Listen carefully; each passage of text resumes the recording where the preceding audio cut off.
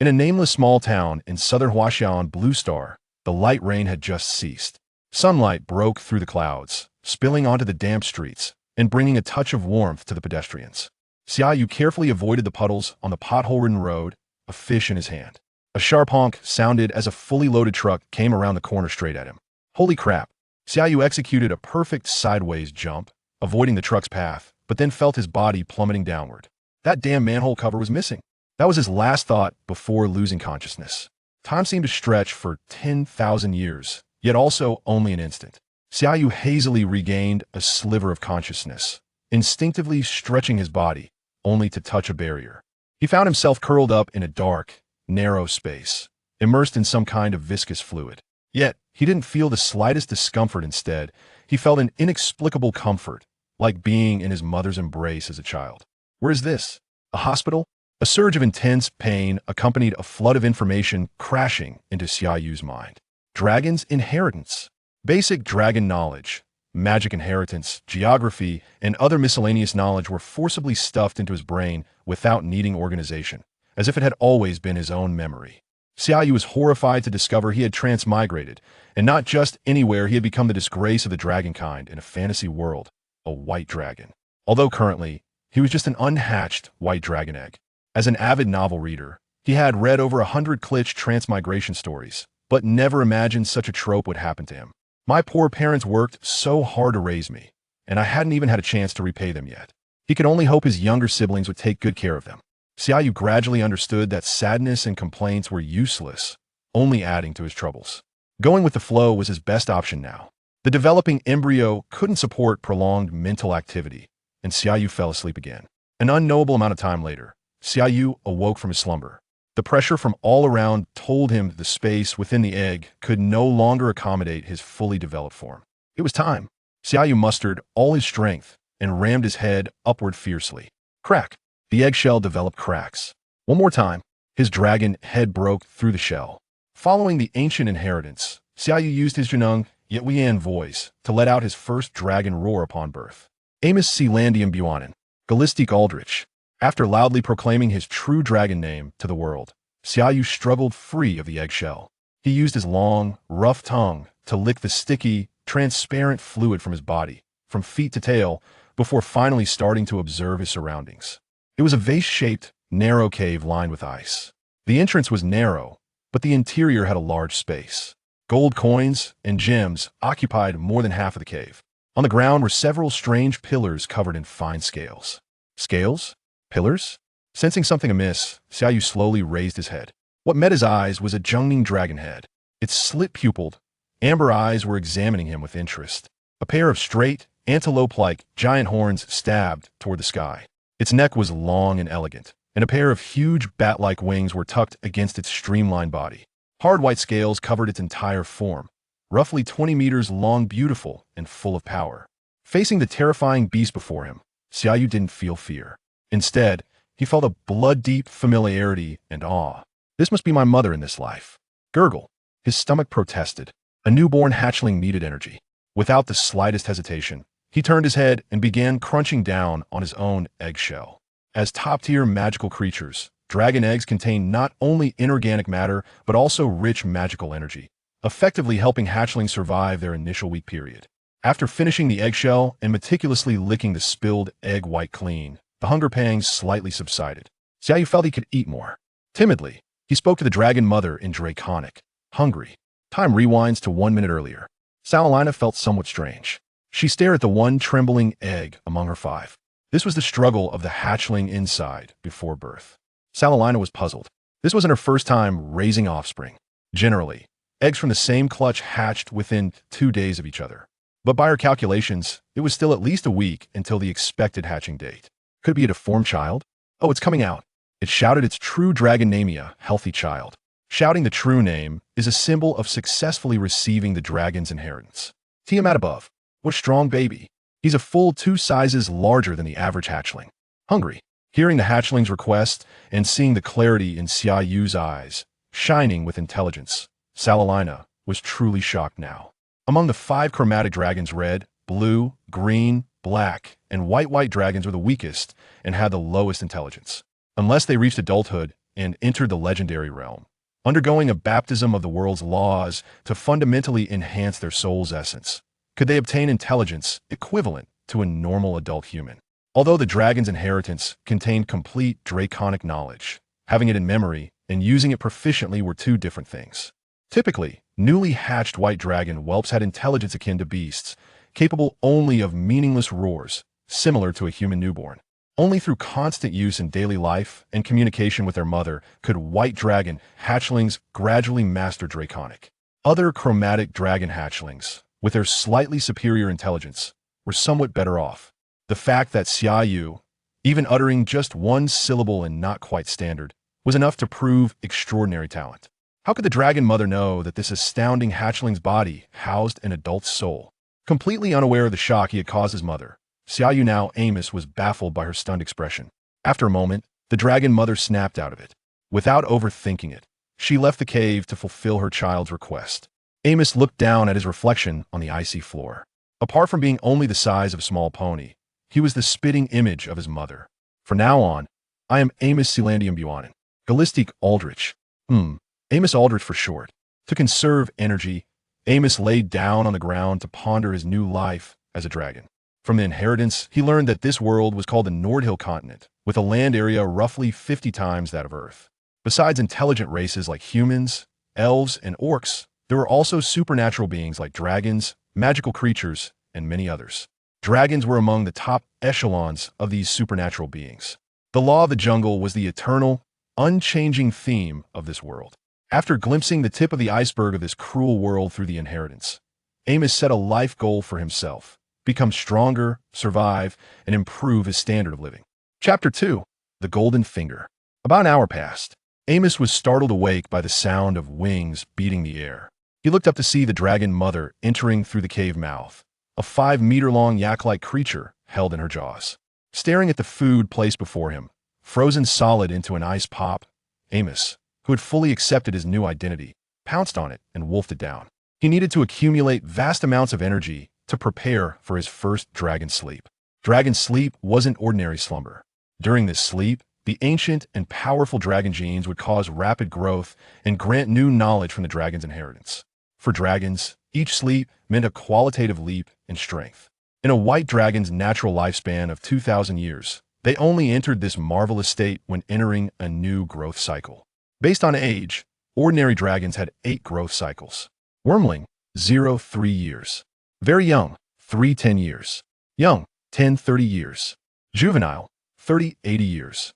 Young adult, 8,500 years. Adult, 501,200 years. Mature adult, 1,201,700 years. Old, 1,702,000 years.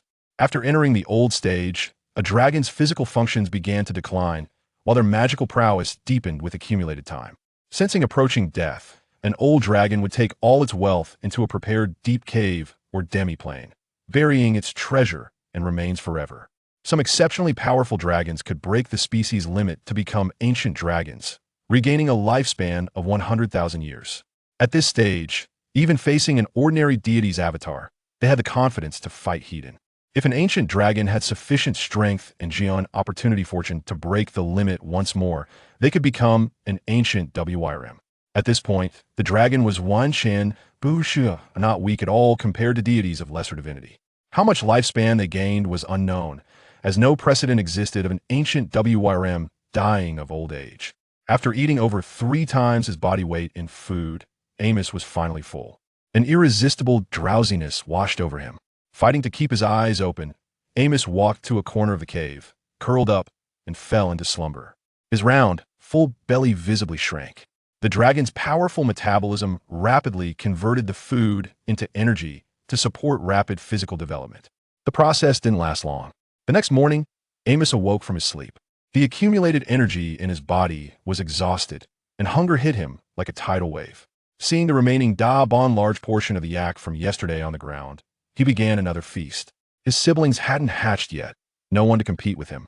The dragon mother, sleeping on the ground, woke up.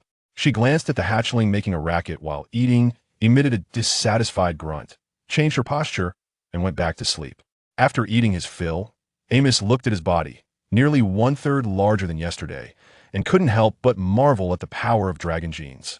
He examined himself in the icy mirror on the ground. His tail was somewhat short and rounded, his oval body covered in tiny white scales, his horns still slightly drooping youthful tender, his vertical golden pupils clear and flawless. Not bad, even a bit cute.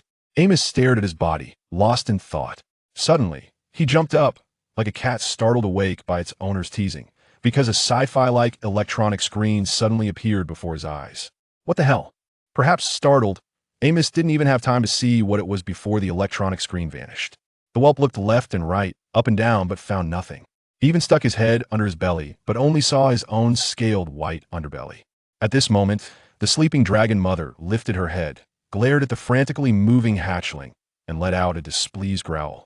Seeing his mother angry, Amos smiled awkwardly, quickly lay down to sleep, pretending to be a good baby. Seeing this, the dragon mother snorted 2 jets of white air from her large nostrils, couldn't be bothered to get up and discipline the annoying brat, closed her eyes, and went back to sleep. Amos lay quietly, but his mind was in turmoil, thinking about what just happened. Soon, the whelp's eyes lit up. He thought of a possibility. Could this be the legendary golden finger? He recalled the earlier scene. He had been concentrating, staring at his own body, when the electronic screen appeared. Does it require concentration? Amos immediately experimented. Sure enough, the electronic screen appeared again, with the following content. Name, Amos Aldrich. Level, Level 1 Dragon. Strength, Tier 1. Alignment, Lawful Neutral. Introduction. You are a male, white dragon whelp. The soul from another world has caused a deep-level mutation in your white dragon bloodline, resulting in an atavistic phenomenon. Your body is stronger than the average hatchling, your scales are harder, and your breath weapon is more powerful. However, at the wormling stage, you are still a minor character literally, little brother. Amos was excited, ignoring the pertinent evaluation from his golden finger, and began exploring its specific functions. He concentrated and looked at the yak skeleton nearby, staring until his eyes ached, but the golden finger didn't respond. Does it need physical contact? The white dragon whelp raised its head, stole a glance at the sleeping dragon mother, sneakily slipped over, placed its claw on the skeleton, and sure enough, the electronic screen appeared again. Name, Northern Yak Skeleton. Introduction. Northern yaks are common creatures living in the icy plains of the northern Nordhyl continent. They are social herbivorous supernatural beings with thick fur and weak Aishima bloodline, allowing them to withstand the northern cold. They are one of the primary food sources for white dragons. Over the next 2 days, Amos randomly found some objects in the dragon mother's treasure hoard to test the golden finger's functions. Afterward, he had a preliminary understanding of his golden finger. It was a purely auxiliary-type golden finger. It could scan items he touched, display the item's information on an electronic screen visible only to the host, store the related information, and even deduce new knowledge based on acquired information. It was equivalent to a supercomputer with a built-in scanning function. The only drawback was the lack of an intelligent system. It could only passively accept commands. Although it wasn't hugely useful now, Amos had a foregone premonition that after accumulating rich knowledge, it would become his powerful assistant. Amos felt somewhat bored. The dragon's lair was built on a vertical cliff face over 600 meters high.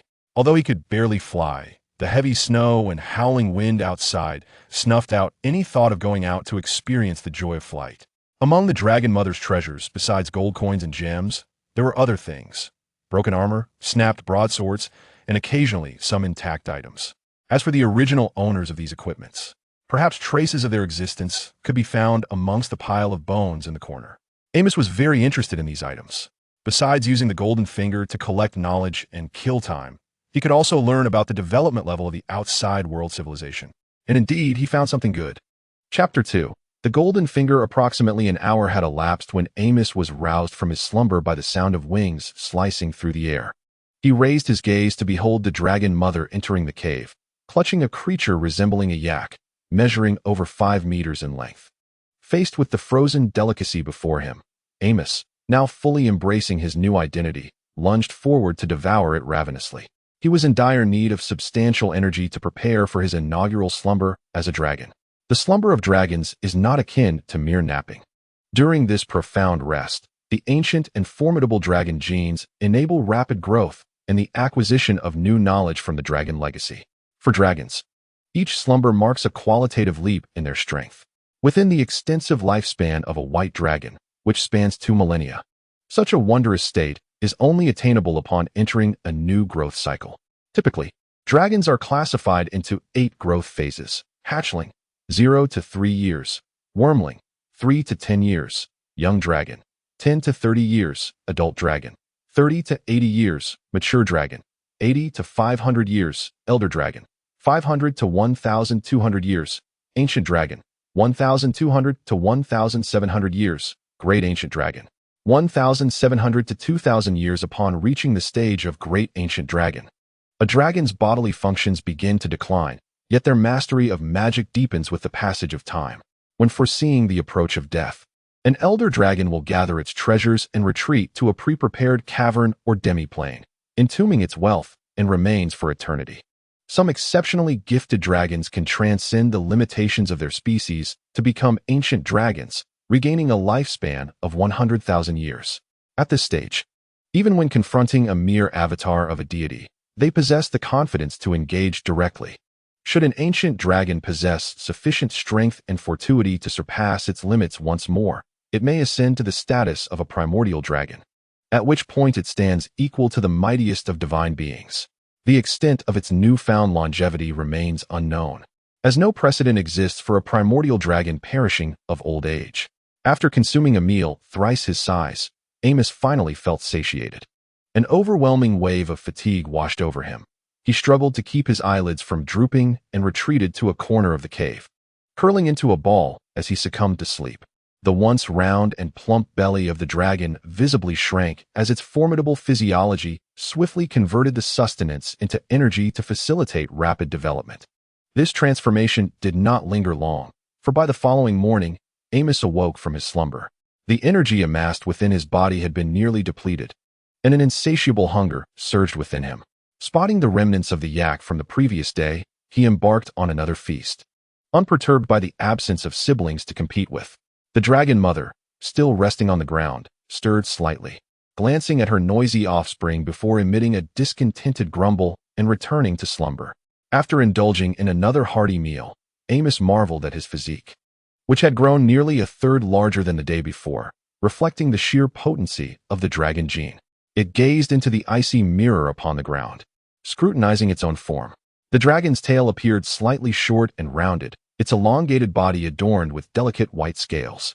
The dragon horn seemed somewhat juvenile, while its vertical golden eyes sparkled with clarity. Indeed, there was an endearing quality to it. Amos, captivated by its own reflection, suddenly leaped into the air, akin to a cat startled awake by its master's playful antics, for a fantastical electronic screen had materialized before it. What on earth is this? In a moment of fright, Amos barely had time to discern its nature before the screen vanished without a trace. The fledgling dragon glanced around, searching high and low, yet found nothing. It craned its neck beneath its belly, only to behold its own pristine segmented underbelly. At that moment, the slumbering dragon mother lifted her head, glaring at the frolicking hatchling, emitting a low growl of displeasure. Noticing its mother's irritation, Amos offered an awkward smile and quickly lay down, adopting a pose of innocence. Observing this, the dragon mother let out a puff of white mist from her large nostrils, too lazy to discipline her troublesome offspring, and closed her eyes to continue her slumber. Amos lay quietly on the ground, yet its mind was in turmoil, pondering the earlier occurrence. Before long, a spark of realization lit up its eyes. Could it be that this was the legendary golden finger? Recalling the earlier scene, it remembered that the electronic screen had appeared when it focused intently on its own body. Perhaps concentration was the key? Amos promptly began to experiment, and indeed, the electronic screen reappeared, displaying the following information. Name: Amos Aldridge. Level: Level 1 Dragon. Strength: First tier. Alignment: Lawful neutral. Description: You are a male white dragon hatchling, a soul from another realm, causing a profound mutation in the white dragon lineage, resulting in a retrogressive phenomenon. Your physique is sturdier than the average hatchling. Your scales are more resilient, and your breath is more formidable. However, as a fledgling dragon, you remain a novice. Amos felt a surge of excitement, disregarding the candid assessment of its golden finger, and began to explore its specific functions. Focusing intently on the yak skeleton not far away, it strained its eyes. Yet the golden finger remained unresponsive. Must there be physical contact? The white dragon hatchling raised its head, stealing a glance at its sleeping mother, and stealthily crept closer, placing its claw upon the skeleton. As anticipated, the electronic screen reappeared. Name: Northern yak skeleton. Description: the northern yak is a common species inhabiting the icy plains of the northern region of Nordhyl, a herd-dwelling herbivorous extraordinary creature, characterized by thick fur and a faint icy bloodline, enabling it to withstand the harsh northern chill, serving as one of the primary food sources for white dragons. Over the next 2 days, Amos rummaged through its mother's hoard of treasures, testing the functions of the golden finger, and gradually developed a preliminary understanding of its capabilities. This is a purely auxiliary type of magical artifact, capable of scanning items it encounters and displaying the information on an electronic screen visible solely to its host. It retains relevant data and can extrapolate new knowledge based on what it has already acquired. It functions akin to a supercomputer equipped with a scanning feature. However, its limitation lies in the absence of an intelligent system, rendering it merely a passive recipient of commands. Although it currently lacks significant utility, Amos has a premonition that once it has amassed a wealth of knowledge, it will evolve into a reliable aid. Amos felt a tinge of boredom. The dragon's lair was perched atop a vertical cliff, over 600 meters above the ground. While he could manage to fly, the heavy snowfall and howling winds outside thwarted any desire to venture out and experience the exhilaration of flight. Among the treasures amassed by the dragon matriarch, aside from gold and gemstones, lay various other artifacts: tattered armor, a shattered cross sword, and occasionally, some intact items. As for the original owners of these armaments, perhaps traces of their existence could be found amidst the pile of bones in the corner. Amos harbored a keen interest in these pieces of equipment. Not only could he utilize the magical artifact to gather knowledge and pass the time, but he could also gain insights into the development of civilizations beyond his own. Ultimately, he indeed stumbled upon something valuable. Chapter 3. Notes: Amos discovered 2 tomes, the diary and spellbook belonging to the same mage. Regrettably, the spellbook had been damaged in battle, while the diary remained intact. From the diary, he gleaned that this unfortunate mage hailed from a southern trading city-state on the continent of Nordhyl, serving as a guard mage for a large caravan, boasting a professional rank of level 9, standing on the threshold of becoming a high-level mage. Given that his spellbook had surfaced here, one could easily surmise the fate of the caravan. In this world, power is categorized into biological and professional levels. The biological level refers to the innate power tier possessed by extraordinary beings, which increases as they mature. For instance, Amos currently has a biological level of a first-level dragon, which will elevate to a 20th-level dragon upon reaching adulthood, thus entering the realm of legends. The professional level, as the name suggests, denotes the achievements attained in a specific vocation akin to a professional title. The recognized classifications of professional levels are as follows. Levels 0 to 4 constitute novice practitioners. Levels 5 to 9 denote intermediate practitioners. Levels 10 to 14 signify advanced practitioners. Levels 15 to 19 represent master practitioners. Levels 20 to 24 are categorized as legendary practitioners. And those above level 25 are collectively termed high-tier legends. Each tier signifies overall strength, with every 5 levels constituting a tier, and tiers above 4 are regarded as legendary. Feigning slumber while clutching the dragon matriarch's tail, Amos acquired information about her. Name: Salirina Aldridge. Level 22 dragon. Level 12 priestess. Power: legendary. Alignment: lawful evil. Description: a priestess of Tiamat, the 5-headed dragon queen, a rare sincere follower among wicked dragons. The mistress of the northern wind ice fields, she has repeatedly raided the barbarian tribes of the north and passing caravans, earning the moniker Calamity of the North Wind. Amos was taken aback to discover that the Dragon Mother, in addition to being a formidable dragon lord, was also a high-ranking priestess devoted to Tiamat. Tiamat, the 5-headed goddess of evil dragons, embodies the essence of the chromatic dragons, being their direct progenitor and thus referred to as the mother of all evil dragons. The chromatic dragons are her principal followers, yet it is universally acknowledged that they embody the most negative traits imaginable: prideful, greedy, malevolent, and cunning. One might question the sincerity of their devotion given their villainous nature. Typically, evil dragons are mere nominal adherents of Tiamat, often disregarding her entirely, and it is only those nearing death who seek her favor, hoping their souls might find sanctuary in her divine realm. Consequently, despite being one of the oldest deities, Tiamat has remained a being of relatively weak divine power for millions of years. Inspired by the Dragon Mother, Amos began to contemplate which combat profession he might pursue. A warrior class. The physical prowess of a mature dragon far surpasses that of most legendary warriors, so that option was discarded. A priestly vocation? As a fervent believer in Marxist principles and a staunch socialist youth, he eliminated that path as well. After considerable reflection, Amos resolved to become a mage. Indeed, dragons possess significant inherent advantages in the realm of magic. Firstly, as apex magical beings, dragons naturally accumulate vast reserves of magical energy as they age, negating the need for arduous meditation. Secondly, the powerful legacy of dragons is imbued with extensive magical knowledge, allowing each dragon to awaken innate spellcasting abilities. Thus, every dragon can be considered a natural-born magician. However, throughout history, few dragons have chosen the path of the mage. This reluctance stems from a belief in its superfluity, as well as the exorbitant costs associated with the profession. Advanced magical research can easily demand tens or even hundreds of thousands of gold coins, a financial burden that is more painful than death for a dragon that treasures wealth. Yet, Amos was not one to waver. Once he made up his mind, he acted decisively. Utilizing his unique advantages, he began to calculate the prerequisites for undertaking the mage profession. Soon, his insights yielded a conclusion regarding the conditions for becoming a mage. 1. Sufficient intelligence. 2. Possession of elemental affinity. 3. Acquisition of a meditation technique to absorb magical energy. 4. Memorization of spell models. With an impressive Mensa score of 148, Amos confidently asserted that intelligence posed no obstacle. Elemental affinity and the absorption of magical energy were also non-issues for a dragon. It appeared that the sole challenge lay in the spell models. Thus, Amos turned to the spell book, eager to unearth valuable information. The model for the Featherfall spell? Incomplete. The model for the ice arrow spell? Incomplete. The model for the enhanced levitation spell? Incomplete as well.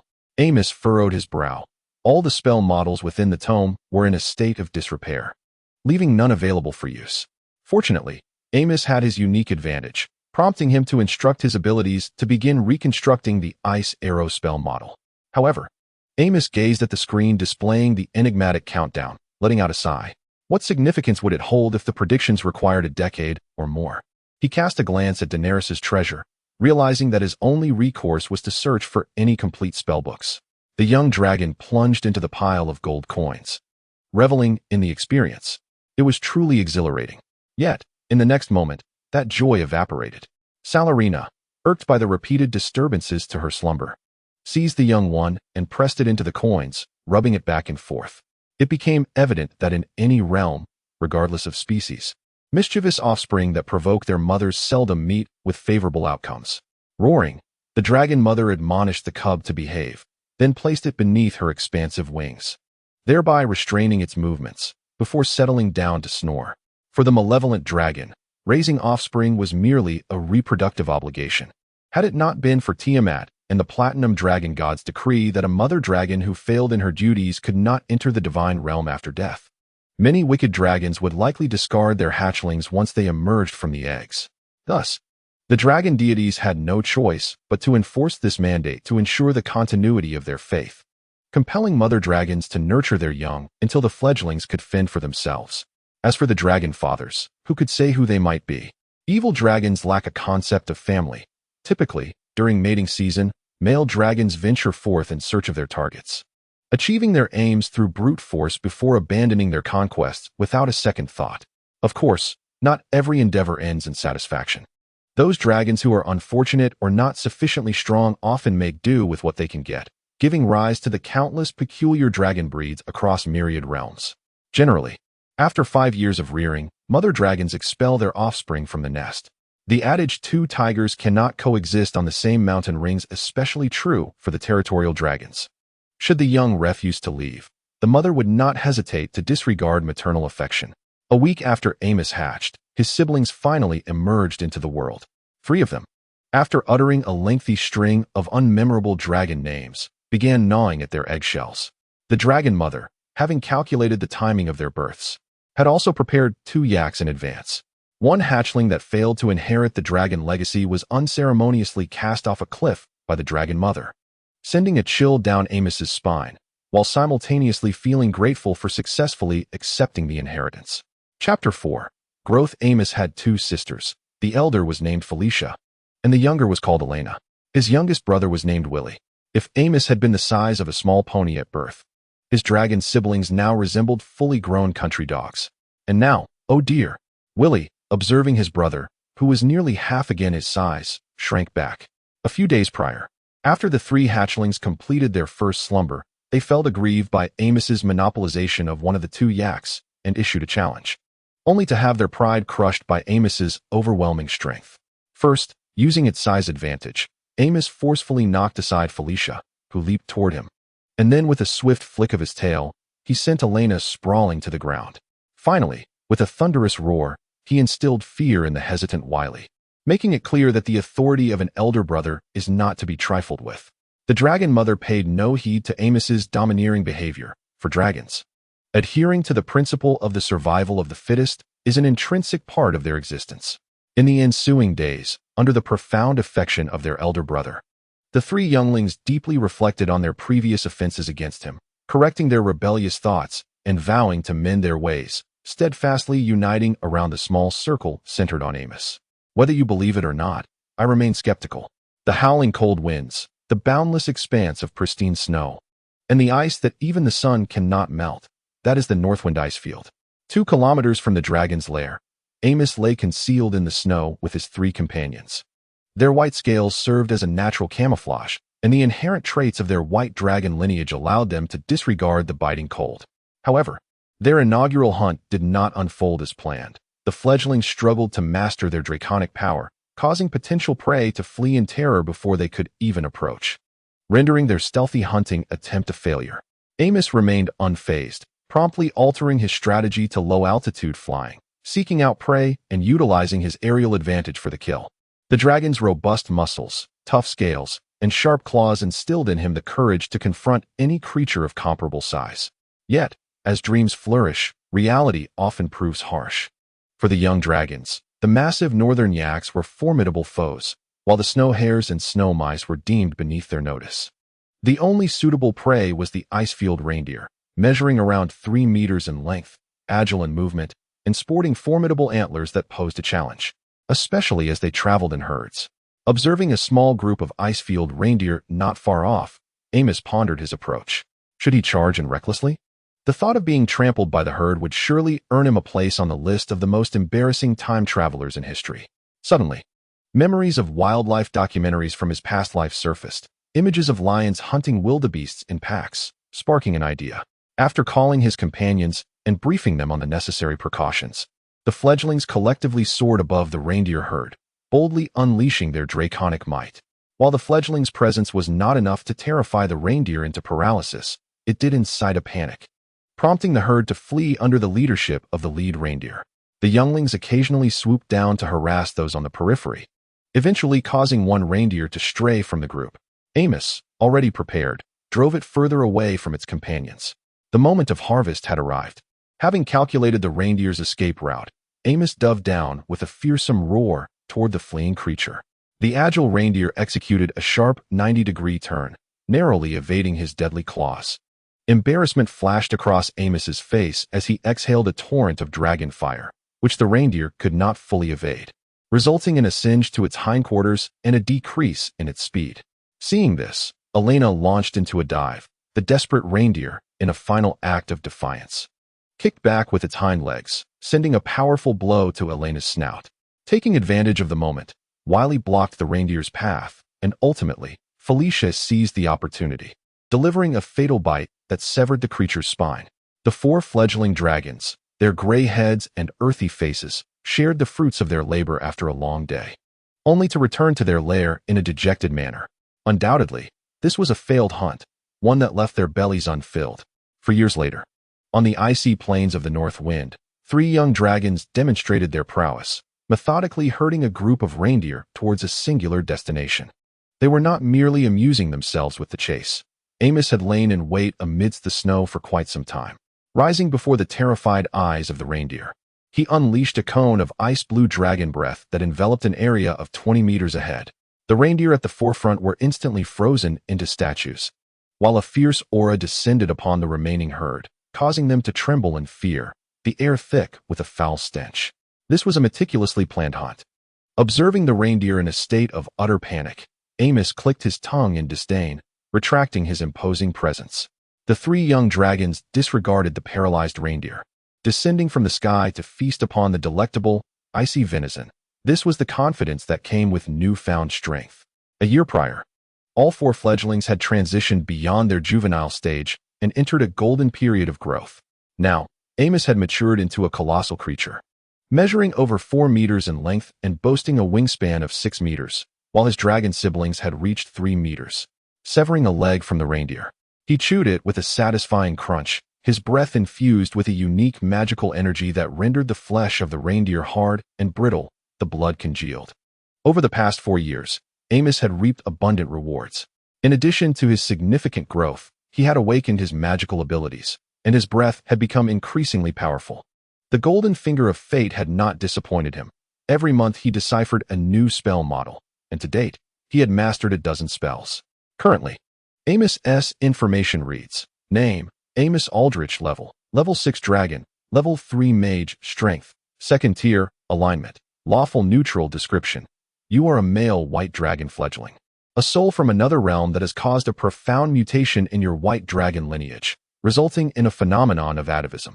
Your physique is sturdier than that of ordinary fledglings, your scales are tougher, and your breath is more potent. In this harsh world, you have barely managed to ensure your own survival. Under Amos's careful tutelage, his dragon siblings had significantly increased in intelligence, now comparable to that of a 6-year-old child, and they could proficiently communicate in the dragon tongue for daily interactions. After a hearty meal, having spared the now defenseless herd of reindeer, the 4 fledgling dragons seized the remaining frozen venison and returned to their den, fully aware of the principle of not exhausting their resources. The eating habits of a dragon are akin to those of serpents. After a satisfying meal, they can go long periods without food. Upon reaching adulthood and entering the realm of legend, they can even absorb external magical energy, negating the need for sustenance.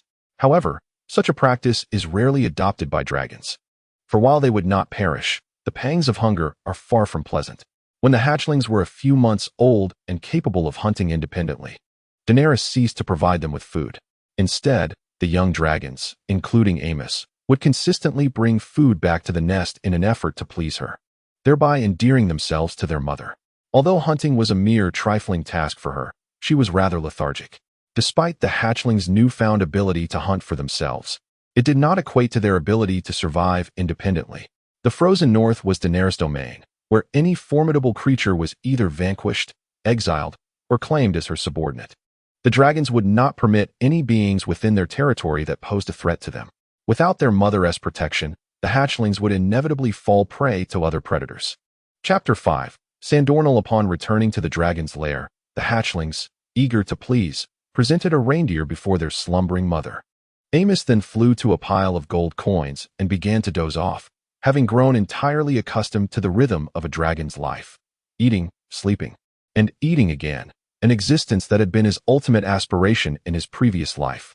A few nights later, Daenerys roused the 4 siblings from their slumber. Amos gaped widely and yawned, puzzled as to why their mother had awakened them. Such an occurrence had never happened before. "Follow me," she commanded in a deep voice, leading the way to the cave entrance and soaring into the sky. The 4 hatchlings had no choice but to follow. Daenerys slowed her pace to allow them to keep up. In silence, she guided the 4 young dragons southward, and before long, they had flown out of the frozen north, marking Amos' first departure from his mother's territory. After traversing a series of majestic, rolling mountains, the landscape transformed dramatically from the barren expanse of the frozen north. With the keen eyesight of a dragon, the distinction between day and night was negligible. The steep ridges were blanketed in ice and snow, while below the snowline lay a vast expanse of lush coniferous forest that stretched down to a rushing river. On the opposite bank stood a city inhabited by sentient beings, where, in the central square, people danced and sang around a bonfire. Even from a distance, Amos could hear their joyous melodies. Under the cover of night, Daenerys led the hatchlings to a snow-covered slope halfway up the mountains.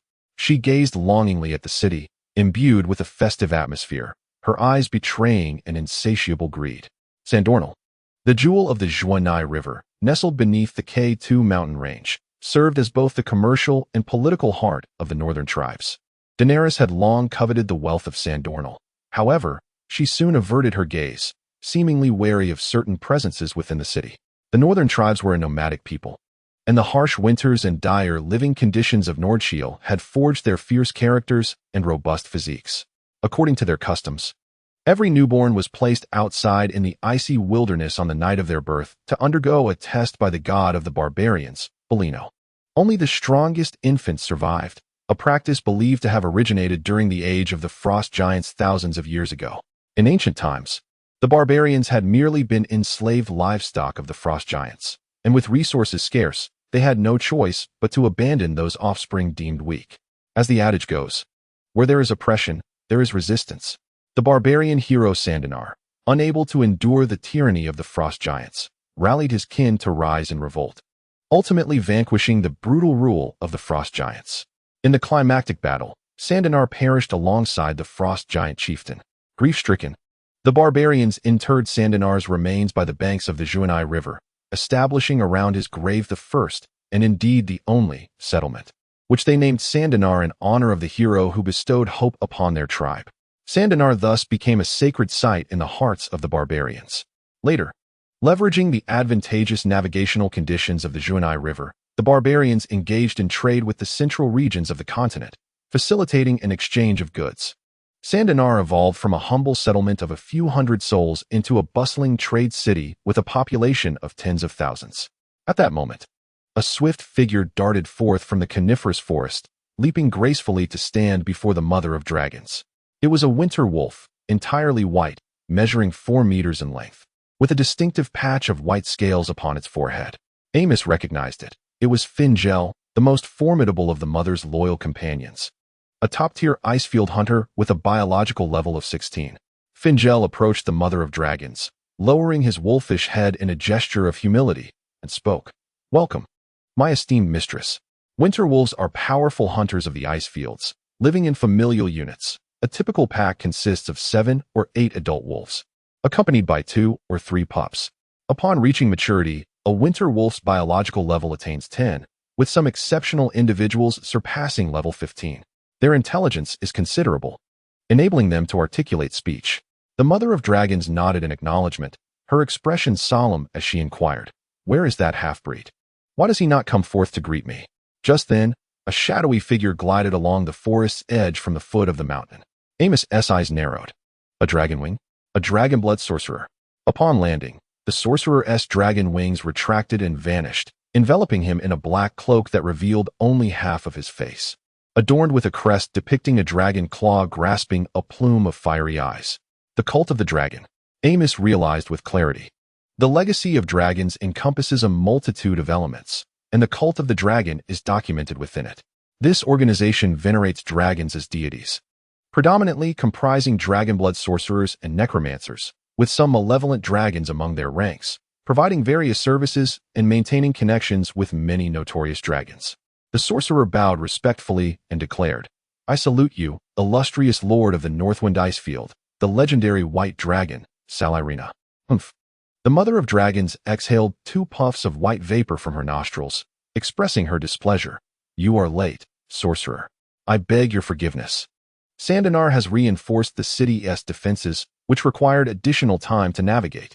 The unnamed sorcerer pondered briefly before stating, "However, the news I bring is certainly worth your wait." "Oh."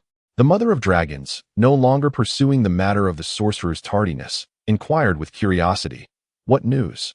"The funds for Sandanar's southern procurement reportedly amount to 800,000 gold coins," the sorcerer revealed, "and the leader of the expedition is your old acquaintance, Sifriel."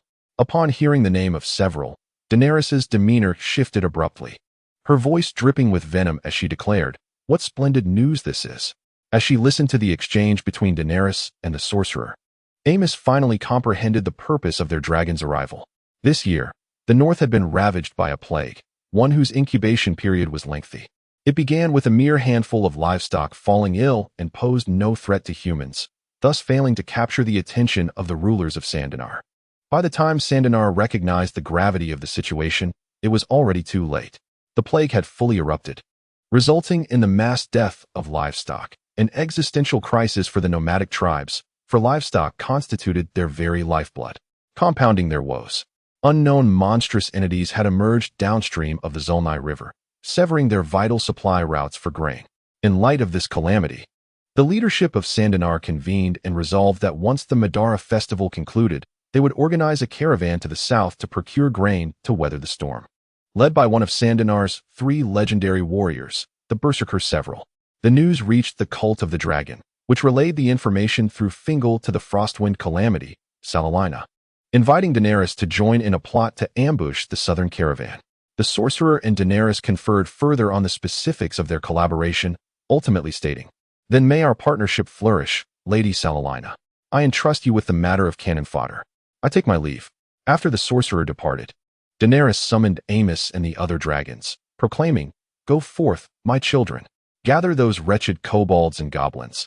They shall be honored to fight for the true dragons." The young dragons responded in unison, "We heed your will, our revered mother." Chapter 6.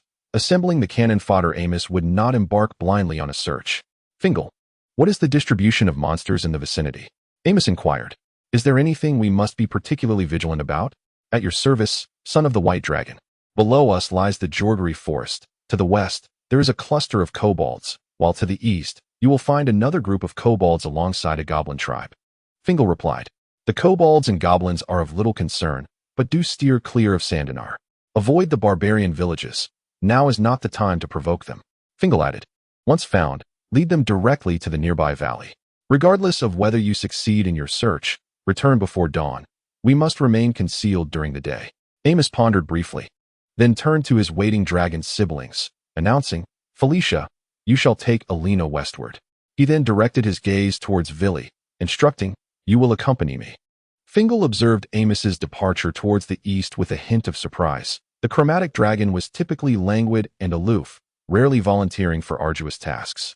Having served Salalina for an extensive period and witnessed the maturation of 3 batches of young dragons, Fingal held little concern for the hatchlings, as they were destined to be cast out before long.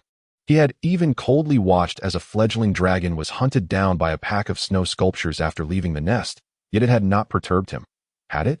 This was the first time he felt compelled to pay closer attention to a young dragon. Amos, wary of attracting the attention of the high-ranking professionals in Sandinali, glided eastward through the forest canopy, closely accompanied by Vili. Soon, he discerned a flicker of light amidst the dark woods. This glow, deep within the forest, could signify either adventurers or a monstrous tribe, prompting Amos to hasten toward it. Utilizing the cover of night, he ascended to a higher altitude above the light, granting him a broader view and the opportunity to evade detection if they were indeed adventurers. Fortuitously, the light marked the location of one of his targets, a goblin tribe. Amos and Vili soared to an altitude of 4 or 5 meters above the goblin settlement, folding their wings and surrendering themselves to the pull of gravity.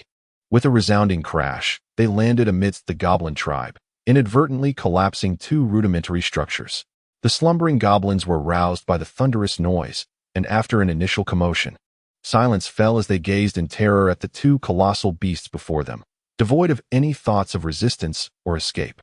Recognizing that his dramatic entrance had achieved its purpose, Amos proclaimed in the common tongue, "Vile goblins, I am the magnificent white dragon, Amos Aldrich. You shall be honored to serve as the true dragon's vassals, presenting your treasures. Bring forth your leader to meet me." The shameful yet quintessentially villainous declaration made Amos's cheeks flush, though the thick scales of his dragon visage concealed his embarrassment. After a prolonged silence, not a single goblin dared to step forward. Feeling increasingly ignored, Amos's expression shifted as he unleashed his draconic majesty. He bellowed, "Wretched reptiles, I shall repeat myself for the last time. Present your treasures and summon your leader to face me." Enveloped by his formidable presence, most goblins collapsed in fear, while those who remained standing trembled uncontrollably. Amidst the flickering flames, a particularly quaking goblin, one of the few still upright, raised a trembling arm and stammered, "The leader's TRT treasures are in the house." Looking down at the bloodstains seeping from the collapsed structures beneath him, Amos felt a wave of embarrassment wash over him. Most goblins slept outdoors, while those fortunate enough to have homes were the tribe's elite. And now, the upper echelon of this tribe had been nearly obliterated by his and Villy's abrupt descent. Clearing his throat, Amos declared, "From this moment forth, you shall be their new leader." Reigning in his draconic presence, he addressed the responding goblin. "Now, I command you to assemble your kin with utmost haste, arm yourselves, and follow the great true dragon into a glorious battle." "Me, the new leader?" The goblin, struck dumb by this unexpected fortune, pinched his thigh to ensure he was awake, then awkwardly bowed, exclaiming, "Nick Greenhide obeys your command, great master." Greenhide, the Greenhide tribe? How fitting, Amos mused, observing the verdant goblins surrounding him. The members of such primitive tribes often bore their tribe's name as their surname, leading Amos to ponder the implications. Legend has it that these humble goblins, shrouded in tattered beast skins, were once noble high elves in ancient times, creators of a magnificent civilization.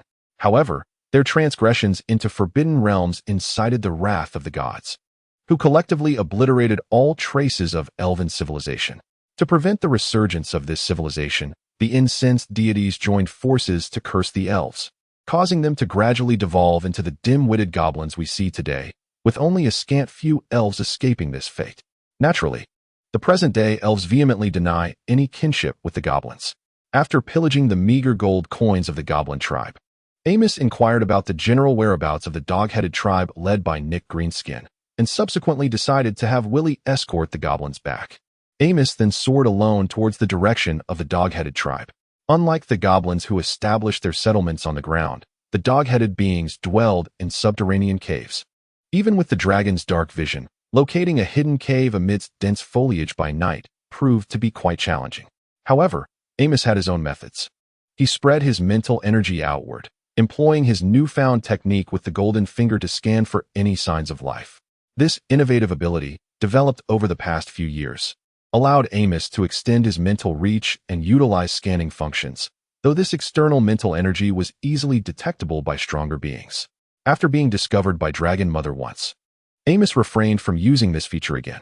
His mental prowess encompassed a radius of 20 meters around him, within which no trace could escape the scrutiny of the golden finger. Soon enough, he discerned clues indicating the presence of the dog-headed beings. Following their footprints, he swiftly located the entrance to their cave. Learning from past experiences, Amos landed directly at the cave's mouth, exuding his draconic majesty. Before long, a throng of dog-headed creatures tumbled forth from the cave, prostrating themselves before Amos as if they were in the presence of their ancestral deity. The dog-headed beings, natural followers of dragons, bore lizard-like heads and were roughly the size of dwarves, possessing a faint trace of dragon blood that instilled within them a profound reverence for dragons. Their barks, reminiscent of canine sounds, earned them their name. Without a word from Amos, the dog-headed beings presented him with the accumulated treasures of their tribe, far wealthier than the goblins. Among a heap of unrefined gold nuggets, Amos discovered 4 gemstones. Without hesitation, he devoured 2 of the finest gems, crunching them like beans, as they contained abundant magical energy beneficial for a dragon-esque growth. After all, why wait to return and present them to Dragon Mother? The dog-headed beings, born miners, harbored a fervent obsession for excavating subterranean treasures, rivaling that of dwarves. Thus, nearly all dragons favored enslaving the dog-headed beings to assist in unearthing wealth from the depths, while the dog-headed beings eagerly sought the patronage of powerful dragons. Chapter 7. Ambush. Amos spent the entire night, and, just before dawn, finally brought the dog-headed creature back to the valley. A significant portion of the time was consumed in waiting for the creature. They moved slowly and came from far away. Upon returning to the valley, Amos found Fingal supervising a group of goblins and dog-headed creatures, attended by several winter wolves. Felicia and Elena had also returned.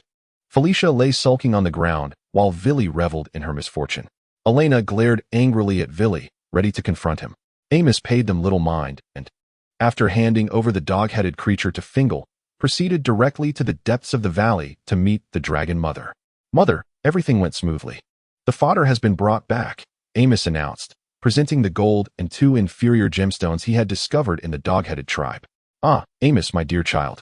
You are the one who gives me the least trouble among my siblings," the Dragon Mother replied. though one could only wonder what her expression would be upon learning that Amos had consumed the finest 2 gemstones. After offering some words of encouragement, she dismissed Amos. Upon reaching his dragon siblings, Felicia looked up in a huff and lamented, "Amos, the mother has taken my gemstones and my gold." Elena chimed in to support her sister's grievance. Amos quickly grasped the situation. The 2 sisters had foolishly divided the treasures from the dog-headed creatures and brought them back, only to have the dragon mother claim them for safekeeping. Rolling his eyes, Amos pondered how to console them and finally said, "Never mind. Gemstones and gold will come in due time. Villy, why don't you keep quiet for a while?" With that, he lay down to sleep. The authoritative words of the elder brother held sway, and Villy ceased his teasing of Elena, finding a cool spot to rest. Feigning sleep, Amos instead reviewed his own gains. Checking dragon information. Name: Amos Aldrich. Level 7 dragon. Level 3 mage. Power: 2nd tier. Alignment: lawful neutral. Description: you are a male white dragon hatchling. A soul from another realm, resulting in a profound mutation of your white dragon lineage, exhibiting a retrogressive phenomenon. Your physique is sturdier than that of an ordinary hatchling. Your scales are of superior quality, and your breath weapon is more potent. You have barely managed to survive in this harsh world. A faint smile crept upon Amos's lips. He had leveled up, which was a commendable achievement. Of course, this was not solely due to the gemstones he had consumed. Amos had sensed that a breakthrough was imminent, and the gemstones merely expedited the process. Among the 4 hatchlings, aside from the mightiest Amos, Felicia ranked first in power, having inherited the dragon mother's priestly gifts. During a prayer, she received a response from the dark dragon deity Tiamat, currently standing at level 5 dragon plus level 1 priest. The second strongest was Villy, the youngest, who also held a level 5 dragon status. The weakest was Elena, still a mere level 4 dragon. Throughout the day, Amos remained sprawled on the ground, resting until nightfall. A full moon hung high in the night sky, casting a gentle glow, unlike anything seen before. The moon on the continent of Nordhyl was 10 times larger than that of his previous world, akin to the size of a tabletop. Amos had initially assumed that, like Earth, the moon revolved around Nordhyl, but later discovered through ancient texts that this moon could be seen from any plane of existence, though its hue varied across dimensions. He speculated that the celestial mechanics of this other world were vastly different from those of Earth. Ancient legends provided a plausible explanation, recounting that the moon was the final gift left to this world by the ancient moon goddess, Elune, a deity of nature who coexisted with the 9-headed dragon god, Ao. In a time so distant that even the concept of time had lost its significance, a cataclysm of unknown origin had befallen the world, resulting in the demise of numerous natural deities birthed at the dawn of creation, including the progenitor of dragons, Ao, and the moon goddess, Elune. According to legend, the moon was the transformed essence of Elune after her fall, embodying her will and illuminating the dark world. The veracity of these tales was beyond Amos's capacity to ascertain, nor did he possess the leisure to delve deeper, for the monstrous army was preparing to advance. They needed to position themselves along the inevitable route of the Sandanar southern expedition before dawn, laying traps in advance. After a night of diligent work, concealing their march and setting traps, a dark-robed sorcerer arrived with a group, engaged in brief discourse with the dragon mother before settling beneath a tree to meditate. The mages required ample magical energy prior to battle. However, one figure among them stirred discomfort within Amos. He stood motionless beneath the tree, seemingly merging with the surrounding darkness. As noon approached the following day, a troop emerged into view, led by a towering, bald barbarian, 2 meters in height, with a stoic expression etched upon his rugged face. Undeterred by the frigid weather, he donned only a half armor, exposing his sinewy muscles, and bore an exaggeratedly large double-headed axe upon his back, while riding a robust steed, dark red in hue. Following him were 2 ranks of horseback barbarian warriors, totaling 20, though slightly less imposing than their leader. They were not to be underestimated. Behind them trailed an endless line of heavily laden carts, flanked by numerous barbarian guards, some mounted and others on foot. Sifri glanced back at the caravan following him, a hint of concern shadowing his heavily muscled visage. This accursed plague had inflicted grievous losses upon his people, leaving many ordinary barbarians facing the threat of starvation. After deliberation among the high ranks of Sandanar, it was decided to procure grain from the duchy of Wada to the south, with Sifri himself leading the charge. The cargo from the carts would be exchanged in Wada, and the carts would return to Sandanar laden with grain, bearing the hopes of his kin. Sifri felt the weight of responsibility upon his shoulders and sighed inwardly. May this journey proceed smoothly, and may the omnipotent King Barino grant us his protection. Without any forewarning, the ambushers, imbued with the art of collective invisibility, suddenly materialized. Daenerys leaned back, inhaled deeply, and then, with a fierce determination, unleashed a torrent of icy blue dragon fire aimed directly at the face of the leading Several. Alarmed, Several's heart raced. Without hesitation, he activated a magical artifact, a golden shield materializing before the group, narrowly deflecting the dragon's breath. Not expecting a single breath to harm her old adversary, Daenerys advanced, exuding her draconic might. Her nearly 8-meter-long tail arced menacingly, cutting through the air with a deafening whoosh. The shield, having just withstood the dragon fire, shattered into golden fragments. Yet the force of her tail remained undiminished as it swept toward the intimidated barbarian ranks. At the moment of Daenerys' emergence, Several leapt from his steed, propelling himself into the air, delivering a desperate kick against the dragon's tail. However, his hasty strike was no match for the well-prepared assault, sending him hurtling backward. The tail continued its onslaught, but the golden shield and Several's kick had granted the remaining warriors a fleeting moment to react. The others were not inept. They fought through the intimidation of the dragon's presence, hastily dismounting and rolling to safety. Those unfortunate souls who failed to escape the dragon's aura, along with their steeds, were swept away by the force of the tail, blood gushing forth, their lives extinguished before they even touched the ground. A barrage of magical missiles, leaving trails of violet light, surged toward the fortunate survivors who had evaded the tail's wrath, an attack from the followers of the dragon cult. In this dire moment, the barbarians revealed their hidden strengths, activating magical gear, tearing open protective scrolls, or at the very least, activating spells to enhance their resistance to magic, shielding vital areas with their broad weapons. Following a cacophony of explosive sounds, the ground became littered with severed limbs and blood. Those barbarians with formidable defenses were not unscathed either. Several, still airborne, seethed with rage. These warriors were of at least level 10, the backbone of their tribe. And nearly 10 had fallen in this wave of assault. However, his concern for others was short-lived. In the shadows beneath the trees by the road, an ominous black magical energy locked onto him, silent yet swift, hurtling toward him with lethal intent. A fatal strike. Chapter 8. The legendary battle with no refuge in sight. Several braced himself as the black energy bore down upon him, yet he remained unperturbed. Divine protection. A low command echoed, and a golden bubble enveloped him, the black energy colliding with it, sending ripples across the surface before dissipating into nothingness. After soaring 10 meters, Several crashed onto the rear of a nearby cart, its cargo scattering about. Beside the cart, a bearded barbarian, wielding a spiked club, emanated an aura of terror.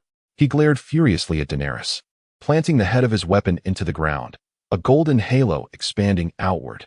Bolino protects us. Though his voice was not loud, it resonated within the hearts of the barbarians, dispelling their fear and confusion, liberating them from the oppressive influence of the dragon's might. Amos wore a solemn expression. Only a legendary priest could wield such an extensive, inspiring magic. Another legend. Daenerys gazed at the revealed legendary priest, feeling a twinge of headache. She understood that killing Sifri was now impossible, yet it was equally unfeasible to retreat at this juncture. Daenerys spoke. Archbishop August, I never anticipated your presence. Are you not concerned about leaving Bertram to guard Sandanal alone, potentially allowing others to dismantle your stronghold? Salarina, once I deal with you, I can return. August was filled with rage and trepidation. Had it not been for Bertram's anxiety before their departure, fearing for the safety of the southern expedition and requesting August to escort them out of the north before returning, Sifri would have certainly met his demise this time. Contemplating the profound impact of losing a legend on the northern barbarians, August wished nothing more than to devour the dragon that had repeatedly plundered his kin. Deal with me? Daenerys scoffed at the priest August's words. By your means? You oversized lizard. Have you recovered from your last injuries? Sifri, just rising from the cargo, mocked. You wretched reptile. You have successfully enraged me. Daenerys swiftly recited an intricate series of draconic incantations. Dragon power. Malice protection. Steel Skin, legendary swiftness. A cascade of enhancement and defensive spells enveloped her. In truth, Daenerys's combat style is emblematic of most malevolent dragons. They would rather employ cunning than confront their foes head-on. In the onset of battle, they typically clear a path with their breath. When facing numerous weaker adversaries, they descend from the skies, using wing slaps, head bites, and tail swipes to ensure their enemies are left in utter despair. Conversely, when confronting formidable foes in smaller numbers, a series of enhancing spells before engaging can bolster a dragon's power by at least 30%. When faced with powerful and numerous opponents, a prompt retreat is prudent. Who would linger to be entertained? Surprisingly, it was not Daenerys who made the first move, but rather the shadowy mage from the dragon cult. A bone spear materialized out of thin air, hurtling towards August, who swung his mace to deflect it. A necromancer? Sifri bellowed, entering a state of frenzy.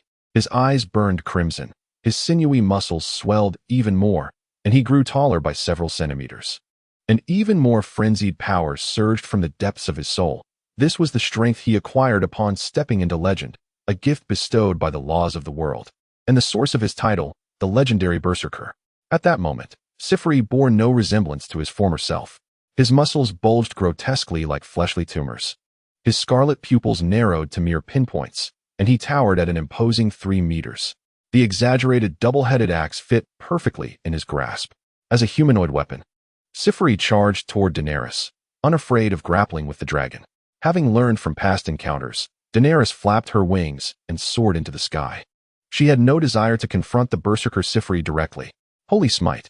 As the voice faded, a golden disc materialized above the ascending dragon mother, releasing a cascade of golden energy. Although it failed to breach her magical defenses, it disrupted her equilibrium and interrupted her ascent. Seizing the opportunity, Sifri crouched low before leaping like a cannonball towards the dragon mother. Ice barrier. The moisture in the air rapidly condensed, forming a 4 cubic meter block of ice that obstructed Sifri's trajectory. With a mighty swing of his axe, he cleaved the ice in two, but the recoil significantly reduced his momentum.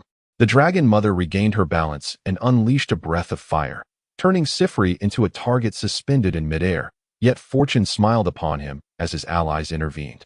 Divine Shield. A robust golden shield surged forth, safeguarding Sifri and radiating a brilliant light amidst the icy blue dragon breath. A wave of decaying gray energy swept towards Augsgard. Skimming the ground, the priest traced an intricate golden rune with one hand. Guardian of the Divine. A pair of sacred wings sprouted from his back, preventing the gray energy from advancing, which was swiftly purified by the intense holy light. Summon the Nether Dragon. Divine Attendant descends. A bizarre purple hexagram appeared on the ground as a 15-meter-long nether dragon emerged, emitting a silent roar. Concurrently, a golden oval portal appeared in the air, from which a shadowy figure with wings stepped forth, obscured in features. The nether dragon opened its maw, spewing grayish dragon breath towards the divine attendant, who retaliated with a divine sword engulfed in golden flames, engaging in combat with the dragon. The battlefield became perilous for those surrounding, as summoned creatures showed no regard for the presence of allies below, despite both sides hastily distancing themselves from the legendary clash. Some unfortunate souls fell victim to the residual chaos, leaving them utterly decimated. After commanding the summoned entities to retreat momentarily, Augsgard and the necromancer panted heavily, cautiously eyeing each other. Even for legends, a series of high-level spells was a considerable strain. As the dragon mother finished her breath attack, she cast a mocking grin towards the descending Sifri. With a powerful thrust of her wings, she accelerated downwards towards him, declaring her dominance in the skies. Following Sifri's descent, she executed a sweeping tail strike. With no leverage to escape, Sifri reluctantly braced his axe against the tail. With a resounding crash, Sifri plummeted faster than before, creating a human-shaped crater upon impact, sending clouds of dust billowing into the air. Moments later, he emerged from the pit, wary of the dragon mother above. The scene fell into a tense stalemate. Exchanging glances, the dragon mother and the necromancer broke the deadlock, soaring westward towards an uninhabited area. Since their ambush had failed and neither side had gained a definitive advantage in battle, they were left with no choice but to initiate a second strategy, a direct confrontation of troops against troops. Augsgard and Sifri sprinted on the ground, following closely behind. Both understanding the necessity of relocating the battlefield to the west, neither wished to return home as mere figures of defeat after rallying their forces. Chapter 9. The chaos of battle as the legendary titans faded into the distance. Fingal and the dark-robed sorcerer exchanged a knowing glance. Fingal raised his head and howled, while a pack of wargs surged forth, driving the clamorous goblins and kobolds out from the dense forest by the roadside, colliding with the barbarian forces who had hastily erected rudimentary defenses using carts. The dark-robed sorcerer intoned an incantation, his hands aglow with arcane light, a portent of the grand spell about to be unleashed. A barbarian commanding from atop a cart bellowed, "Quick! Stop him!" One of the surviving elite barbarians seized a spear and hurled it at the sorcerer. The spear, whistling through the air, was distorted by an unseen force just a meter from its target, embedding itself in a nearby tree. A deflection field. Realizing the futility of ranged attacks, the elite barbarian cleaved a blocking kobold in two with his axe and charged forward like a raging bull, barreling toward the sorcerer. Fingal, witnessing this, joined the fray alongside his winter wolf, just as the sorcerer's spell reached completion. Fireballs, each the size of a fist, manifested in the air, cascading down upon the barbarian line like rain, sparing neither friend nor foe. After a torrential volley of fiery meteors, the ground was littered with the charred remains of both monsters and barbarians, alongside smoldering carts, creating a breach in the barbarian defenses. At that moment, a cadre of elite wargs burst forth from the woods, soon followed by an increasing number of monsters. Amos even spotted a dozen blue-skinned ogres hefting logs. With the ranks of the expendables dwindling, it was time for Daenerys's elite troops to engage, for after all, Salirina was a dragon lord. As the main course of battle commenced, Amos led 3 young dragons into the fray. The 4 fledglings first cast all the enhancement spells at their disposal before soaring into the sky, targeting the commanding officers and archers atop the carts with resolute intent, aiming to create chaos and cripple the enemy's command structure. Soaring 20 meters above the ground, they unleashed their fiery breath while maneuvering through the air, expanding the area of effect and leaving a trail of frost and ice sculptures in their wake. In the sky, they became the focus of the barbarians' ire, as arrows rained down upon their scaled hides, striking sparks against their enchanted, rock-like skin. The barbarians, deprived of mages, needed only to contend with the high-ranking professionals among them. However, nearly half of these elite adversaries were swiftly eliminated in the initial ambush, leaving the survivors to contend with the winter wolves and the dragon cult mages. Their own survival a precarious endeavor, let alone seeking trouble with the 4 young dragons. As the old adage goes, those who walk by the river often get their shoes wet. A shiver of deadly foreboding coursed through Amos, and without a moment to ponder, he swiftly twisted his body as a 2-meter-long ice spear whizzed past, narrowly missing his neck. Flapping his wings, Amos ascended rapidly, retreating beyond the range of magic before scanning for his would-be assailant. Soon, he identified a target, a noble witch clad in white robes, her gaze fixed upon the young dragons in the sky. Amos caught sight of the snowflake emblem emblazoned upon her chest. The Northern Witch. What a predicament! These fervent advocates of feminism have long been at odds with the brutish proponents of male dominance. How, then, could the Northern Witch find herself amidst the ranks of these savages? The Northern Witch Council, located within the Kingdom of Elons, a neighbor to Sandanar, is a formidable organization that exclusively accepts female spellcasters. These women are not only petty and vengeful, but also possess immense power. It is said that the number of legends within their ranks exceeds a mere handful, and even the Mother of Dragons would hesitate to provoke them. Despite the myriad of perplexities and apprehensions, Amos is not a dragon that merely endures blows without retaliation. Activating the wartime auxiliary mode, Amos disseminated its mental energy, a newly developed application of its innate abilities. When this mode is engaged, the auxiliary system scans the surroundings of its host, subsequently analyzing and calculating to provide optimal strategies for engagement. These recommendations are transmitted directly into the host's mental realm, allowing for immediate comprehension. Thus, Amos's combat awareness surged to an expert level. Furthermore, whether magical energy or ordinary matter, anything that encroached upon the 20-meter radius enveloped by Amos's mental prowess would be detected instantly, maximizing the assurance against unforeseen assaults. This represents Amos at its most formidable state, albeit at a significant cost to its mental energy, limiting its duration to merely 5 minutes. Time is of the essence. Swift resolution is imperative. Reciting an incantation. Amos dove toward the witch. Ice arrows, employing dual magical techniques, were unleashed with remarkable speed, one following closely behind the other, slicing through the air toward the witch. The witch, wielding a silver staff, traced an elegant arc in the air. Frost shield. A barrier of ice enveloped the witch, and the first ice arrow collided with the shield, exploding into a burst of magical energy. The second arrow, concealed behind the first, struck the same point on the ice shield, penetrating it to continue its assault on the witch. The witch's expression shifted as she interrupted her incantation. A magical ring on her finger shimmered, conjuring an oblong shield that deflected the ice arrow. In an instant, Amos had closed the distance, its dragon tail crashing down upon the witch with the force of its descent. The witch deftly sidestepped, narrowly evading the strike, which shattered the magical shield. Just as the tail was poised to impact her shoulder, a deflective force field altered its trajectory, causing it to crash to the ground instead. With a swift motion, Amos extended its dragon claw toward the witch's slender waist. Another ring on the witch's hand ignited with magical light.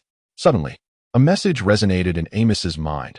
Resistance ring detected. Probability of claw impact is 0. Suggestion: target the dimensional pouch at the waist.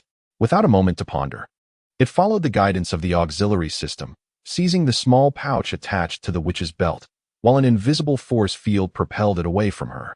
Not daring to linger, Amos quickly regained its balance, unfurling its wings to ascend.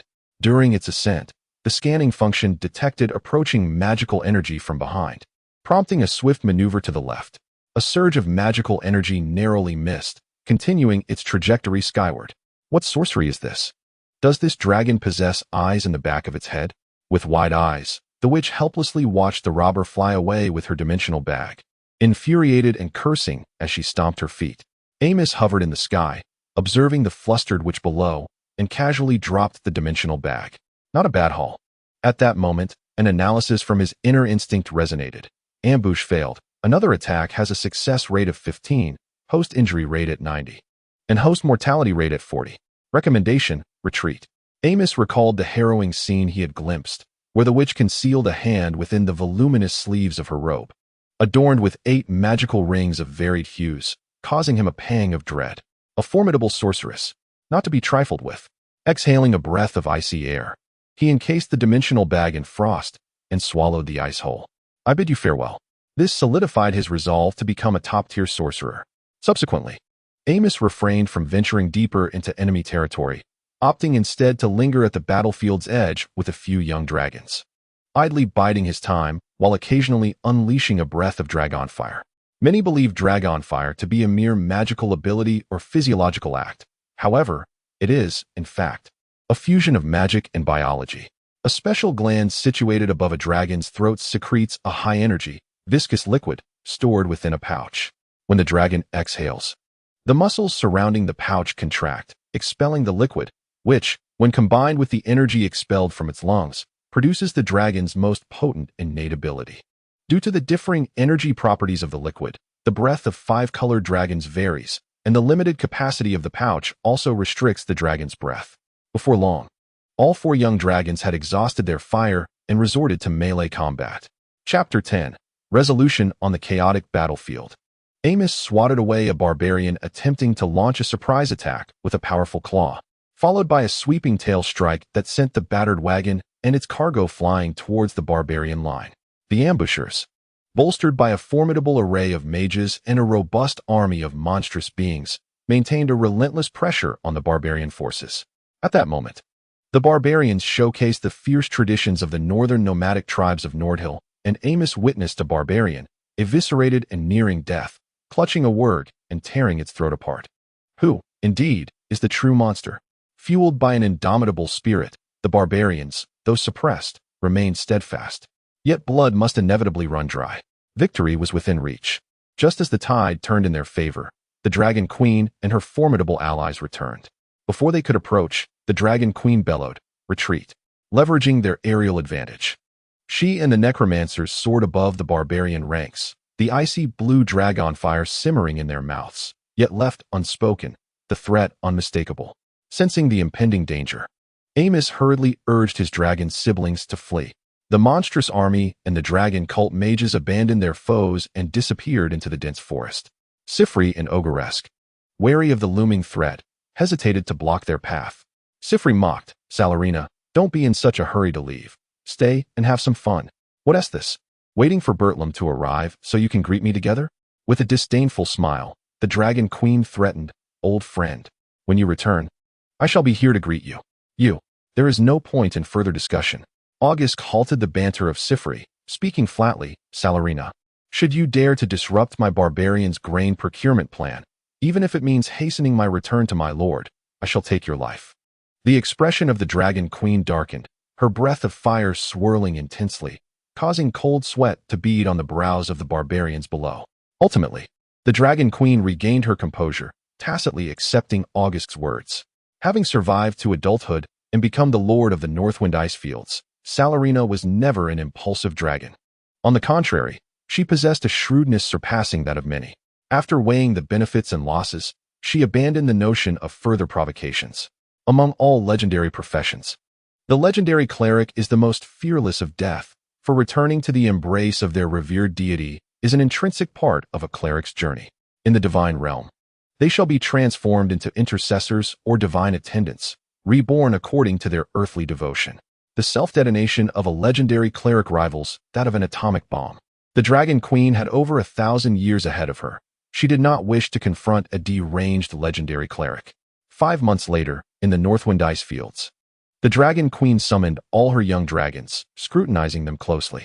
"You are all my exceptional offspring, especially you, Amos. However, the frail young dragon must now spread its wings and soar." The Dragon Queen spoke at length, but the essence of her message was succinct. "It was time for you to leave. These scrolls shall serve as farewell gifts from your mother." Amos accepted the bundle of magical scrolls she offered, initially expressing deep reluctance to part from her, vowing to repay her kindness in the future. His heartfelt words moved the Dragon Queen profoundly, and he then took flight alongside his dragon siblings, leaving the cavern. As the Dragon Queen watched Amos and the others depart, her momentary emotion quickly retreated. Such theatrics had become second nature to her, as a malevolent dragon lord often engaged with various factions. She held great hopes for Amos's potential. He was robust and had displayed extraordinary wisdom and leadership abilities even in his youth. After careful deliberation, she resolved to maintain a favorable relationship with Amos, investing in magical scrolls that she had no use for.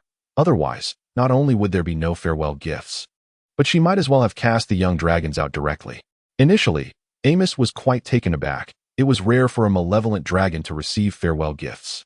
After a moment of contemplation, he understood the Dragon Queen's intentions and ultimately echoed her sentiments. However, he was not deceiving her. He was inherently a being who repaid grudges and remembered kindness. For the young dragons, the environment of Nordshire was far from welcoming. Outside the protection of their mother, the wilderness was rife with perils, where formidable supernatural predators and cunning adventurers could easily become the harbingers of their demise. It can be said that the highest mortality rate among dragons occurs during their juvenile phase, a time when these young dragons are notably frail and thus tend to cluster together for warmth, enhancing their overall chances of survival. However, are there not targets of greater value and ease of capture than these diminutive and gregarious young dragons? In Nordhyl, numerous specialized teams are dedicated to hunting juvenile dragons. Each year, nearly half of the juvenile dragons that fall victim to intelligent beings are claimed by these hunters. At the southern boundary of the northern wind icefield, several young dragons cast their gazes towards their elder brother.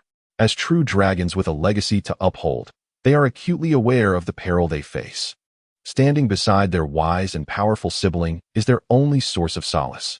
Amos, observing the eager expressions of his dragon siblings awaiting his decision, did not disappoint them. He extended his claw to sweep away the snow covering the ground, revealing the ice beneath, upon which he sketched a rudimentary map of Nordhyl's northern territories. Pointing to the map, he declared, "This is our current location at the foot of the Kagari Mountains, along the southern boundary of the northern wind icefield." Amos continued his analysis. "To the north lies the Glacier of Death, a forbidding zone. Venturing there with our current strength would be tantamount to seeking death. To the south, beyond the Kagari Mountains, lies Sandanar, where we would stand no chance against the barbarians' axes.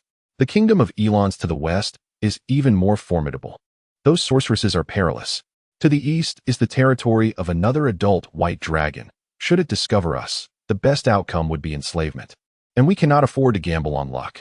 Should we traverse south over the Kagari Mountains, avoiding the barbarians and heading southeast, we would eventually reach the ancient forest of Moto. Although the Moto forest is fraught with danger, passing through it is still manageable. Beyond the forest lies the port city of Baile in the northernmost reaches of the human coastal kingdom of Roi.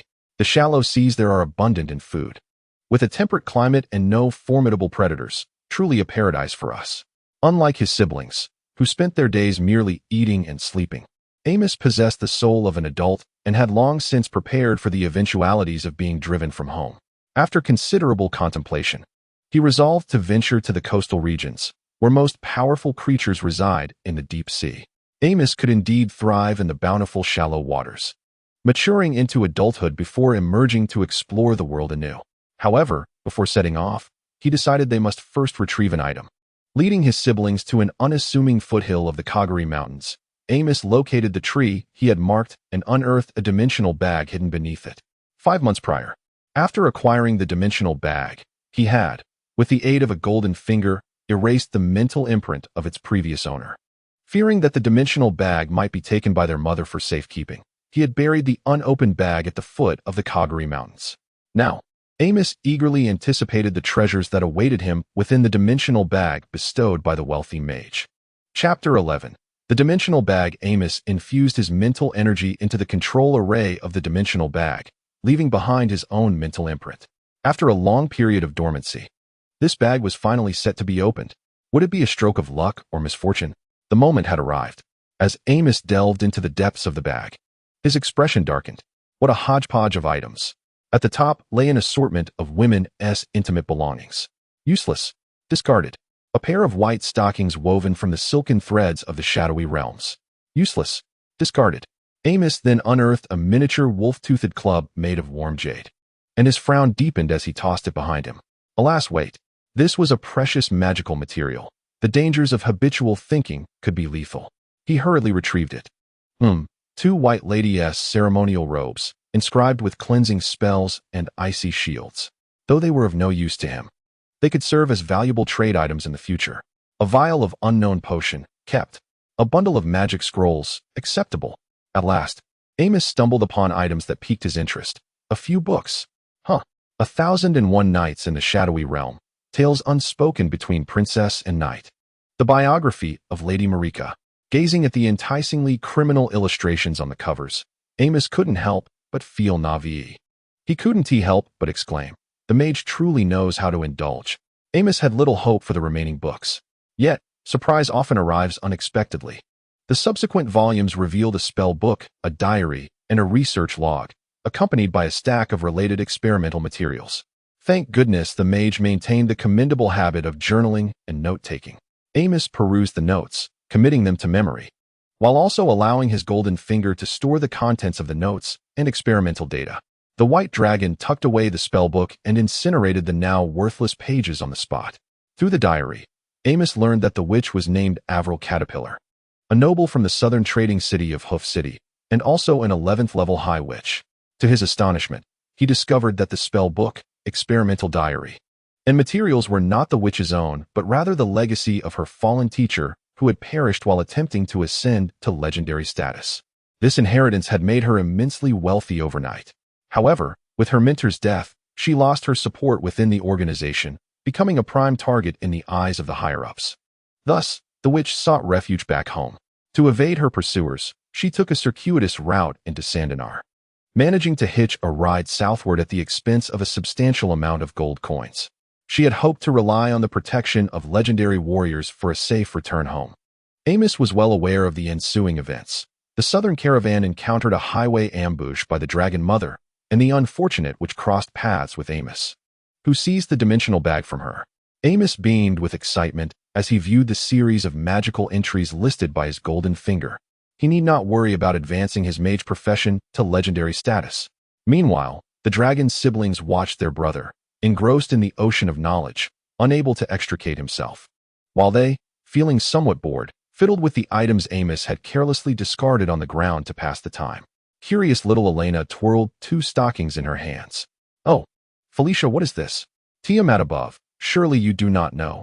These are exquisite adornments crafted by the elves. Felicia, assuming the role of a mentor, replied, come, let me adorn you. With that, she slipped the stockings over Elena's 2 dragon horns.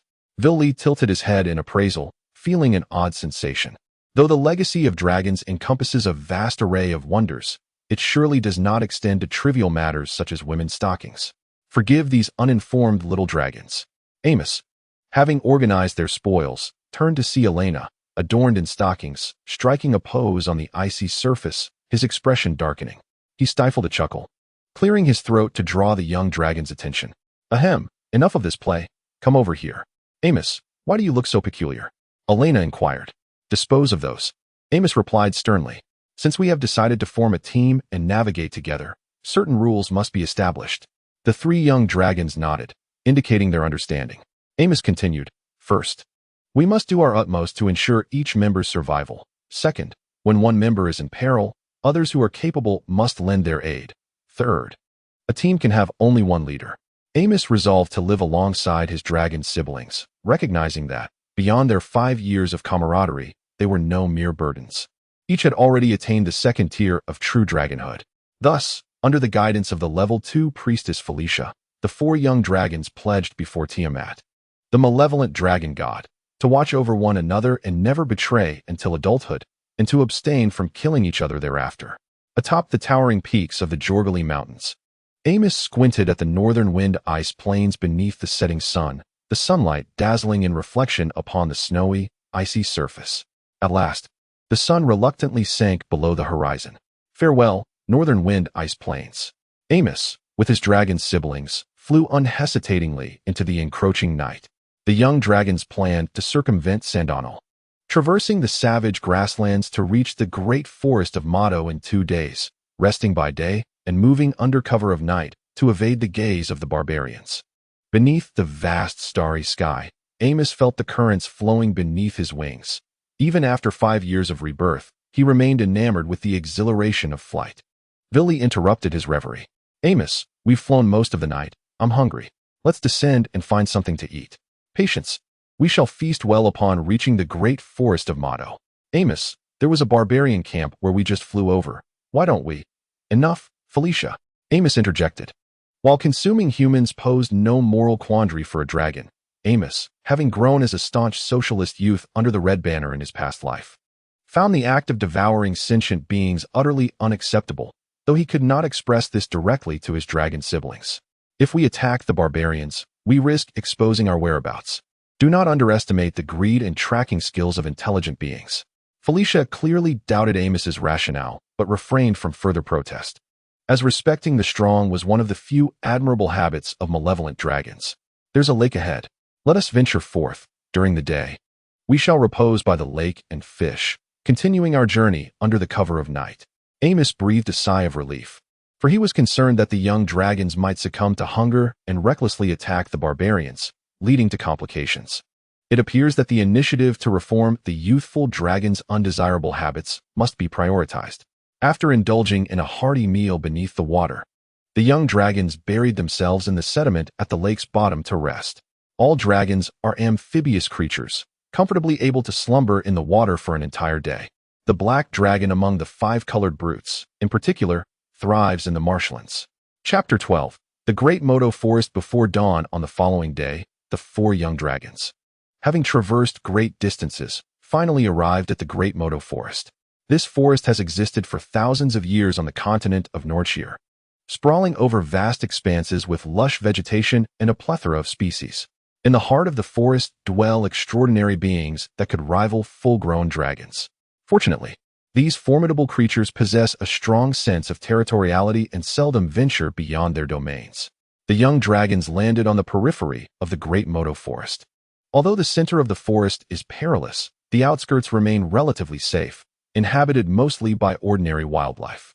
Even the common folk from nearby villages occasionally enter the forest to hunt, seeking to enhance their culinary provisions, and should they stumble upon valuable herbs, they stand to gain significantly, were it not for the numerous adventurers who rely on hunting extraordinary beings for sustenance. Amos might have considered settling here. The young dragons reached a consensus to minimize their flight to avoid intruding upon the territories of formidable aerial beings. They resolved to first gather intelligence on the local fauna before venturing deeper into the forest, thereby avoiding blind navigation through potentially dangerous areas. As Amos and his companions traversed beneath towering trees, sunlight filtered through the dense canopy, casting dappled patterns on the ground. The grass rose just above the dragon's claws, and the insects and serpents in the underbrush quivered in fear or fainted at the presence of the mighty dragons. Amos scrutinized the surroundings, aware that every detail in the forest could yield valuable information. He noticed a patch of grass bent underfoot, indicating human activity. The footprints suggested a solitary individual, likely a local resident or perhaps a wandering strongman. Should we avoid him? Unnecessary. We are at the forest's edge, and the likelihood of encountering a formidable foe is minimal. Furthermore, barring an unfortunate encounter with a legend, a solitary adventurer poses little threat. As dusk approached, the young dragons stumbled upon a den of raging bears. After compelling the cave's occupant to vacate into their bellies, they claimed the bear's lair as their temporary abode. This bear, a level 5 creature, was once a dominant force at the forest's periphery, but it was unprepared for the dragon's descent from the skies. Alas, the bear's temper was fierce, and it erupted into a frenzy, leaving Amos with no intelligence to glean, only sustenance for the young dragons. They decided to utilize the bear's den as a base for exploring their surroundings. Suddenly, a thunderous clap resonated through the night as a bolt of lightning illuminated the darkness, momentarily transforming it into daylight before the world returned to shadow. Raindrops, as large as beans, cascaded down in a rhythmic pattern, striking the leaves and splintering into fragments. The scattered droplets coalesced into larger beads on the expansive foliage, rolling down the veins of the leaves before plummeting to the ground, seeping into the earth. Amidst the darkness, a figure brandishing a short bow darted through the forest. Alas, lost and caught in the rain. Bibolino, why must misfortune plague me so? Another flash of lightning illuminated the figure, revealing a young barbarian hunter clad in a sheepskin coat. In the flicker of the lightning, the hunter perceived a cave ahead. His senses instantly heightened, his body bracing for confrontation. Encountering a cave during a downpour could be fortuitous, provided it held no owner. Those who maintained lairs deep within the forest were invariably fierce carnivores.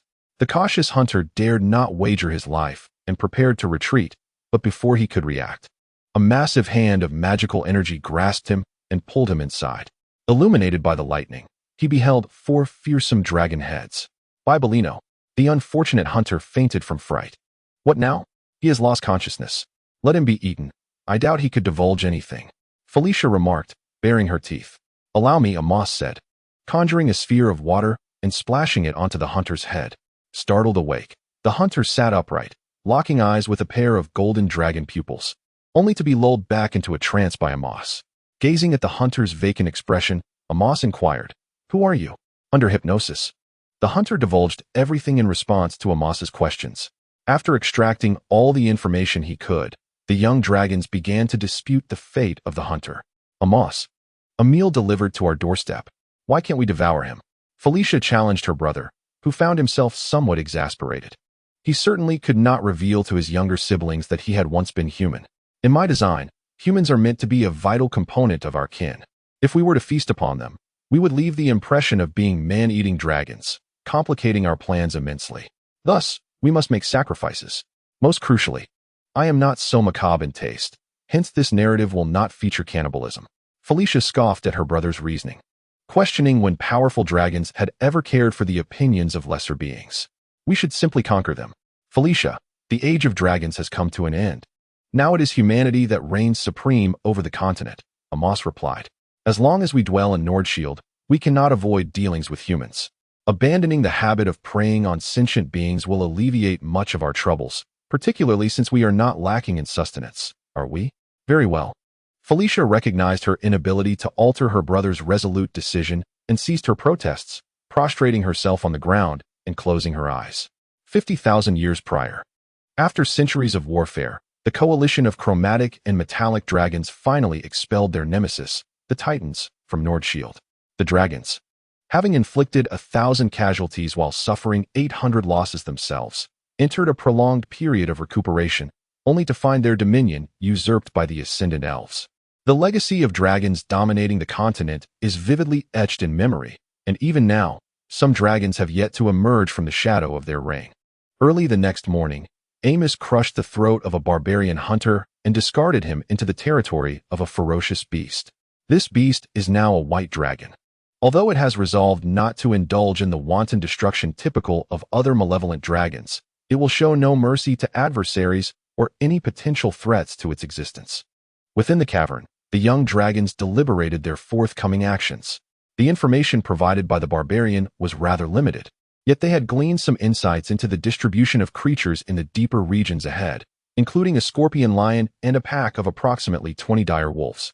We cannot avoid their territory. Do you have any prudent suggestions? Amos, I believe we should traverse the territory of the dire wolves, one suggested. Amos gestured for Willie to continue. The dire wolves rely merely on their numerical advantage, even if they possess the courage to confront us.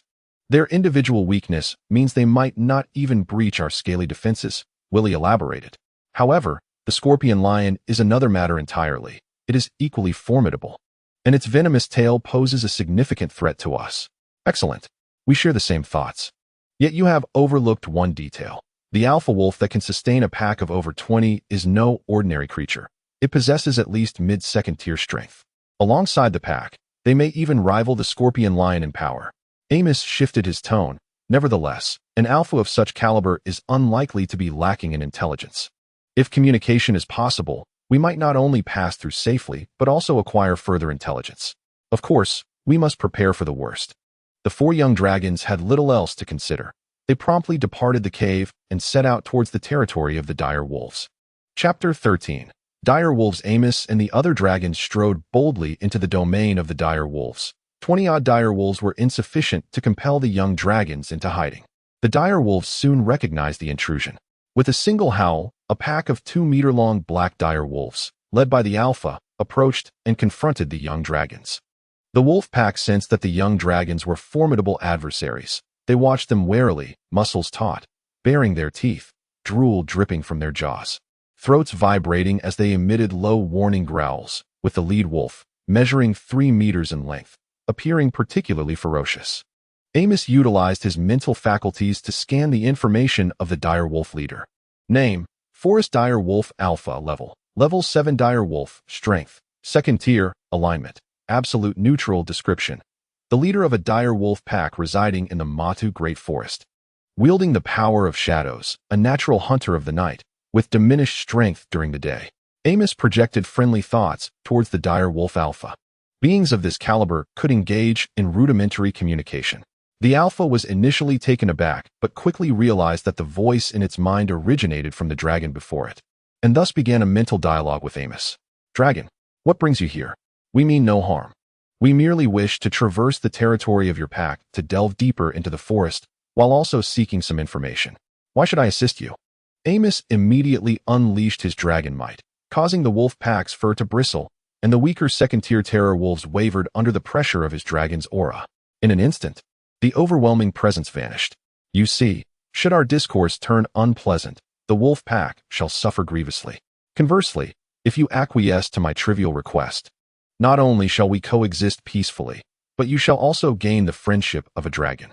Being as astute as you are, I trust you comprehend the better choice. The terror wolf leader's gaze flickered uncertainly, weighing the pros and cons. Very well, I shall divulge all I know. But you must assist me in dealing with the scorpion lion to the south. Together, we can easily vanquish it. Amos was taken aback by the terror wolf leader's audacity to negotiate terms. No, we are pressed for time. Do not hastily refuse. The scorpion lion recently eliminated 3 human adventurers. Perhaps they possess the map you seek. Amos had initially suspected the wolf pack leader was shrewd, but he had not anticipated such acumen, instantly discerning Amos's intentions and suggesting a joint effort against a common foe. A group of adventurers wiped out by a scorpion lion would hardly possess a map of value to us. Furthermore, do you think a mere map would suffice to hire a dragon? Seeing that his initial offer failed to sway Amos, the terror wolf leader decided to sweeten the deal. There is a small squad of severely injured adventurers who escaped from deep within the forest. They were merely fortunate to have crossed paths with me. All the spoils from this battle shall belong to you. The relics accumulated from fallen adventurers by the wolf pack will also be yours. This mode of exchange does not permit deceit, does it? But if I happen to omit one or two details while imparting information, would you even discern it? Amos pondered, deeming it worthwhile. Very well, you have convinced me, but you must first disclose the strength of the scorpion lion and the intelligence regarding the forest's depths, along with demonstrating your sincerity.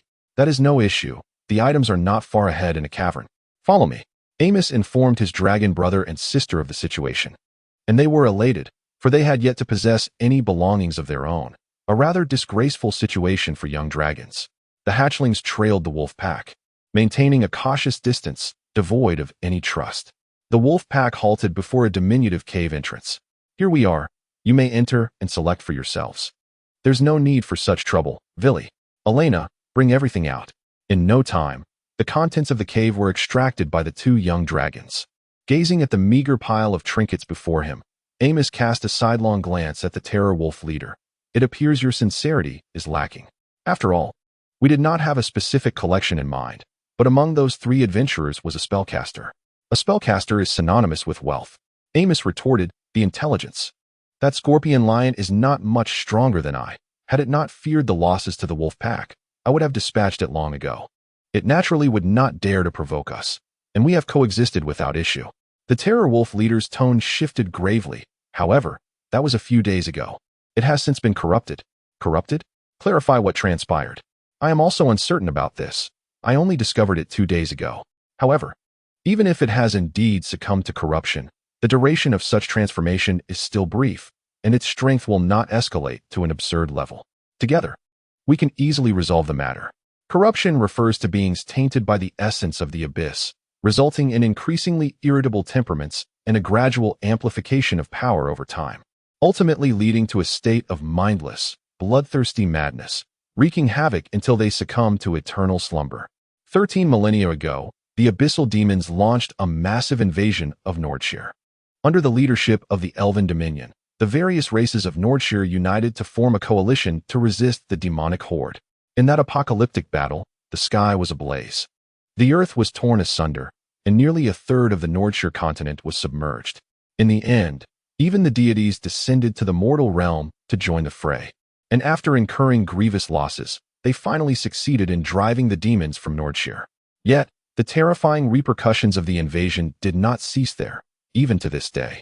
Fissures leading to the abyss occasionally open in Nordshire. Although these rifts are swiftly mended by the laws of the plains, the essence of the abyss seeps into Nordshire, transforming ordinary creatures into monsters, thereby bringing untold troubles to the continent. Before Amos could speak, the leader of the Fear Wolves continued to provide information. Adjacent to the territory of the wolf pack is.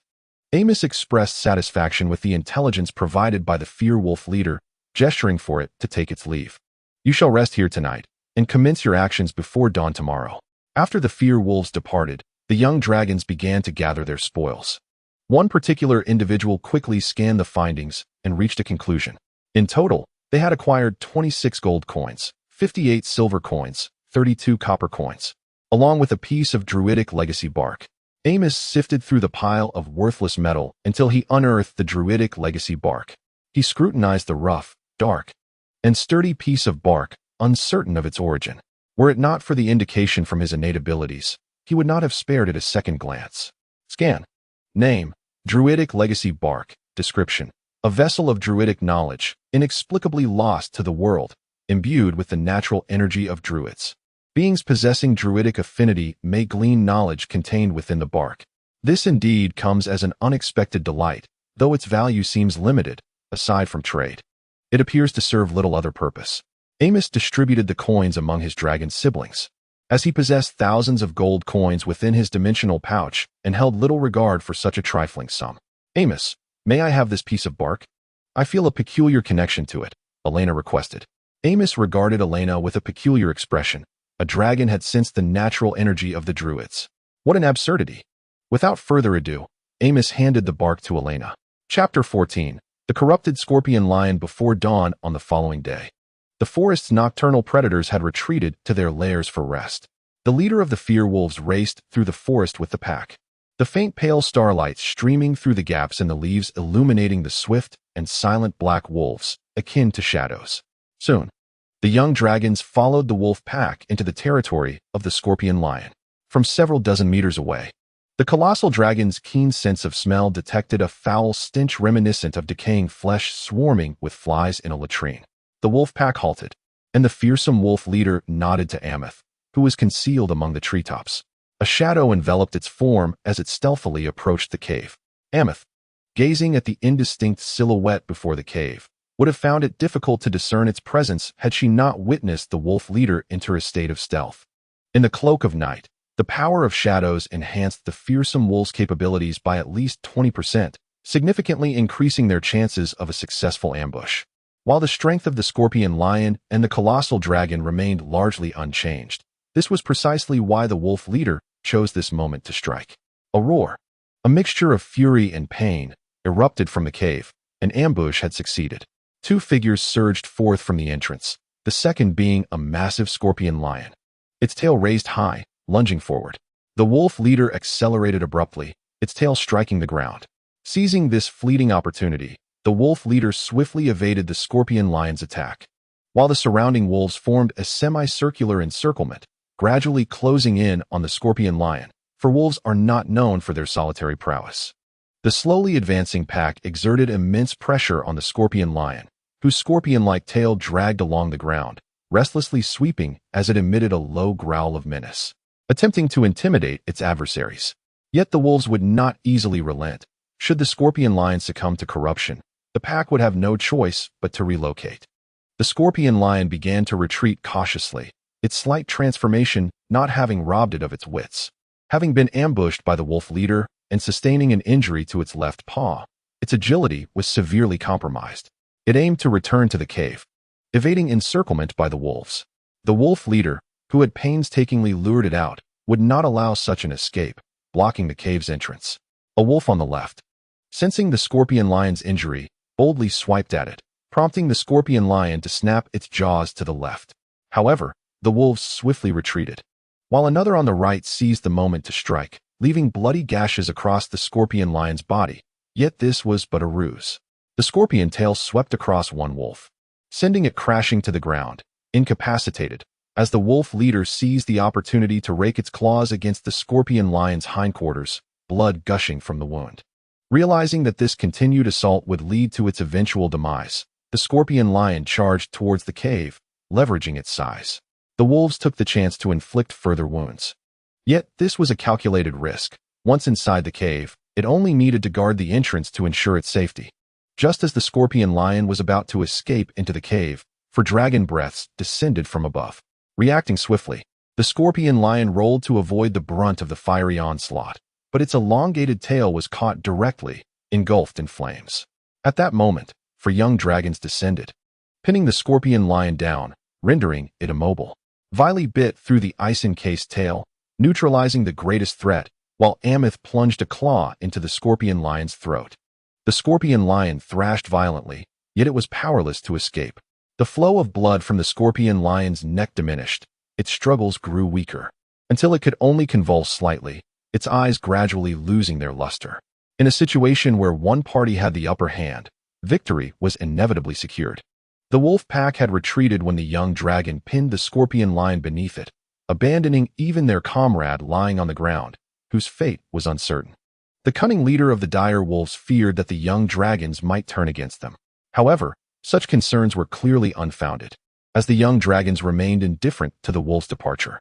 Amos surveyed the corpse sprawled on the ground. The scorpion lion measured nearly 5 meters, excluding its tail, with a lion-like physique and well-defined muscles.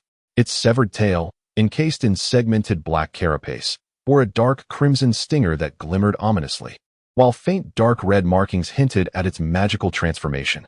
Creatures that had undergone such metamorphosis were inedible, but could serve as materials for sorcery.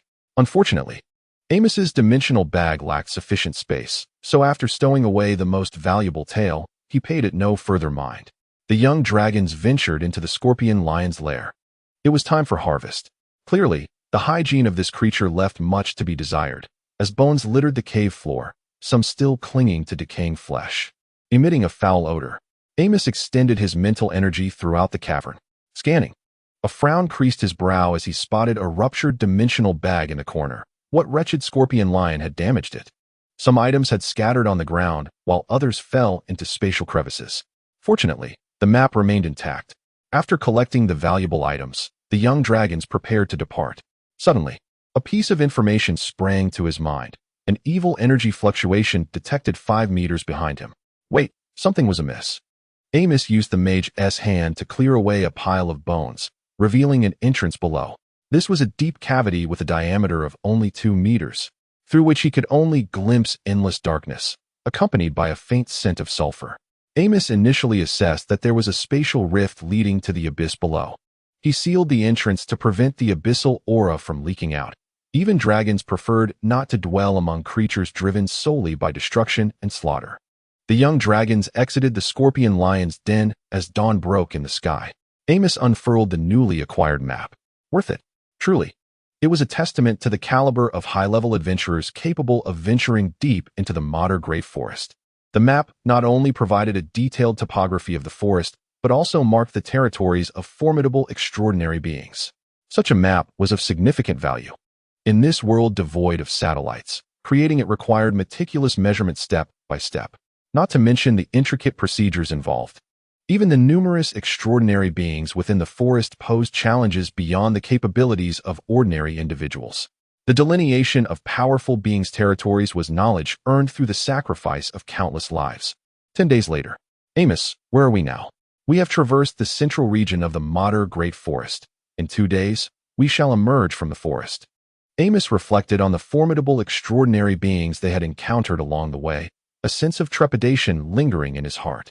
Fortunately, the young dragons had been cautious and clever, evading them through stealth and flight.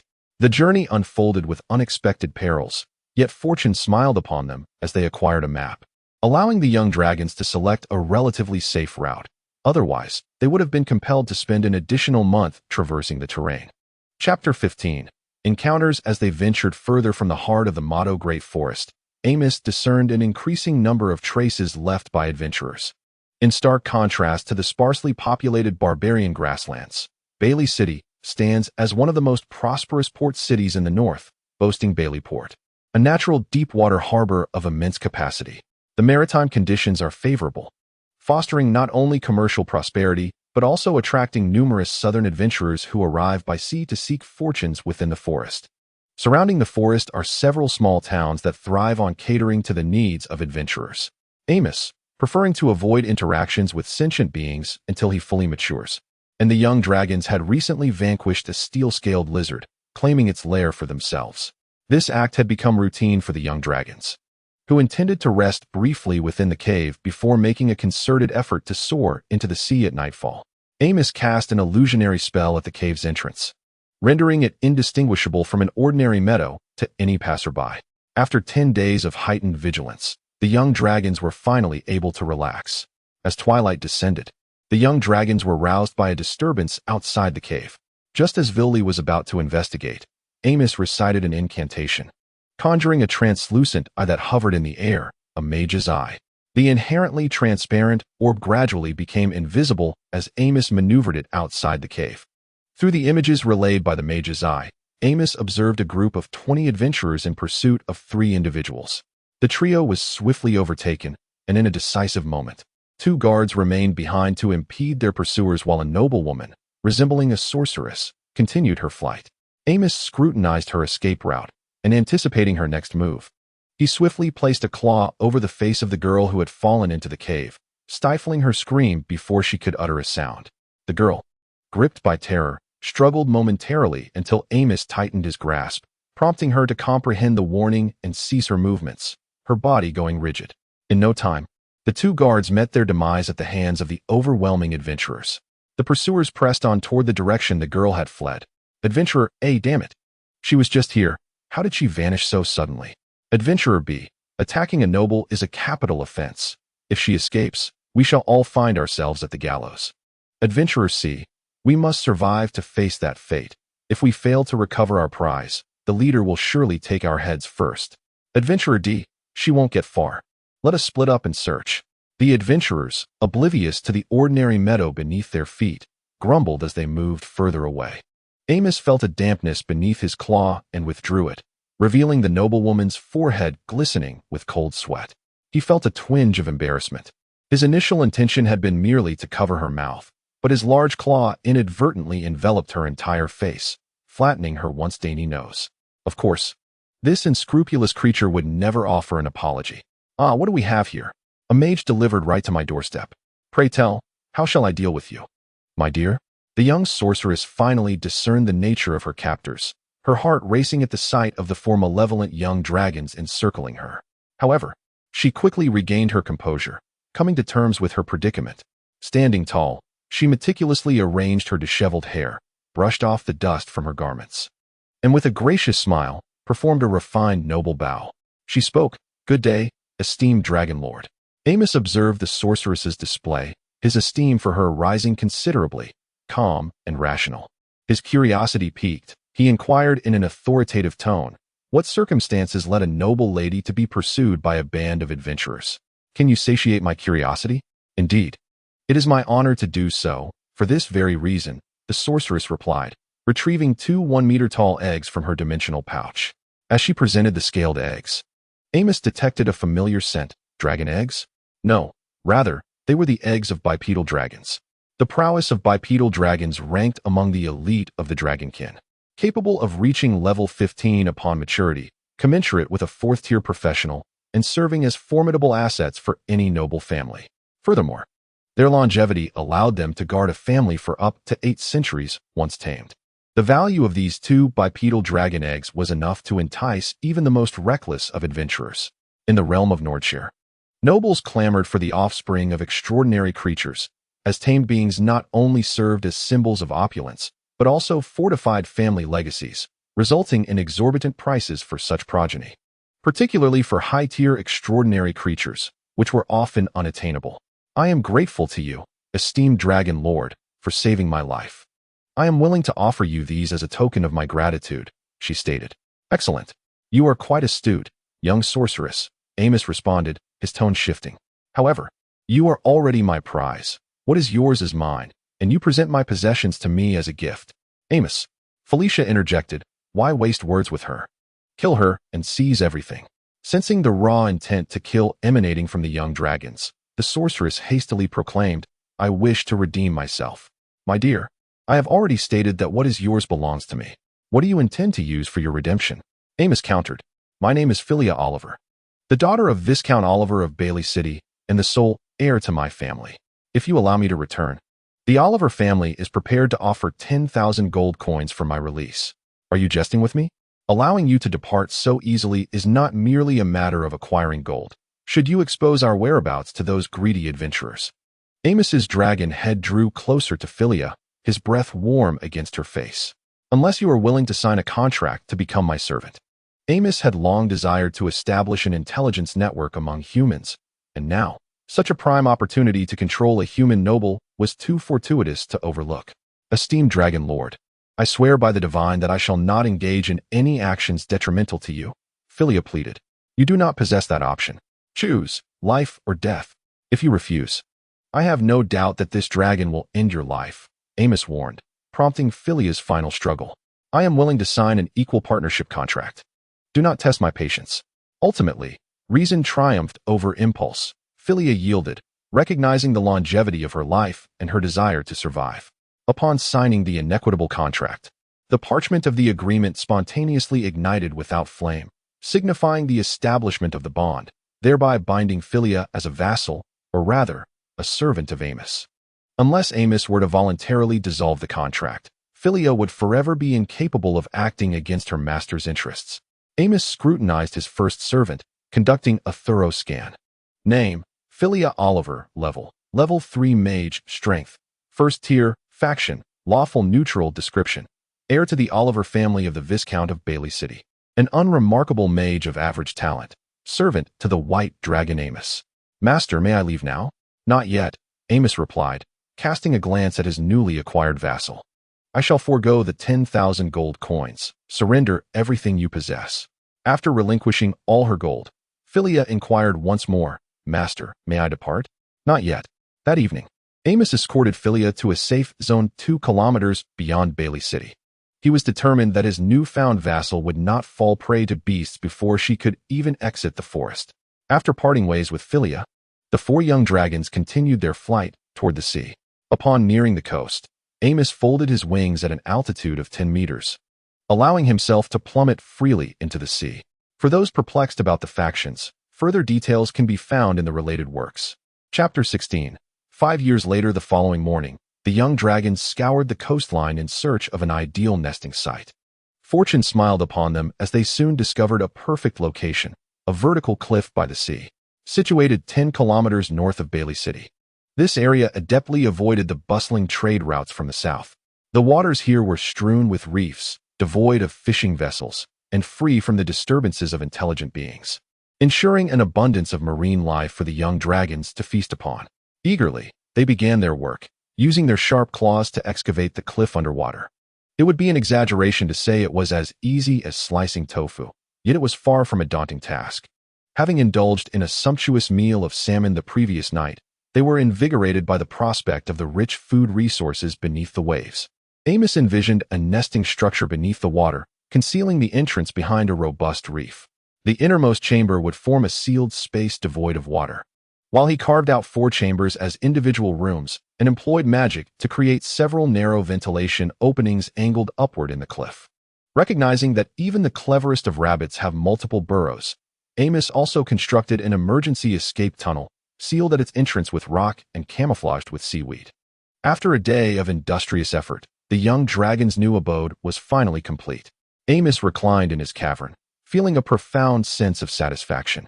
After a fortnight of perilous migration, where a single misstep could lead to irreversible consequences, he was relieved to find stability at last.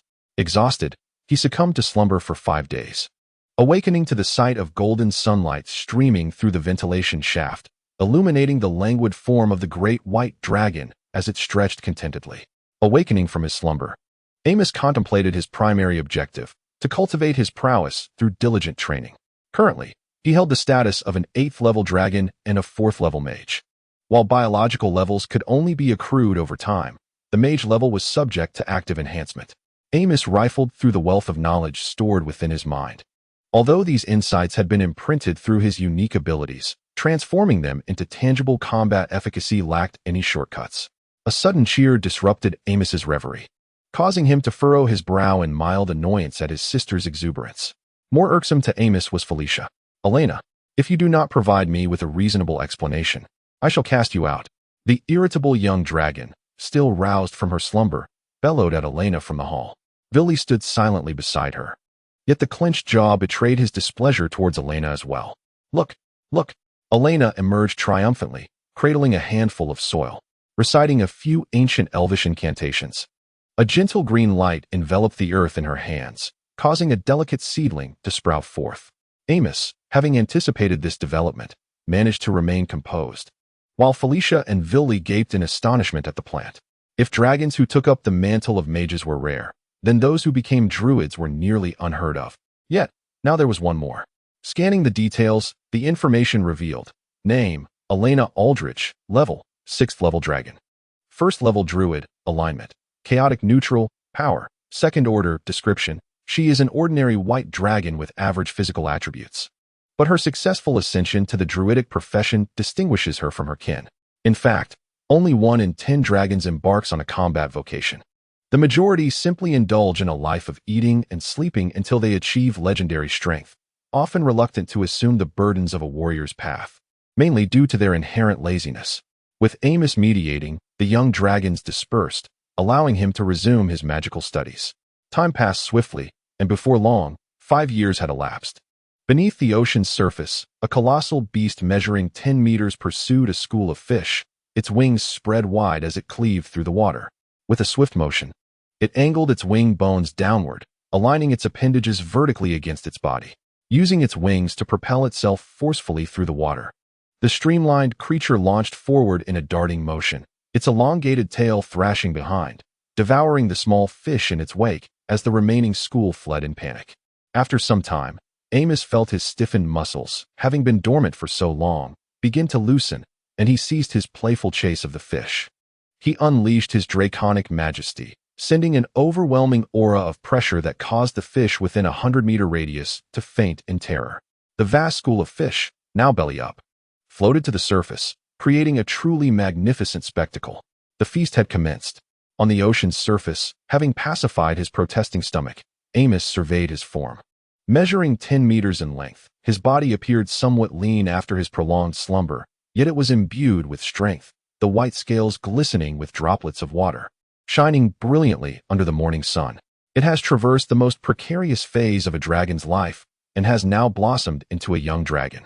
Presently, its attributes are as follows. Name: Amos Aldridge. Level 12 dragon. Level 9 mage. Strength. Tier 3. Alignment. Lawful neutral. Description: you are a male juvenile white dragon, whose lineage has undergone profound mutation due to an otherworldly soul, resulting in a phenomenon of atavism. Your physical attributes surpass those of an ordinary white dragon by several tiers. The mage profession has bestowed upon you a sharper intellect and formidable power. With your current strength, as long as you do not recklessly court death, survival is assured. Amos estimates that his physical development is comparable to that of a red dragon of the same age, and combined with his mage abilities, his combat prowess exceeds that of his red dragon peers. However, without specific reference points, he refrains from making hasty judgments regarding the extent of this superiority. Amos glides towards the dragon's lair, navigating through the underwater maze of rocky outcrops, his brow furrowed. He perceives the gaps between the rocks becoming increasingly constricted, cognizant that it is his own growing size necessitating caution to avoid collisions. In recent years, as the young dragons have settled into their new homes, the marine life in the vicinity of the lair has diminished. This is not due to the young dragon's voracious appetites, but rather the instinct of creatures to flee from danger, prompting most species to migrate elsewhere. This situation becomes increasingly apparent the closer one approaches the dragon's lair, and any discerning observer can readily identify a problem. This locale is no longer suitable for concealment. Amos returns to the cavern that has undergone several expansions, casting a glance at his slumbering dragon siblings, and playfully teasing the two bipedal dragons named Ala and Sigia, one male and one female, both of whom have been adopted as animal companions by Elena. He retreats to his chamber, resting upon a mound of gold coins and pearls. Though he does not exhibit the typical vices of his kind, he has inherited an obsession for treasure, perhaps not merely as a dragon, but stemming from his previous life as an aficionado of wealth. No one knows how this came to be, nor does he care. He finds these shimmering trinkets irresistibly charming. Lying atop his pile, the great dragon muses, contemplating a move once they awaken. Chapter 17. The fishmen. On a night a fortnight later, outside the city of Bailey, a shadowy figure purposefully strides towards the shoreline, where she arrives and, with hands lowered, quietly awaits. Ripples dance across the surface of the sea. Seasoned fishermen recognize this as a sign of a large creature approaching from beneath. A white dragon's head emerges from the water, droplets cascading from its form. As powerful nostrils exhale wisps of mist, the shadow removes her hood, revealing a striking visage, flaxen hair gently tousled by the sea breeze. Unlike ordinary folk who would flee at the sight of a dragon, she bows in reverence. "My master, what instructions do you have for me, summoned so unexpectedly?" Amos responds to Philia. "You need not relay information monthly any longer. This is my scale. By infusing it with a trace of your mental energy, you can establish contact with me. It can be used 3 times, should there be urgent matters to report."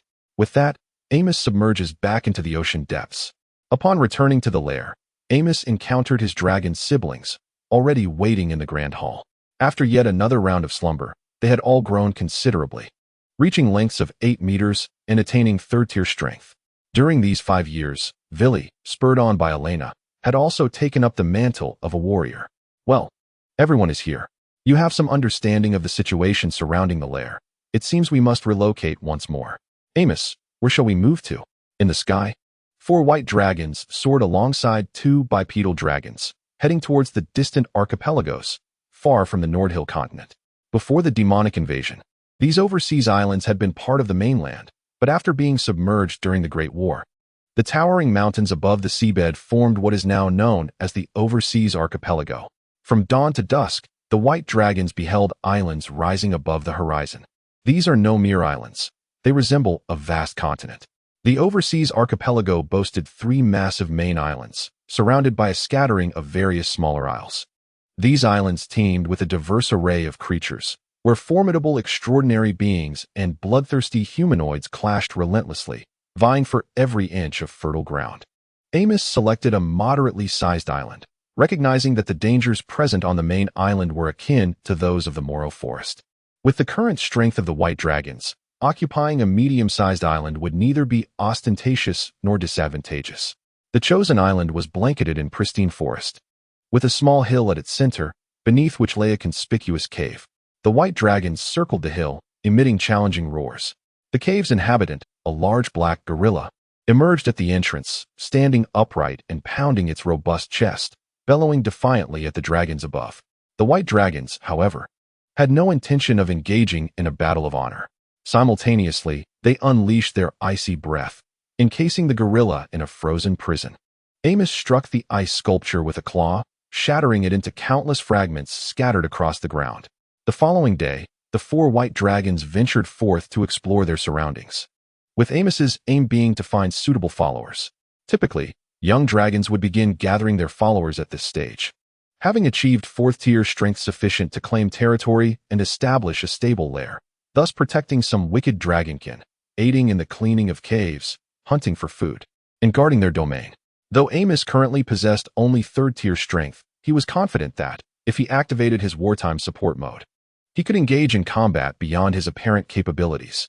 The vast expanse of the sky provided an unobstructed view, and before long, Amos discovered signs of intelligent life on a neighboring island's beach, a cluster of fishmen huts. While fishmen were not dragonkin, circumstances dictated a compromise. Resolute in his decision, Amos flew towards the fishmen village. Hovering above the village, he unleashed a thunderous roar, causing the fishmen to scatter in blind terror, their panicked cries echoing all around. Much to the dragon's vexation, Amos's draconic majesty erupted forth, silencing the fishermen's screams, leaving them either fainted or collapsed on the ground. And the world fell abruptly into a tranquil silence.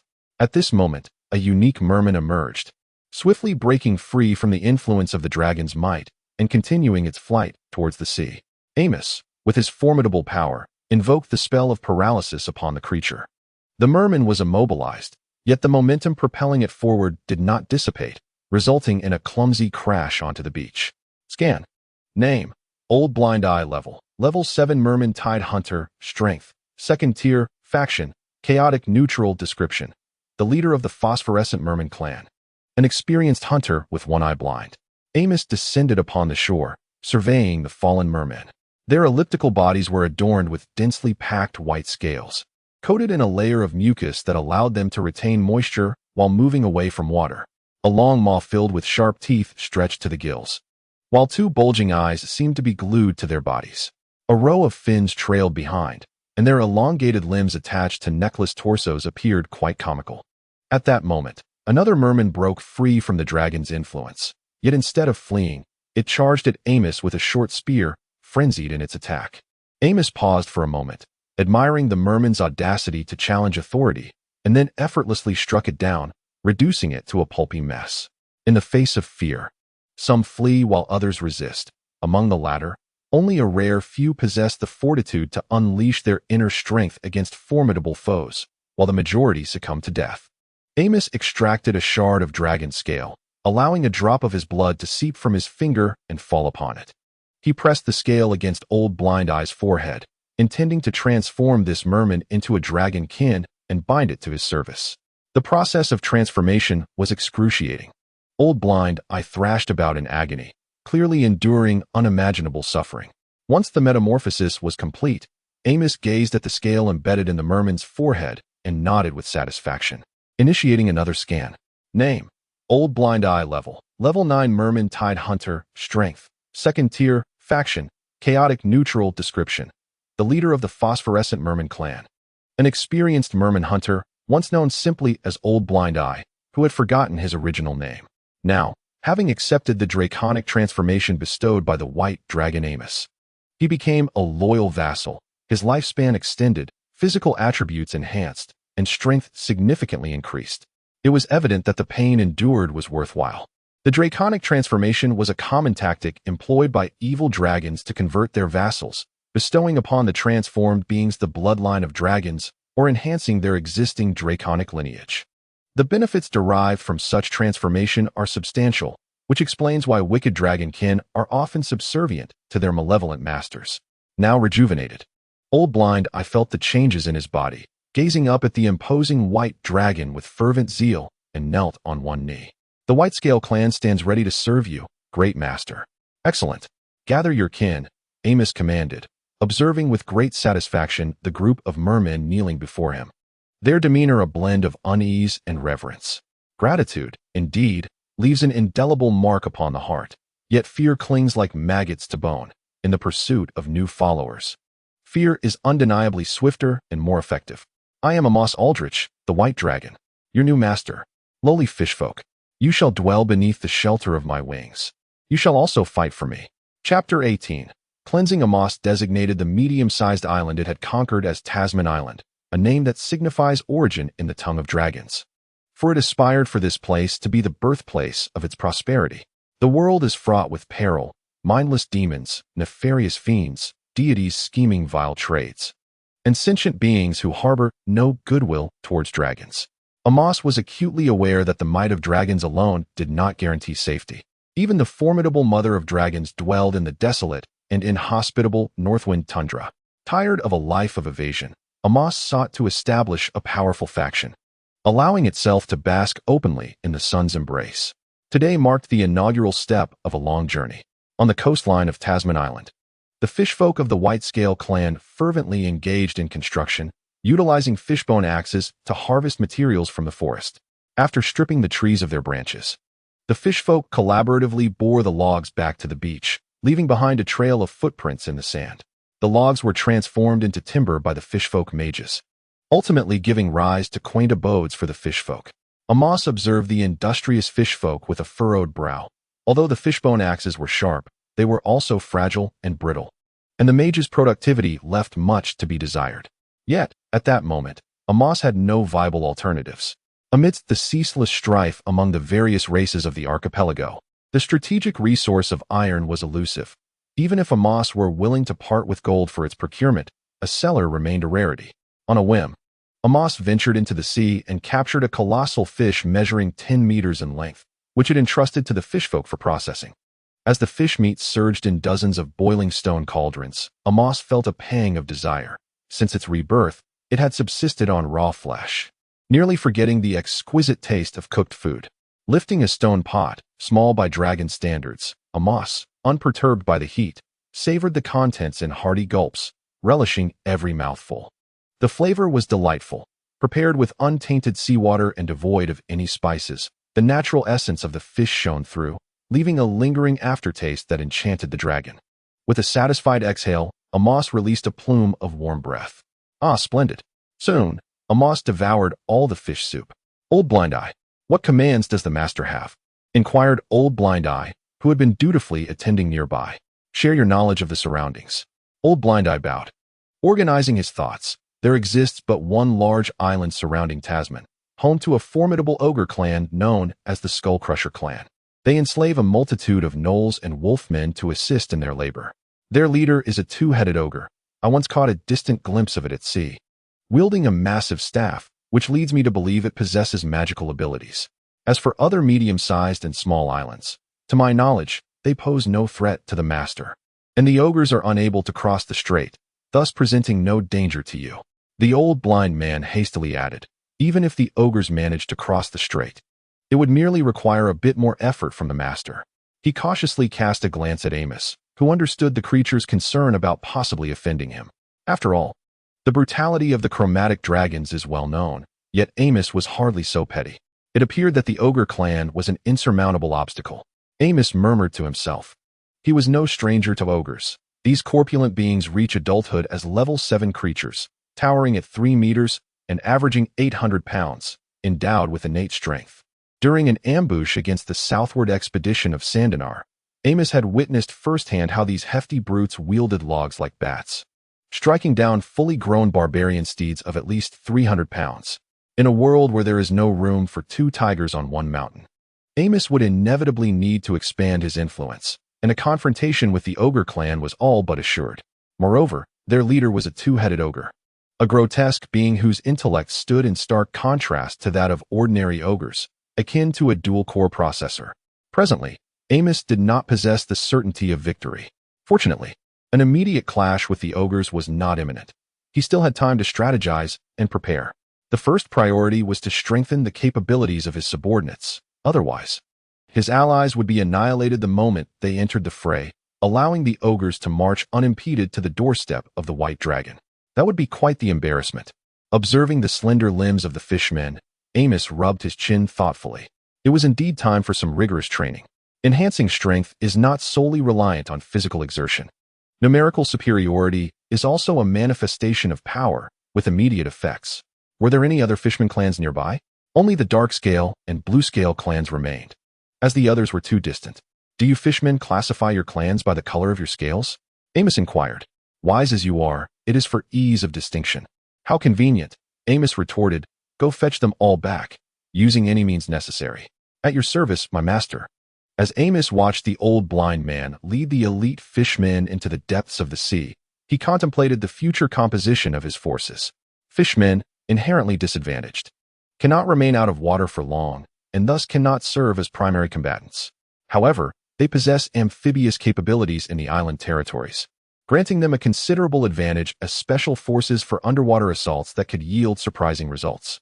Amos believed that a competent dragon army required frontline troops, ranged units, aerial forces, scouts, and support troops, with each type complementing one another to achieve a synergistic effect, overwhelming their enemies.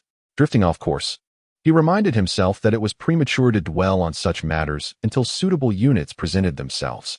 Returning to the dragon's lair, he roused his slumbering dragon siblings. Shall we hunt predators? He suggested.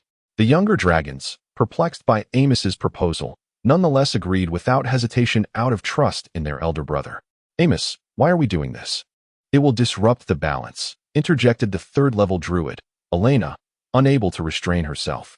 In normal circumstances, it would indeed upset the equilibrium, but now that we are here, it becomes a different matter altogether. Amos elucidated that for an ecosystem to maintain a relatively stable state, the food chain must remain balanced. However, it is preferable for us that the apex creatures of the food chain be fewer in number, thus increasing the carnivorous resources available to us. Now that we have our dependents, any surplus of carnivorous resources can be allocated to them. While we need not concern ourselves with the attacks of predators, our dependents must remain vigilant. Therefore, we must eliminate all predators on Tasmania. Amos remarked that our dependents have greatly benefited the dragon siblings, indicating his willingness to share them, a rarity among malevolent dragons. Felicia added that this principle applies not only to Tasmania but to all territories we shall conquer in the future. We must eradicate those competitors. Hurry, my blade is parched with thirst. Blade? Where is it? After becoming a warrior, Willie's violent tendencies have intensified. The time is ripe for predator activity. We shall split up. A leopard lurked atop a tree, fixated on the approaching antelope below, its muscles coiled in readiness for the hunt. Suddenly, a gust of wind swept through the treetops, unsettling the leopard, which, sensing something amiss, abandoned its quarry and leapt down. Unfortunately, the disparity in power was insurmountable. Its extraordinary alertness could not save it as a dragon claw grasped its neck midair, and with a gentle squeeze, the leopard's lifeless body fell to the ground, sending the antelope fleeing in terror. The flying white dragon murmured, "Next." Chapter 19. Rewards and Punishments the following noon. Amos sensed that the old blind one had returned to Tasmania, gliding leisurely towards the coastline. From a distance, he observed a group of white-scaled and blue-scaled fishmen collaborating to detain a group of black-scaled fishmen. Amos descended before the old blind one at the front of the line, his massive wings flapping to create a strong wind that swayed the fishmen unsteadily. The blue-scaled fishmen and the bound black-scaled fishmen gaped in awe at the imposing beast before them, while the white-scaled fishmen maintained their composure and offered respectful bows. "Master, you are supreme." The old blind one pounded his chest with a clenched fist. "Ah, splendid. You have indeed not disappointed me. I shall commend you for this. It is my honor to serve you, master." The old blind one gestured to the blue-scaled fishman, introducing him. "Master, this is Jimmy Bluescale, the chieftain of the Bluescale clan, a fishman tide caller." Upon hearing of your esteemed name, he voluntarily pledged allegiance and assisted in subduing the dark-scaled prophet of the dark-scale clan. Amos, fully aware of his own renown, recognized that this old fishman was astute enough to flatter him. Very well, you shall receive my commendation. Amos nodded slightly toward the blue-scaled fishman. Morlala, the gods will punish you, shouted the dark-scaled prophet, bound like a dumpling, in a fit of rage. Prophets are the charlatans among the fishmen, rigid in their beliefs. They seldom yield to any other beings aside from the deities they worship. Amos, lacking the inclination to nurture him slowly, decided to establish his authority. As the saying goes, the living fish worry, while the dead fish enjoy peace. Thus, let us send him to the divine realm to enjoy a life of ease. As Amos contemplated, he swiftly made a decision, striking the dark-scaled prophet with his tail, sending it flying. Such was the fate of those who dared to oppose the mighty dragon. His words accompanied the dark-scaled prophet, which streaked across the sky like a meteor. Amos vividly portrayed the savagery of the evil dragon, leaving the fishmen in awestruck silence, while the old blind one grew increasingly fervent. Amos understood well the balance of reward and punishment. Old blind one, this is your reward. He produced an enchanted spear, which bore only a sharp rune and was not particularly precious. After acquiring it in the scorpion lion's lair, he had kept it in his dimensional bag. Rather than allowing it to gather dust, he deemed it better to bestow it upon his subordinate to enhance their strength. Amidst the envious gazes of the fishmen, the old blind one trembled as he accepted the spear. Such indigenous iron tools were rare in these overseas islands, let alone enchanted weapons. Jimmy, accept my gift. Upon seeing the dragon scale Amos had produced, Jimmy was exceedingly thrilled. Unlike the old blind one, whose understanding was limited, he was a wise fishman mage, fully aware of the benefits and limitations of dragon lineage. However, he had no other choice. His life was nearing its end, and upon witnessing the transformation of the old blind one into a dragonkin, he promptly resolved to align himself with Amos. Amos proceeded to transform Jimmy into a dragonkin as well. Scanning. Name: Jimmy Blue Scale Level 8 Fishman Tide Collar Strength, 2nd Tier, Alignment. Chaotic Neutral Description: Chief of the Blue Scale Clan, a rare fishman mage known as Old Jimmy. Having accepted the dragon lineage transformation from the white dragon Amos, he became a loyal subordinate, gaining a prolonged lifespan and a significant boost in power. Amos regarded this fishman, whom he had previously overlooked, with newfound respect. This old fishman was not only strong but also astute, making him the ideal candidate for the development of his influence. Old blind one, from this moment forth, you shall be the grand chief of all fishman clans, responsible for leading all fishmen under my command. Thank you for your trust, my lord. Amos recognized that the old blind one was his most loyal fishman. Transformed into a dragonkin, he would not betray him. Thus, the most important position was naturally bestowed upon him, simultaneously conveying to the fishmen that loyalty determined one's status. Jimmy, you will now serve as the deputy to Old Blind One, assisting him in managing the clan. With a single decree, Amos appointed Jimmy as the Old Blind One's deputy. As such talent needed to be effectively utilized, the transformed Jimmy responded, I shall follow your will. You must work well together to foster the growth of the Fishman clan, contributing to my grand cause. Before they could respond, Amos addressed all the fishmen. Each of you is the same. If you can achieve merit, you too shall earn my favor. Remembering the beasts slain the previous night, he continued, now, go to the forest and bring back food to commence a grand feast. Long live the master. After issuing a decree to encourage procreation, Amos soared back to his lair amidst the cheers of the fishmen. Early the next morning, Amos descended upon the platform in the fishman village prepared specifically for him. In the heart of the village of the fishmen lies a wooden platform elevated a meter above the ground, overlooking a vast open space capable of accommodating the entire fishman community, which has now grown to over 2,000 under the leadership of Amos. What is your command, master? Amos inquired as he gazed at the bowing figures of Old Blind Eye and Old Jimmy. Is the food supply for the clan sufficient? Old Blind Eye replied, we are grateful for your bounty. The meat we gathered yesterday will sustain us for 3 days. Old Jimmy added, after 3 days, we shall venture into the sea to hunt and gather aquatic plants. However, is the surrounding ocean's bounty sufficient to sustain so many fishmen? Amos questioned. I have discussed this with Old Blind Eye. We shall send our kin further afield to fish. But what shall we do when our numbers increase? Shall we venture even farther? Old Blind Eye and Old Jimmy exchanged uncertain glances, unsure of Amos's intent. "We are but simple folk. Please enlighten us, master." "Fishmen can learn from humans, through aquaculture and agriculture," Amos stated. "Master, forgive my candor, but we lack the necessary production resources. Do not concern yourself with that matter. A formidable force will undoubtedly consume vast resources, and sustenance is the most fundamental and vital aspect. Without robust logistical support, all is mere talk." Observing the rich marine flora and fauna, Amos conceived a plan. Though unfamiliar with the technicalities, he possessed a unique advantage. He personally descended to the ocean floor to examine the habitat of the seaweed, utilizing his extraordinary ability to scan and record data, thereafter deducing the techniques for cultivating seaweed. He concluded that seaweed flourishes in areas with moderate currents and suitable depths, meticulously documenting all regions conducive to its cultivation. After imparting this knowledge to Old Jimmy, he instructed him to organize the necessary preparations. To Old Blind Eye, the hunter, he commanded, "Gather various marine organisms, alive, and present them to me tomorrow." He aimed to identify economically viable aquaculture species, thereby crafting a complete ecological chain for cultivation. With renewed vigor, Old Blind Eye and Old Jimmy departed, sensing that the lives of the fishmen were on the brink of monumental transformation. Chapter 20. A day in the life of Fishman Fisai. 4 years later, dawn broke. Fishman Fisai opened his eyes. Ah, the sun has risen. Stretching languidly, he rose from his waterbed, causing a gentle splash. Long ago, to prevent being swept away by the flowing sea while sleeping, the wise fishmen devised the waterbed and led their kin to reside on land, thus initiating a profound change in their existence.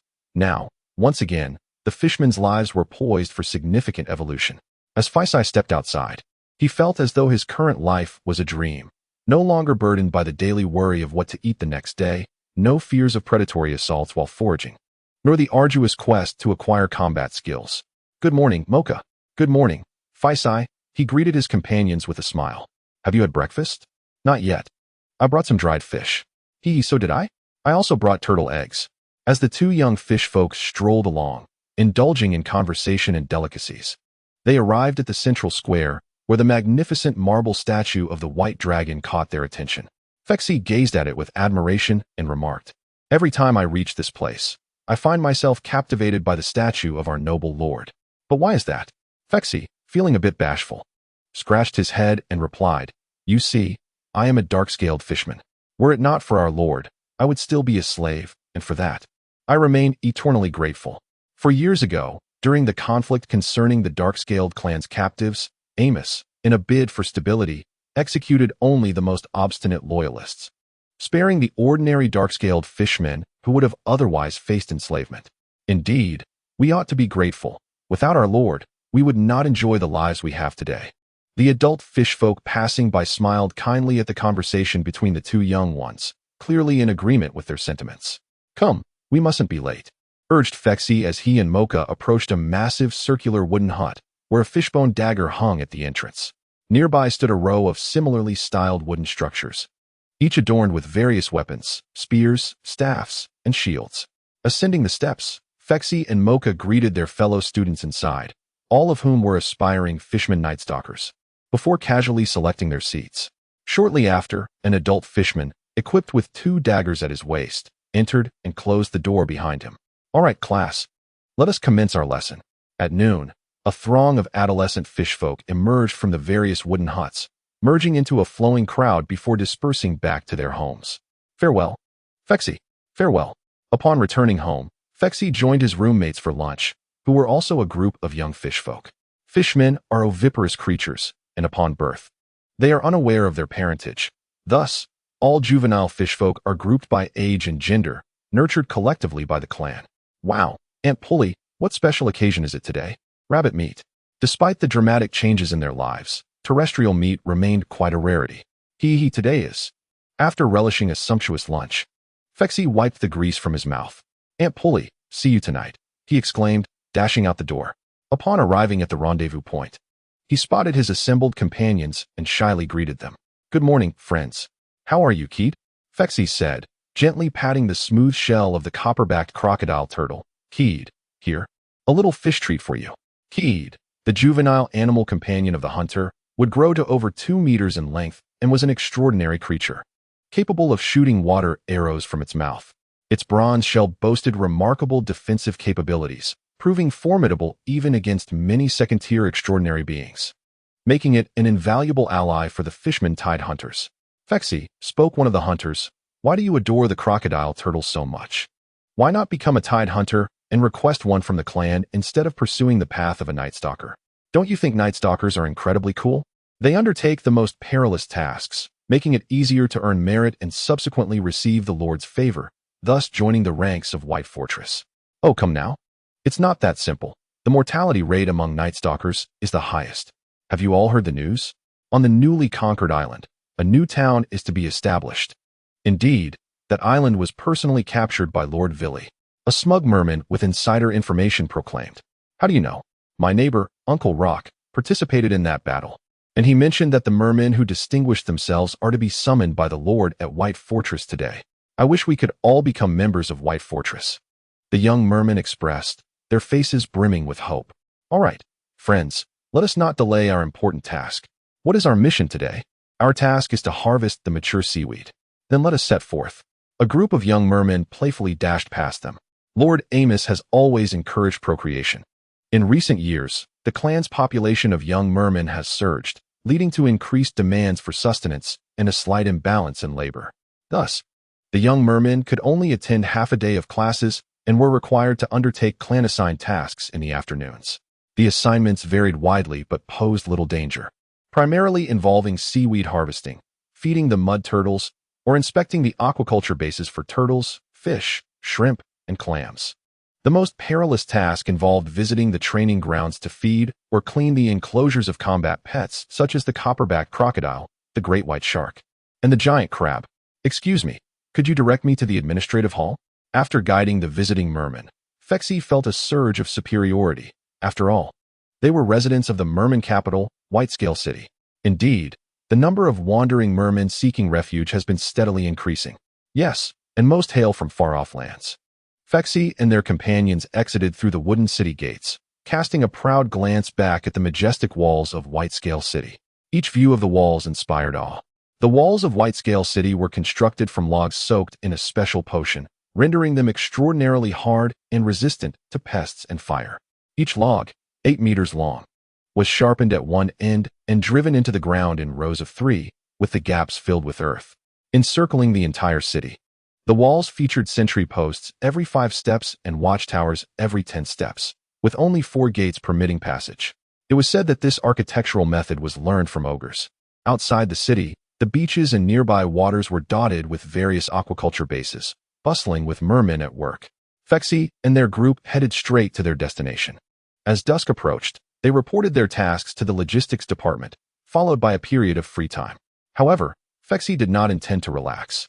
They proceeded to the training grounds, wielding a fishbone dagger to practice the combat techniques learned during the day. Around them, mermen of all ages were training, either solo or in pairs, their elongated shadows cast by the setting sun, creating a vibrant scene of prosperity.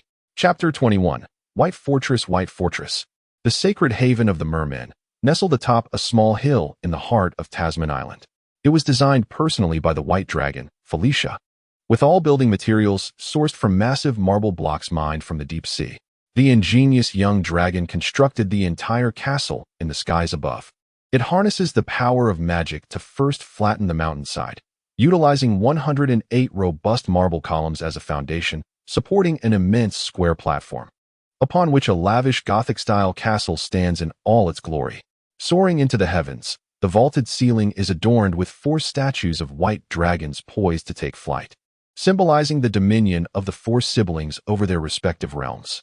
Directly beneath these statues, fishmen emerge from 4 colossal elevators, gazing upward in awe at the magnificent dragons. Initially, Amos opposed such opulence. Throughout history, many dragons had met their demise due to the ostentation of their lairs. However, upon reflection, considering the remoteness of this isle, far removed from human activity, he acquiesced. Nevertheless, to ensure safety, he arranged a grand and bewildering magical array around the castle, rendering the luxurious abode virtually undetectable to passers-by. In the main bedroom on the 2nd floor of the castle, Amos reclined upon a specially crafted velvet mattress, a platter of fruits before him. Occasionally, he plucked a grape and savored its sweetness. In recent years, the lives of the fishmen underwent a dramatic transformation, and naturally, Amos's standard of living improved significantly. This discerning white dragon found the culinary skills of the fishmen wanting, prompting him to personally fly to the mainland, soliciting Philia's assistance in procuring a bounty of pearls, and subsequently acquiring several halfling slaves to serve as chefs, along with a substantial assortment of ironware and household goods. Thus commenced a new era of sumptuous feasting. Bidding farewell to their previous diet of raw flesh, Amos grabbed a handful of exotic fruits and, while relishing their flavors, recalled the troglodytes who cultivated them.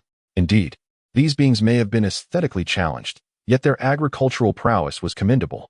Over the past few years, the 4 white dragons had subdued all the medium and small islands surrounding Tasman Island. Some of these islands were inhabited by humanoid creatures, including troglodytes, whose frail physiques were easily bested by even the feeble fishmen. Yet, in terms of cultivation, they were unrivaled. However, what left the dragon most impressed was the troglodytes' exceedingly grotesque appearance. Amos reminisced about their wildly unkempt features and hunched forms, grimacing in distaste. Yet he was also reminded that, despite their repulsiveness, there had once been a lineage of dragons among them. This thought left Amos feeling quite unsettled. How could the great ancestors have stooped so low? Contemplating this left him devoid of appetite. Perhaps it was better to seek some amusement. A mischievous smile crept across Amos's face. He rose, stretching his limbs, and made his way to the vast balcony. Standing there, he surveyed the landscape below, where the trees surrounding the mountain of the White Castle had been felled, the soil excavated, and seawater introduced, creating a moat, or more aptly, a circular lake. The inner side of this moat served as the dwelling place for the fishmen, who were not permitted by Philia to reside in her meticulously designed castle. Amos leaped from the balcony, plummeting several dozen meters before unfurling his wings, gliding forward, the wind creating ripples across the surface of the moat below. After gliding along the forest for a while, Amos flapped his wings vigorously and spiraled upwards into the heavens, soaring towards the distant horizon. As he reached the skies above the only large island surrounding Tasmania, he beheld a colossal ogre fortress known as Skullcrush Keep. The formidable walls, constructed of massive logs, bore an uncanny resemblance to the white-scaled city within, where densely packed earthen huts of ogres lay nestled. Not far beyond the fortress, heaps of skeletal remains of various creatures lay scattered, and with the dragon's exceptional vision, Amos could discern the myriad of insects thriving upon the bones. The ogres soon spotted the dragon in the sky, rushing into the open to bellow at him, while a few particularly irascible ones seized nearby objects to hurl at the soaring dragon. Alas, even the brute strength of the ogres could not reach the lofty white dragon. The projectiles instead struck their own kin, resulting in a chaotic uproar among the ogres. Amos looked down at the frenzied ogres with a disdainful smile, and the surrounding moisture coalesced into immense blocks of ice, which he sent crashing down upon the ogres below. At that moment, from the heart of the massive stone fortress, a formidable 2-headed ogre could no longer remain still. He emerged and unleashed 3 fiery orbs of orange, targeting the descending ice blocks. Boom, boom, boom. The fireballs detonated midair, shattering the ice into a dazzling display of fragments, while the explosive heat instantly transformed the ice into boiling water, cascading down like rain and causing a group of ogres to dance in agony. Amos let out a boisterous laugh, inciting the 2-headed ogre below to seethe with rage, wishing fervently to drag the audacious dragon down to roast him alive. After a fit of laughter, Amos's interest waned. Casting a wary glance at the now calmed 2-headed ogre, he took his leave. This was not the first time he engaged in such antics. Ever since he learned of the ogre tribe, he had been diligently gathering intelligence on them. In addition to sending fishmen night stalkers for reconnaissance, he occasionally ventured out under the cover of darkness to explore. It was only after getting too close on one occasion and being discovered by the 2-headed ogre chieftain that a confrontation ensued, revealing to Amos that this ogre was undoubtedly the strongest adversary he had encountered thus far. This frenzied creature possessed 3 class levels: a level 12 ogre, a level 13 warrior, and an 11-level wizard, culminating in an overall strength of 4th tier. The ogres were formidable, yet Amos was no weakling either. After their clash, neither could best the other, and they parted ways, although a rivalry had been kindled between them. Since he had already been discovered, Amos ceased his stealthy approach and began to visit his ogre acquaintances openly, regardless of the circumstances. He was exceedingly courteous, always leaving small gifts behind, such as objects dropped from great heights, which would delight the ogres to the point of wild antics whenever they spotted him. Amos understood that such gifts would inflict little harm on the ogres, but causing a nuisance to his rivals was satisfactory enough. After all, he sought merely some amusement.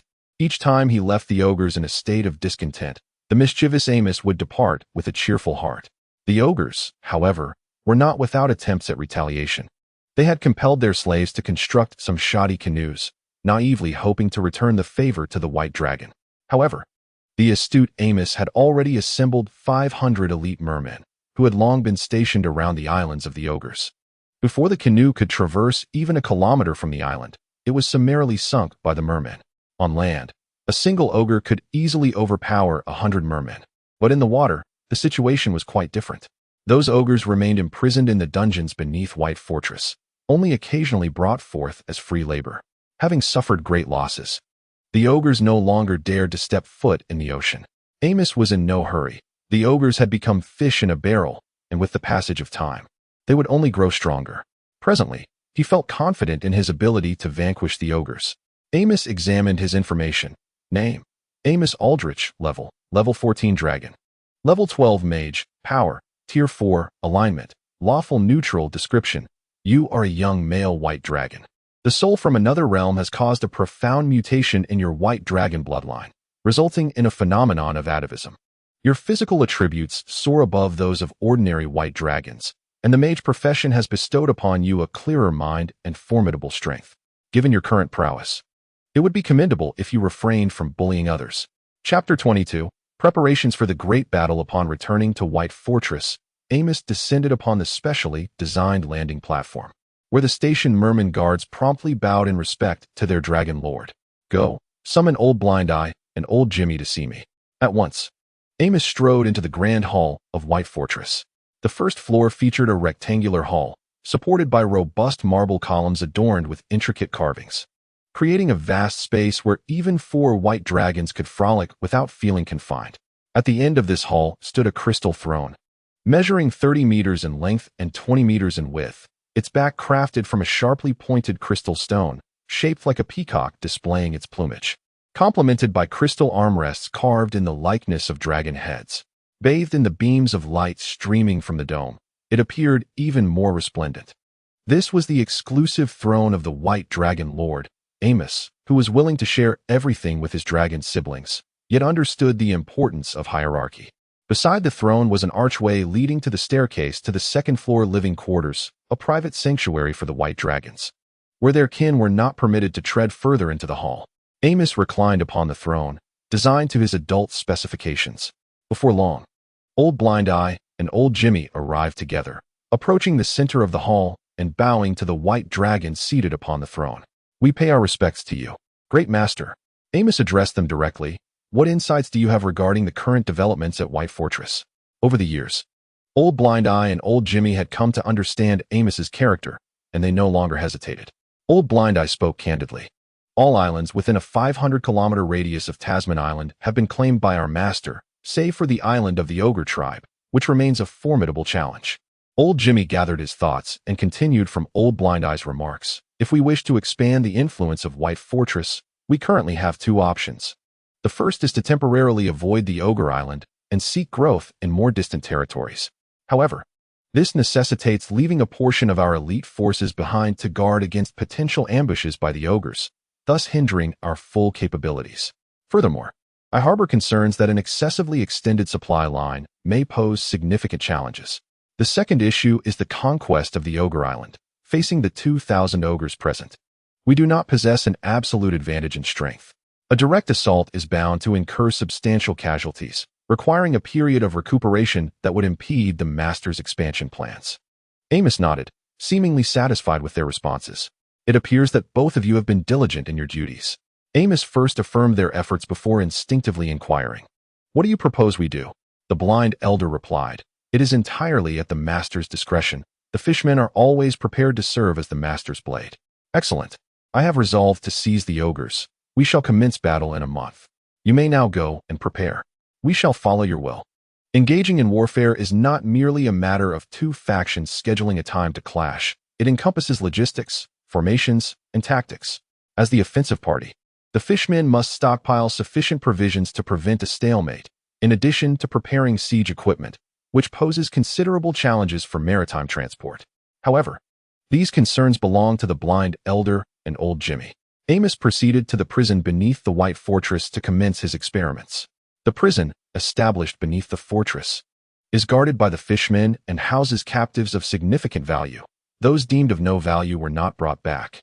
Currently, the prison is still quite sparse, containing merely a dozen ogres.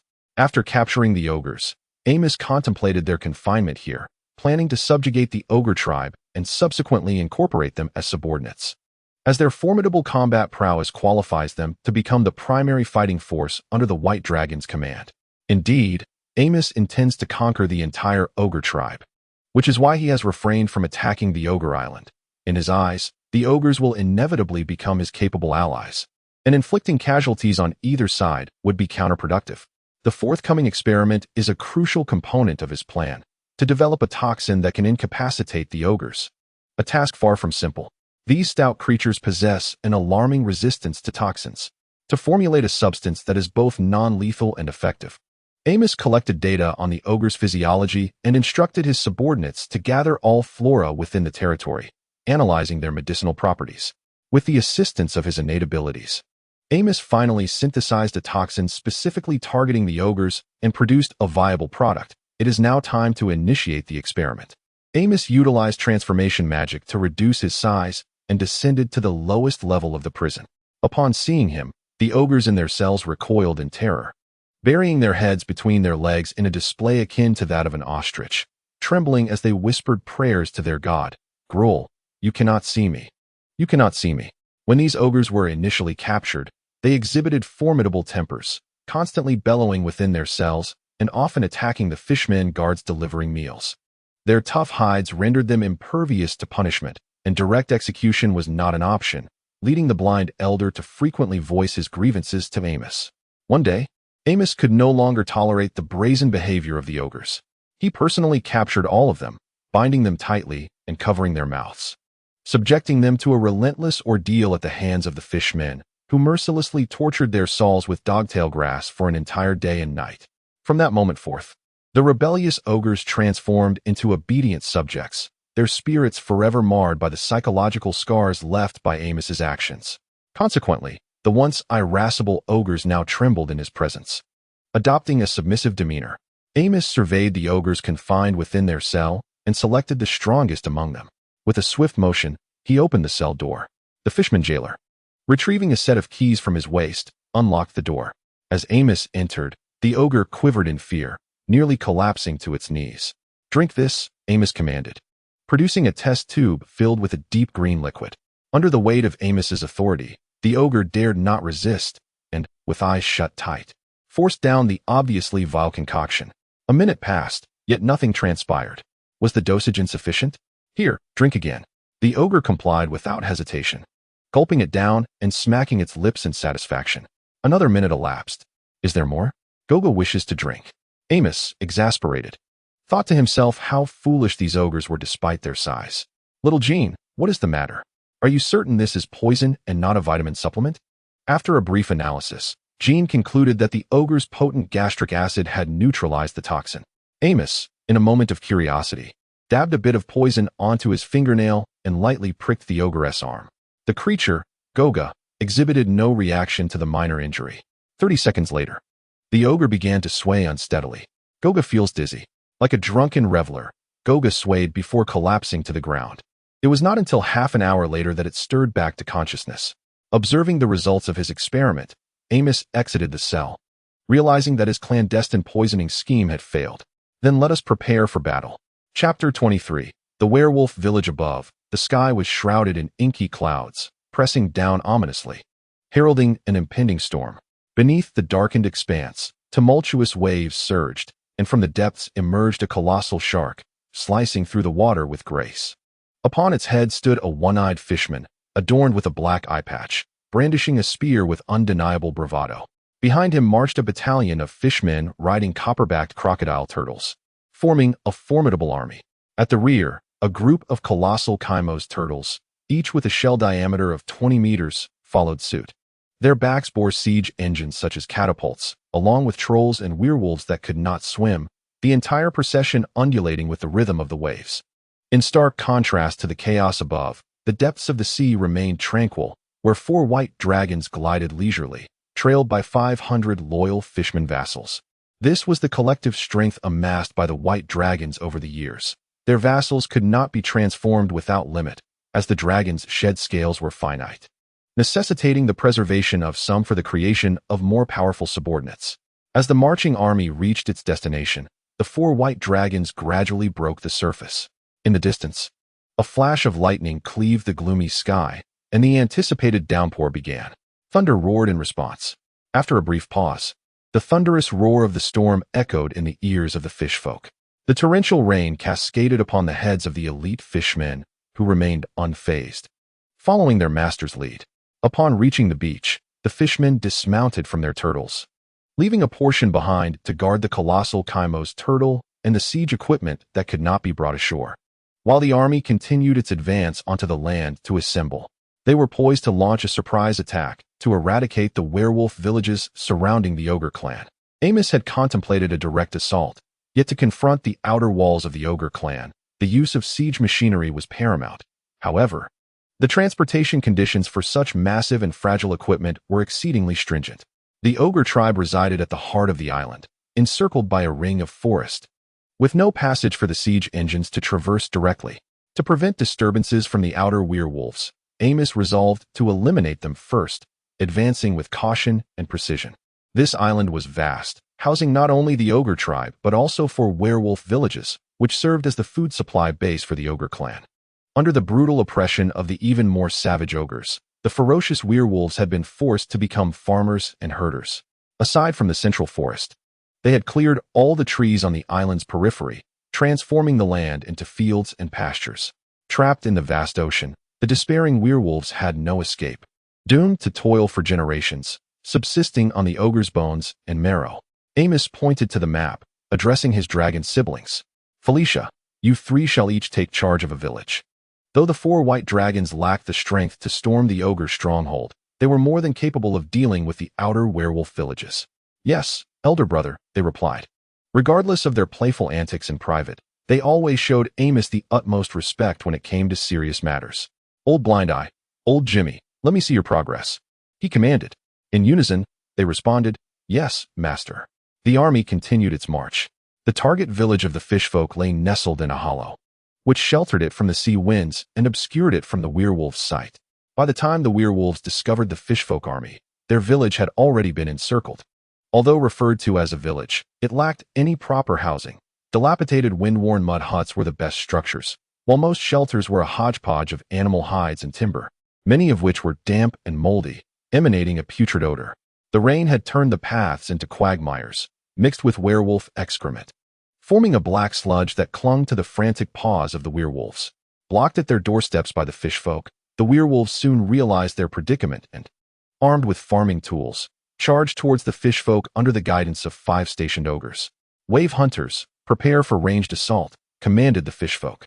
The wave hunters directed the well-trained copperback crocodile turtles into neat rows of 3, raising their heads at a precise angle. Fire! In synchrony with the wave hunters' intent, the crocodile turtles unleashed a volley of water arrows, each projectile arcing gracefully towards their foes 100 meters away. Fire! Fire!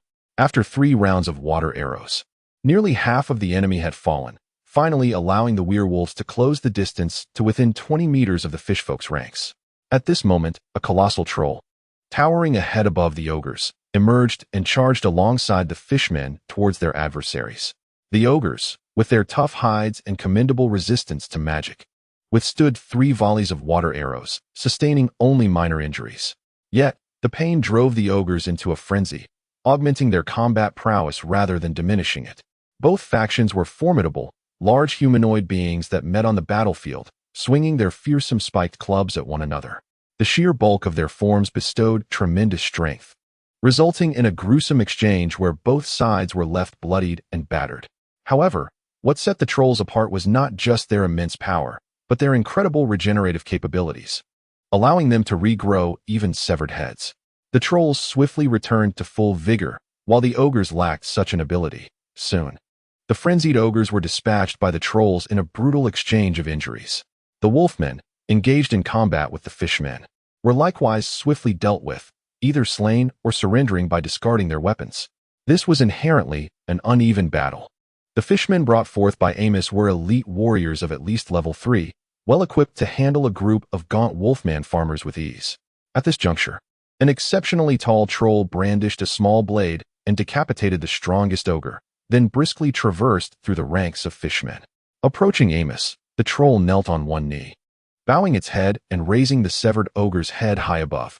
This act was an ancient ritual of trophy offering, where the mightiest warrior presents the most valuable spoils of victory to the noblest entity of their faction. Lightning danced like a twisted silver serpent across the dark clouds, illuminating the world. In the fervent gaze of the fishmen, wolfmen, and trolls, Amos accepted the ogre's head, and with a thunderous crack, he crushed it in his claw amidst the deafening roar of thunder. We shall surely obliterate our foes. Amos, Amos, Amos. The throng of followers raised their weapons high, fervently chanting the name of the White Dragon Lord until their voices finally subsided. Hog Riverclaw, a robust wolfman, stepped forth from the ranks, the leader of their kind. He knelt before the White Dragon Lord, declaring, "These wolfmen are now in your charge. It is my honor to serve you, great master." The wolfman bowed, kissing the ground where the White Dragon Lord had tread, before turning to approach the captured wolfmen. Advance. I feel it is remiss to mention the wolfmen without acknowledging the great hog. It feels incomplete, my maiden work. Chapter 24. The Jungle of Death. The army continued its march, with dragon siblings returning one after another along the way. The expedition reached the forest that housed the ogre tribe by dusk. At the forest's edge, Amos beheld the tribe's sigil, a pyramid of skulls. This was a common method among barbaric humanoids to mark their territory, using the skulls of their enemies to warn visitors that they were encroaching upon the domain of the ogre clan. Generally, one could infer the strength of the clan from the quantity and types of skulls displayed. However, the weathered pile before him indicated that it had been there for an extensive period. Amos wielded his dragon wing with a swift motion, obliterating the head of his adversary into a fine mist. The white dragon had come seeking trouble.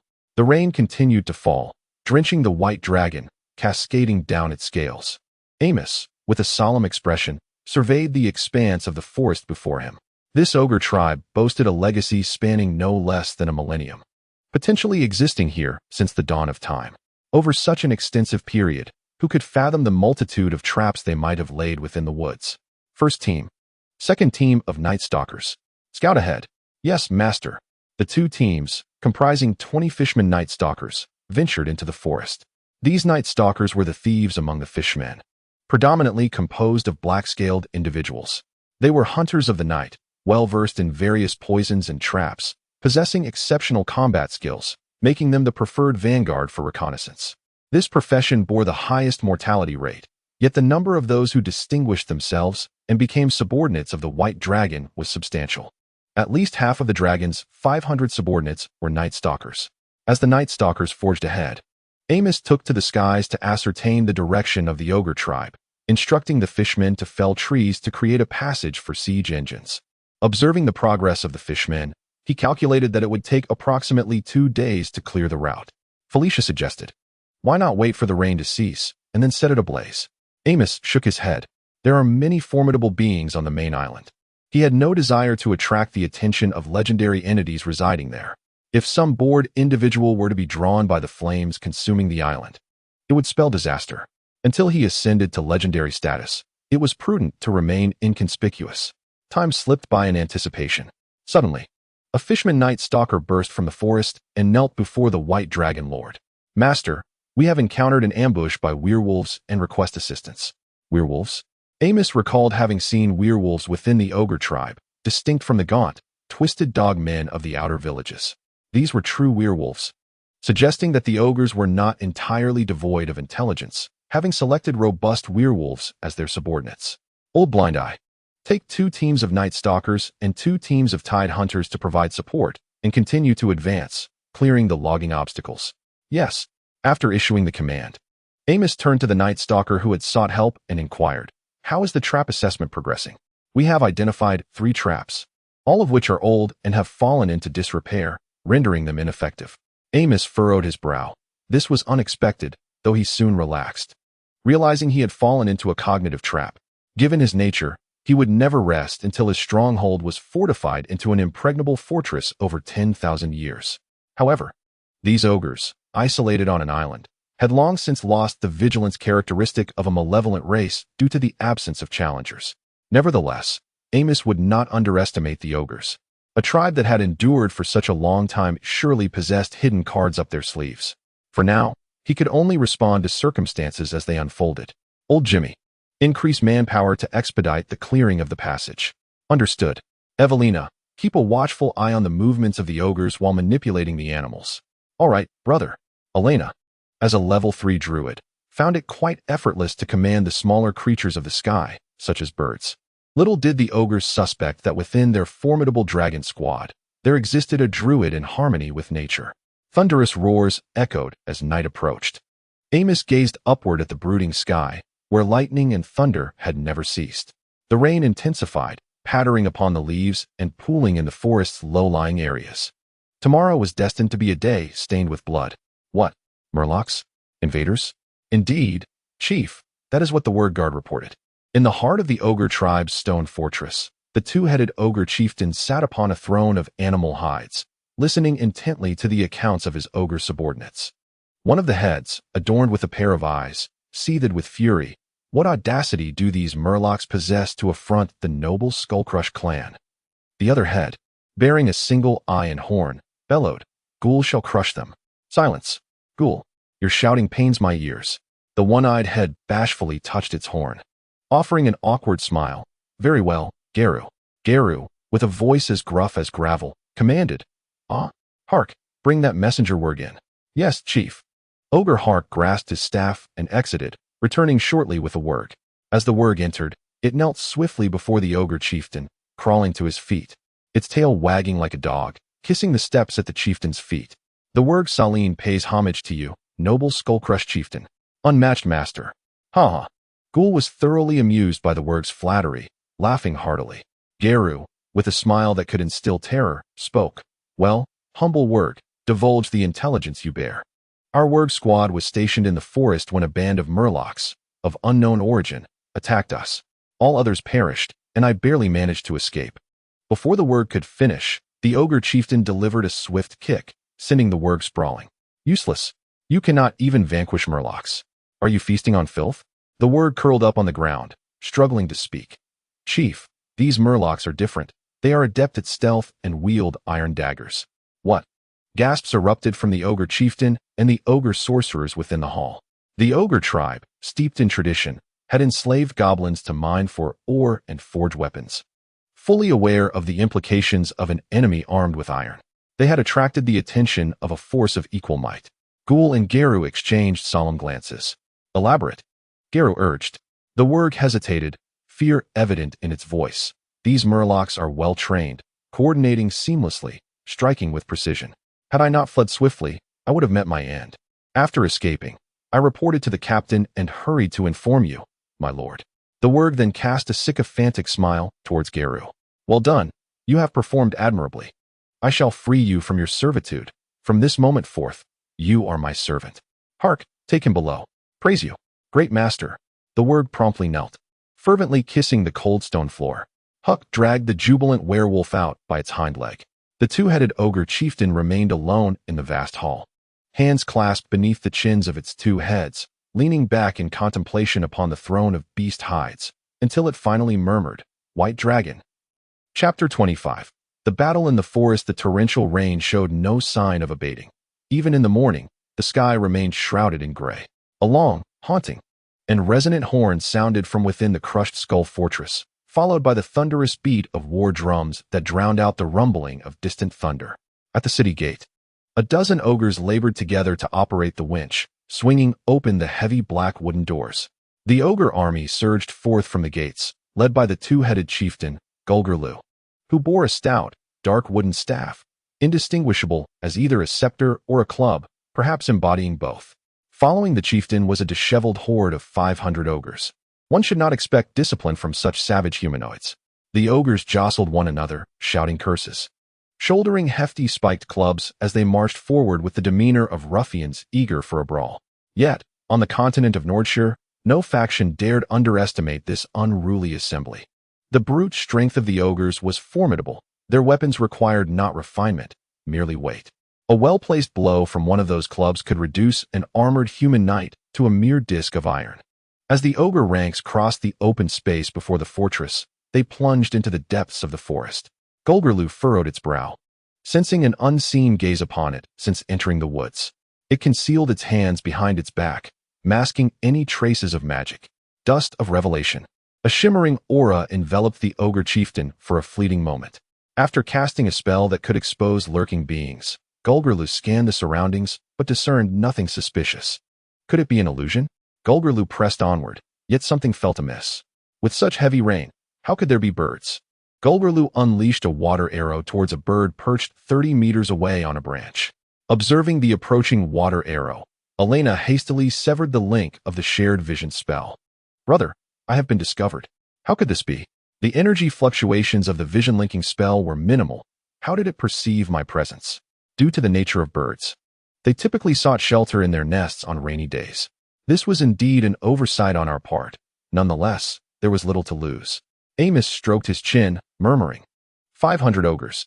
Darkscale, you go inform Old Blind Eye to withdraw, lest we encounter the ogres head-on. A Darkscale merman from Amos's retinue swiftly darted into the forest, having received the command. Let us depart as well. It is time to meet old friends. Amos grinned wickedly, leading the way into the woods, with his followers trailing in the wake of their white dragon lord.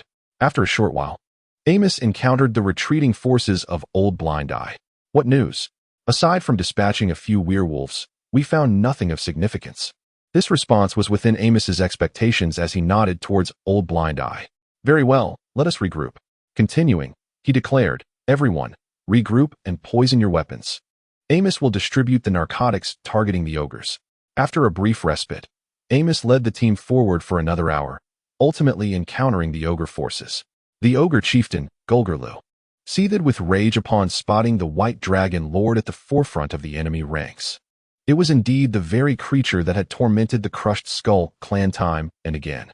Golgerlu strode boldly through the torrential rain, stepping between the two factions, and thrust his dark wooden staff into the ground with a resounding thud that drowned out all other noise, sending a wave of force that parted the deluge. Gullible white dragon, he bellowed, before you stands Golgerlu, chieftain of the Crushed Skull ogres and scion of the banner Flame Demon Slayer, the ruler of Crushed Skull Island. You have dared to provoke my clan repeatedly and now trespass upon our territory. State your name. Amos felt a jolt of intrigue. The ogre chief claimed descent from the banner Flame Demon Slayer, suggesting that his ancestor, known as Caucasus, had vanquished more than one banner flame demon. Indeed, this lineage had been passed down since the demonic invasion eons ago. While he heightened his vigilance, Amos replied with disdain, I am Amos Aldrich, the White Dragon. Filthy ogre, may your prowess be as fearsome as your name suggests. Golgerlu retorted, your head shall become a cherished trophy of mine. I shall display it in my hall, Golgerlu proclaimed. Crush their skulls, my ogres. Let the battle commence. Amos shouted, as 4 white dragons unfurled their wings and soared into the sky. For the glory of White Fortress. For the splendor of Amos. At the helm of approximately 40 robust trolls, the fishmen, wirgins, and the contingent of followers raised their battle cries, colliding with the ogre horde. Amos hovered atop the treetops, fixating on the ogre chief below. Both sides had engaged in combat before and were acutely aware of each other's formidable strength, refraining from rash actions lest they expose a flaw.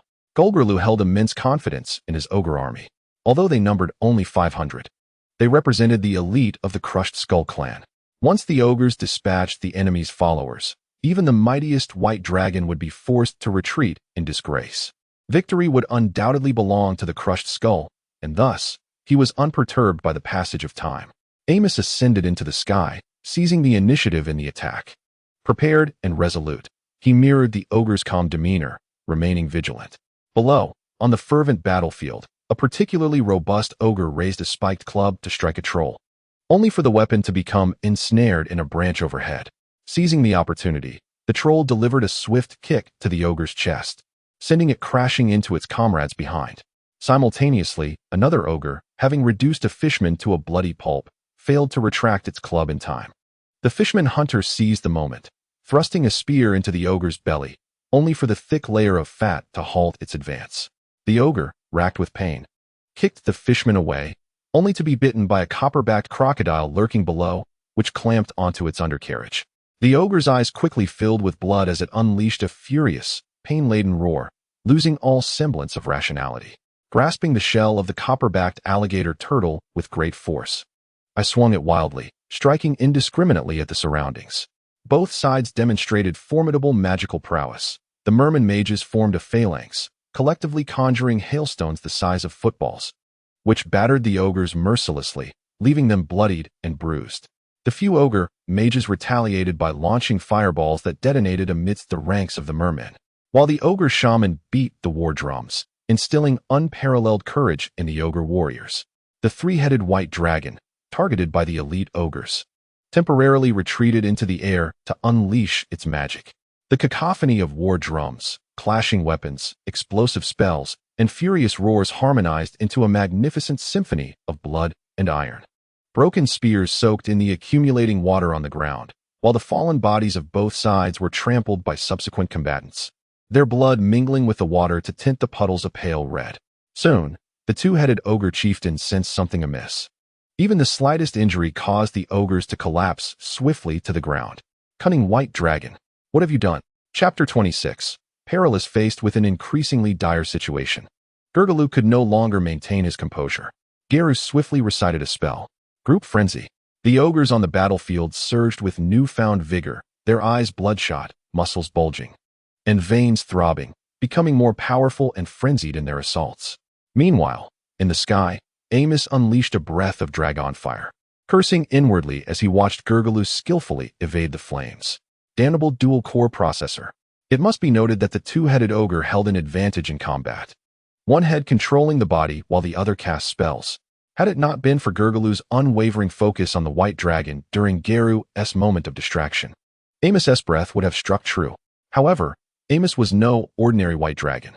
Activating battle mode, the golden finger transmitted scanned information into Amos's mind, clarifying his perception exponentially, allowing him to see the sweat beading on the skin of the combating merman. Observing Gurgulu's evasive maneuvers, Amos deduced his next action from the tremors of his muscles. With a powerful thrust of his wings, he accelerated toward Gurgulu, releasing another breath of dragon fire mid-dive. This time, Gurgulu did not evade. After uttering a complex incantation, a large earthen shield materialized, blocking the dragon fire and obscuring Amos's vision. Hesitating momentarily in his dive, Amos resolved to continue toward the shield, but suddenly sensed a surge of dangerous energy ahead. Reacting swiftly, he displayed agility unbecoming of his massive form, veering aside just in time to evade Gurgulu, who had leapt in a futile attempt to shatter the earth shield. Gurgulu's dark wooden staff, emanating a sickly green magical aura, missed Amos entirely, instead scraping against the leaves of a tree, which disintegrated into dust, merging with the rain.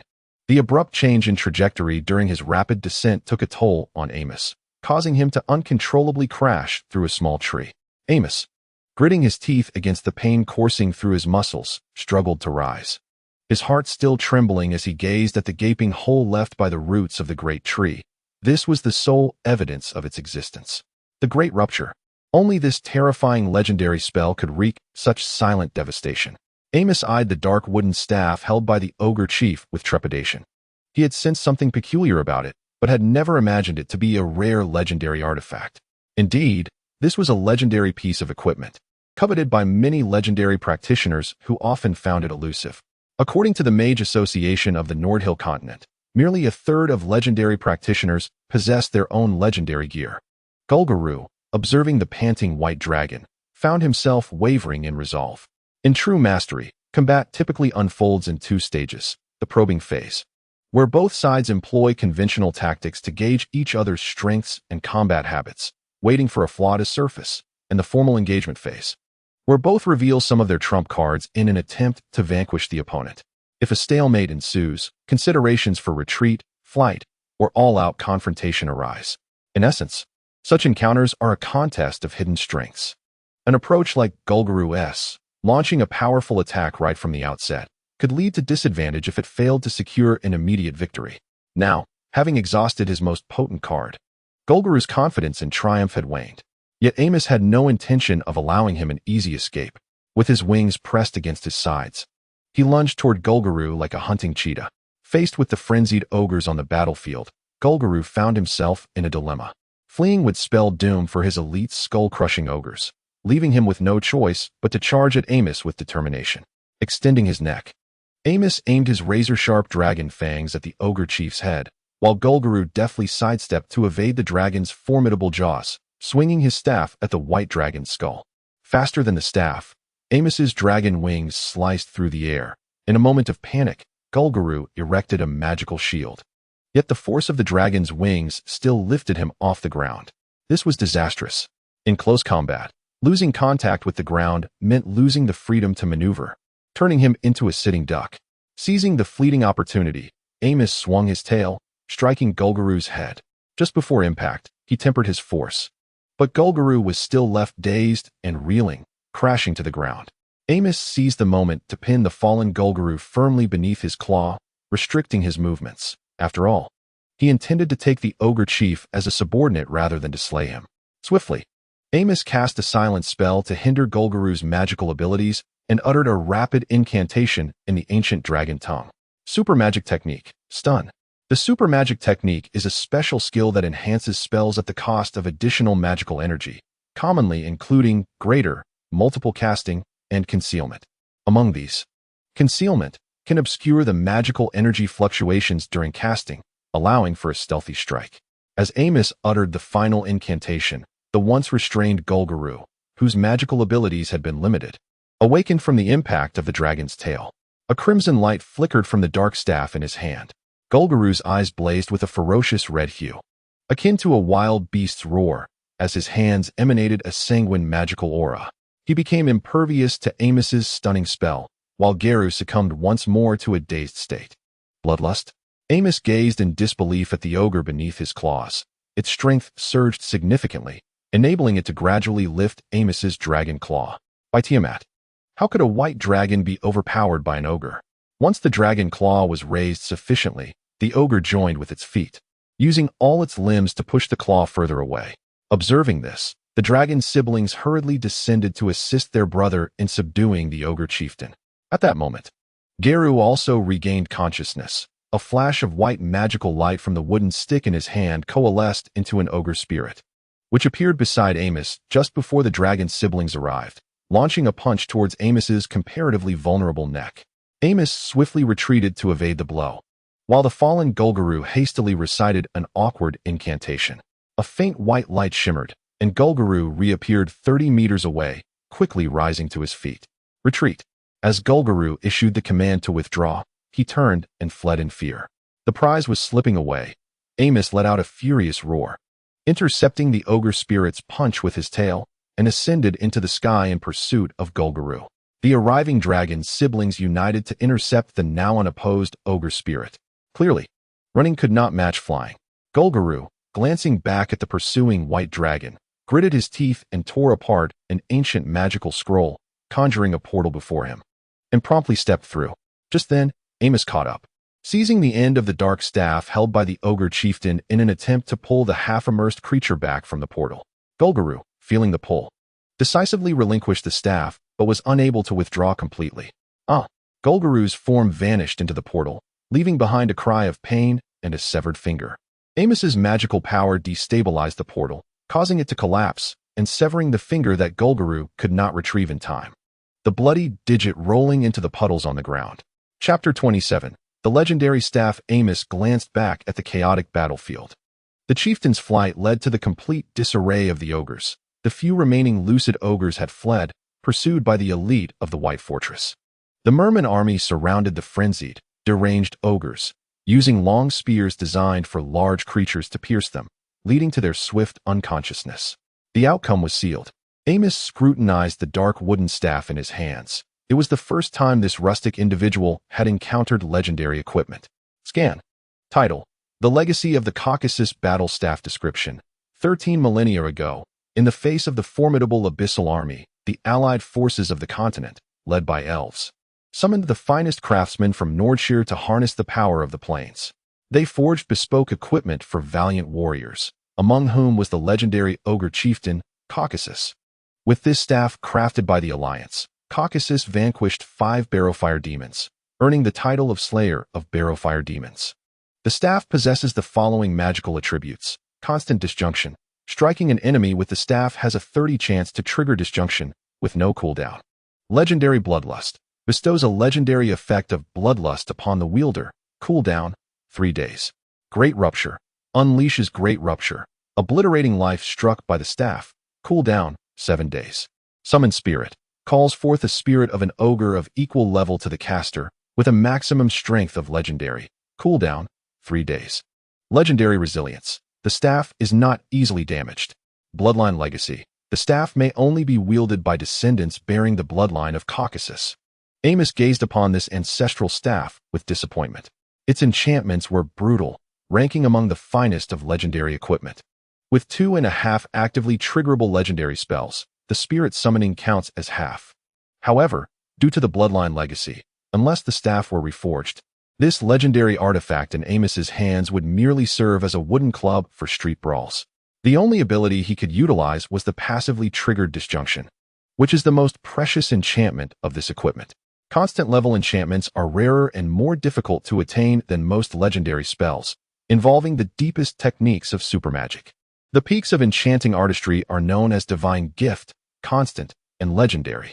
Among these, Divine Gift remains shrouded in mystery, with its specific effects unknown.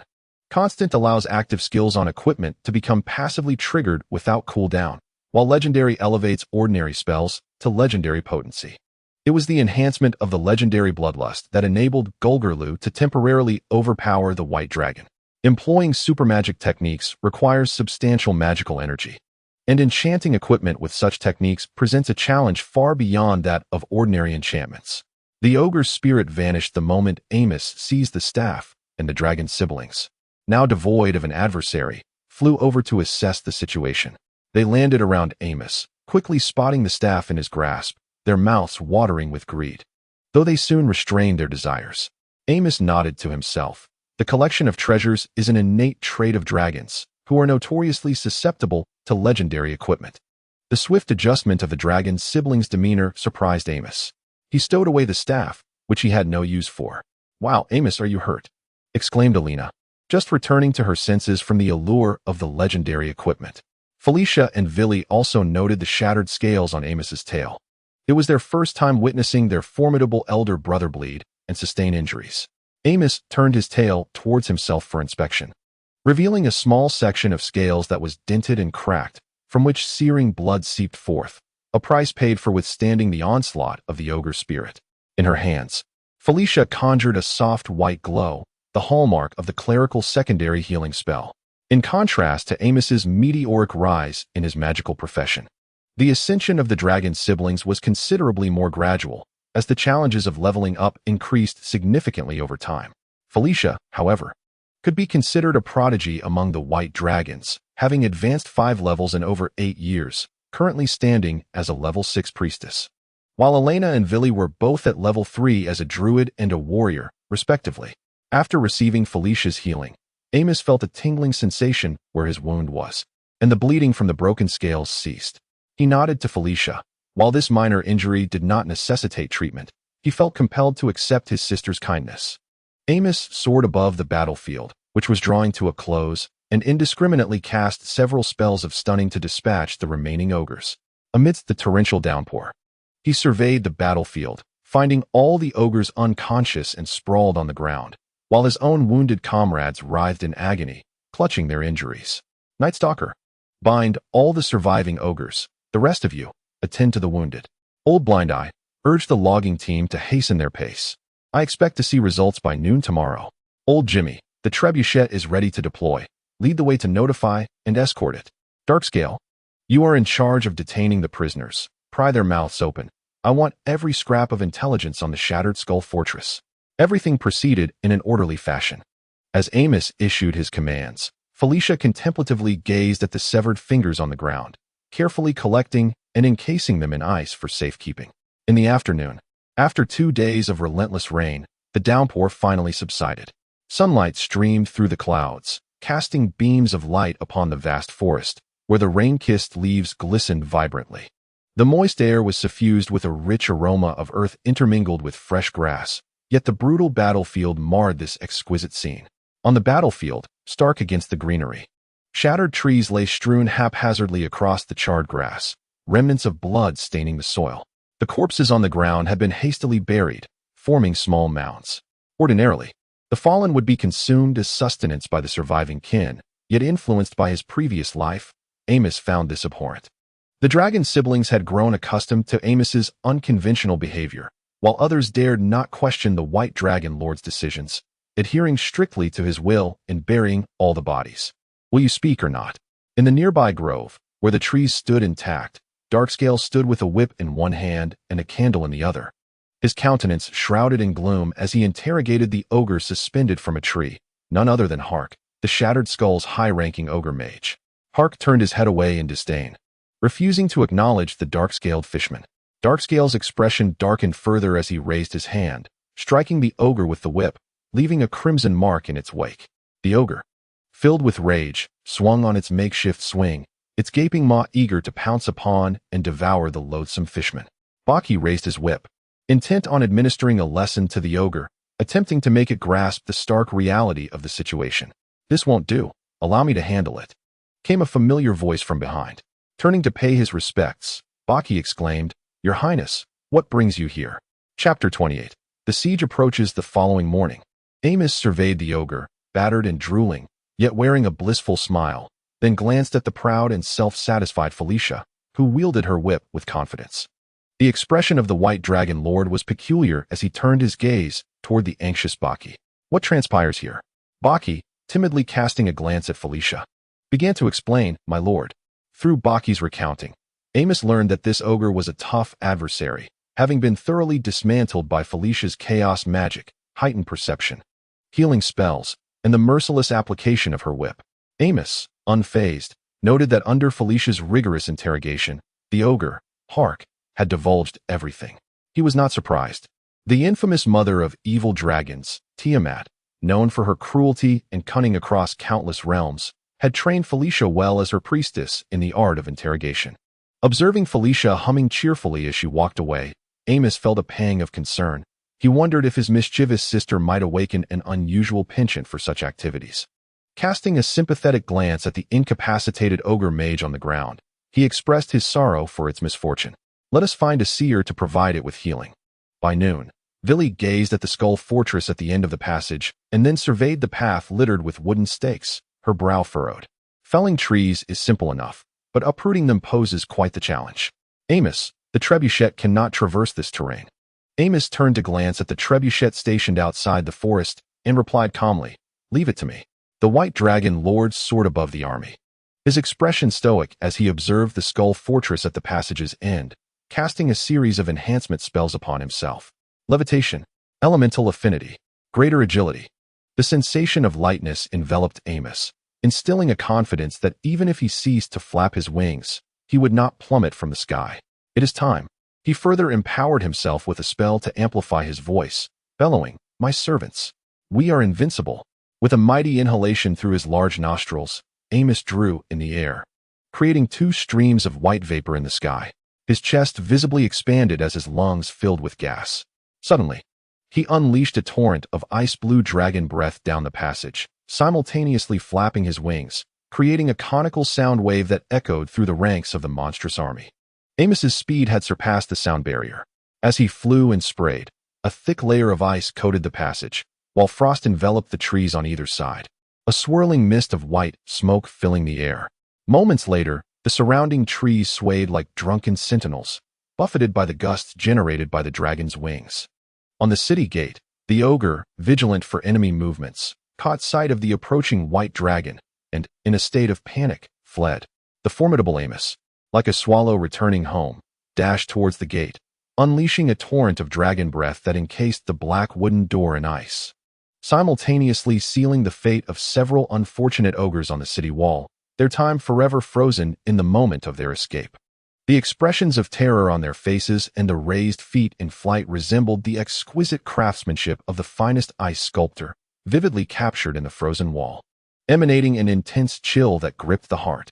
The words of the White Dragon Lord still echoed in the air, and the army stood in stunned silence, gazing at the icy path created by Amos, before erupting into fervent cheers. A merman leaped onto a towering rock, sounding a conch shell. In the clear and resounding call, the merman army formed ranks and marched in unison along the icy road, two trolls in the center, pulling a catapult with ropes.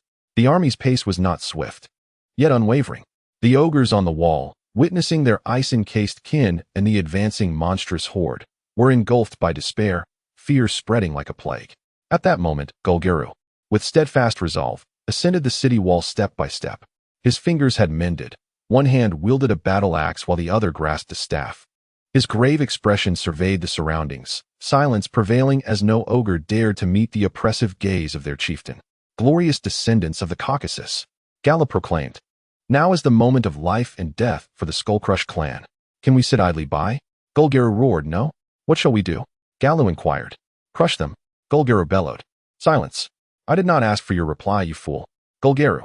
Amos hovered in the air before the Skullcrush fortress, observing the two-headed ogre chief engaged in a heated argument, each head spewing saliva at the other. Golguru, noticing Amos's amused demeanor, halted the quarrel, delivering a kick to the rear of the ogre watching the spectacle. Quick, prepare stones and spears. You imbeciles. Faced with the exasperated chieftain, the ogres scrambled down from the wall to gather supplies. Bundles of sharpened sticks and large stones were systematically brought up to the city wall. Amos observed the bustling ogres below, contemplating that, despite the losses of the elite forces in the jungle, the remaining 1,000 or so ogres should not be underestimated. Regardless of age or gender, ogres wielded weapons like formidable warriors.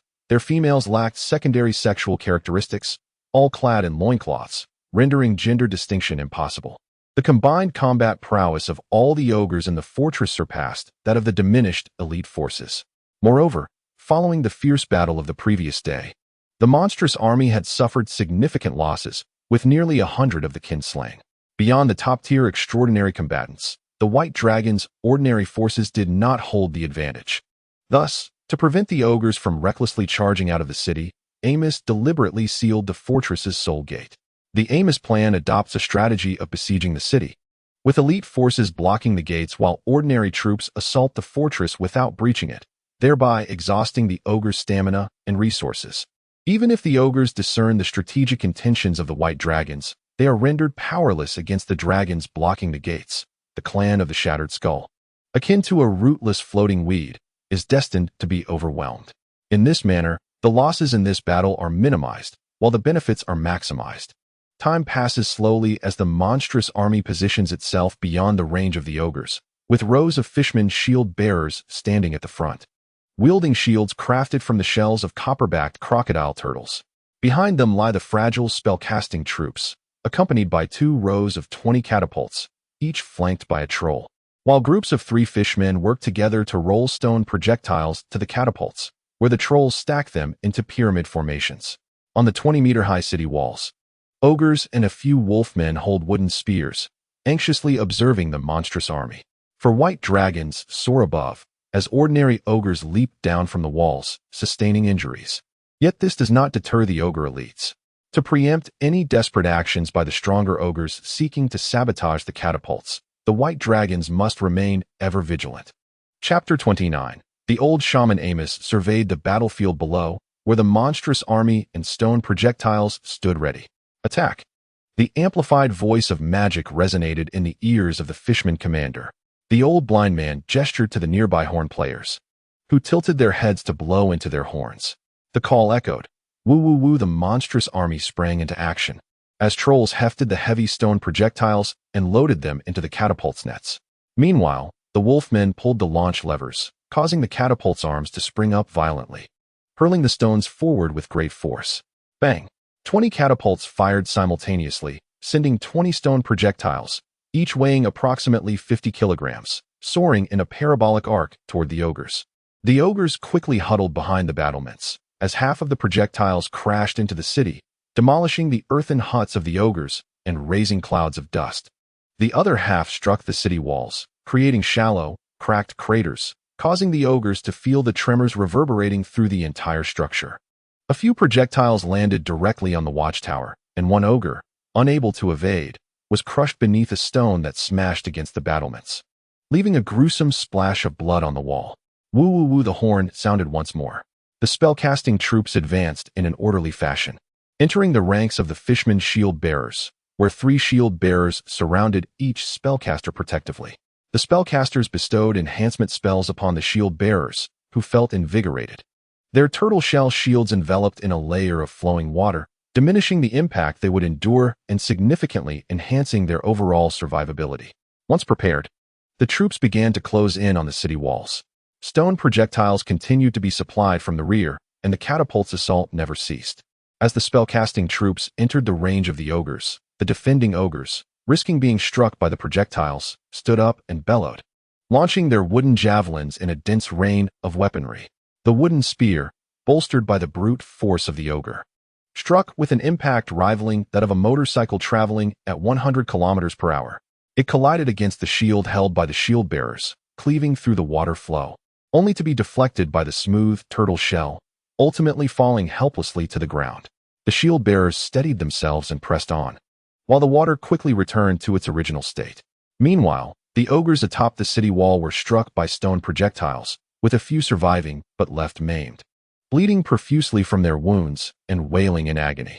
After enduring 2 rounds of attacks, the wall finally fell within magical range. The shield bearers raised their shields at an angle, forming an impenetrable wall, while the spellcasters, sheltered behind this barricade, unleashed a barrage of magic upon the city wall. The higher-tier ogres could no longer remain passive. 5 or 6 exceptionally robust ogres rose to their feet, brandishing spears to hurl at the shield bearers. The disparity in strength between the higher-tier ogres and their ordinary counterparts was vast, leaving the shield bearers' arms numb as they struggled to maintain their position. Some were shattered by the overwhelming force, rendered incapable of fighting, while those behind them swiftly moved forward to fill the gaps, dragging the injured to the rear for medical attention. The ogre chieftain raised a massive stone overhead, preparing to smash it down upon the fishman's shield wall. In that moment, an icy arrow soared through the air, intercepting the stone mid-flight. Gurglu looked up to meet the cold gaze of Amos, realizing that this white dragon would not allow him to breach the shield wall. Thus, he engaged in a silent standoff with Amos. Just then, a stone projectile descended towards Gurglu, who, in a fit of frustration, cleaved it in 2 with a swing of his axe, causing the remnants to fall feebly to the ground. With a provocative flourish of his axe, the chieftain turned and descended towards the base of the wall. Amos narrowed his eyes, recognizing the intelligence of this ogre. He surmised that Gurglu had already grasped his strategic intentions and understood the plan of attrition against the monstrous horde, which emboldened him to venture down. However, I had not taken a moment's rest, and thus I would not permit his escape.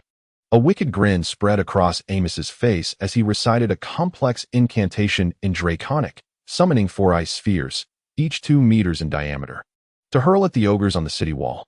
Ice explosive.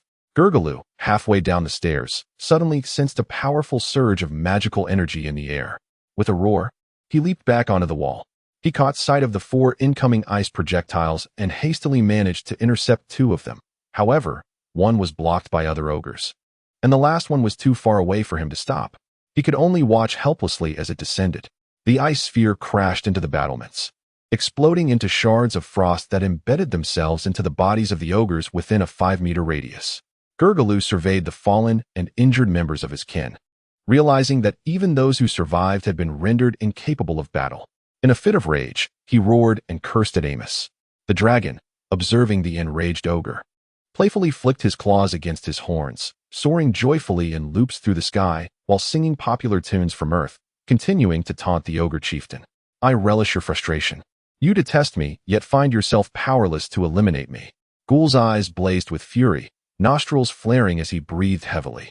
Geru, too, had cast a flight spell upon himself, preparing to confront the insolent dragon soaring above, just as it seemed that Ghoul and Geru would fall into the trap set by the white dragon. A sudden burst of white magical energy shot forth from behind, striking them. The ogre chieftain barely lifted off the ground before the radiant light dispelled his flight spell, causing him to crash back down awkwardly, nearly losing his balance. Amos's pupils constricted as he regarded the ogre chieftain's rear with concern. An elderly ogre, frail and trembling, ascended the battlements. His emaciated form bore little flesh, draped in a cloak fashioned from gray avian feathers, and he wielded a pallid skull staff, adorned with a necklace of small skulls about his neck. This was a half-buried ogre elder shaman, emanating a potent wave of magical energy. In Amos's eyes, the magical elements gathering around him shone like incandescent bulbs. Though not quite legendary, they were perilously close. Yet, given his current state, it was unlikely he would ever transcend to legendary status in this lifetime. Upon seeing the elder shaman, Ghoul's wrath subsided, and he offered a nod of acknowledgement. "Your Excellency, the great shaman, what brings you here?" The elder shaman offered no reply, continuing his advance. As he passed the injured ogres, a milky white magical energy surged forth from his skeletal staff, weaving through the wounded, rapidly healing their bleeding wounds, and even allowing some of the less severely injured to rise to their feet. When a barrage of stones hurtled towards him, the elder shaman unleashed a formidable magical force field, repelling the projectiles within a 10-meter radius. He strode to the forefront of the battlements, his expression devoid of emotion, his eyes unwavering as they fixed upon the white dragon in the sky, resembling a sage who could see through all. Amos felt a chill at the elder's gaze. This shaman was exceedingly dangerous. Retreat. The monstrous army began to withdraw, retreating to the forest's edge, while the white dragons exchanged glances. We must deliberate further. Chapter 30. Skull of the Caucasus. In the evening, within the forest outside the Skull Fortress, the monstrous army prepared their evening meal. The livestock captured from the Werg village were being butchered by the fishmen, their chunks placed into pots filled with boiling water or skewered and set over bonfires to roast. Meanwhile, the white dragons convened for a meeting. Villy inquired, "Where did this old fellow come from?" Amos shared his confusion. "I have visited Skull Fortress countless times and have never encountered him." "Baki, bring that ogre mage here." How could such crucial information be concealed? Felicia believed the ogre had been toyed with by the ogre Hark. With a powerful thump of her tail against the ground, she created a shallow crater and roared, "I shall tear him apart." Elena, witnessing her sister's fury, recoiled slightly, attempting to diminish her presence. "Anger will not resolve our issues, my sister." Amos gently placed his wing upon Felicia's back, soothingly stating, "The river of fate is unfathomable. Even the gods cannot foresee the course of tomorrow." "Thank you, brother. But that ogre should be able to answer our questions." Amos nodded in silent agreement. Soon, the cunning Bacchidian brought forth the bound ogre mage. Upon seeing the ogre mage Hark, Felicia could no longer contain her fiery temper. She raised her hand and summoned a divine whip, striking the ogre relentlessly. The anguished lashes caused the ogre to writhe in torment upon the ground. Observing the flailing whip in the air, Amos felt a twitch of apprehension. The initial step of the dragon's interrogation typically involved delivering a near-fatal beating to the prisoner before beginning the questioning. And whether the prisoner could still speak after such brutal treatment was, regrettably, not a consideration. Amos intervened to halt his sister's onslaught. "Speak. What are you concealing?" Hark, weeping profusely, lamented, "I am wronged. Great Lord White Dragon, you employed charm magic during the interrogation. Under such circumstances, how could I possibly lie?" Amos furrowed his brow. Indeed, under the influence of charm, Hark could not utter falsehoods unless he had previously cast a corresponding spell, which he had no opportunity to do. "Then explain this. Do not tell me you do not recognize who it is." Felicia growled, simultaneously casting an illusion that revealed the visage of the old shaman. Upon seeing the image of the elder shaman, Hark was momentarily stunned before exclaiming, "Great shaman, is he not dead?" Amos raised an eyebrow, intrigued. "What transpired?" "This is our clan's previous generation's great shaman, Raf. He fell ill 2 years ago and has been bettered ever since. After passing his position to the new generation of shamans, the chief declared his death, and I had always believed he was gone." Amos was perplexed as to why a long-deceased shaman would suddenly reappear.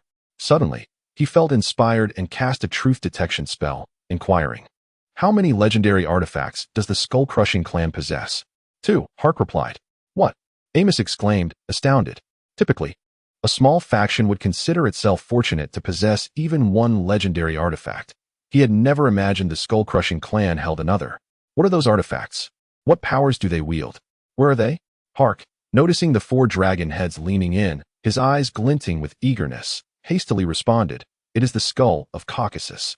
Over 10,000 years ago, our ancestor Caucasus fell in battle, and the clan members brought back his head. The shamans have revered it through the generations, and it has now attained legendary status." After a moment, he nervously added, "As for the specifics of the artifact, I am not well informed. It has always been managed by the clan shamans. I have only overheard the chief mention it in passing." The truth detection spell yielded no response, confirming to Amos that Hark was indeed speaking the truth. The weight of the unknown legendary artifact pressed heavily upon the hearts of the white dragons, and the atmosphere grew somber. After all, that which is unknown is the most terrifying. Had they possessed prior knowledge of the specific details regarding the skull of Caucasus, the white dragons could have adequately prepared, giving them the confidence to confront it in battle.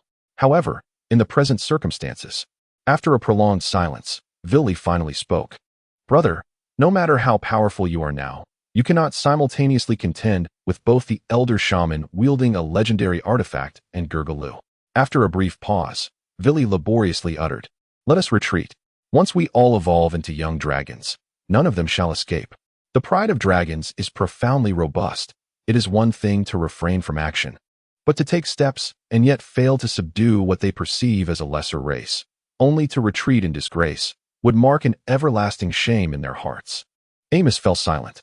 At this moment, the fishmen brought over the prepared roast, interrupting Amos's contemplation. "Let us dine." Once a delectable feast, the roast now tasted akin to chewing wax. After satiating his hunger, Amos resolved to announce the retreat.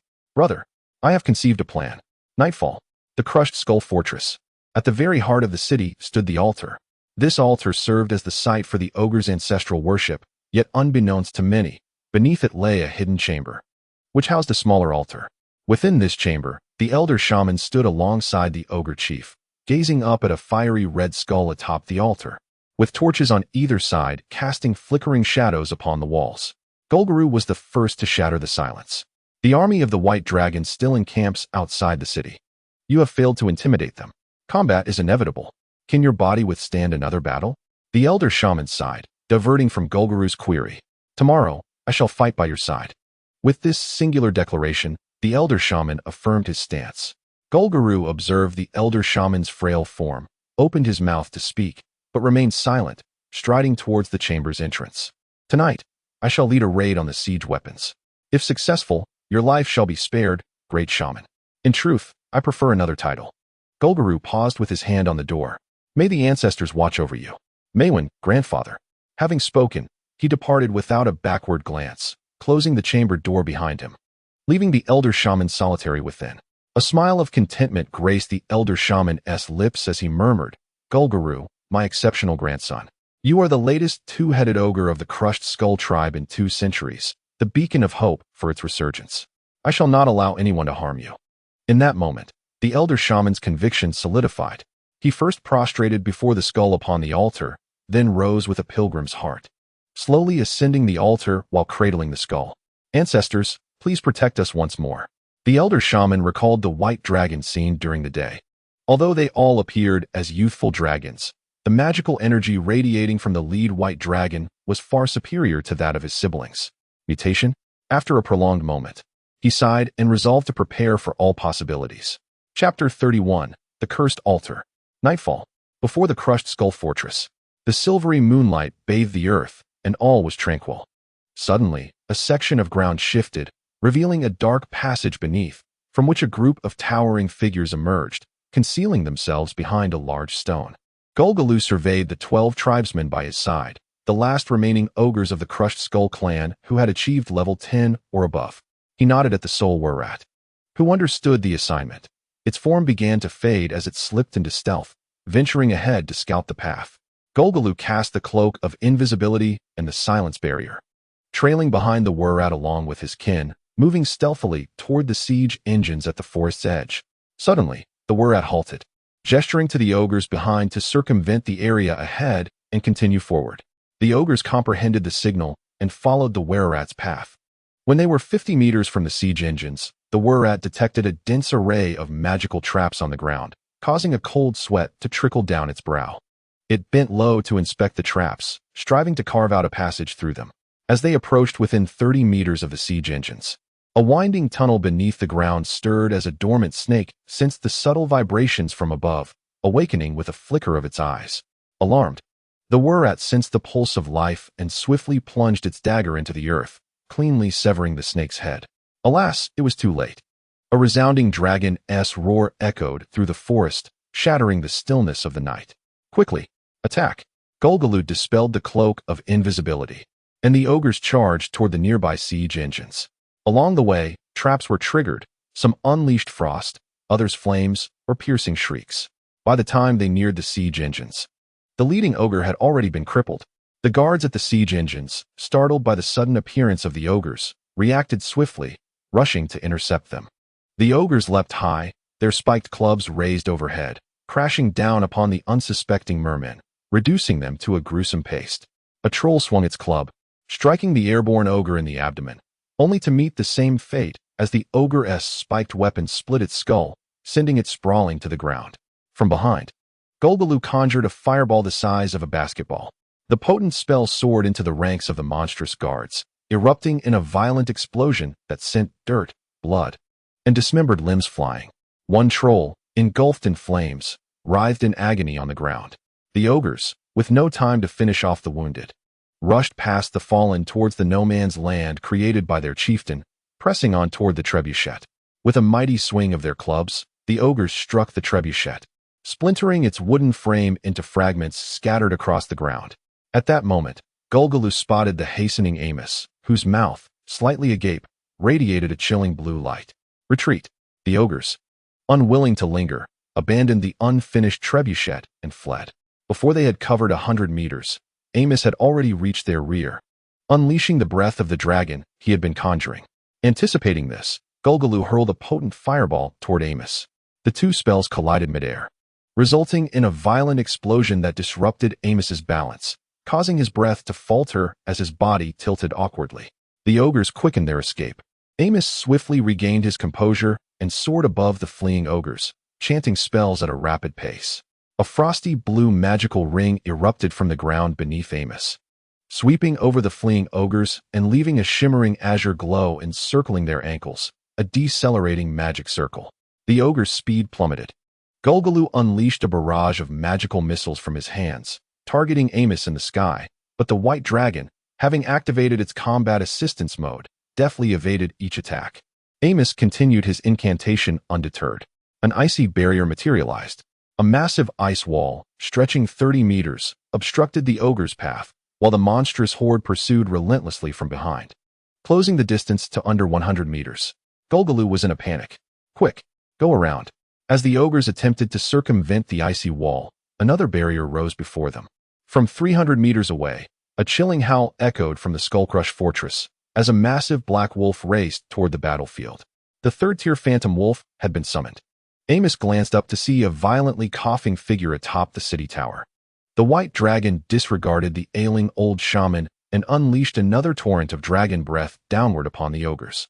Golgalu hastily cast a spell, conjuring an earthen shield to absorb the dragon's fiery onslaught, while Amos squinted his eyes. Another of this tactic. However, this time, I wonder what you will resort to. In an instant, Amos made a decision and dove toward the shield, shattering it, and, propelled by the momentum, lunged at Golgalu.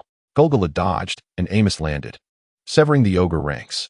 The ogres swung their spiked clubs at the white dragon, creating sparks as they struck against its scales. With the protective iron armor spell enhancing his dragon scales, the ogre's assaults felt more like gentle massages to Amos. The elongated tail of Amos lashed out, sending two unsuspecting ogres flying. Just as Amos prepared to continue his assault on Golgalu, the phantom wolf arrived. The third-tier phantom wolf was 5 meters long, yet stood as a mere diminutive figure against the 13-meter-tall Amos. The wolf leaped over the ice wall, its claw aimed at Amos's eyes. Amos tilted his head just in time, the wolf's claw scraping against his sturdy horn, leaving 4 faint white scratches. Amos swung his dragon wings, striking the airborne phantom wolf, which crashed back against the ice wall. At that moment, The old shaman atop the city wall conjured a colossal fireball, trailing a long tail of flame, which struck the ice barrier, creating a breach. The fireball spell was enhanced for range. The shattering ice shards rained down upon both the ogres and Amos, who braved the explosive gusts and flying debris as the ogres desperately surged toward the gap, their only hope for survival. Just as Amos was about to rush forward to seal the breach, the phantom wolf regained its footing, desperately attempting to obstruct the white dragon lord. Meanwhile, the faster monsters from the horde approached swiftly. Golgaloo made a swift decision, leaving 2 ogres behind to block the breach while the rest engaged the first arriving white dragon-esque kin. Soon, the main force of the monstrous horde descended upon the battlefield, overwhelming the outnumbered pair of ogres. Amos seized the moment to sever the phantom wolf's spine, its lifeless form dissipating into a cloud of black smoke. At this point, the ogres had already escaped within 100 meters of the city gates. Upon the ancient walls, the venerable shaman clutched a crimson skull, which appeared eerie and terrifying under the moonlight. Amos halted the advancing horde of monsters, casting a wary glance at the old shaman. "Retreat," he commanded. Returning to the forest, he found Felicia constructing a rudimentary altar in a clearing, while Elena assisted her. "Brother, what are the losses?" Felicia inquired. 6 catapults have been destroyed," Amos replied, "but we have captured 5 elite ogres, which is acceptable."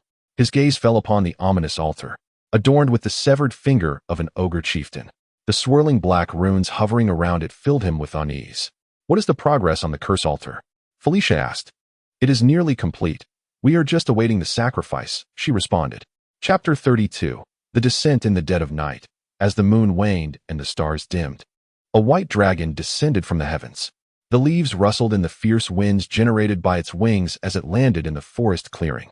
"I have returned," Villi greeted the gathered siblings. "Where are the goods?" Felicia inquired. Aware of the urgency, Villi reluctantly produced a dimensional bag. Felicia accepted the bag and extracted its contents, over 100 precious mana pearls. These pearls are born within the shells of sea mollusks and, during their gestation, possess a minuscule chance of absorbing magical energy, thus transforming into mana pearls. Like gemstones, mana pearls can be fashioned into various magical ornaments and serve as a valuable currency across different realms. Had it not been for the White Dragon's legion of mermen and the presence of mollusk farming bases, amassing such a quantity of mana pearls within 4 short years would have been inconceivable. These few hundred pearls constituted nearly half of the White Dragoness wealth. The 4 white dragons gazed sorrowfully at the pearls upon the altar, destined to be offered as sacrifices to Tiamat, the 5-headed dragon queen, in exchange for her curse upon the ogre chieftain. However, the offerings were insufficient to invoke Tiamat's wrath to the extent of slaying Golgaloo outright. Still, weakening him for half a day would be adequate, which was precisely what the white dragons sought. Felicia meticulously inspected the pearls and severed finger once more. Curses cannot be cast without proper offerings. In addition to the sacrifice, a medium for the curse is required. This can be any part of the target's body, be it hair or a severed finger. The quality of the medium dictates the quantity of the offerings needed and the potency of the curse. Furthermore, an altar must be constructed. Its function is akin to a mobile device, allowing the sacrificer to communicate with an evil deity or demon lord, presenting offerings in exchange for the power to curse their enemies. Yet, curses carry risks. The entities of malevolence are often insatiable, and the sacrifices made do not always yield proportional returns. There have been instances where the offerings were deemed unsatisfactory, resulting in the sacrificer's demise and the extraction of their soul. Fortunately, the White Dragon's chosen deity is Tiamat, thus they face no mortal peril. The evil dragons are already few in number, and Tiamat typically refrains from harming her followers. What about the Calamity Red Dragon, the Nuclear Black Dragon, and the Madwing White Dragon? They are merely exceptions, not applicable to the norm. In truth, within the hearts of most malevolent dragons, Tiamat, the deity of evil dragons, is regarded with competence. She is wicked and brutal, serving as a paragon for all evil dragons, notorious for her infamy. The principles of heroism and enmity hold true in any realm. Of course, whether the evil dragons revere this deity is an entirely different matter. Amos gazed upon the prepared altar. The cursed medium and sacrificial offerings were ready, awaiting dawn to surprise Golgaloo. Time passed slowly. The eastern horizon began to glow with the pale light of dawn. The monstrous army had assembled, and Amos stood beside the trebuchet. Having lost 6 machines and approximately 30 mermenkin the previous night, alongside the fiery demise of a troll. The mere thought of the troll prompted Amos to glance at one nearby. He had witnessed its skull being shattered, yet it had miraculously healed. Now gnawing on a deer leg, its mouth slick with grease, a regenerative ability that would make even dragons envious. Were it not for the troll's poor reproductive capabilities and its evident weaknesses against flames and strong acids, Amos would not have had to devise intricate plans to subjugate the ogres as his kin. Dismissing distracting thoughts, Amos focused on the shattered skull fortress. The outcome of this battle would determine whether he could claim the ogres as his own. The sun had fully risen. The hornblower sounded. The resounding call of the horn heralded the commencement of war, invigorating the monstrous horde. On the ground, 14 trebuchets operated at full capacity, launching stones relentlessly against the city walls, while shield bearers formed a protective wall around the vulnerable spellcasters and tide hunters, advancing towards the fortifications. In the skies, 3-headed white dragons cast various enhancement spells upon themselves, illuminating the air with dazzling magical brilliance. On the walls, Gulguru surveyed the 3-headed dragons above, a foreboding sense gnawing at him. Why only 3?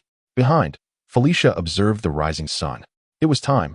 With a serious expression, she focused on the altar before her and began to pray. Great Mother of evil dragons, protector of the chromatic dragons, harbinger of fear, conqueror of all realms, your servant, the white dragon Felicia, offers this sacrifice. Please heed my call. As the priestess of the Mother of evil dragons, Felicia found it easier to commune with Tiamat than her fellow dragons. Soon, an indescribable will emerged within her heart, exuding majesty, malevolence, and an overwhelming pressure. My child, why do you summon me? The voice was deep, layered, and resonant. The will of Tiamat had descended. A palpable pressure enveloped the entire forest, though not overwhelmingly powerful. It instilled a profound sense of helplessness against resistance, akin to a mouse sensing the presence of a cat. Under this weight, the 3-headed dragons nearly plummeted from the skies. While other races fared even worse, struggling to breathe, more than half lost their ability to stand, collapsing to the ground, with several ogres tumbling from the walls. The old shaman gritted his teeth, one hand clutching a skeletal staff, while the other braced against the wall, incredulity washing over him. God! Meanwhile, in the southern expanse of the Nordhyl continent, within a towering mage's tower that pierces the clouds, an elderly sorcerer clad in crimson robes abruptly halted his experiment, raising an eyebrow towards the distant archipelago. Far from the continent, in the profound depths of the ocean, within a resplendent crystal palace, a naga adorned with 12 arms awakened, its golden serpentine eyes wide open upon the lofty crystal throne. To the west of the continent, amidst the swirling mists of a volcano, a red dragon, submerged in mountains of gold and seas of silver, stirred from its slumber, coins and jewels cascading from its form. It lifted its head, nostrils flaring as it exhaled 2 jets of white mist, murmuring to itself, "Who dares summon the Dragon Queen?" Unbeknownst to Amos, the arrival of Tiamat had stirred a multitude of powerful figures. Steadying himself, he focused on the ogre chieftain atop the city walls, only to witness Gurguru suddenly enveloped by a sphere of black magical energy, soon losing his balance and collapsing against the wall. Beside him, the elder shaman gritted his teeth, enduring the pressure as he produced the Caucasian skull, casting a spell to envelop Gurguru in a blood-red aura. The clash of crimson and ebony energies ignited a fierce reaction, akin to pouring water into a hot oil pan. As Amos prepared to intervene, he seemingly heard a furious roar, and the pressure surrounding him intensified, causing 3 white dragons to plummet from the sky. Clambering awkwardly to his feet, Amos turned in astonishment towards the direction of the altar. Felicia hovered above, her black divine power coalescing into a tangible form, surging around her as golden rays emanated from her eyes, exuding an aura of boundless authority. Clearly, the entity now controlling the body was not Felicia herself. Tiamat was enraged. An insignificant insect dared to defy her will, and she had descended through the vessel of her priestess. Felicia, Tiamat, furrowed her brow, realizing that this body was far too frail to endure the influx of divine power, let alone engage in battle. She cast a glance at Amos, whose form was markedly different from that of an ordinary white dragon. Dragon domain. The pressure vanished, and Felicia fell helplessly from the sky. A golden realm enveloped the entire battlefield, invigorating Amos with a surge of strength. Chapter 33: The Fall of the City. The Dragon Domain, a group combat spell developed by the ancestral true dragons during the era of the great conflict between dragons and titans in the astral realm, significantly enhances the power of dragon-blooded beings while weakening those of non-dragon lineage. However, the Dragon Domain left by the Dragon Queen did not possess the magnitude of the legends. As Amos felt the power coursing through him, his strength had increased by approximately 30%. With a mighty flap of his wings, Amos ascended into the sky, observing the city walls. The legendary equipment indeed held some secrets. Though it had not completely dispelled the curse, Gurguru was already able to rise. Attack! The three white dragons unleashed their draconic majesty, diving directly towards the walls. On the ground, the subordinates regained their composure, unleashing stone projectiles and magical barrages upon the fortifications. Upon the ramparts, the ancient shaman raised high the skull of a Caucasian, the crimson aura expanding and enveloping the battlements. The already towering ogres swelled further. Their muscles taut as they emitted guttural roars akin to wild beasts, rendering the white dragon's might utterly ineffective. As Amos traversed the sanguine shield, a chill coursed through his body, revealing that this crimson energy merely amplified the ogres without inflicting harm upon foes. During his descent, Amos unleashed a premeditated spell, Hailstorm. An azure arcane circle manifested above the walls, unleashing successive volleys of fist-sized hailstones upon the ramparts. The shaman raised a finger, and a beam of white magical energy pierced the circle, causing it to collapse instantaneously. Elemental disruption. Observing the first two waves of hail that had already descended, Amos felt a smirk tugging at the corners of his mouth as his magical energy surged within. Utilizing supermagic techniques, he executed the ice explosion spell instantaneously. The shaman sensed the tumultuous magic within the hailstones plummeting from above and plunged his skeletal staff into the ground. Earth's Guardian. The summoned earth surged from the ramparts, ensnaring the ogres within its grasp. Simultaneously, the hailstones exploded mid-air, their fragments raining down upon the ogres, sending them into a frenzy as the earth encasing them dissipated. Twisting vines. Shockwave. Alina and Vili also joined the fray. On the ramparts, a higher-tier ogre unleashed a shockwave, which collided with Vili's own, creating a tempest of air mixed with explosive ice shards, forcing the ogres to shield their eyes with their arms. The very walls that once protected the ogres transformed into foes, sprouting green vines that ensnared them tightly. The ogres roared in fury, with many managing to snap the vines, leaving deep marks upon their robust forms. A flicker of disappointment crossed Alina's gaze. Her druidic level was simply too low. However, even without a combat class, dragons remained apex predators in the food chain. The three white dragons exhaled their breath, while the shaman conjured a wall of earth to shield himself and Gulgurlu.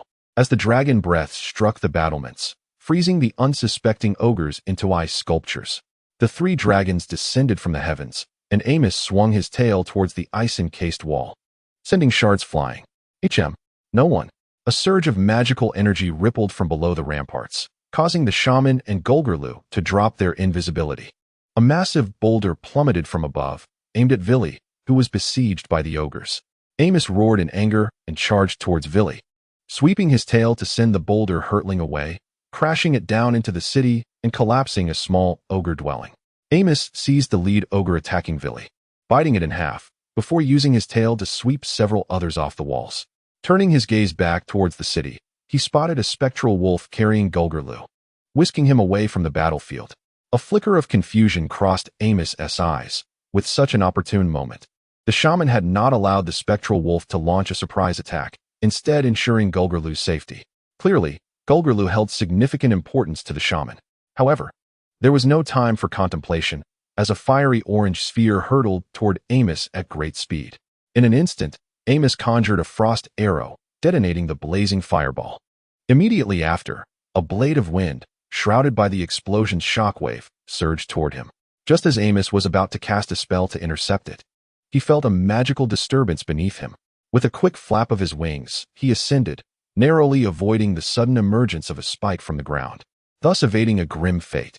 Yet the wind blade pierced through his magical shield, striking his scales and leaving a white mark upon the reinforced armor of his hide, causing Amos to stagger and descend. At the same time, a fearless ogre atop the city wall leapt into action, swinging a spiked club down upon Amos. Seizing the opportunity, the old shaman unleashed a barrage of spells at Amos, plunging him into a perilous situation. Witnessing this, Alina, adorned with twisting vines, summoned her tendrils to repel the surrounding ogres, granting Amos a momentary boon of wooden armor. However, a rear ogre capitalized on the distraction, striking Alina's tail with a powerful blow, shattering her scales and causing the young dragon to yelp in pain before retaliating with a breath of dragon fire. Vili, enduring the ogre's onslaught, charged towards his brother, employing both claws and fangs to restrain the ogres on the wall. Amos unleashed an icy spike to intercept the incoming fireball and summoned an ice shield to block a falling bolt of lightning, finally gaining a moment to breathe. At this juncture, the white dragon lord was in a dire state, his once pristine scales now charred and broken, blood seeping from the shattered plates. Amos regarded the panting old shaman with palpable wariness. Indeed, the ancient being, half buried in the earth, possessed a wealth of combat experience. The ordinary spells he wielded were transformed into a relentless barrage of attacks, leaving the dragon with no chance to counter. Though Amos received system notifications, his body struggled to react, rendering him defenseless against the onslaught. Fortunately, dragons are known for their tough hides and resilience. However, the old shaman was different. If Amos could land a single hit, the battle would be declared over. With thoughts racing through his mind, Amos leapt from the city wall, charging toward the old shaman. A glint of malice flashed in the shaman's eyes as he raised the Caucasian skull aloft. Crimson magical energy surged forth from the skull, entering the old shaman's emaciated form through its orifices. Ah! The old shaman roared in agony, his withered body swelling to its former ogre stature, his eyes radiating a palpable crimson magical energy. He leapt back to evade the descending dragon's tail, brandishing the skull staff in the air. Black smoke billowed from the hollow eye sockets of the skull, coalescing into a massive black wolf adorned with blood-red markings, which lunged at Amos. In midair, the great wolf opened its maw wide, aiming to bite down on Amos's dragon snout. In a surprising turn, Amos opened his mouth wide as well, engulfing the wolf's maw and biting down fiercely, causing the beast to dissipate into smoke. Little did he revel in his cleverness, for a fireball exploded beside his dragon wing, adding yet another charred mark upon his white scales. The shockwave from the explosion sent Amos careening sideways, crashing into a nearby ogre hut, engulfed in a cloud of dust and debris. At this moment, the city walls could no longer withstand the fierce assault of the monstrous army, and a substantial breach opened. The old blind man surged forward, and before he could cross the threshold, he hurled his spear towards the ancient shaman, disrupting the incantation in the shaman's grasp. The swift, dark-scaled creature, in a flash, entered a state of stealth, as an increasing number of monsters surged through the gap. Reinforcements had arrived. Chapter 34. The Great Battle. According to the original strategy devised by the White Dragons, Amos and Felicia were to distract the ancient shaman, while Vili and Elena engaged the ogres on the city walls. As the monstrous horde breached the walls and joined the fray, Vili and Elena seized the opportunity to extricate themselves, and then the four white dragons launched a concerted assault on the ancient shaman. However, the shaman's actions incited the wrath of Tiamat, the dragon queen, who descended upon Felicia, her formidable divine power wreaking havoc on Felicia's form, rendering her incapable of combat. Nevertheless, before departing, the dragon queen unleashed a simplified version of her draconic domain, enhancing the combat prowess of the white dragons and their kin, further amplifying their advantage. Yet, Amos alone faced the ancient shaman, who swiftly subdued him with ease. Now, the war had finally returned to its true course. The monstrous army charged the walls, clashing fiercely with the ogres. Vili and Elena managed to repel the ogres and leapt from the battlements to join Amos. Both Vili and Elena bore their own wounds, their scales shattered in multiple places, blood seeping forth, and Vili sported a gaping wound on his thigh, flesh and blood a grotesque mess. Blood dripped from the white dragons, a mixture of their own and that of their foes. The pain and blood ignited a ferocity deep within the dragons, rendering them even more perilous as they approached the ancient shaman in a formation. Behind them followed a throng of high-ranking vassals, their combat capabilities bolstered by the enhancement of the draconic domain. At this juncture, the high-ranking ogres could not stand idly by as the ancient shaman was besieged. They leapt from the walls, charging forward alongside the dark-scaled kin. A chaotic melee ensued, resulting in a confrontation of kings, generals, and soldiers. Amos fixed his gaze on the bulging muscles of the ancient shaman, doubting that such potent sorcery came without repercussions. Perhaps in time, the shaman's body would implode upon itself. Skull Crusher, surrender. My army has arrived. The Skull Crusher clan will face defeat, Amos proclaimed, striking at the shaman's psyche.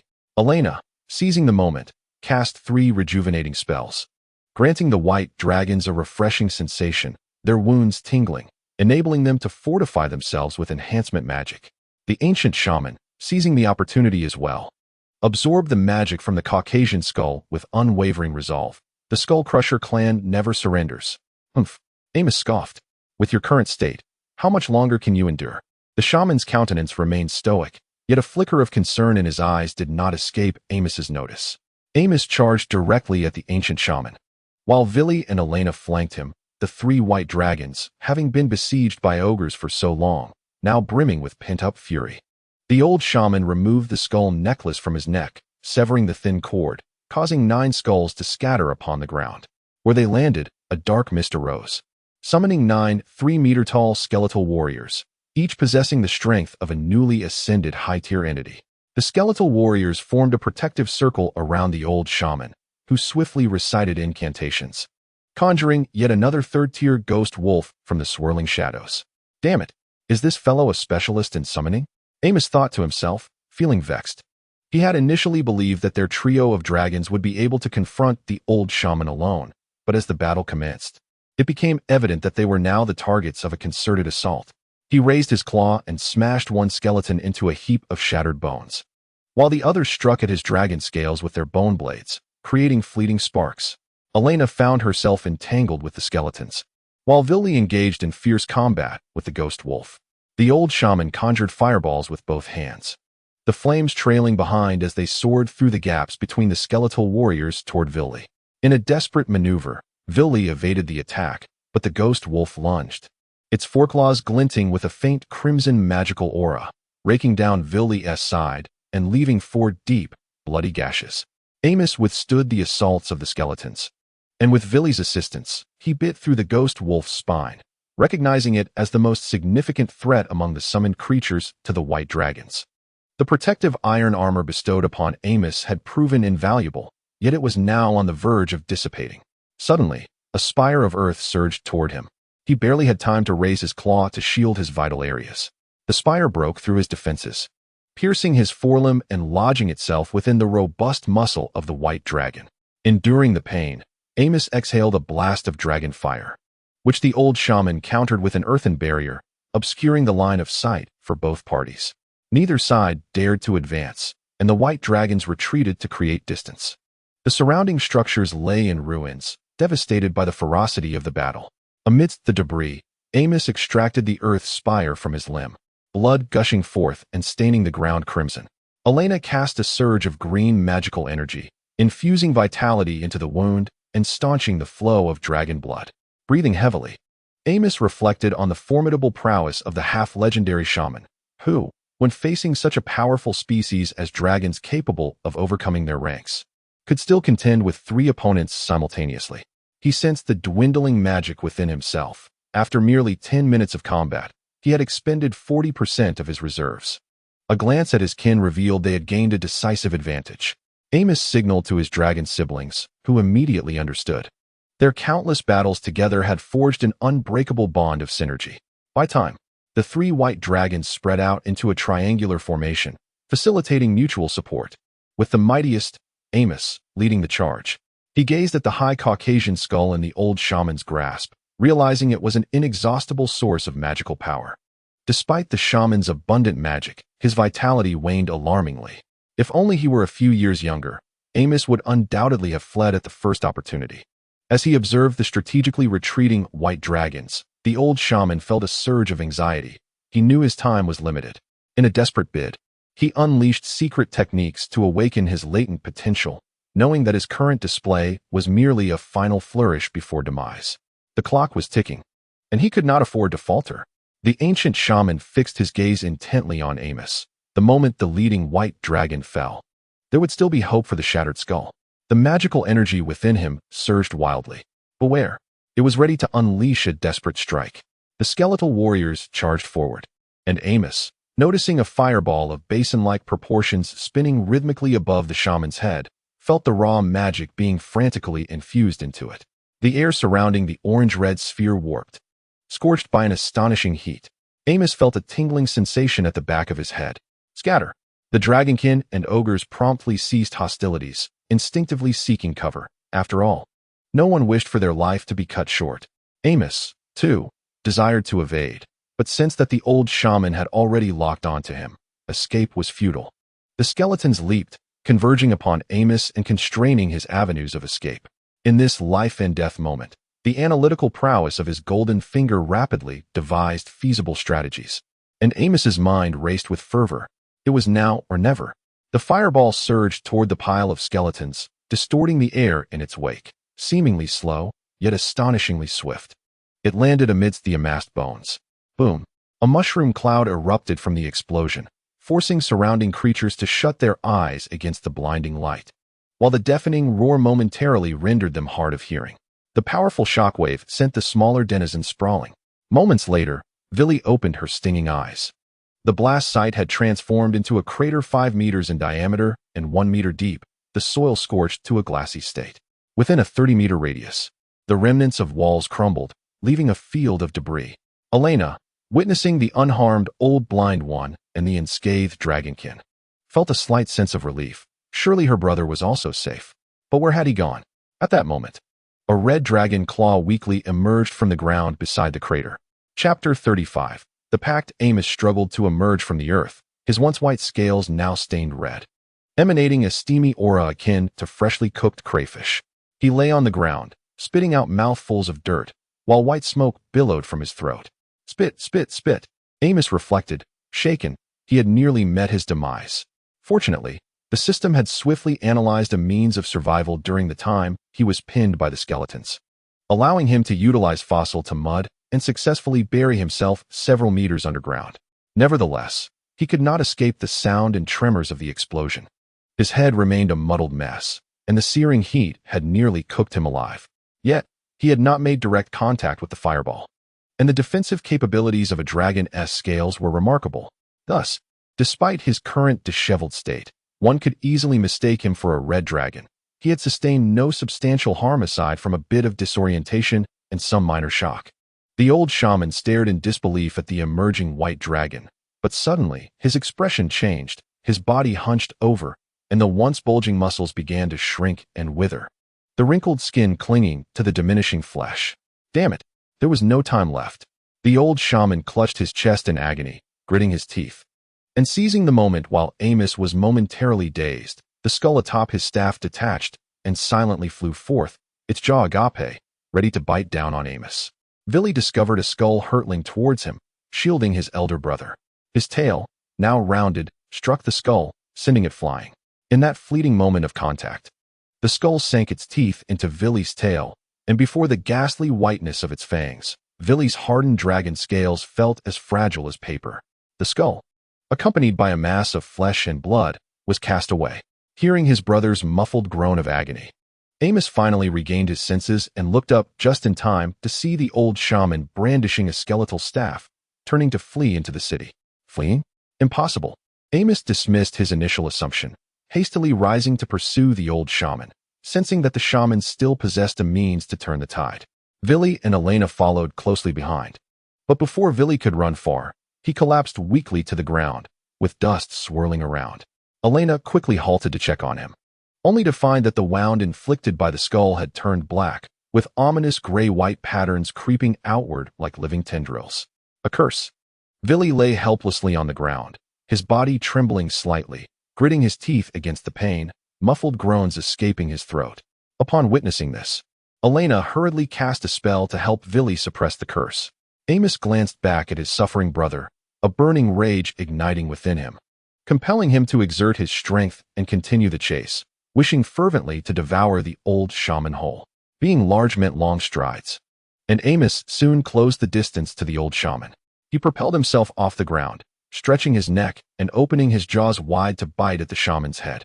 The old shaman sidestepped into a narrow alley between buildings, but Amos, in his fervor, exerted too much force and crashed through several ogre huts. A great cloud of dust rising. The dragon's tail, swinging outwards, collided with the direction of the old shaman, resulting in a thunderous crash as a row of houses collapsed. Amos lifted his massive head, peering through the dust, only to find that the old shaman had vanished from sight. With a powerful flap of his wings, Amos ascended into the sky, the gust generated by his wings scattering the debris, revealing the chaotic ruins below. In the open sky, Amos surveyed the city beneath him, where his forces were still embroiled in battle, the sounds of conflict echoing ominously. The residential areas adjacent to the battlefield had been reduced to ruins, engulfed in scattered magical flames, with thick black smoke billowing everywhere, the air heavy with the acrid scent of char high above. Amos soon spotted the old shaman's figure. But to his astonishment, there were 3 identical old shamans, weaving through the streets, using the buildings as cover to flee in different directions. Mirrors. Scanning. After years of growth, Amos's mental acuity had significantly enhanced. His mental range now spanned 50 meters, and when directing his energy in a particular direction, his scanning distance reached an impressive 150 meters.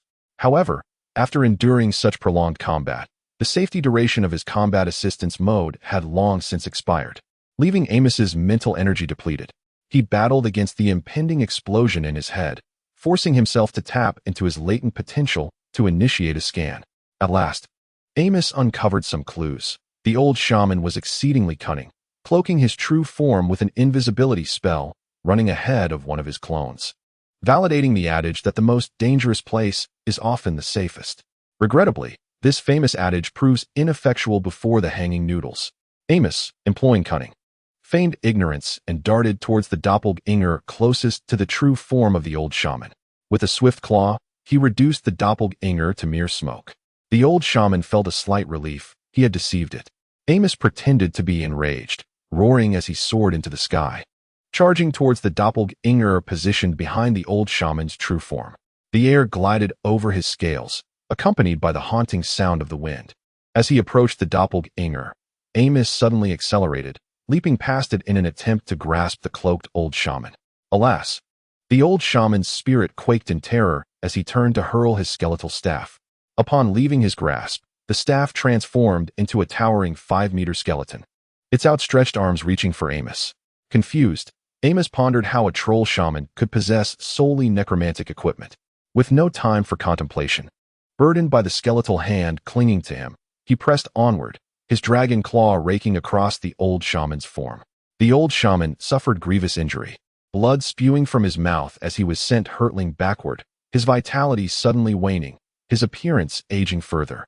He collided with the wall of a nearby building, struggling to steady himself, while the dragon claw left 3 bloody gashes along his body, from his shoulder blade to his abdomen, narrowly avoiding evisceration, blood gushing from the wound. The old shaman, trembling, summoned a smaller second-tier ghost wolf, collapsing upon its back as it surged toward the city center, unabashed in its speed. Meanwhile, Amos, entangled with the skeleton, prepared to pursue, but the skeletal creature lunged for his neck. The white dragon lord swiftly supported the skeleton's head with his front claws, momentarily unable to break free, helplessly watching as the ghost wolf bore the old shaman further away. Finally freeing himself from the skeleton's grasp, Amos crushed its skull beneath his foot and violently tore free the skeletal arm still clinging to him, flinging it to the ground. With a powerful beat of his wings, he ascended and continued his pursuit of the old shaman, yet it was too late. The ghost wolf had already reached the altar in the heart of the city.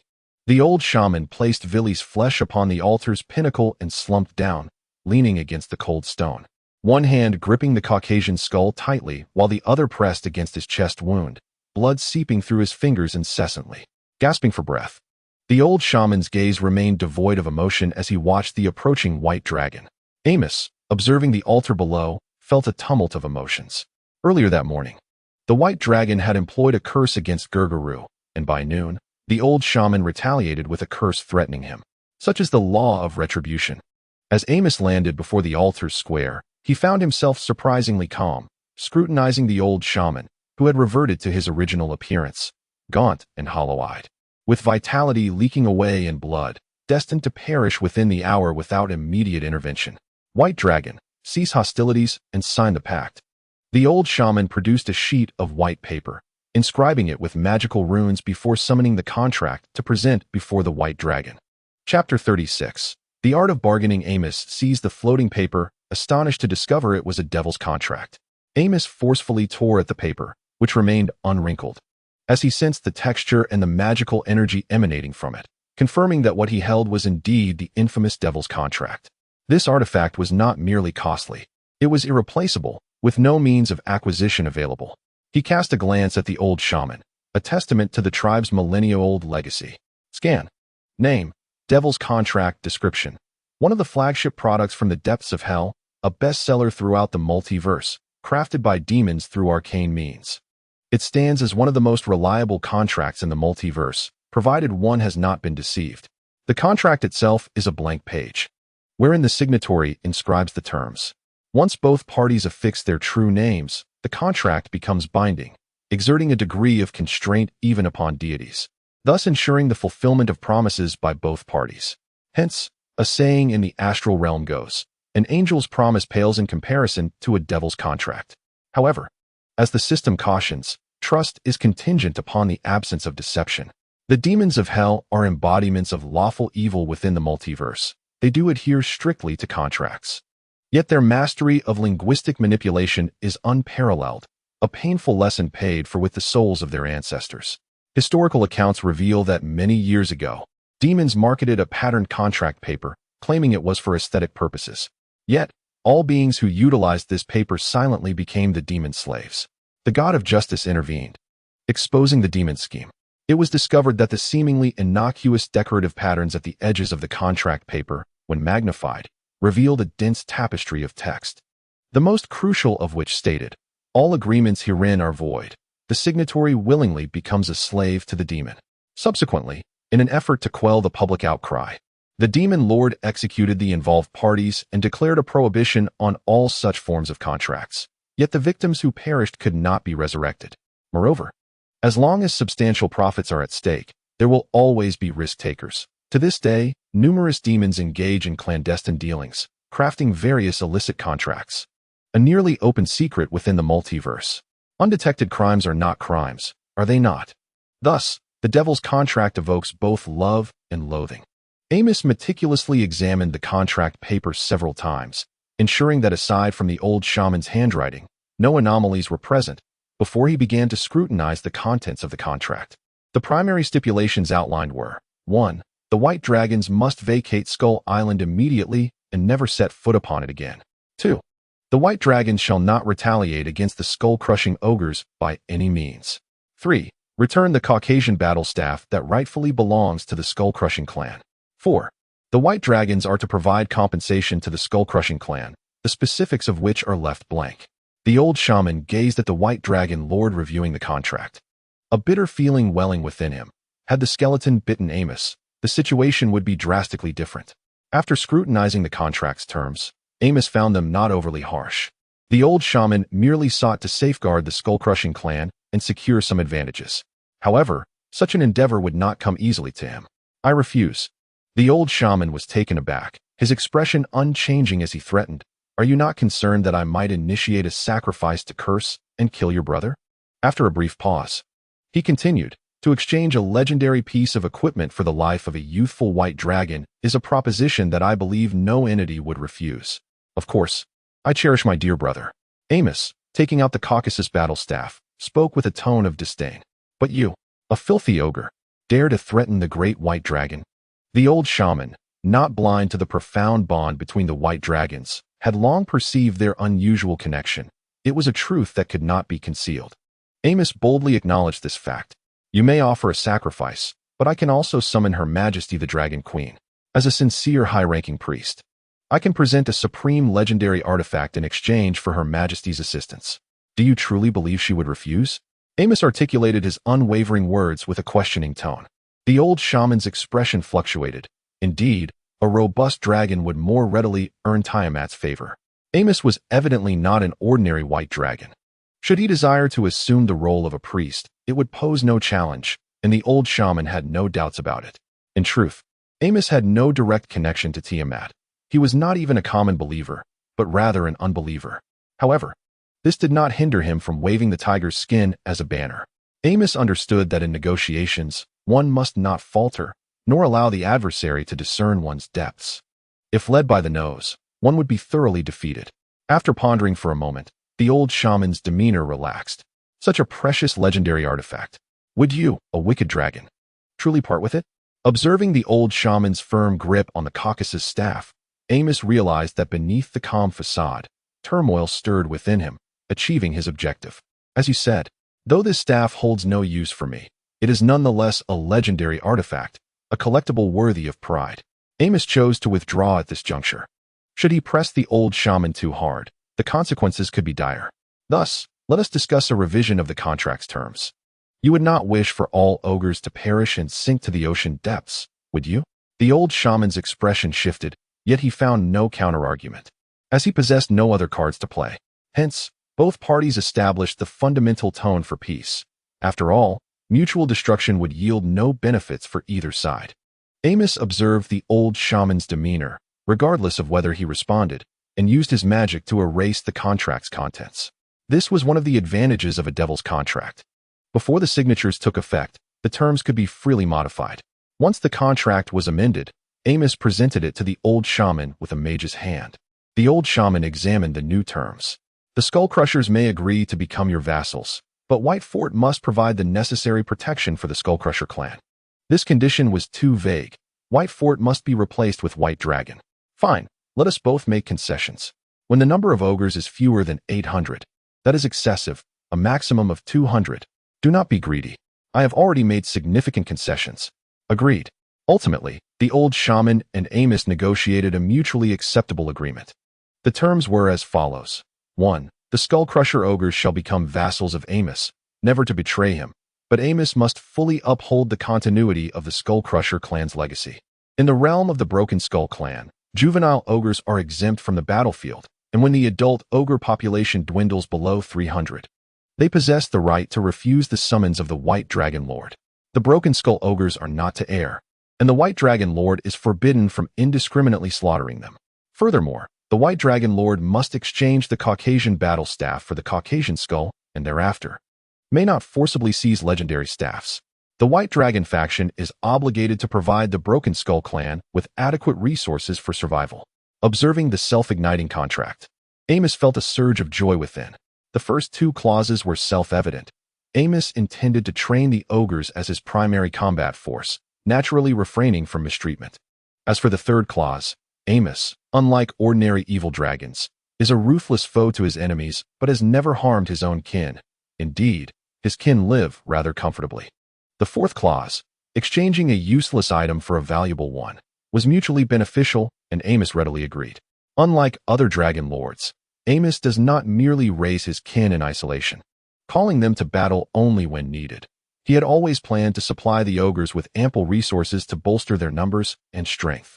Moreover, when he departs, he could rightfully take all the gnolls with him, for as the saying goes, food is paramount to the people.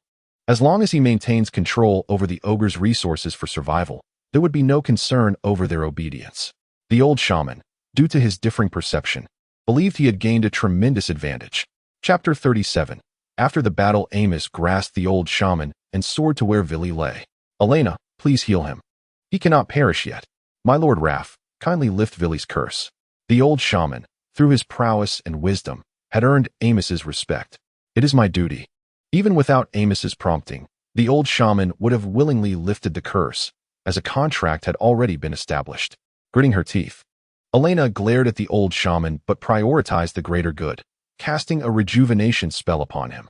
The old shaman's wounds ceased to bleed, forming crimson scabs, and he shakily approached Vili's tail, trembling hands reaching toward Vili's injury, drawing forth wisps of grayish energy from the wound. As this gray energy entered him, the old shaman's complexion brightened slightly. Amos narrowed his eyes, observing the old shaman's every movement. The gray energy siphoned away some of Vili's vitality, integrating into the old shaman's being. However, this mere flicker of vitality was insignificant to the dragon. Otherwise, Amos would have already dealt with the matter decisively. Once the old shaman concluded his incantation, He offered a sheepish smile to Amos, explaining, "The nature of necromancy cannot be avoided." Amos regarded Vili, whose expression had softened, and nodded in acknowledgement. "My lord Raff, now we must together put an end to this senseless war. As you wish." Amos seized the old shaman and ascended into the sky, surveying the chaotic battlefield below. "Cease. The war is over," both declared simultaneously, their magically amplified voices reverberating across the battlefield. The once fervent battleground suddenly cooled, and all eyes turned skyward towards the colossal dragon. "Old shaman, the Skullcrusher clan shall, from this moment forth, become the vassals of Lord Ameth the White Dragon." A fervent cheer erupted from the monstrous army, while the ogres appeared ashen, their maces slipping from their grasp and clattering upon the ground. The vassals prepared to bind the ogres as per their usual customs. Ameth then commanded, "Old Blind One, tend to all the wounded. This includes the ogres. Baki, extinguish the flames. Bury the deceased. Old Jimmy, go to the camp, unbind all the ogres, and bring them here, along with provisions. Old Shaman, members of the Skullcrusher clan, coordinate your efforts." The post-battle recovery proceeded in an orderly fashion. Ameth descended once more and observed Vili, who was now able to stand, gently placing Old Shaman on the ground. "Elena, go check on Felicia. If she is well, bring her here." Elena nodded, casting a rejuvenation spell on Vili before taking flight. "Vili, how are you feeling?" Vili stretched his body and twisted his neck. "I feel much better. I believe a good rest will suffice." "That's splendid. Make sure to recuperate." Ameth then turned to Old Shaman. "My lord, I have a query. As a shaman, how did you acquire such a plethora of necromantic enchanted gear?" The necromantic equipment is utterly incongruous with the ogre clan style and is clearly not ancestral gear. Since you are on the brink of death, it is a mystery that must be unveiled. Old Shaman's tone grew grave. "I discovered them within a demonic ruin on the main island. 2 years prior, while studying the tablets left by my ancestors, I unearthed clues leading to the ruin's location. I ventured inside to explore and acquire these artifacts." At this juncture, Old Shaman's expression turned melancholic. That expedition not only left him gravely injured, robbing him of the chance to ascend to legend, but also claimed the lives of the Skullcrusher clan's elite, resulting in their current downfall. Regrettably, the world offers no remedy for regret. Old Shaman adjusted his mindset, contemplating how to secure greater benefits for the Skullcrusher clan. Those tablets are stored within a hidden chamber beneath the altar, inscribed with ancient secrets and enigmas. The Skullcrusher clan is willing to present them to Lord White Dragon. Ameth nodded. Old Shaman displayed commendable foresight by willingly offering something of interest to Ameth, and it was clear that this was a gesture from the Skullcrusher clan. Among the astute, excessive words are unnecessary. The dragon and the ogre immediately proceeded towards the altar. Ameth magically diminished his size and entered the hidden door beneath the altar alongside Old Shaman. Upon crossing a magical barrier, Ameth beheld Gurguru lying beneath a small altar, shrouded in a dark aura. It appeared that without the aid of legendary equipment, mortals, under the might of the divine, ultimately remain as insignificant as ants. Upon seeing Ameth, Gurguru struggled to rise, yet was ultimately unable to withstand the weight of the curse. Weakly, he inquired, "Man, what is happening?" Upon hearing this, Ameth was struck with realization. It seemed there was an intricate connection between them. Indeed, ogres are creatures of communal marriage, with infants nurtured by their mothers, entirely unaware of their fathers' identities. However, it is not surprising that a rare, extraordinarily promising two-headed ogre infant was adopted and cultivated from a young age by the tribe's chief shaman. "Gulguru, I have conferred with Lord Amos and signed a pact. Henceforth the Skullcrush clan shall be the vassals of Lord Amos." Gulguru gazed silently at the old shaman's chest, where blood scabs marred the skin, a gruesome testament to the fierce battles he had endured. Yet, it was evident that the Skullcrush had suffered defeat. The old shaman's ability to negotiate and secure a conditional treaty was, under the circumstances, the best possible outcome. Cough, cough, cough. The old shaman bent over, erupting into a violent fit of coughing, causing his wound to split open once more, blood seeping forth. "Man, you," Gulguru struggled to rise. Sensing the waning vitality within the old shaman, Amos furrowed his brow and bestowed upon Gulguru a spell of immense strength. Empowered by the dragon tongue magic, Gulguru managed to rise, casting a grateful glance at Amos as he steadied the old shaman. Amos, not lacking in empathy, turned to exit the chamber. granting the grandfather and grandson a moment of private farewell. Soaring into the sky, Amos spotted Vili nestled in the ruins, sleeping soundly, while a merman shaman stood nearby, casting various healing spells upon him. Amos felt a profound sense of relief. The dragon's lineage was incredibly potent, allowing for rapid recovery during slumber, a notion encapsulated in the adage, whatever the ailment, a good night's sleep will suffice. Amos oversaw the efforts of his vassals, occasionally lending a helping hand. Time swiftly passed, and sensing a change in the atmosphere, Amos turned just in time to see Golguru emerging from the chamber.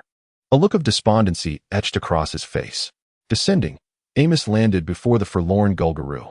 The latter regarded the dragon tooth held in the white dragon-esque grasp with a mix of complexity. Its pristine surface was adorned with intricate magical runes, pulsating with a red glow. Upon closer inspection, one would discern that the flowing crimson light within the runes was the searing blood of dragons, confined by magical forces, coursing through its grooves. This was a white dragon Fong utilized for the conversion of high-ranking vassals, each requiring an immense expenditure of energy from the dragon and crafted from scarce, precious materials. Amos observed the fluctuating emotions of Golguru. If you are dissatisfied, I can offer you the opportunity for a fair duel against an ogre.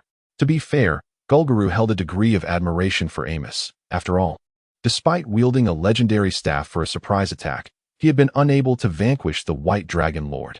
Yet, the transformation from a free-spirited chieftain to a subordinate was a bitter pill to swallow. Nonetheless, compelled by the circumstances, he had no choice but to acquiesce. Coming to terms with his fate, Golguru knelt on one knee. The Skullcrush clan serves you. Chapter 38. The bonfire gathering night fell. A round moon, the size of a table, hung high in the night sky, casting a cool, silvery light that illuminated the vast expanse of the earth. In the clearing before the Cranium Fortress, bonfires blazed fervently, surrounded by skewers of grilled fish. Over the flames, a spit was erected, slowly roasting an entire Buddha lamb, from which enticing drippings of golden fat oozed, hissing as they fell onto the flames. Encircling the bonfires, the horde of monsters settled in camaraderie, with fishmen and jackals sharing hearty laughter, while ogres and trolls gazed hungrily at the golden-brown meat, their throats audibly swallowing in anticipation. Different races and sizes of creatures roared with laughter, creating an atmosphere of joyous harmony. A robust ogre took the grilled fish handed over by a fishman chef. Ha ha ha. Little fish, Gamo takes a liking to you, and Gamo has decided not to eat you. Without regard for the scalding heat of the freshly grilled fish, he devoured it eagerly, his cheeks rapidly moving as he stubbornly held onto the fish.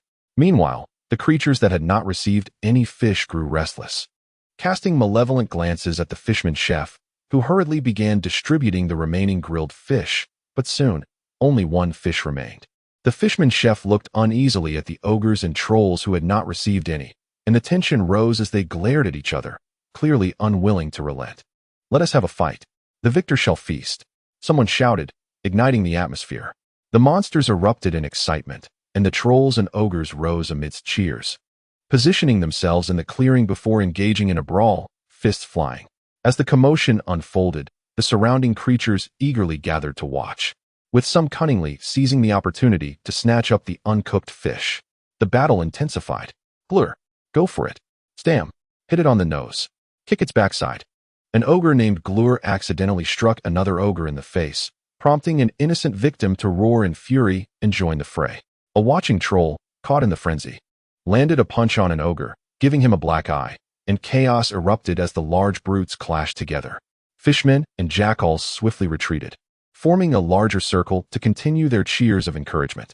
Amos looked on at the ruckus among his kin, unfazed, knowing that both ogres and trolls were tough-skinned and would emerge unscathed. Golguru, drawn by the sounds of battle, set down the 2 wine jugs in his hands and glanced at the chaotic scene and the indifferent white dragon lord, letting out a belch. Ah, Ghoul has never tasted such delightful water. Fool, how many times must I tell you? This is wine. Wait, this jug is mine. Amos gazed at the lively creature in disbelief, pondering why they were quibbling over drinks that would ultimately be consumed by the same belly. At that moment, the fishman approached, carrying the roasted Buddha lamb to the resting white dragons. The lamb was perfectly roasted, crispy on the outside and tender within, sprinkled with a layer of powdered spices that released an irresistible aroma. Viley turned to Gulguru and the other head, who were drinking heartily. Gulguru, come. Try this roasted meat. These exotic spices are worth their weight in gold in the realm of humans. Friendship is a peculiar phenomenon. Some individuals remain mere acquaintances even after 4 years of camaraderie, while others can forge an instant bond. Such is the case with Viley and Gurguru, who, after a brief encounter, discovered that Gurguru particularly suited Viley's tastes. Gurguru set aside the wine jug, his earth-toned visage flushed, perspiration glistening on his brow, exuding an unmistakable scent of alcohol. He cast a glance at the roasted meat before him, grasped the jug, and continued to drink heartily. Meanwhile, Garu tore off a chunk of the roasted meat, relishing it with audible delight. Amos, captivated by the golden roasted lamb before him, succumbed to temptation, seizing a piece and savoring it. The bones of the Buddha sheep cracked under the pressure of his formidable bite. Elena, exhaling a gust of cold air, chilled the roasted lamb momentarily before indulging in its flavors. Once satiated, Amos spoke. Gurguru, the supplies from the Skullcrusher ogres will arrive punctually each month. He then shifted his tone. However, the Skullcrusher ogres can no longer afford the luxury of sleeping soundly after a hearty meal.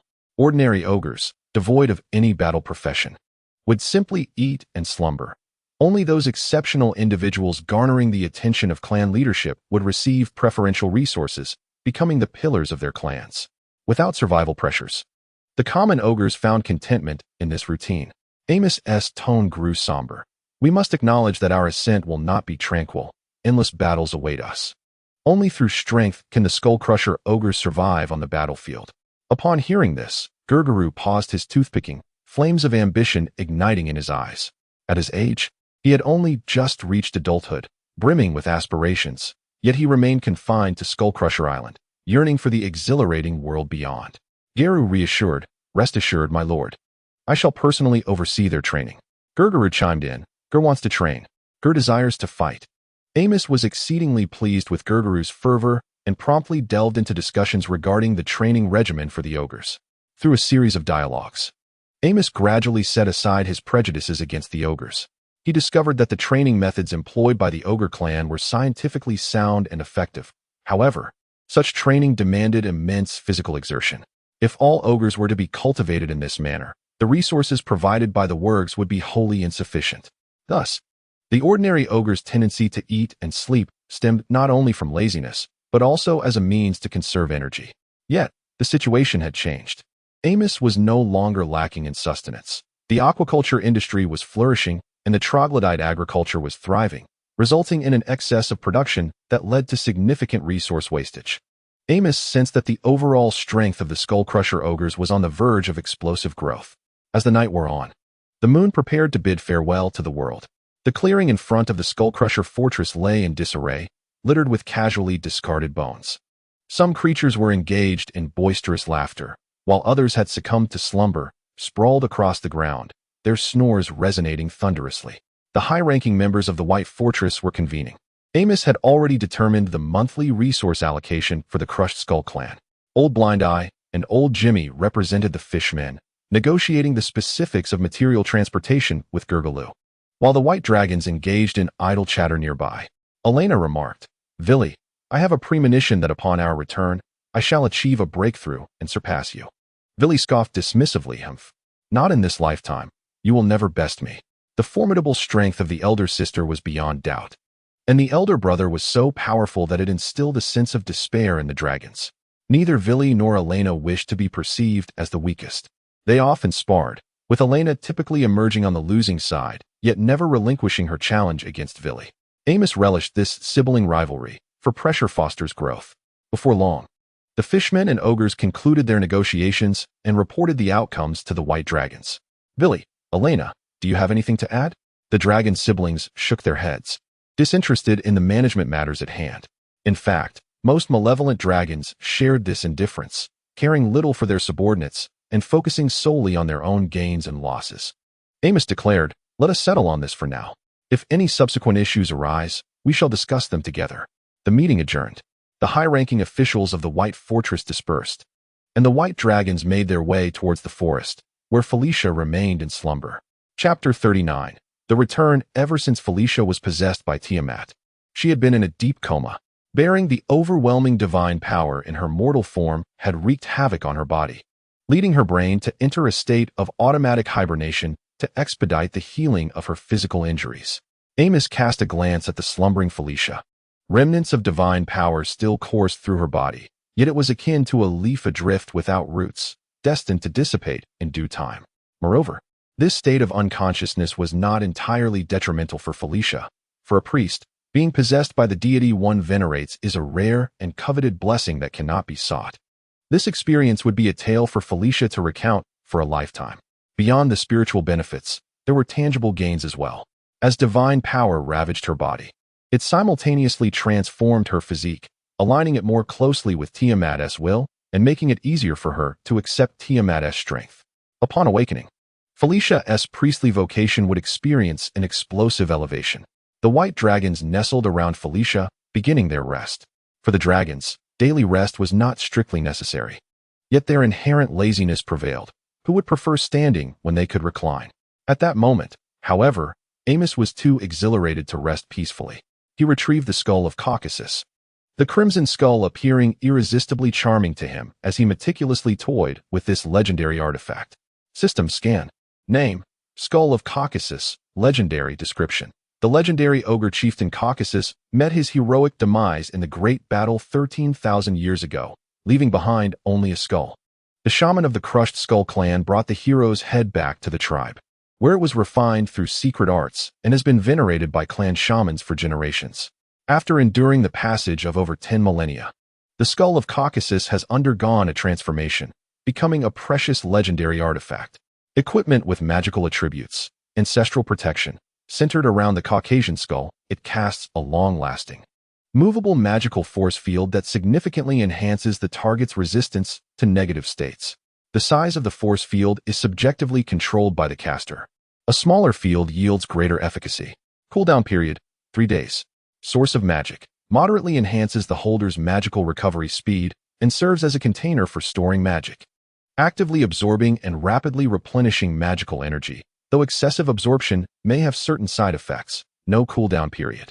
Bloody infusion: draws upon the inherent magical energy of the Caucasian skull, consuming life force to stimulate bodily potential, greatly enhancing magical power, though the body will enter a state of weakness afterward. Cooldown period: 10 days. Glorious aura: the holder of the Caucasian skull is immune to mind control spells of legendary rank and below. It significantly boosts the magical resistance of allies within a 300-meter radius, while slightly enhancing resistance to other attribute-based magic. This is a passive aura skill. This is an auxiliary legendary equipment. Although it lacks active offensive spells, the enhancement it provides to the wielder's combat capabilities is substantial. Ancestral protection speaks for itself. Having a certain effect on divine curses, with source of magic, Amos no longer has to worry about insufficient magical energy. Bloody infusion serves as a last resort card. Glorious aura is practically a nemesis to succubi and mind mages. Yet, it still pales in comparison to the Caucasian's combat staff, which is to be expected, as legendary equipment forged with the power of the continent is incomparable to that crafted by the Ogre clan. In truth, the fact that the Skull-Crushing clan possesses relevant manufacturing techniques speaks to their profound heritage, albeit the techniques are somewhat lackluster. 10,000 years is indeed an excessively lengthy span. As soon as Amos produced the Caucasian skull, his dragon siblings felt an instinctive awareness, opening their eyes and gazing enviously at the legendary equipment in Amos's grasp. Brother. Amos looked up to see the twinkle in his sister's eyes. Elena made a pitiful expression. Can I see it? Amos found it difficult to withstand her gaze. All right. It is our spoils after all. Everyone is entitled to a share. Elena and Villi were momentarily stunned, completely unprepared for Amos's declaration. The possessions of the 4 white dragons were typically separate. When needed, each dragon would contribute a portion, essentially akin to shared ownership. However, this was legendary equipment. Collecting treasures is an innate trait of dragons, and the allure of more powerful artifacts is irresistible. Amos's behavior was akin to a cat willingly sharing catnip with another. A breach of nature. Amos added, I will keep it safe. Anyone in need may borrow it. His words jolted his dazed siblings awake. Villi was the first to react. Rushing to Amos and snatching the legendary equipment from his claws, cradling it greedily beneath his nose to savor the magical essence of the Caucasian skull. Elena quickly followed suit, charging toward Villy. Villy, you sly one. I want it too. Amos sighed in exasperation as he watched his dragon siblings quarrel over the treasure. Ah, I can smell the fragrance of the treasure.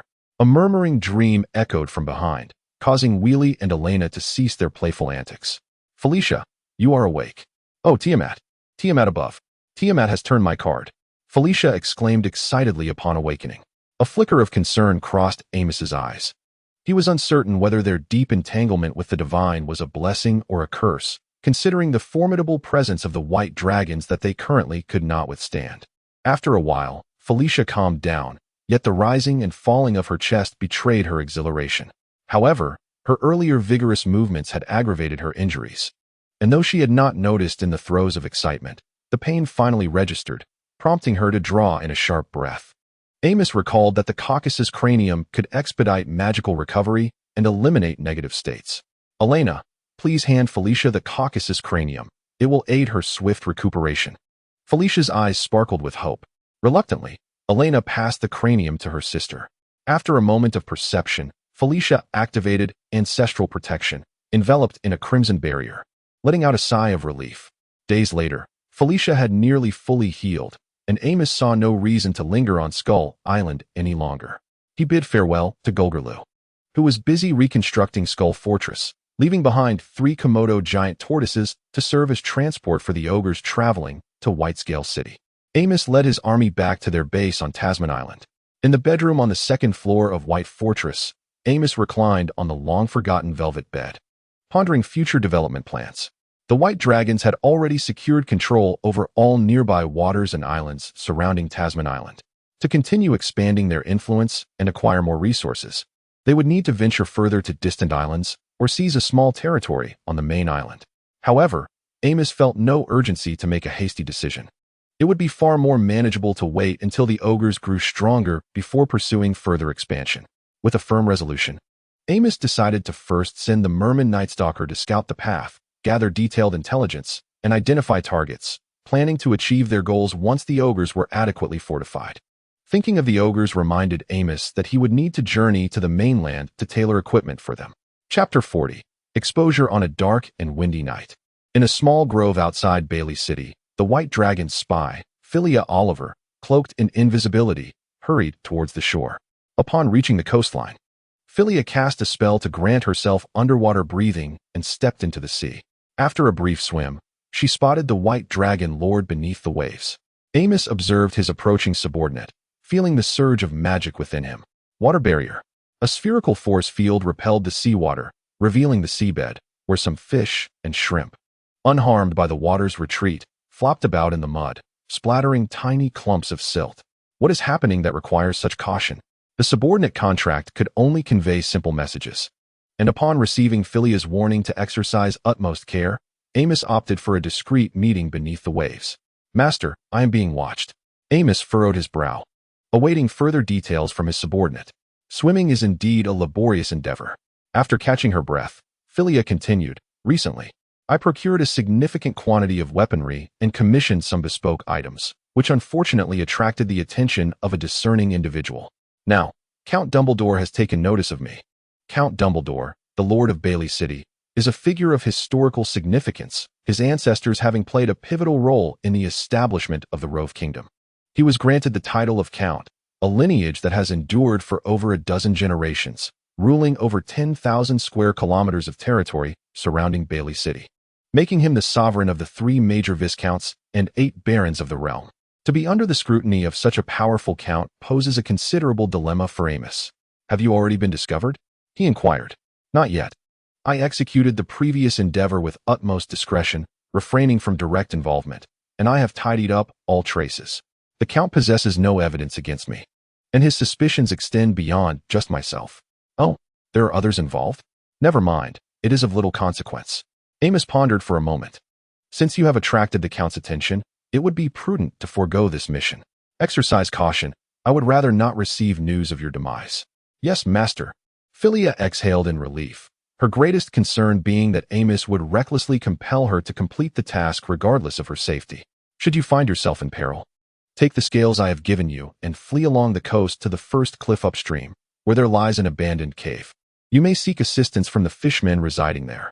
Amos glanced at Philia, recognizing her commendable abilities and the many tasks she had accomplished for him. He produced a magical scroll. "Take this scroll with you." "Thank you, master." Philia was taken aback. Not only was she not coerced into undertaking the mission, but she had also been granted a boon by Amos. She sensed that her master was distinctly different from the typical white dragons. "Be cautious on your return." Your servant takes her leave. As the water barrier dissolved, the sea once again filled the underwater space, allowing the stranded fish and shrimp to breathe freely. Observing the swift escape of the aquatic creatures, Amos muttered irritably to himself, "I shall once again be at the mercy of that greedy wretch." Having endured a surge of knowledge, Amos understood the wisdom of not placing all eggs in one basket. Thus, apart from the connection with Philia, the White Dragon Lord had established alternative channels through the fishmen, including dealings with pirates and black market merchants. As long as the profit was substantial, these avaricious rogues were unafraid to engage in transactions with demons. However, the price of such dealings was often exorbitantly higher than that of legitimate channels. Amos rubbed his chin with his dragon claws, contemplating, "I must devise a strategy. Enduring constant exploitation is untenable." After a considerable period of contemplation, Amos formulated a plan. With a flick of his tail, he made his way to the abandoned dragon's lair, one of the established points of contact for his fishmen and black market merchants. On shore, amidst a small grove, Philia, in a cheerful mood, dried her hair and changed out of her damp clothing, cautiously scanning her surroundings to ensure no one was watching. She cast an invisibility spell and made her way towards Bailey City. Yet she remained oblivious to the fact that, nestled within the dense foliage of a grand tree, a cloaked thief had laid bare all her secrets. The following morning, within the library of Count Dumbledore's castle, wisps of fragrant smoke wafted from an exquisitely carved incense burner, filling the room with a delightful aroma. Count Dumbledore sat regally in a splendidly crafted pearwood chair, attentively listening to a report from his subordinate, while a young man cradling a white cat stood nearby, his mind seemingly elsewhere. "Do you know her intentions for venturing into the sea?" the subordinate inquired, "My lord. I lack the necessary underwater breathing apparatus and fear detection, hence." Count Dumbledore, embodying the essence of a distinguished middle-aged nobleman, donned elegant attire devoid of any creases. With a meticulously groomed mustache, oiled to perfection, his expression remained inscrutable, emanating a commanding presence that invoked a sense of awe. He nodded slightly. "Very well, you may leave." With a sense of relief akin to a reprieve, the subordinate hastily exited, shutting the door behind him as he made his way to the courtyard. Standing there, he wiped the beads of sweat from his brow. Although this was not his inaugural conversation with the esteemed Count, Dumbledore's imposing demeanor, a product of his long tenure in power, instilled a palpable pressure on all who approached him. Count Dumbledore intertwined his fingers and reclined against the backrest of his chair. "Bruce, what is your perspective on this matter?" The young man, his pale hands caressing the white cat from its head to its tail, observed the feline as it tilted its head back, contentedly squinting its eyes. He replied, somewhat distractedly, "It is evident that this Philia is entangled in something dubious. While I am unaware of her associates, they undoubtedly belong to a clandestine realm. Considering the recent information regarding the custom-made large goose down bed, it suggests that this entity is an intelligent being of considerable size, likely residing upon an island. Philia has underestimated the extensive intelligence network of the Count, as her seemingly covert activities have not gone unnoticed." After a moment of contemplation, he continued his analysis. "Such a creature, of substantial size and hidden away on an island, can only pertain to a few types, perhaps a wicked dragon, a sea giant, or some other towering extraordinary being." "What do you surmise it to be?" Count Dumbledore inquired, as the young man furrowed his brow in contemplation. "I cannot deduce its identity. However, its power likely does not exceed that of a legendary being. If it were truly formidable, it would not resort to concealment, yet it cannot be too weak, for Philia is, after all, a mid-tier sorceress." Count Dumbledore nodded in agreement. Indeed, the information remained scant. The Count then shifted the conversation. "However, I received news last night regarding the weapon procurement incident. Aside from Renown, Philia was also involved, albeit in a more clandestine manner. Large-scale arms transactions invariably attract the scrutiny of rulers, as no one wishes to have a horde of marauders arise within their domain. This at least indicates that the two are not in league with one another. Otherwise, it would be unnecessary for both to engage in the same endeavor. The young man's interest piqued. He continued, "Only dragons possess the capacity to subdue vassals, and this particular dragon must possess considerable intellect, as it understands the art of arming its followers. In the shadowy realm of the five-colored wicked dragons, the green dragon dwells within the rainforests, while the blue dragon shuns the damp environment. The red dragon harbors an aversion to water, its pride causing its tail to arch skyward, refusing to clandestinely meet with others beneath the sea. Thus, only the black dragon and the white dragon remain. However, I find it difficult to believe that the dim-witted white dragon possesses such sagacity. Hence, it is highly probable that it is indeed the black dragon." It must be said that Bruce's analysis is quite reasonable, although Amos is an extraordinary white dragon. The Count clapped his hands in satisfaction, looking at his exceptional son with admiration. What a remarkable deduction. So what do you think we should do to unearth it? Given the inherent laziness of the five-colored wicked dragons, they seldom venture out without cause. Therefore, it is inevitable that Philia will take action, and we merely need to assign someone to keep a close watch on her. When the time comes, we shall catch her red-handed. After all, we cannot imprison a noble heir without evidence. The Count, Dumbledore, was quite pleased with the heir's response. Let us proceed as you suggest. If Amos were aware that the noble heir, Bruce, could deduce his identity with near accuracy from mere trifles, he would surely exclaim in delight and bestow upon him a breath of dragon fire. You are the fool devoid of wit. Your entire family is foolish. Chapter 41. The transaction. Amos, of course, was unaware that he was being slandered from behind. He swam all the way to the abandoned dragon's lair. Over the past 4 years, the white dragons had amassed a substantial collection of exquisite pearls through the fishmen, spending their days sleeping upon beds of pearls. The smooth scales of the white dragons made a melodious sound upon contact with the rounded pearls, providing a comfortable and pleasant experience. However, pearls are not akin to gold. A moment's inattention during slumber could result in them being crushed into pearl powder. The precious pearls turning into a white powder brought the white dragons great heartache. To ensure their wealth would not diminish over time, Amos devised a plan to exchange pearls for gold through trade. In the continent of Nordhyl, the lustrous deep-sea pearls were highly sought after as premium jewelry. Given the low productivity of this world, the annual output of exquisite pearls fell far short of market demand, maintaining their prices at a continually elevated level. Yet, for the white dragons, pearls were in abundance, while their collection of gold coins was woefully inadequate. Thus, Amos reached out to the black market merchant, Roquin. In the face of lucrative profits, Roquin and the white dragon promptly signed an agreement, becoming partners in trade. Consequently, the clandestine abandoned dragon's lair was reactivated as a transit point for their exchanges, guarded by fishmen who would sell pearls while also receiving intelligence from the black market merchant. Upon seeing the arrival of the white dragon, the fishmen sentinels hidden among the reefs hurried to greet him. "Great master, the fishman Gurm extends his respects to you." When was our last transaction? That merchant only transported a batch of goods the day before yesterday. Amos furrowed his brow. The trading frequency agreed upon with the black market merchant was every fortnight. At that moment, the fishmen inside the abandoned lair also heard the commotion, and a rotund fishman led the way to welcome him. Several years ago, Amos fortuitously discovered a fishman endowed with remarkable arithmetic abilities, whom he subsequently nurtured as his assistant, allowing him to oversee trade matters. This fishman is none other than the corpulent Momowar. A salute to you. Wise, powerful, and unparalleled. Now, let us return to the matter at hand. Amos interrupted Momowar's endless flattery, casting a concerned glance at the increasingly rotund fishman, worrying that one day Momowar might inflate like a balloon and ascend to the heavens. In a serious tone, Amos instructed, "Momowar, I need you to contact Roquin promptly. I must speak with him in person." Noticing Amos's solemn expression, Momowar ceased his sycophantic demeanor, stood tall, and responded with a resounding yes. Amos nodded in satisfaction, recognizing that Momowar had performed admirably over the years, bringing substantial wealth and intelligence to the white dragons, thus retaining his grip on the lucrative trade. Indeed, his physique had become even more substantial. "Has Roquin conveyed any significant news recently?" Amos inquired. "None, save for some trivial gossip regarding the nobility of the kingdom of Rovi. While other events seem distant from us, However, there is a report concerning a red dragon.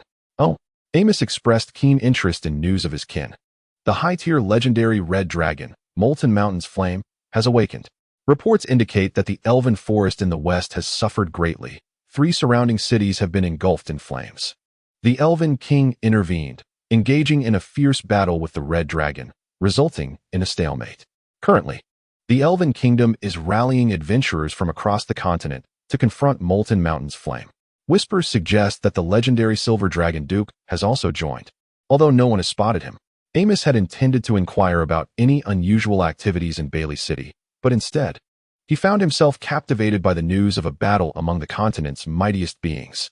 However, with Amos situated in the northeastern part of the continent, far removed from the battlefield, he neither felt compelled to witness the spectacle nor feared the flames encroaching upon him.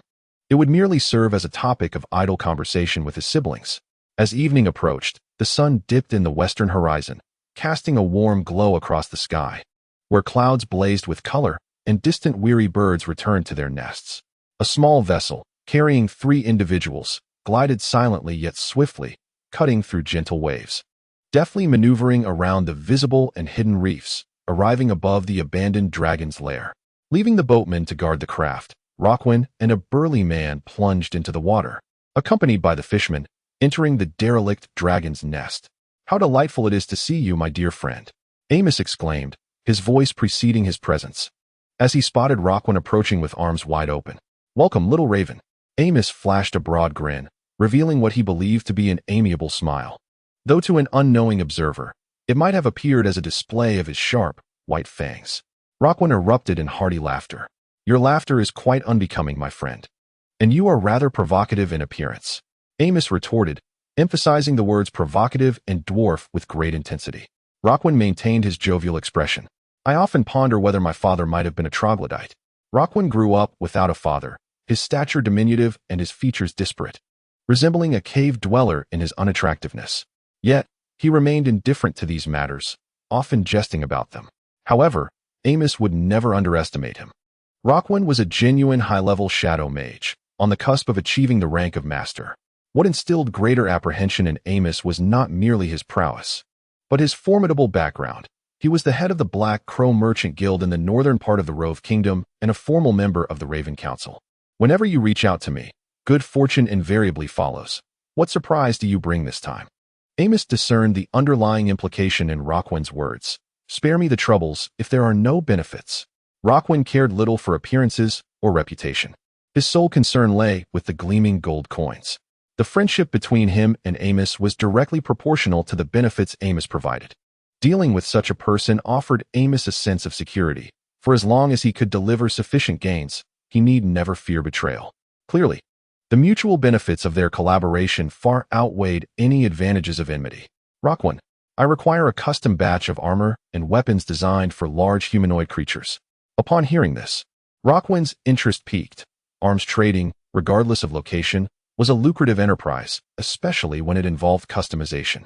His face broke into a beaming smile.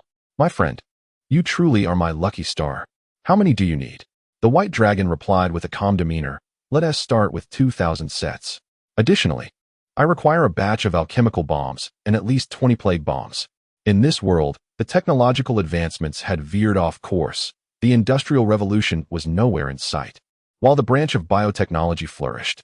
Long ago, a tech-savvy lich named Onaizu invented the plague bomb, utilizing it in acts of aggression, leading to untold suffering across various material planes, turning them into desolate wastelands shrouded in toxic gas. The devastating power of the plague bomb shocked the entirety of the multiverse. The mass mortality of mortals incited the wrath of the righteous gods, who issued a decree to their churches to hunt down Onaizu. Cunningly, Onaizu received word of this and sought refuge in the realm of the undead, evading capture to this day. Subsequently, the manufacturing techniques of the plague bomb inexplicably circulated, proliferating beyond control and transcending the capabilities of the righteous gods, who, in their helplessness, categorized the plague bomb as a high-risk contraband, prohibiting all individuals or organizations from employing it. "You must be mad. If this is discovered, the churches of the gods will hunt you down." Amos raised an eyebrow, disdain evident in his voice. "And so, Rockwan's expression fluctuated between dark and light. After a moment, he silently chuckled, rubbing his hands together, his eyes narrowing into slits. You need to increase the payment. Chapter 42. Intelligence. Amos extended a finger, shaking it side to side. No, no, no. I will not pay a single extra coin. Rockwan frowned, expressing his dissatisfaction. Are you jesting, my friend? In order to procure the plague bombs you desire, I must first submit a request to the southern headquarters. Subsequently, I will transport the plague bombs through numerous obstacles to sell them to a fearsome dragon. You can scarcely imagine the effort and risk involved. The Black Raven Chamber, to which Rockwan belongs, is an affiliate of the prestigious spellcaster organization, the Corvidi Council, which is renowned alongside the Northern Witch Council on the continent. With its headquarters situated in the southern regions, the wealth and extravagant expenditures associated with the spellcaster profession are well known, prompting nearly all spellcaster organizations to establish their own chambers to generate revenue to offset their considerable costs. The plague bombs are an indispensable resource for large organizations to maintain strategic deterrence. However, only a chaotic faction like the Corvidi Council would engage in the sale of such perilous items. Amos replied calmly, I understand your predicament, but I will not pay a single extra coin for the plague bombs. You must sell me ordinary alchemical bombs and weapons at a 70% market price, and I assure you, you will not suffer any loss. With that, Amos pushed a small wooden box in front of Rockwan, stating, This is my sincerity. Rockwan's brow relaxed. His curiosity piqued regarding what could compel Amos to present such terms. Open it, he urged. A burly man, who had been trailing behind Rockwan, stepped forward and silently opened the box, spilling its contents onto the table. Rockwan's heart leaped with joy, yet he feigned nonchalance, asking, My friend, a few dead fish and a bag of powder. This is your sincerity? Enough, Rockwan. Do not play the fool with me. I refuse to believe that a man of your knowledge cannot recognize these. Amos retorted, For a human to acquire them is akin to climbing a mountain, yet for me, it is but a simple task. Amos had grown weary of the circumspection and decided to speak plainly. The halibut, the mormorous sailfish, and the lagrin red shrimp. These are rare delicacies found only in the deep sea, highly sought after by the nobility, and they sell with ease. The precious spices sourced from overseas islands are worth their weight in gold and are often in short supply, available yet priceless. Amos elaborated on the value of his offerings. Taking a moment to breathe before continuing, I can supply you with a batch of these deep-sea delicacies weekly and every 6 months. I can provide 5,000 pounds of spices. Is that not generous? Rockwan grimaced. Oh, my friend, your terms are indeed tempting. However, in the realm of weapon trading, one must allow the poor little dwarf to earn a modest profit. Very well, I will sell you the weapons and armor at market price. Ensuring I do not profit a single extra coin, Rockwan proposed. Amos raised an eyebrow, responding coolly, 60% of market price. Rockwan nearly wept, exclaiming, This is simply unacceptable. To procure this special armor, I must contact craftsmen who deal in under-the-table work, purchase high-quality iron ore, and forge specialized molds, all of which require substantial gold coins. Surely, you cannot expect your dear friend to incur a loss.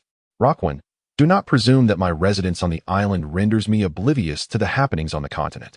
The profits are secondary. The stability of such precious resources can significantly expand your network of elite contacts, consequently allowing you to capture a larger share of the lower-end market. Even if this batch of equipment were given away for free, you would not suffer any loss. Upon having the truth unveiled by Amos, Rockwan concealed his sorrowful demeanor and cheerfully declared, No problem, my friend. For the sake of our friendship, a discount of 40% it shall be. However, Rockwan soon replaced his jovial expression with a serious tone, stating, I do hope to be the exclusive agent for these products. Amos cast a sidelong glance at Rockwan, who had just been lamenting as if he had lost a dear relative, only to break into laughter moments later, and now adopting a serious fade. This fellow's ability to change his demeanor was swifter than turning the pages of a book. After silently mocking Rockwan for a moment, Amos spoke, within 5 years, and thereafter, it will depend on the situation. Rockwan dramatically clasped his hands to his heart and exclaimed, Oh, Amos, is this how you treat your most loyal friend? Is our friendship worth only 5 years? Less chit-chat. Who knows if you'll still be in the kingdom of Ro in 5 years? You'll have plenty of time to reap your rewards in these years. Ha! Indeed, nothing escapes your notice. So, here's to a pleasant collaboration. Amos then broached another subject. Has the Dumbledore family made any unusual moves recently? Not particularly, but as a friend, I must advise you to refrain from meddling with them. The Dumbledores are not an ordinary Count family. They have significant ties with the Roe royal family, the Banes. Roquan continued. The previous queen of the Kingdom of Roe was the biological sister of Count Dumbledore. Amos's expression darkened. I certainly do not relish courting trouble, but whether they will provoke their own demise remains uncertain. So, this is your rationale for acquiring the plague bombs. Indeed, Amos readily admitted, as it would be futile to conceal such matters from Roquan. The plague bomb is akin to the nuclear weapons of Blue Star. It cannot be utilized without incurring the wrath of the Church of the Just Gods, which would mark one for relentless persecution by those zealots. However, if merely collected, the Church might turn a blind eye. Thus, Amos never intended to employ the plague bombs. He merely sought to possess them for self-preservation. For no one would carelessly provoke an adversary capable of mutual destruction. I will keep an eye on them and expedite the arrival of the plague bombs, Roquan acknowledged, understanding that if Amos were to meet his demise, at least half of the gold in his pouch would vanish. Furthermore, having dealt with the White Dragon for an extended period, Roquan had gained some insight into Amos's dragon nature, recognizing it as a rare individual among malevolent dragons, acting with prudence and restraint, unlike a typical evil dragon. Otherwise, he would not dare to sell the plague bombs to the White Dragon.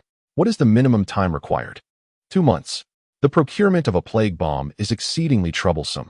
The application alone takes at least half a month, and with the myriad of obstacles along the way. A minimum of 2 months is necessary. Amos pondered, that is too long. Is it possible to circumvent human cities and take a maritime route, or travel below? Amos gestured towards the ground beneath them. Roquan contemplated the feasibility of the proposed route.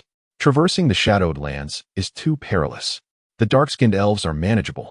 As long as a sufficient protection fee is provided, they're generally 1 TB issues. However, those monsters lurking in the shadows are far more difficult to placate. As for maritime affairs, do not harbor any illusions. Just this morning, I received news that the infamous pirate king, A.L. Bloodwave, has recovered from his injuries and is once again stirring up chaos. The route to Bailey City has become perilous, with few daring to traverse it. A.E.L. Bloodwave, a name steeped in legend, synonymous with formidable power, seemingly emerged from the depths of the ocean, rapidly assembling the most formidable pirate crew in the East Sea. The savage shark pirates, shrouded in mystery regarding his lineage and surname. Bloodwave is a title earned from a notorious battle that sent shockwaves through several kingdoms. In that harrowing incident, he led his band of pirates to ruthlessly plunder over 50 vessels within a mere 3 days, casting every crew member and passenger, nobles and commoners alike, into the sea to meet their grim fate. The following morning, the swollen corpses were washed ashore near the coastal city of Victoria in the Kingdom of Pavlin, staining the waters with a haunting hue of crimson. Thus, A.E.L. earned the moniker of Bloodwave. This heinous act ignited the ire of the nobility in both the Kingdom of Pavlin and the Kingdom of Roe, 2 rival realms that rarely unite, who dispatched 2 legendary figures to hunt him down. Ultimately, A.E.L. Bloodwave sustained grave injuries and fled into the depths of the ocean. Chapter 43. Daily life. After Amos and Roquan formalized their agreement, Roquan exited the cave. Amos remained alone in the cavern, having achieved his meeting's objective, albeit with imperfect results, shaking his head in mild discontent. Momo, the stout merman, waddled in through the cave entrance. What orders do you have for me, master? This time, I have reached a new accord with Roquan. Old Jimmy will arrange for personnel to deliver the items. You and Roquan will discuss the specifics of the transaction among yourselves. Additionally, remain vigilant and keep a close watch on the movements at the Bailey City port. If any warships set sail, notify me immediately. Understood. Amos nodded. Despite Momo's unreliable appearance, he proved to be quite dependable in his duties. If indolence were a disease, the great dragon would undoubtedly be gravely afflicted. Amos reclined languidly upon his velvet bed, feeling lethargic and disinclined to move. He extended his head over the edge of the bed, resting his chin upon a pile of pearls and gold coins, stifling a yawn. Ah, the malaise of laziness has struck again. Just a brief nap. I shall sleep for but a moment. His subjective will faltered against the instinct of his weary body, and Amos succumbed to slumber. The rhythmic rise and fall of his chest echoing in the stillness as frosty breath escaped his nostrils, blanketing the coins and pearls in a delicate frost. What was intended as a brief repose extended into a month's time. Amos slowly opened his eyes, his internal clock, a precise biological mechanism, indicating that a month had indeed elapsed. Amos mused to himself, if this were in my youth, Mother would be rousing me from my slumber. Reflecting nostalgically on times long past, he extended his slender, barbed tongue, curling a small mound of gold coins into his mouth, crunching them with relish as he swallowed the fragments down his throat. The cold metal within its belly served as a reminder that it was now a colossal dragon. Amos rose to his feet, tensed his muscles, and indulged in a languorous stretch. After consuming some refreshing golden coins, he felt a slight uplift in his spirits. He made his way to the balcony. Gazing down upon the scenery below, the March sun bathed the earth in its warm embrace, igniting life all around. Beneath the white fortress, a gentle breeze stirred, creating subtle ripples on the shimmering surface of the lake, where fishmen occasionally leaped. Beside the crystalline moat, a lush green forest flourished, with leaves rustling in the wind and birds frolicking among the trees. At the edge of the forest lay a city, where myriad tiny figures, the fishmen of White-Scale City, busily moved about. In the distance, the vast expanse of azure sea stretched endlessly, its surface adorned with frothy waves. At the horizon, islands of various sizes dotted the seascape, resembling pearls strung together on a delicate thread. Amos fully unfurled his wings and released a resounding, elongated roar. The fishmen swimming in the lake turned to observe, just in time to catch sight of the white dragon leaping from the balcony. They gazed at his magnificent form with fervor, akin to sunflowers turning toward the sun, until Amos vanished into the distance. He soared over the forest, gliding above White-Scale City, his immense wings casting shadows that obscured the sunlight. Below, the industrious fishmen paused their tasks to look up, yet Amos had already flown past. The gust from his wings made it difficult for them to keep their eyes open, creating a stir in the city behind him. Unperturbed by these minor disturbances, Amos plunged into the cerulean depths of the sea, sending sprays of water flying in all directions as rippling waves radiated outward, gradually fading from sight. Beneath the surface, he pressed his wings against his body, directing his head downward, with his tail undulating, his entire form resembling a dart as he dove toward the ocean floor, leaving a trail of bubbles that shimmered in the sunlight like a dream. Amos settled on the seabed, treading upon layers of ancient silt, which soon clouded the surrounding waters. After a while, as the sediment resettled, he observed the underwater realm from his vantage point. Sunlight streamed down, illuminating the clear waters, encircled by coral reefs, while schools of fish scattered in panic at the arrival of the colossal creature. At some point, Amos had grown fond of descending to the ocean floor, emptying his mind to feel the flow of the water, akin to sensing the pulse of the sea. His heart was enveloped in tranquility. After savoring a moment of leisure, Amos decided to depart when a glimmer caught his eye beneath the silt. What could that be? He discerned the metallic sheen, approached, and retrieved the object from the mud, finally recognizing what reflected the sunlight. It was a broken sword, 2 fingers wide, with an intact hilt, yet its blade had dwindled to a mere 2 inches. Upon touching it, Amos sensed an ancient and powerful aura emanating from the relic. This was a fragment of a sword left behind from the abyssal invasion 3,000 years ago. Even after a millennium of time and the corrosive touch of seawater, it retained its brilliance, as if freshly forged. Amos traced his nail with the remnants of a shattered sword, leaving a profound white mark upon it. One can only imagine the legendary might of such a weapon in its pristine state. He pondered the ferocity of the battles that could reduce such a sharp artifact to ruin. A thought crossed his mind. The overseas isles had been the battleground of the world-ending conflict millennia ago, where countless powerful beings and their belongings lay buried beneath the sea. Rather than allowing these relics to languish in obscurity, it would be far more prudent to repurpose them, at least recovering some materials. With determination, Amos stowed the broken sword and set sail toward White-Scale City. He descended upon the central plaza, where Old Blind Eye and Old Jimmy hurriedly emerged from the administrative hall. "We salute you, my master," they exclaimed. "Indeed, White-Scale City has flourished. Your efforts are commendable." Amos surveyed his surroundings and noticed that among the saluting mermen were several established professionals. He sensed a significant enhancement in their collective strength, which pleased the white dragon immensely. "You must continue to strive for the growth and prosperity of White-Scale City." "Yes," they responded eagerly. "I entrust you with a task. Dispatch personnel to conduct a thorough search of the surrounding waters for valuable artifacts and gather them. Ensure the mission is accomplished. Amos nodded, flapped his wings, and soared away. Only after his figure vanished did the mermen disperse to attend to their duties. As Amos flew above, he surveyed his domain, glancing down at the islands below. This was one of the few pastimes for the white dragons, allowing them to alleviate boredom while asserting their presence. Before long, he arrived at the medium-sized caveman island, home to 23 caveman villages scattered across its terrain. Each village comprised 30 to 50 households, with every family consisting of 5 to 10 members. These inhabitants had been relocated from various smaller islands for easier protection and management, as their frail bodies made them vulnerable to even the slightest threat from wild beasts. Life had been harsh for them, confined to the depths of dark burrows, cultivating ferns merely to survive, often beset by predators from the surrounding forests, until Amos discovered them. Recognizing their agricultural potential, he facilitated their transport to Caveman Island via the Ramos giant turtle, supporting them in establishing their homes.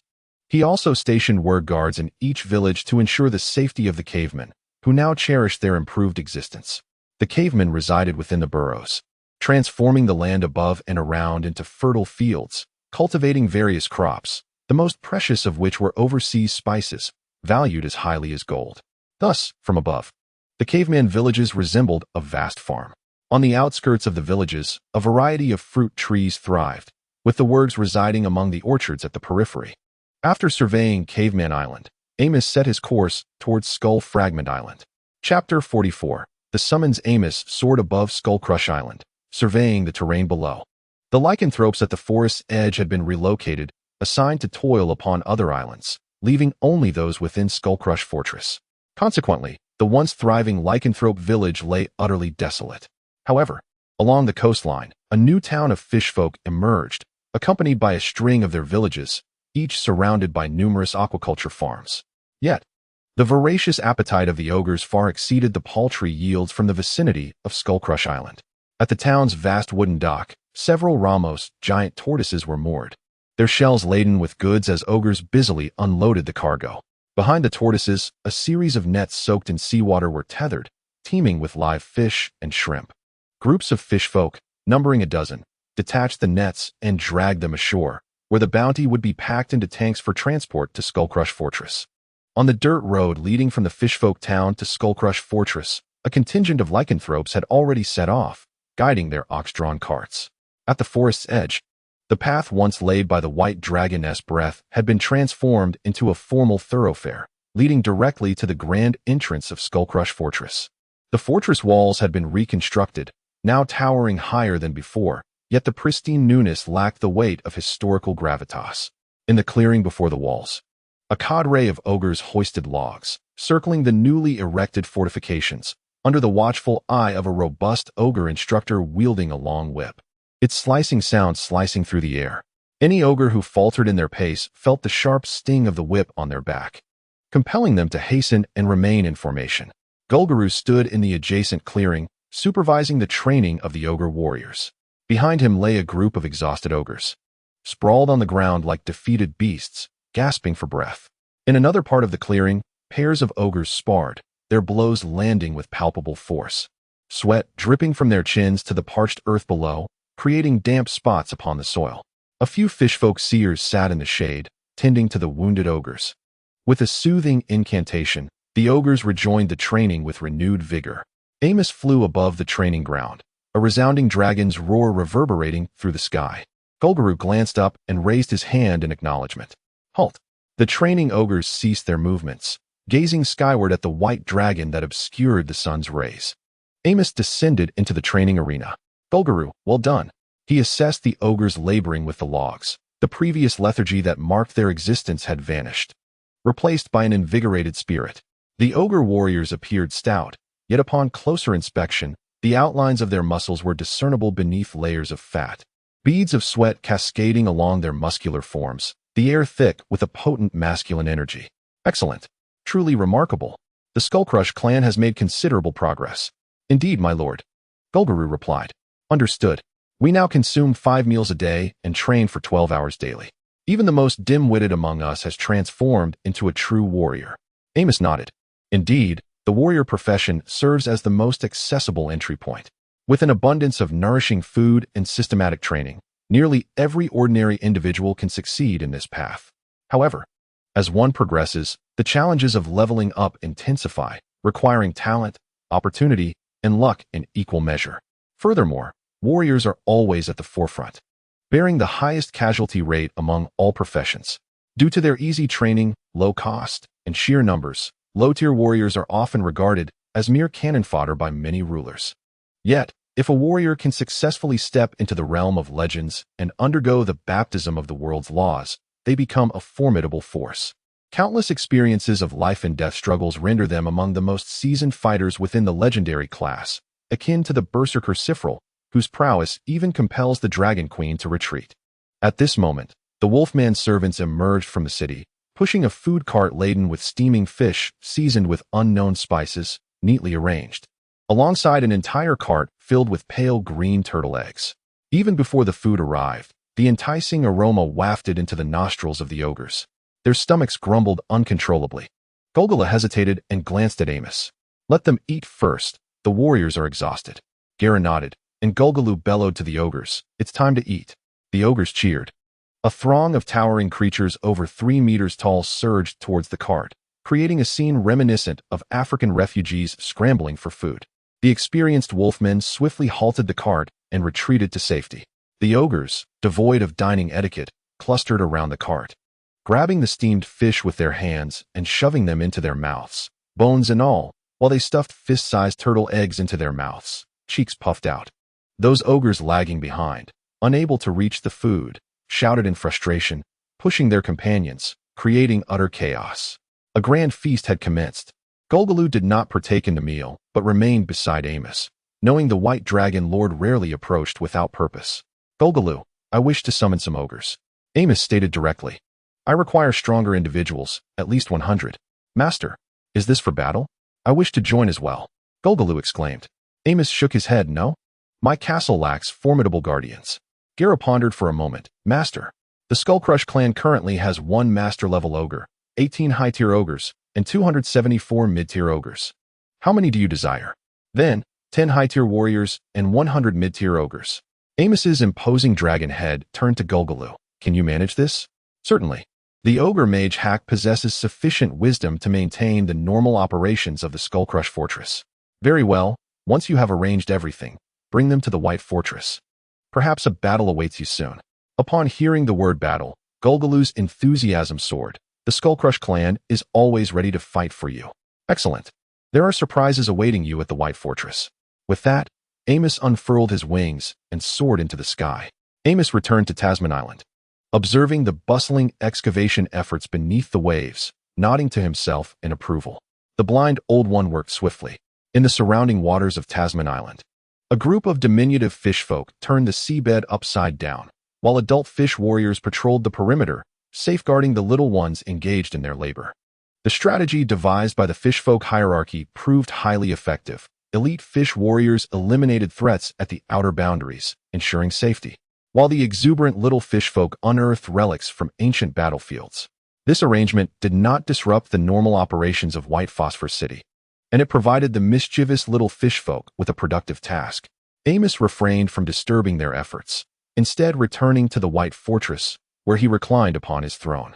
Rays of light filtered through the crystalline dome, casting a shimmering glow upon the white dragon seated on the ornate crystal throne as Amos contemplated the essence of dragonkind. Chapter 45. The New Guardians. Days later, within the grand hall of the White Fortress, Amos lay sprawled upon his throne, scrutinizing the ogre chieftain and the ogres behind him. Gurguru, clad in a specially tailored crimson wizard's robe and bearing a Caucasian battle staff, stood at the forefront of the assembly. Bowing in deference, "I pay my respects to you, my lord, the Cranium Crusher ogre, here to report for duty." Amos utilized his system to scan the gathering. Aside from Gurguru, a total of 120 ogres had arrived, including 12 high-ranking ogres and the rest of intermediate rank, surpassing the numbers Amos had requested. The White Dragon Lord nodded in satisfaction and spoke. "Excellent. Since the Cranium Crusher clan has arrived, let us swiftly take over the defense operations." "Your will shall be the guiding light for the Cranium Crushers," replied Gurguru. Turning towards the shadow of a pillar, Amos addressed the fishfolk Nightwalker, Baki Darkscale. From this moment forth, the ogres shall assume the role of guardians, while the fishfolk Nightwalkers will serve as covert sentinels. Baki Darkscale emerged from the shadows, standing at attention, and replied in a clear voice, "As you wish." Amos directed both individuals. The ogres and fishfolk shall work in harmony, one in light and the other in shadow, to jointly safeguard the White Fortress. They responded in unison, "Indeed. Gurguru, bring your kin and follow me." Amos led the ogres to the plaza beneath the White Fortress. Clapping his claws, a contingent of ogres emerged from the storeroom, hoisting large wooden crates, the sound of metallic clinks resonating as they placed the boxes neatly on the ground. "Valen, Goga, Tam, it has been a while. Chieftain, good to see you." Gurguru was not surprised to see his kin. He had learned from the fishfolk that those who had ventured out to sea had not been executed, but merely imprisoned. "Gurguru, your kin shall continue to be led by you." The ogres dispatched by Gurguru to exact revenge on the White Dragon were no mere novices. Each possessed at least intermediate strength. Now that Gurguru had arrived, Amos welcomed the addition of more guardians. "Yes, my lord." Amos addressed the laborers. "Open the crates." The ogres used iron rods to pry open the sealed boxes, revealing straw within, through which gleamed the sight of shining metal below. Amos retrieved a full suit of heavy armor from the chest, tapping it lightly with his fingernail to demonstrate its quality to the ogres. The ogres gasped, for it was their first venture beyond Skullcrush Island, and they had never encountered such exquisite armor before. Only Gulgurlu, having anticipated this, remained composed. The affluent White Dragon Lord had equipped the fishmen with iron weapons, and it was only logical that the ogres, possessing combat prowess vastly superior to that of the fishmen, would be provided with even better gear. This, surely, was the surprise that the Lord had promised. "All of this was for you." Amos's words confirmed Gulgurlu's suspicions, igniting a frenzy among the ogres as they clamored toward the chest like ravenous wild dogs, with even Gulgurlu joining the chaotic rush. What warrior does not covet superior equipment? Amos swiftly grasped the collar of the ogre chief, who was barreling past him, abruptly halting Gulgurlu's charge and pulling him back. "Ahem, that armor is intended for the mid-tier ogres. You, high-tier ogres, come with me. There is even better gear." Gulgurlu's heart raced at the thought of what might lay ahead. Amos led the high-tier ogres to another warehouse, opening the large doors to reveal racks lined with enchanted armor, radiating magical energy. Gulgurlu's heart surged with excitement. Indeed, enchanted armor. Amos silently rejoiced, relieved that he had procured a sufficient quantity of spare enchanted armor. Otherwise, there would not have been enough for the ogres, resulting in a significant loss. The high-tier ogres stared at Amos, their mouths watering as they awaited the Lord's command. The White Dragon Lord extended his claw, gesturing for them to proceed. With a roar, the high-tier ogres unleashed their battle skills, eagerly charging toward the enchanted armor. Gulgurlu, confronted by the imposing dragon claw blocking his path, felt a mix of frustration and exhilaration, his face flushed not with anger, but with fervent anticipation. Gulgurlu certainly did not believe that Amos had neglected to prepare armor for him. The White Dragon Lord's intervention only suggested that even better armor awaited him. Indeed, Amos opened his dimensional bag and produced a set of gray-white armor, offering it to the overjoyed ogre chief. Gulgurlu caressed the armor, noting that it was a specially crafted suit of medium armor, incorporating unique metals that rendered it surprisingly lightweight while providing remarkable protection. The armor, in a matte gray-white hue, was unassuming in appearance, yet Gulgurlu sensed a tremendous surge of magical energy emanating from it. If the armor in the warehouse possessed a magical intensity of 1, this armor before him boasted a strength of 20. Gulgurlu understood the immense value of this exquisite armor, feeling deeply moved. All true dragons, regardless of their moral alignment, were often hoarders of wealth, typically regarding valuable items as treasures to be concealed within their lairs, hidden from prying eyes. The fact that the White Dragon Lord would bestow this armor upon him spoke volumes of the regard in which he held Gulgurlu. Observing Gulgurlu's dazed expression, Amos inquired, "What do you think of this armor I forged?" In the previous battle against the ogre, Amos was inspired by the 2 legendary items that were shattered. If an ogre could forge legendary equipment, then there was no reason that he, with the aid of his golden finger, could not achieve the same. Thus, he embarked on a journey to master the art of blacksmithing, aspiring to create a unique legendary item for himself. However, it soon became evident that such legendary gear was not easily fashioned, Even the materials identified by the system were beyond the reach of the White Dragon Lord. In despair, Amos settled for crafting ordinary equipment, which served a dual purpose. It would allow him to hone his skills for the eventual creation of his own legendary artifact, and it could also be bestowed as rewards upon his subordinates, as his stock had dwindled over the years. The White Dragon Lord diligently amassed a plethora of books, absorbing knowledge of forging, and with the system's assistance, he ingeniously transformed the old into the new. Coupled with a steady supply of materials, Amos's blacksmithing prowess soared. The armor in Golgaru's possession was a testament to Amos's craftsmanship, enchanted with 5 advanced spells: Dragon Breath, Dragon Strength, Dragon Armor, Dragon Wings, and Blink Concealment. The 4 Dragon Arts, a standard for dragon magic sorcerers, would grant Golgaru a comprehensive enhancement, while Blink Concealment masked the fluctuations during spellcasting, complemented by the Great Rupture on the Caucasus battle staff, sufficient to instill terror in their adversaries. Upon hearing this, Golgaru gazed at the White Dragon Lord in astonishment. Deeply moved, he had never anticipated that this exquisite armor was crafted by Amos himself. With a single knee on the ground and a hand over his heart, both heads of Golgaru spoke in unison. The Shattered Skull clan is willing to become your scythe, cutting through all obstacles for you. I do not require you to cleave through thorns, but I hope you will diligently protect my castle. I shall not fail in this duty. Chapter 46. The Scout in the Garden of Count Bailey's Castle. Count Dumbledore held a watering can in one hand while rolling up his sleeves to tend to the exotic flora. The Count's chief steward, Babbuckle, stood respectfully behind him, and the Count's heir, Bruce, sat on a stone bench, engrossed in a book, while a white kitten frolicked on the grass beside him. Having finished watering the plants, the Count set down the watering can and dusted off his hands, brushing away non-existent dirt. Has that little girl remained silent? The chief steward, Babbuckle, replied respectfully in a low voice. Yes, my lord. Miss Philia has not ventured out these past few days, aside from attending a few banquets, and has had no contact with any suspicious individuals. Count Dumbledore furrowed his brow slightly and muttered to himself, could it be that we were mistaken, and no one has been assigned a task? He turned to Bruce, who was still absorbed in his reading, and inquired, what is your opinion on this matter, Bruce? Though engrossed in his book, Bruce remained attentive to the Count's movements. He closed the book and replied, that depends on your will.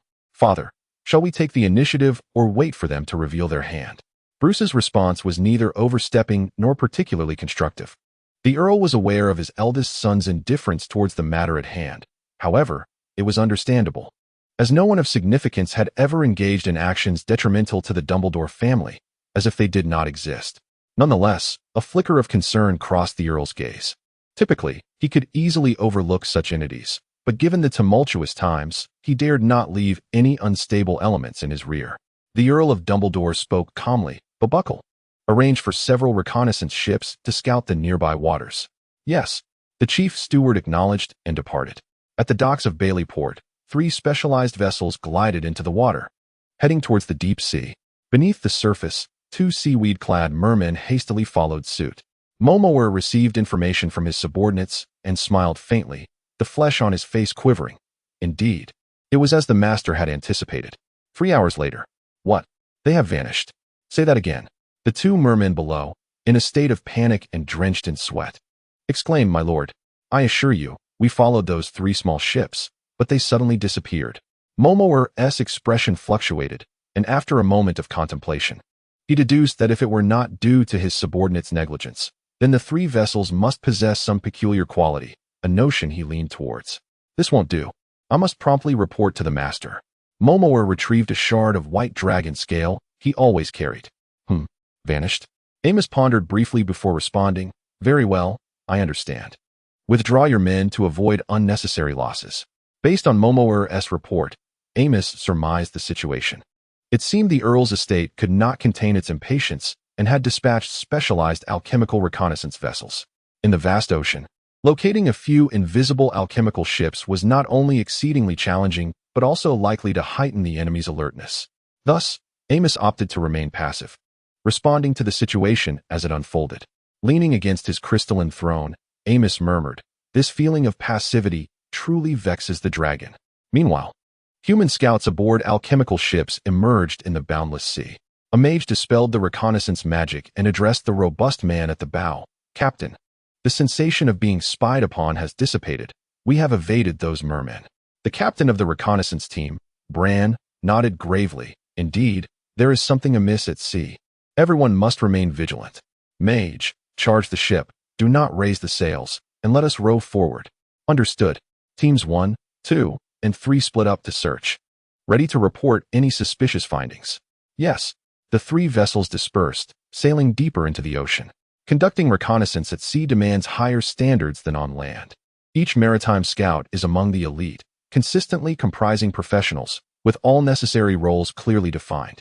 Like the Earl's reconnaissance ships, each vessel carried 10 crew members, including a battle-hardened captain, navigator, helmsman, mage, rogue, and archer, sufficiently equipped to handle any circumstance. Moreover, the crew was thoroughly equipped and capable of independent reconnaissance missions. 3 days later, the navigator, armed with a monocular telescope, stood atop the elevated retractable lookout. The commander observed the distant waters, noting the murky sea and signs of biological activity beneath. Bran, signal the mages. We may have found the source, he commanded. The ship's mage unfurled a magical scroll, transmitting a signal that would swiftly summon nearby vessels within the range. The navigator, squinting through his monocular at the commander, suggested, shouldn't we scout ahead? No, Bran replied decisively. Let us wait for the second and third teams. Such a vast expanse of murky water indicates either a colossal creature or a multitude of them. In either scenario, we are ill-equipped to confront it alone. After issuing his orders, he instructed, fall back. All teams, check your gear. Mages, replenish the ship's energy and prepare the backup power. We may need to remain concealed for an extended period. Hours passed. The other 2 reconnaissance ships arrived in succession. After verifying the operation of the alchemical ship's array and confirming the readiness of all teams, the 3 alchemical vessels activated their invisibility arrays and advanced towards the murky waters. Shortly thereafter, the scouts were astounded to discover that the murkiness was due to a throng of tiny mermen stirring beneath the surface. The sheer number of them sent shivers down their spines. However, they soon stumbled upon an even more astonishing sight, a magnificent merman city on the island. Commander Bran, peering through his monocular, marveled at the towering walls of White Scale City, his mouth agape in disbelief. It took him a moment to regain his composure, and he murmured in terror, a calamity of the ocean, taking a deep breath to quell his rising fear. He recognized that such a large population of mermen transcended the concerns of the Dumbledore family, likely indicating the presence of other advanced beings behind them. Naga, merfolk, or perhaps those octopus monsters. The steward, of course, refrained from sharing the higher-ups' private speculations with the soldiers, creating a delightful misunderstanding. Commander, what shall we do? Bran recalled the descriptions of oceanic disasters from the books at home. Marine creatures had once inundated the coastal regions of Nordhyl, leaving no survivors. Thoughts of his family in Bailey City propelled him to resolve. First team. Second team. We will split up and scout the shore. We must ascertain what we are facing. Third team. You must return immediately and report the situation to Lord Count, so he can prepare. Commander. Aye aye. The captain of the 3rd reconnaissance ship, Lockman, recognized Bran's intent to protect him. No need for further discussion. You are the last male of the Wayland family. Lockman lowered his head in shame and issued his orders in a subdued tone. Return to base. Bran stood at the bow, his voice steady as he commanded, split up. Seek suitable landing spots. Understood. Chapter 47. Invader's Amos reclined upon his crystalline throne, suddenly awakening with his golden dragon eyes wide open, exuding a chilling glare. The voice of the white dragon lord echoed like the biting winds of winter. Invaders? Golgerlu, bring those pests back to me. Time rewound 3 hours. Bran discovered a horde of fishmen within the city of White Scale. Thus, he and his subordinates traversed the beach, venturing into the forest in search of fresh clues. Before stepping into the woods, Bran raised his hand, signaling the reconnaissance team to halt. Mage, detect for traps. Scout, proceed ahead to scout the path. The mage and rogue from the scouting party separated from the group and advanced forward. The mage swiftly recited incantations, enveloping the forest ahead in a magical force field. Report. No signs of magical traps detected. The slender scout bent low, meticulously examining the grasses underfoot, when he suddenly noticed something unusual. He pointed at a patch of bent grass, saying, Report. Evidence of intelligent creature activity found. He crouched among the underbrush, selecting a broken blade of grass, and continued his report to the captain. The break is still fresh, likely no more than 3 days old. Could it be traces left by those fishmen? The scout measured the length of the bent grass and peeled back more foliage to scrutinize the footprints below. No, these are tracks of a large humanoid creature, weighing at least 500 pounds. Can you discern what it is? The scout replied, I cannot determine. There are too many large humanoid species, ogres, trolls, and remnants of ancient half-orcs, any of which could fit. At that moment, the mage approached and observed for a while, finally stating, these are ogre footprints. I have read about this in a tome. Ogres, burdened by their belly fat, walk with their chests puffed out, causing their heels to strike the ground first, thus leaving deeper impressions. The scout bent down to inspect and, finding the mage's assertion correct, praised him earnestly. Truly, you are the learned mage, esteemed sir. Bran, making a swift decision, commanded, follow the footprints and continue onward. Mage, cast your trap detection spell at intervals. The scouting party, increasingly apprehensive, pressed on, discovering an alarming array of tracks, ogres, trolls, and even wargs. Bran realized they had intruded upon the monster's stronghold. Furthermore, they encountered an escalating number of traps, initially mere snares. Now they were faced with magical traps, forcing the group to slow their pace and proceed with caution. Bran contemplated, traps, creatures of various races. This is not the style of the sea folk. Could it be dragons? At that juncture, the mage uncovered a new magical trap and, scrutinizing it with a grave expression, declared, Captain, we cannot advance any further. The creator of this magical trap possesses skills far superior to mine. Proceeding could lead to traps beyond my detection. Although reluctant, Bran, compelled by circumstances, had no choice but to retreat. Fall back. Bran led his team back towards the forest's edge. As the party turned to flee, a member inadvertently brushed against a nearby tree with his sword. The mage sensed a fleeting magical disturbance and shouted, we are compromised. We have been detected. None anticipated that the deranged individual would set up a warning trap in the trees. Bran glared fiercely at the offending member, but understood that even if he were to slay him now, it would be of no consequence. Quickly retreat. Shortly thereafter, Golgarlu led a cadre of ogres to the scene of the incident, discovering the traces left by the invaders who had fled in haste. Pursue. They cannot escape for long. Golgarlu cast a mass levitation spell upon the ogres and took the lead in the direction of the intruder's flight. After a while, however, the tracks vanished, and sensing something amiss, Golgarlu scrutinized the ground where the footprints had ceased. Infuriated, he bellowed, cunning invaders, how dare you mock the Skullcrush clan?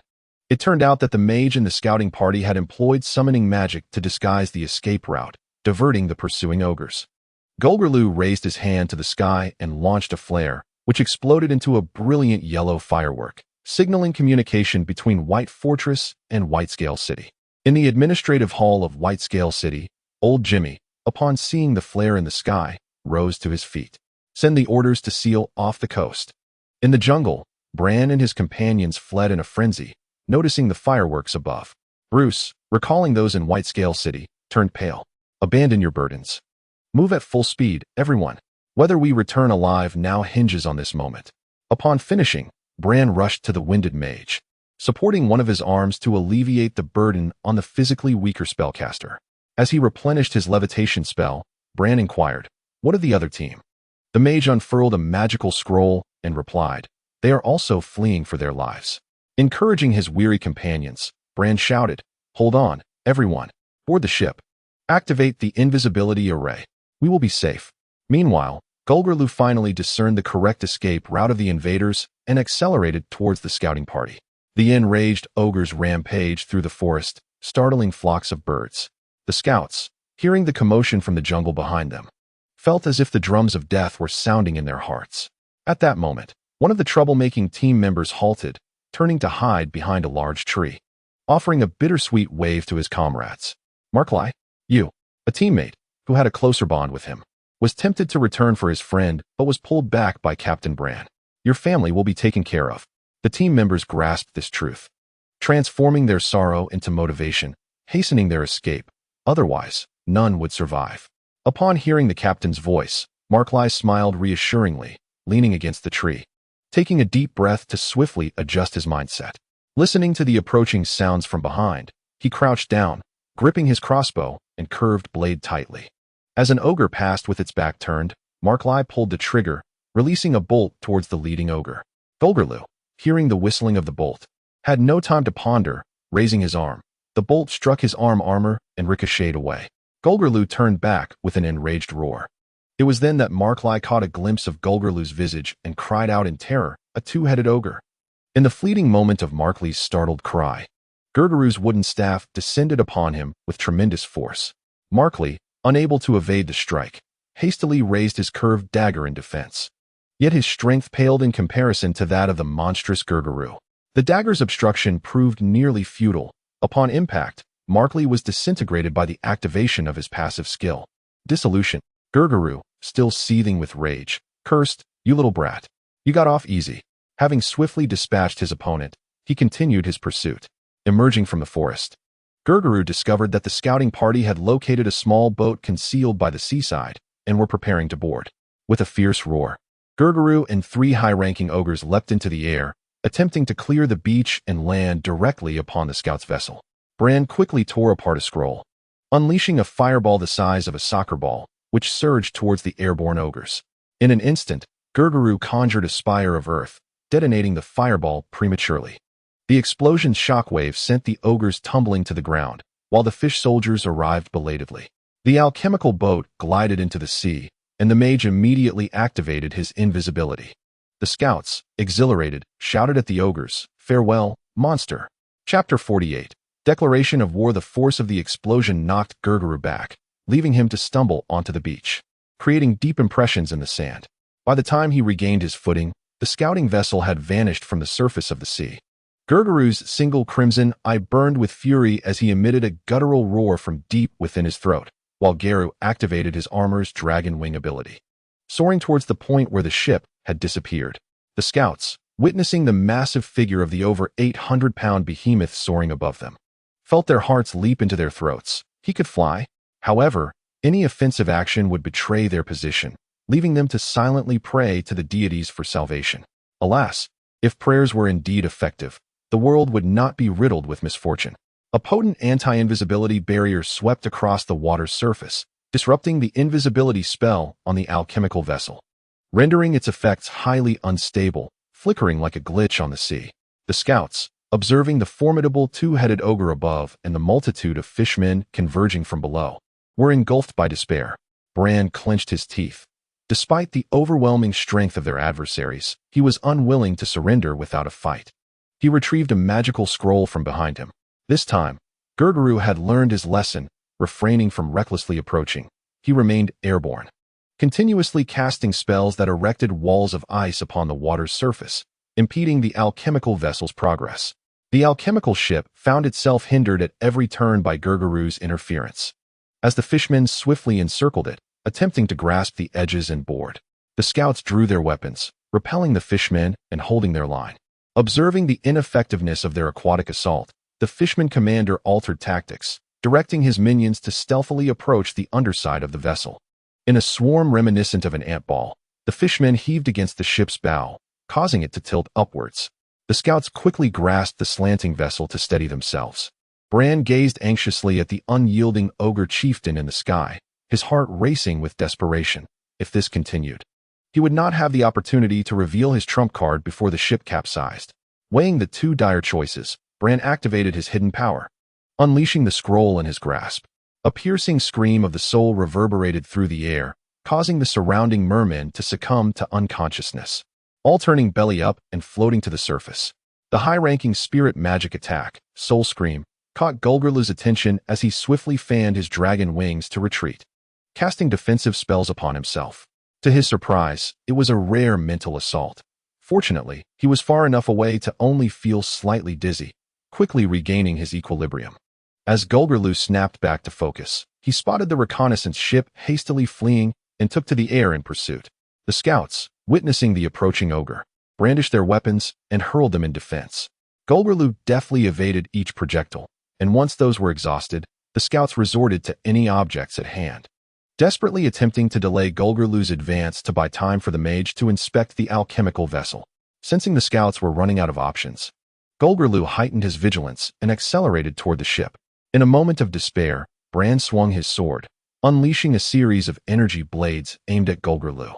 The ogre, seeing his foe fighting against the odds, chanted a rapid incantation, conjuring a swirling cloud of yellowish dust. The sandstorm veil. The energy blades vanished into the haze, and Bran's heart plummeted. At that moment, Golgerlu burst forth from the dust cloud, plummeting directly toward the alchemical ship. The mage, fully engrossed in repairing the magic array, suddenly turned, activating the magic imbued in his ring. A beam of white light shot forth toward the charging Golgerlu. The light of dispel. The mage's heart raced. The alchemical array could not possibly be repaired in such a short span. He had been biding his time, waiting for the right moment to unleash the dispelling ring and nullify the spells surrounding Golgerlu. Only then would the two-headed ogre lose its ability to fly, granting them a sliver of hope for escape. They struck true. The scouts erupted in joy. Yet, the struck two-headed ogre dissipated into nothingness. Alarmed, the mage realized it was an illusion. He felt the rush of air as Golgerlu descended rapidly, shedding his cloaking disguise, and before he could land, struck the mage so forcefully that his head was driven into his body, blood and gore splattering everywhere. Nordhyl held a consensus. In battle, the enemy mage must be dealt with first, for one could never predict what trump cards they might reveal in the next moment. The ecstatic scouts, momentarily stunned, found themselves in a sudden reversal of fortune. Their mage had been vanquished, extinguishing the last hope of escape. Life's ups and downs could hardly be more dramatic. The over 800-pound ogre crashed down upon the speeding alchemical ship's bow, the 5-meter-long, 2-meter-wide vessel being catapulted into the air, spinning thrice before capsizing into the sea. The frigid waters jolted the scouts from their stupor, their faces paling in terror. The greatest sorrow is that of a heart rendered lifeless. Bran, without struggle, spread his limbs wide, surrendering himself to the depths below. Golgerlu, empowered by his ability to walk upon the water's surface, stood atop the ocean, observing the scouts who either struggled desperately to swim towards him or sank into despair. A contemptuous smile graced his lips. After exerting such effort, how could he allow them to perish so easily? With incantations swiftly escaping his lips, energy tendrils emerged from his staff, plunging into the depths to ensnare the scouts around their waists, pulling them upward. As they broke the surface, they coughed violently, expelling mouthfuls of seawater. Amidst his coughing, Bran caught sight of the approaching fishmen, a bitter smile forming on his face. Was there truly no escape from this fate? Golgerlu addressed the advancing fishmen, instructing them to bind the captives and bring them to shore, for their master had commanded that the more tongues, the better. Satisfied with his capture of 8 live scouts, understanding that killing and capturing were distinct concepts, he recalled that Amos had merely requested the latter for the sake of interrogation. The two-headed ogre glanced down at the alchemical ship, now a mere black dot beneath the waves. Retrieving the vessel might prove useful. After handing over the prisoners to the fishmen, Golgerlu soared back to the shore. Without a vessel, these humans would not stir the sea. Meanwhile, the second scout team had yet to escape the forest when they were intercepted by the dark-scaled Baki, overwhelmed by the fishmen's aquatic tactics. In the White Fortress, Amos observed the kneeling scout captain below. Bran, too, was taken aback by the magnificent white dragon perched on the opulent crystal throne. It was his first encounter with such a majestic creature. A flicker of pink light glimmered in Amos's eyes, rendering Bran immediately entranced, his gaze vacant, ensnared by the dragon's allure. Human. Name: Bran Lonwa. Oh, the illegitimate child of that family. The Earl Abel's lineage. Title: Captain of the 1st Division of the Maritime Reconnaissance Team from Bale City. Mission: sent by the steward of Count Dumbledore's estate to investigate any anomalies at sea. Take him away, confine him for now. Under the influence of magic, Bran willingly divulged all he knew. Amos closed his eyes in contemplation. Before reaching maturity, he had no desire to provoke humans. However, since they had dispatched a scout team, he harbored no illusions about their intentions being amicable. Scanning the room, he noted the high-ranking members of the White Fortress awaiting his decision. Ladies and gentlemen, prepare for battle. For those questioning the camp's position, refer to the relevant work. Chapter 49. Capture in the hall of the Earl's castle in Bale City. Lockman Wellen, captain of the 3rd Scout Team, was reporting to Count Dumbledore. What? You say those fishmen have established such a large city? Count Dumbledore could hardly believe his ears. In Nordhyl, fishmen were often referred to as the goblins of the water. lacking any remarkable qualities save for their prolific nature. Indeed, Captain Brand sent me to relay the message. He has gone to investigate further. Very well, you may leave. With a bow, Lockman exited. Count Dumbledore remained alone in the hall, deep in thought. As a creature positioned at the base of the food chain, the fishmen could not possibly establish such a grand settlement without formidable biological support. And who would stand behind these beings? Dragons? Or creatures of the deep sea? Regardless of the answer, it would certainly not be allies of the Dumbledore family. No, inaction is not an option. Count Dumbledore, rubbing his temples in frustration, summoned a maid from outside. Go, fetch the head butler and the eldest son for me. Before long, Bruce Dumbledore and Babuckle arrived together. Ike, cradling his white cat, noticed his father's serious expression and inquired, "Father, what has transpired?" Count Dumbledore looked up and said, "You are here." He succinctly recounted the situation and instructed, "Bruce, you shall personally lead the effort to retrieve Philia. The nature of the matter will soon be revealed." Realizing the gravity of the situation, Bruce understood that extraordinary times called for extraordinary measures, and he disregarded the disposition of his subordinates. Understood. Count Dumbledore glanced at Ike, who was departing, and addressed the head butler, Babuckle. "Prepare invitations to summon all the nobles under our banner for a council. They have thrived under the protection of the Dumbledore family, and it is time for them to contribute." "Yes." Babuckle acknowledged and departed. Count Dumbledore raised his goblet from the table, savoring a sip of the sweet wine. Ah, what a tumultuous season. Meanwhile, in a secluded alley of Bailey City, Philia had procured the attire of a peasant woman arriving in the city, transforming herself into an ordinary farmer's guise. Dressed in coarse linen and with her head wrapped in white cloth, she clutched a basket and hurried through the narrow passage, lowering her head as she made her way towards the city gate. Earlier, when Bruce had come to the Oliver estate to apprehend her, she had escaped through a secret passage. Now, with the entire city in pursuit, she needed to flee before the gates closed. Otherwise, once Bailey City commenced its daily operations, there would be no refuge for her within its confines. "Stop. What is your business?" Philia feigned panic and stammered, "Guard, I am returning home." "Returning home?" The guard scrutinized her, noting that her magically altered appearance coincided perfectly with the time when a peasant would be returning from the market. "Very well, proceed." With a sigh of relief, Philia briskly walked past the guard, enveloped in a fragrant aura. The guard, inhaling the scent in the air, mused, "Ah, how delightful." Suddenly, he realized something was amiss. Wait, no ordinary peasant can afford such perfume. Stop her. As Philia was on the verge of escaping the city gate, a wave of alarm surged through her. Though she could not discern the source of the disturbance, she had no time to ponder. Raising her finger, she unleashed a blinding light, catching the guards off guard. In their panic, they closed their eyes and thrust their spears in the direction of their fading memory. But Philia had already vanished into the distance.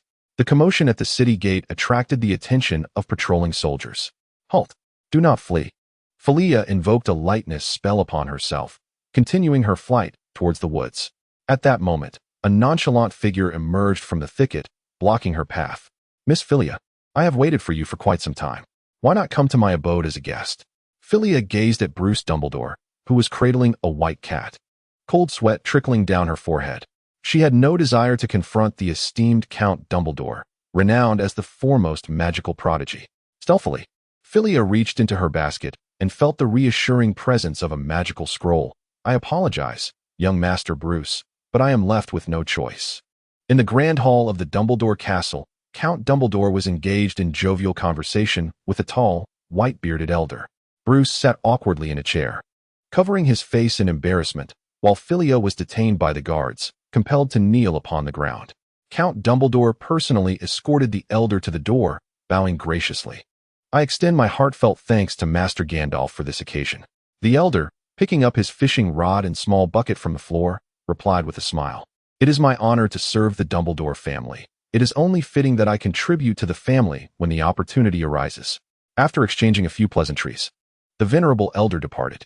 Count Dumbledore smiled as he watched the elder exit the hall, but his expression shifted dramatically upon turning around. "Philia, what audacity you possess." Philia managed a wry smile. "My Lord Count Andrew, I too am a victim of circumstance." Bruce, feeling vexed, rubbed his head and chimed in, "Father, she never intended to take my life. Indeed, Otherwise, do you think she could kneel here unscathed? At this remark, Bruce sighed in resignation. This debacle had left him utterly humiliated. Philia had employed a high-level malevolent transformation spell, turning him into a frog, before she spared him and made her escape. Alas, Philia's fortune was not in her favor, as she encountered the weapon master Gandalf returning from a sea fishing trip. Under the grip of the half-legendary weapon master, Philia was swiftly captured. Observing his despondent son, Count Dumbledore offered words of consolation. Do not dwell too much. Who knows what cunning voodoo scrolls she possesses? With that, he cast a fierce glare at Philia and commanded the soldiers holding her, release her. You may withdraw. The soldiers bowed respectfully and departed. Speak. Who is your master? What purpose did he have in placing you in Bailey City? I am sorry, my lord, but I cannot disclose that information. Count Dumbledore furrowed his brow, realizing the implications. Indeed, malevolent forces often bind their subordinates through contracts, rendering Philia's predicament a grave reality. With this understanding, Count Dumbledore felt considerably relieved. After all, for centuries, the Oliver family had remained steadfastly loyal, contributing countless efforts to the advancement of Bailey City, with this generation's men perishing valiantly in battle for the Dumbledore family. Count Dumbledore softened his tone. Philia, I have watched you grow. I do not wish to inflict punishment upon you. Please, divulge all that you can. I. Philia hesitated, words caught in her throat. Count Dumbledore sensed the stringent and exacting nature of the contract she had signed. Bring her forth. Search her. Philia did not resist, understanding that any defiance would be futile. Arrange a room for Miss Philia, under constant surveillance, 24 hours a day. She is not to step outside her chamber. Yes, my lord. The guards took Philia away. Count Dumbledore examined the white scales in his hand. A white dragon. Chapter 50. The frozen ship. Early the next morning, in Bailey City's harbor, workers bustled about, laboring through the night to load various supplies onto the military vessels.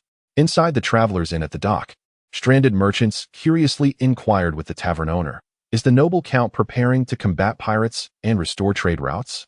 The tavern owner wiped his hands on a cloth and replied gruffly, I cannot say for certain, but did you know?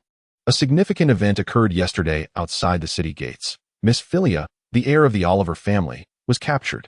His words ignited a flurry of discussion among the patrons. A local ruffian, bursting with curiosity, asked, What do you think Miss Philia did? A sailor slammed his empty cup onto the table, exclaiming, Only the dead know the sordid affairs of these highborn. A mysterious drinker drained his mug of ale, revealing, You're all in the dark. A strong man, clad like a mercenary, overheard part of the conversation and, irritated, gestured, Quit the suspense. Speak. He then called out, Bartender, bring this friend a fine mug of ale. The drinker accepted the ale from the serving girl, cheekily swiping a bit of grease, prompting her to slap him, which drew hearty laughter from the crowd. Relishing the envious stares, he boasted, I heard from my cousin, who serves as a guard, that it pertains to a dragon from the sea. A nearby merchant suddenly understood. No wonder I saw those workers carrying crossbow bolts this morning, over 3 meters long. They must be preparing to confront a giant dragon. Through the window, the patrons glimpsed the warship's ironclad deck, covered by tarpaulins hiding colossal objects, believing the rumors more than ever. A local, observing the besieged young Master Bruce at the dock, gleefully remarked, Indeed, Master Bruce finds himself in quite a predicament this time. In a corner of the tavern, a slender man with dark hair, nursing a drink, rolled his eyes. After a brief while, he settled his tab and exited. Outside, a figure peeked from a nearby alley, stealthily following the dark-haired man. Meanwhile, at the dock, the beleaguered Master Bruce, adorned in an exquisite mage's robe, passionately addressed the crowd. My friends, our malevolent neighbor is a young white dragon. If we do not take action before it matures and devours our descendants, we must strike first and quell this threat in its cradle. Who will join me in slaying the dragon, earning glory and wealth together? Upon witnessing the flames of resolve igniting in the soldier's eyes, Bruce raised his hand and proclaimed, Victory for Bailey City. The soldiers below echoed, brandishing their weapons. Victory for Bailey City. Victory. Victory. Let us go. With a resounding horn, 20 ships, each at least 30 meters long, set sail from Bailey City. Their sterns carving ripples through the water, while seagulls soared overhead, the fleet moving toward the rising sun. On the night following a fateful day, aboard the battleship Shell No. 8, a soldier, plagued by insomnia, decided to rise from his hammock. He quietly maneuvered past his slumbering comrades and gently opened the cabin door. The cool moonlight streamed into the ship's quarters as he closed the door behind him and strolled toward the stern, contentedly leaning against the rail, savoring the soothing sea breeze while gazing up at the luminous full moon. Ah, how beautiful it is! Yet, the wind carries a chill. Suddenly, he heard heavy breathing behind him, sending a shiver down his spine. He turned around in astonishment, only to meet the mocking gaze of a pair of vertical golden dragon eyes. A massive, menacing white dragon head loomed at the same level as the deck.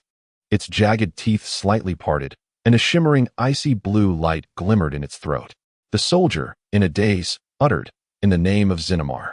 "See God, Zinamar." In the soldier's vacant stare, the blue light emanating from the dragon's mouth intensified, drawing closer until it engulfed him. Subsequently, the icy blue breath consumed the entire battleship, prompting Amos to flee in terror. Within the primary warship, the night duty mage sensed a surge of magical energy and swiftly pressed a button, the piercing alarm shattering the soldier's dreams. Enemy attack. The well-trained soldiers hastily grabbed their weapons and surged onto the deck. Faster than the soldiers, however, was Jax, the foremost expert from Bailey City, who hurled an orange fireball at the descending white dragon.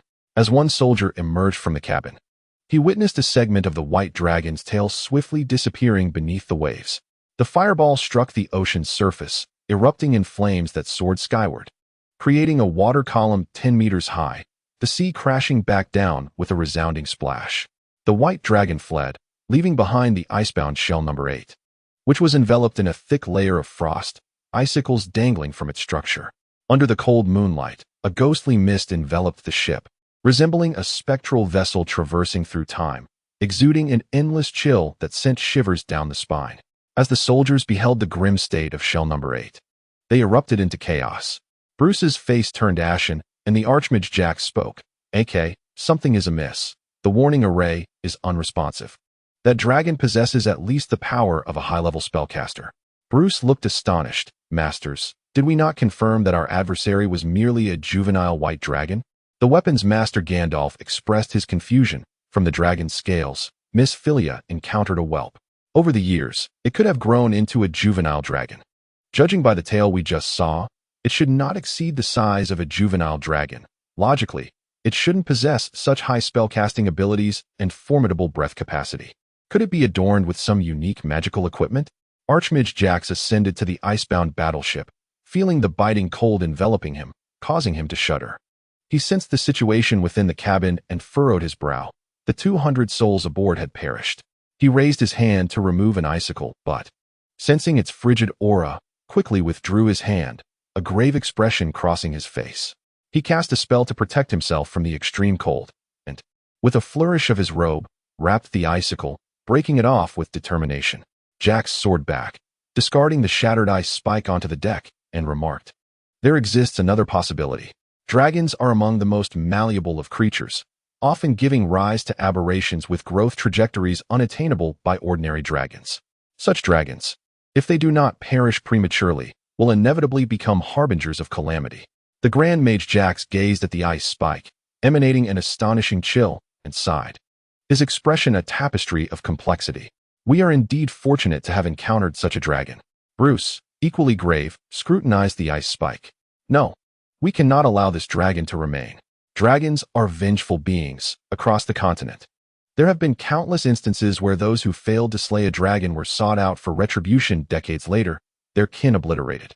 Bruce initially believed that bringing along 2 master-level practitioners, 4,000 elite soldiers, and specialized equipment designed to combat large creatures to tackle a juvenile dragon was an overestimation. However, it now appeared that it might not suffice. Gandalf nodded. "I will take the night watch to prevent that dragon from launching another ambush." Bruce clasped his hands in gratitude. "I appreciate your dedication, Master." 1,000 meters away, Amos, resembling a crocodile, surfaced with his dragon eyes peering coldly at the bustling fleet in the distance. The supremacy of the human continent was unassailable, and Amos had no desire to confront them prematurely, yet with the enemy encroaching upon him, his patience was wearing thin. Realizing that confrontation was inevitable, he contemplated a preemptive strike to eliminate the enemy's active forces while gathering intelligence, hoping to dissuade them with his dragon's breath. Should the foe remain obstinate, he resolved to eradicate them entirely. Chapter 51. The Army of Battle Pets. The warships clad in iron the following day. Bruce stood upon the deck of the flagship, the Whaler of the Dead, of the Bailey City fleet, gazing at the distant horizon. Lockman Velan stood beside him. "How long until we reach that island?" Bruce inquired. Lockman calculated the journey and replied, "At most, half a day's time."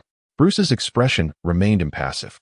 Having lost over 200 soldiers the previous night before the battle had even commenced weighed heavily on the morale of the common warriors. Yet, Bruce had never doubted their ability to prevail, for they possessed a grand mage and a weapon master on the verge of legendary status. With the high-tier practitioners dispatched by their side, along with those sent by the noble houses, their combat prowess among the upper echelons exceeded 30. Coupling that with 4,000 elite soldiers, each equipped with finely crafted sabers and hand crossbows, as well as artillery and heavy crossbows. They were well equipped to secure victory in a medium-scale conflict. "Look, what is that?" A soldier stationed at the lookout tower interrupted Bruce's thoughts, having spotted something unusual in the distant waters. Bruce furrowed his brow, retrieving his spyglass for a closer examination, his expression turning grave. "Quick, prepare for battle. Damn it, that white dragon has even learned to tame sea beasts." In the distance, a school of swordfish leaped from the water, their elongated, sharp bills glinting with a cold light. The massive dorsal fins of the great white sharks sliced through the surface, proclaiming their presence. A throng of fishmen, mounted on copper-backed crocodile turtles, brandished their spears, while vast shadows loomed beneath the sea. The analytical prowess of Amos's golden fingers, combined with the guidance of a druid, effortlessly subdued a multitude of sea creatures lacking both size and intellect, thereby assembling such a formidable army of battle companions. The legion of battle beasts swiftly approached the fleet. "Prepare the cannons," commanded the fleet admirals as they witnessed the enemy enter firing range. "Fire!" echoed through the air. Boom, boom, boom. The resounding explosions followed, as cannonballs arched gracefully towards the distant foes. Upon entering range, Old Blind Eye directed the fishmen in commanding their beasts to submerge 30 meters deep. The powerful cannonballs struck the water's surface, erupting in towering columns of spray, yet they inflicted no harm upon the enemy.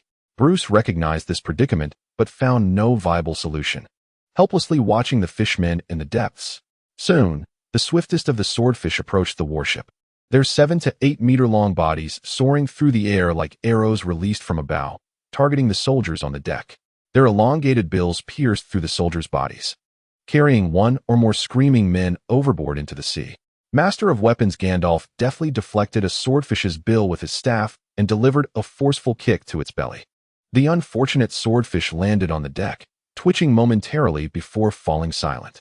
Had anyone sliced open its belly, they would have discovered its innards completely shattered. Archmage Jax amplified his voice with magic. "Do not panic. Quickly crouch down. Seek cover." The wise mage discerned the fatal flaw in the swordfish's assault. As the second wave of swordfish surged forth, some soldiers lay flat on the deck. Indeed, the parabolic trajectory of the swordfish failed to strike the crouching soldiers. A few audacious warriors raised their weapons, slashing open the bellies of the passing swordfish, their entrails spilling onto the deck. Seeing this, other soldiers followed suit. One soldier, sheltered behind the mast, believed himself safe, only to have a swordfish pierce through the mast and into his heart. The swordfish, too, became ensnared, only to be dispatched by a nearby soldier's spear. Commander Old Jimmy, observing the second wave of swordfish achieving little, signaled Old Blind Eye to cease fire. Old Jimmy led the spellcasters in chanting incantations, conjuring towering 5-meter waves that crashed against the warship. The vessel tilted precariously, forcing soldiers to cling tightly to the ship, while cannons and supplies slid overboard, injuring many in the process. Seizing the opportunity, the fishmen rode the surging waves onto the deck, engaging in brutal combat with the soldiers. The fishmen, true to their title as the goblins of the water, proved no match for the elite soldiers, with a casualty rate of 3 to 1. At this juncture, the swordfish rejoined the fray, claiming more lives. The copper-backed crocodile turtles formed a phalanx, under the command of the fishmen, raising their heads as torrents of water erupted forth. A formidable shadow loomed beneath the water as tentacles adorned with suction cups emerged from the depths, splashing as they seized the battleship's deck. These colossal deep-sea octopuses intended to overturn the vessel. Skilled human warriors stepped forth, wielding their weapons to strike at the massive appendages of the octopuses. In pain, the creatures relinquished their grip, swinging their enormous limbs indiscriminately onto the deck, sending splinters flying and leaving behind pools of bloodied flesh. Below the surface, great white sharks battered the ironclad hull of the battleship. Though unable to breach its defenses, they created deep dents, foreshadowing an inevitable deformation of the metal. Observing the dire situation, Bruce shouted commands urgently. "Quick! Deploy the toxic bombs." Each captain retrieved a dimensional belt, extracting a dark green alchemical bomb, activating it before casting it into the sea. Silently, the azure waters transformed into a murky green, rapidly spreading throughout the ocean. The sharks and deep-sea octopuses that encountered the poisoned waters experienced swelling in their minds, soon succumbing to the depths. Old Blind, realizing the futility of the situation, hastily recalled the remaining battle pets and led his comrades away from the toxic waters, maintaining a safe distance to observe. The mermen on deck, devoid of reinforcements and trapped in the poisonous sea, fought valiantly until their demise. Bruce's countenance darkened, devoid of the joy that usually accompanied a successful defense. These toxic bombs were originally intended for the White Dragons. Now, before the main adversary had even appeared, their trump card had already been expended, and the fleet's artillery was rendered ineffective. "Young Master Bruce, our intelligence is severely lacking," remarked Count Oliver. "Engaging in battle at sea is greatly disadvantageous for us. We must retreat." Despite the tumult caused by his daughter, Count Dumbledore bore no blame, yet Count Oliver, eager to demonstrate loyalty, mobilized the elite of the Oliver family to join the campaign against the White Dragons. Bruce glanced at Count Oliver, whose words resonated deeply with him. Seizing the moment, he bellowed, "Retreat!" Old Blind, observing the fleet pivot, sensed the enemy's intent to flee. He maneuvered around the toxic waters, rushing ahead to intercept them. 1,000 meters away, 4 white dragons cloaked in invisibility surveyed the battlefield. Noticing the enemy's retreat, they empowered themselves with a variety of enhancement spells and submerged, ready to make their entrance. The 30-meter-long behemoths faced challenges in turning, but by the time the fleet adjusted its course, Old Blind had already set up his forces in anticipation. As the enemy vessels emerged from the toxic waters, Old Blind led his troops forward. The white dragons, lurking beneath the battleships in the depths of hundreds of meters, accelerated upwards, their sharp horns piercing through the hull without hindrance. As they charged, Jax and Gandalf aboard the flagship sensed the powerful source of magic approaching with alarming speed. "This is bad," they exclaimed, leaping into the sea, but it was too late. The white dragons withdrew their horns, and seawater gushed into the ship's hold through the breaches. Below, the 4 white dragons watched coldly as the 2 master-level warriors surfaced. Chapter 52. The whaling ship. As the seawater flooded in, the warship gradually tilted, prompting the crew to leap into the sea in a desperate bid for survival. Beneath the surface, Amos disregarded the struggling minuscule beings, propelling himself through the water with his dragon wings, heading straight for the formidable weapon master. Meanwhile, his dragon siblings flanked the great mage Jax. On the surface, Gandalf's keen gaze was as sharp as a blade, firmly grasping his wooden staff, its tip aimed at the white dragon surging from below. He created splashes upon the water as he charged towards Amos. With a thunderous stride, Amos emerged from the depths, opening his massive jaws as if to bite, while in reality, his tail was coiling with power. As they drew closer, Amos spread his wings, which acted as a barrier against the water, halting his advance. The white dragon, once in motion, came to an abrupt stillness as Amos's elongated tail swept upward from below the surface, sending a torrent of seawater towards the weapon master. In the face of the sweeping tail, Gandalf remained unfazed. He crouched low as the tail brushed past his scalp, the fierce wind lifting his white hair while the spray soaked his robe. With a powerful kick against the water, he moved with the swiftness of a hare, raising his staff to strike the white dragon's head, but Amos's wing was poised to counter. Should Gandalf continue his assault, he would undoubtedly suffer from the collision with the colossal beast. The disparity between the massive creature and the 2-meter-tall human was hardly a matter of contemplation. Gandalf retracted his staff, stepping into the void as if on solid ground, maneuvering sideways, and striking the approaching dragon wing. Propelling himself to safety as he landed on the sinking warship's side, ultimately re-emerging over 20 meters away in the water. In this initial clash, neither party gained the upper hand. Gandalf's thoughts raced. The cunning of the white dragon was unexpected, and the ocean was its dominion. Engaging it in its element was a significant disadvantage. Amos was acutely aware of his own advantages, in addition to the home ground. The opposing force had to consider the vessel and the soldiers within, a point he intended to exploit. Taking a deep breath, Amos unleashed his fiery breath. As the flames barreled toward him, Gandalf gritted his teeth, cursing the white dragon's audacity. Yet, contemplating the lives of those floundering in the sea behind him, he realized that turning a blind eye would jeopardize his standing in Bailey City, compelling him to brace himself and face the dragon's breath. Energy surged within him as his staff whirled like a windmill, intercepting the flames. Bruce aboard the wailing ship shouted orders. Use crossbow bolts against them. Soldiers from the surrounding vessels readied their bows, aiming for the white dragons.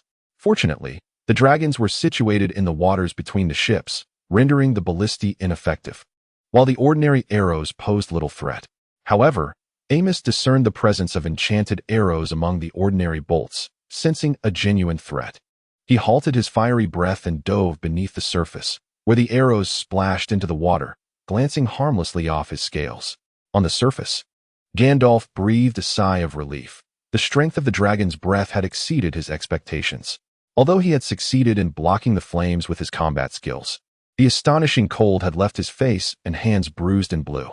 He realized that he could not withstand this assault for much longer. At that moment, the fishmen approached the battlefield, stealthily advancing to seize the flailing limbs of those who had fallen into the sea, dragging them down to the depths. The soldiers who leaped into the sea were fortunate few, clutching the rescue ropes and escaping from the clutches of death. Below the surface, four white dragons exchanged a knowing glance, employing their cunning strategy once more, directing their horns towards the battleships above. Jax and Gandalf, their expressions grim, hurried to thwart the dragons, but found themselves stretched thin, resulting in two more vessels being rendered inoperative. Bruce, witnessing the tilting ships, shouted Mage. Quickly, the mage aboard comprehended the urgency and bestowed the spells of water walking and water breathing upon the high-tier professionals, who leapt overboard in groups, forming a protective barrier around the battleships. Among the mermen were also high-tier professionals, albeit only a handful, who, under the command of the blind leader, launched a concentrated assault. The soldiers aboard raised their crossbows and fired fiercely, while the distant copperback crocodile turtles unleashed jets of water arrows towards the soldiers on the ships, forcing them into a retaliatory exchange. Without the cover of crossbow bolts, the guardians of the ships faced peril as they were besieged by the mermen, and those protecting other vessels could not assist, leading to a dispersal of strength. One battleship, lacking guardianship, was simultaneously attacked by two white dragons, causing it to tilt further into the abyss. Bruce, observing the chaotic situation below, steeled himself and commanded the Wraithcaller to advance towards the battlefield. Amos sensed the rapidly approaching Wraithcaller. Although he was unaware of its peculiarities, he promptly alerted his dragon brethren to remain vigilant and fortified himself with various defensive spells. Soon, the flagship of Bailey City revealed its menacing visage, its side hatches opening like gull wings to unveil a row of fixed cannons, their muzzles adorned with ghastly skulls. A 5-meter-long main cannon at the bow, as the magic array activated, enveloped the entire vessel in a shroud of dark mist, emanating a potent aura of necromancy. The Wraithcaller was now engaged in battle. Both sides hastily ceased their attacks. Humans boarded the battleship, while the white dragons and mermen dove into the depths. The cannon mouths emitted a blinding light, and the shells, accompanied by a piercing wail reminiscent of the dead's call, soared towards the mermen.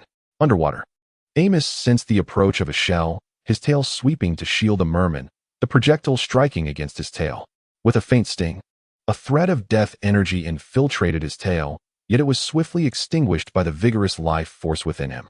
Amos gasped in astonishment. This ordinary shell, launched from the Wraithcaller, bore the essence of necromantic power. The dark aura aboard the Wraithcaller similarly affected its crew, many of whom doubled over in coughs.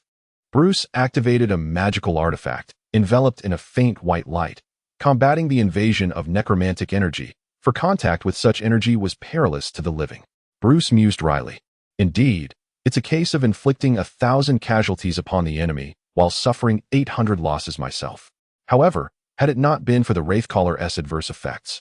Even the strength of the Dumbledore family could not have preserved it.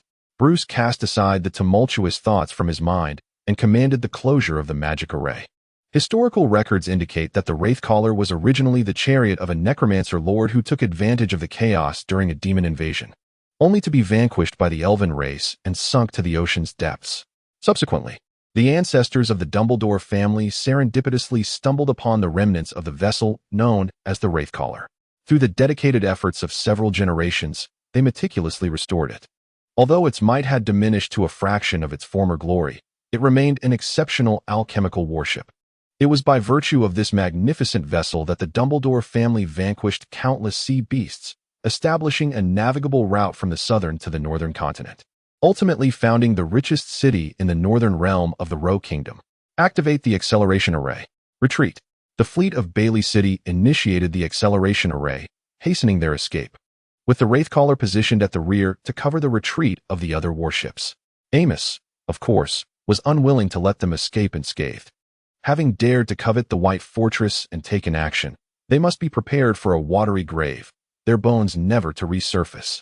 The White Dragons led their forces closely behind. However, the speed of the accelerated warships outpaced the swimming capabilities of the fishmen, who could only trail behind. Choking on the exhaust fumes of their foes, Amos flapped his wings, shaking off the seawater, and ascended into the sky. Chapter 53. Landing. Amos soared into the heavens. Ascending above the fleet, the ballistae were unable to strike vertically at the White Dragon overhead, leaving Bruce feeling utterly stifled. As the rhythm of battle was entirely dictated by the enemy, Amos looked down mockingly at the swiftly moving fleet, incanting spells with fervor. The moisture in the clouds rapidly coalesced into massive ice spheres, each measuring 2 meters in diameter, plummeting toward the decks below. Ice bombs. The ice spheres struck the ocean's surface, erupting in explosions. However, due to the extreme range of the spell casting, accuracy was compromised. Most ice bombs landed harmlessly in the sea, with only a few reaching the warships above, intercepted by the mages aboard. Yet, prolonged defense is destined to falter. One ice bomb crashed onto the deck, creating a gaping hole, and upon detonation, icy shards flew in every direction, grievously wounding the nearby soldiers, leaving them bloodied and lifeless on the ground.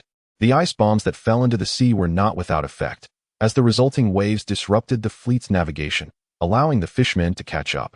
Amidst the cacophony of explosions, Bruce amplified his voice with magic, encouraging the crew, "Hold on. Their assault cannot last much longer." After a quarter of an hour, Bruce, witnessing the relentless barrage, became exasperated. That dragon undoubtedly possesses some artifact for rapid mana regeneration.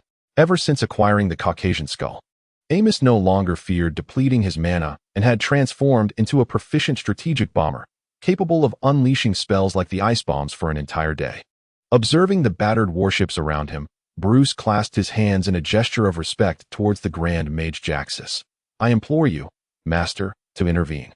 The Dumbledore family is willing to offer the Elixir of Nightmares as recompense." As a family patron, Jaxus could not be compelled to undertake such a perilous task. Even by the Count himself, persuasion was the only recourse. Weighing the risks and rewards in his mind, Jaxus recognized the inherent danger in challenging a dragon. But the Elixir of Nightmares held immense significance for him. Fortune favors the bold, he resolved, and with determination, he cast the spell of flight upon himself. Ascending into the skies, Amos was somewhat taken aback, perplexed by the courage exhibited by the Grand Mage of Bailey City, daring to engage in a duel with a dragon of equal stature in the skies. However, Jax would not offer any answers to his bewilderment. Instead, he would let his subordinates reveal their true prowess. With incantations flowing swiftly from his lips, Amos unleashed a beam of white light toward the mage. The dispelling light. Should Jax's flight spell be nullified, this farce could come to an abrupt conclusion. Yet, Jax was far from inept.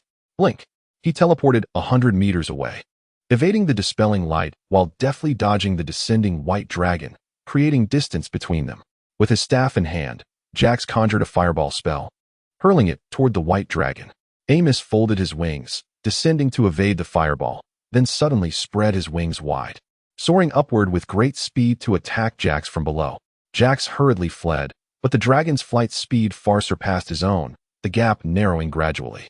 In the face of pursuit, Jax employed his own strategies, casting instantaneous spells without restraint to hinder Amos's chase.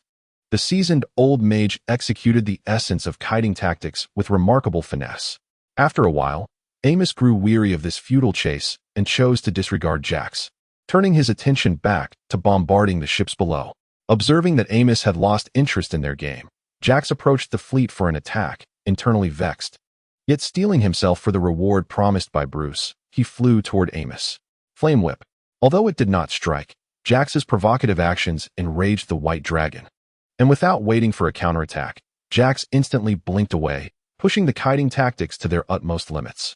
Amos, undeterred by rage, contemplated how to eliminate this bothersome fly. The pursuit had grown meaningless, and bombarding the fleet would only lead to distractions. Suddenly, Amos caught a glimpse of something unusual with the ships below, and an idea sparked within him. Ice fog. A massive cloud of icy mist enveloped the sky, obscuring the White Dragon's form from Jax's sight, prompting him to retreat cautiously. Gale force. The fierce winds dispersed the thick fog, revealing an empty expanse devoid of dragons, tightening Jax's chest with apprehension. Dust of revelation. Simultaneously, Jax activated the magical ring in his possession, enveloping himself in a violet magical shield. However, as the dust of revelation settled in the air, Jax failed to spot the White Dragon's silhouette, a cold sweat trickling down his forehead. The dragon had vanished, but where had it concealed itself? Jax cast additional defensive spells upon himself, scrutinizing the surrounding clouds and air currents in an attempt to trace the dragon's whereabouts.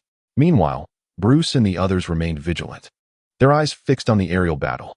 Upon witnessing the dragon's disappearance, their hearts raced with anxiety, yet they had no inkling that the dragon's true target was not Jax. Above the edge of the fleet, Amos revealed himself, unleashing the long-prepared breath of the dragon, engulfing the entire ship in its fiery wrath. Gandalf was the first to react, leaping high and spanning a distance of over 100 meters, raising his staff to strike the White Dragon. Amos, sensing the impending danger, swiftly plunged into the sea, avoiding a direct confrontation with Gandalf. A warship, encased in ice, now rests upon the surface of the sea, its surrounding waters frozen, effectively anchoring it in place. An eerie chill permeates the air, and the soldiers aboard resemble statues frozen in time, instilling fear in all who behold them. Above, Jax's aged face flushed with a mix of shock and indignation as he inwardly roared, "I have been outsmarted." To think that he had been played by a brainless White Dragon. Remaining aloft served no purpose. He awkwardly descended onto the deck of the ship of the dead. Quickly regaining his composure, Bruce observed the unfolding battle with keen awareness, recognizing that the situation was not due to the Grand Mage's incompetence. The dragon was simply too cunning. Amos approached the dragon's siblings, and after careful observation from the skies, he noted the warship's speed was diminishing.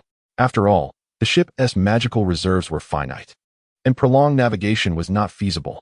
Furthermore, the enemy commander would not request the mages to recharge the ship at such a critical juncture. Old Blind Eye, command the fastest swordfish to join us in the assault. They cannot evade for much longer. Following orders, Old Blind Eye led the 4 white dragons and the remaining swordfish into battle against the enemy. Bruce, witnessing the approaching white dragons, clenched his teeth. Would he be compelled to utilize the ship of the dead once more? Yet even if he did employ it, it would merely be a temporary solution. For the magical reserves of an ordinary warship were nearly depleted, capable of sustaining full-speed navigation for only a mere quarter of an hour. Master Bruce, I have spotted an island ahead, Jax announced. Bruce's spirits lifted at this revelation, and he promptly commanded the fleet to advance towards the island at full speed. He then instructed, Master, relay the coordinates to my father. We require reinforcements. Understood, Jax responded, observing the fleet's sudden acceleration towards the island. Amos comprehended the enemy's intentions and immediately sent the location information to Gurguru via their pact. Although ogres had limited utility in naval warfare, Amos had brought them along as a precaution, positioning them on an island near the battleground. Elena, we need a plan, Amos called. Understanding the urgency, Elena summoned a seabird, attaching the pre-prepared message to its leg before releasing it into the sky. With everything in place, Amos chose to remain patient, deciding to await the arrival of the fishmen army for a unified assault. A quarter of an hour later, Bruce commanded the warship to charge towards the sandy beach of the island. The 30-meter-long vessel carved deep grooves into the sand as it ran aground. Bruce retrieved a bottle. Stowing away the ship of the dead. Hurry. Establish a defensive line. Chapter 54. The Battle on the Beach in the Sea. The 4 white dragons detected the enemy salvaging supplies from the warship as several robust warriors hoisted a massive ballista towards the beach. The specialized quarrels fired from these ballistae were formidable enough to deter even the mightiest dragons. The white dragons swooped down to disrupt their efforts. Ascending into the sky, the 4 white dragons unleashed frosty blue breath, forming an insurmountable barrier that engulfed the stranded warship. The crew, forsaking their supplies, leapt from the vessel in a desperate bid for survival, as a layer of white frost coated the ship, courtesy of the dragon's icy breath. Scatter. As the personnel dispersed, the human masters began their counterattack, unleashing magic and martial skills upon the celestial white dragons. Faced with such a multitude of high-level adversaries, the dragons dared not confront them directly and took to the skies to evade the onslaught. Seizing the opportunity, ordinary soldiers rushed to salvage supplies from other ships, for these resources would prove vital in the impending defensive battle. The human masters kept a vigilant eye on the white dragons, ensuring they did not disrupt their efforts. Seeing no chance to thwart the humans, the dragon's siblings reluctantly retreated into the sea, awaiting the arrival of the mermen. Amos, empowered by abundant magical energy, soared into the heights, continuing his role as a strategic bombardier. Ice bombs rained down like a tempest, and with stationary targets, Amos was unlikely to miss. Below, the human masters looked up at the descending ice bombs, their nerves fraying, yet they could not flee. Instead, they begrudgingly attempted to intercept the falling icy projectiles. The ice bombs collided with magic and martial skills in midair, resulting in explosive bursts, with shards of ice plummeting like hail upon the unsuspecting humans below. The soldiers engaged in naval combat, lacking the protection of armor and helmets, were battered and bloodied, desperately seeking cover, only to find the shadows along the ship's side already crowded with others. Soon, a thick layer of ice blanketed the ground. Bruce, who had raised a magical shield, observed the chaos and contemplated a strategy, yet he found himself at a loss against the infinitely powerful blue dragon. With a pained heart, he yanked the gemstone necklace from his neck. Master Gandalf. This is a magical necklace imbued with the sequence of flight spells. The flight spell sequence comprises master-level flight, high-tier aerial dance, mid-tier levitation, and beginner-level feather fall. Below the master tier, a mage's magical reserves could not sustain prolonged flight. Hence, for mages below the master level and other non-magic professions, an enchanted item for flight was akin to a life-saving artifact, and it was also essential for legendary melee fighters. Consequently, in auction houses, enchanted flying equipment often fetched prices double that of other gear of the same tier, and even the illustrious Dumbledore family, with its millennia-long history, possessed only 3 such items. Gandalf accepted the necklace adorned with a blue gemstone, feeling the ethereal air element within, and donned it around his neck. After familiarizing himself with its use, Gandalf summoned Jax to ascend into the sky. Noticing the 2 master-level powerhouses approaching in formation, Amos hastily retreated. Gandalf and Jax secured aerial dominance, hovering midair to prevent the white dragon from turning back. Bruce directed the soldiers to clear the debris on the beach and continued to transport valuable supplies such as crossbow bolts, food, and fresh water. Meanwhile, Amos remained submerged in the sea, awaiting the arrival of the merman army alongside his siblings. It was not long before the old seer anticipated the arrival of the fish. The Tidehunter Legion, led by Old Blind Eye, was the first to advance, with giant crabs ready to be deployed. Old Jimmy, you command the Mage Legion, prepared for magical support at all times. Bucky Darkscale, lead the elite Night Stalkers, waiting for the opportune moment to eliminate troublesome enemy targets. The fish leaders responded in unison, yes. Attack. The sentry, upon noticing the situation, hastily reported to Bruce that the fishmen army was advancing towards the shore. Bruce opened his eyes and sighed, realizing that the enemy was relentless, offering no respite.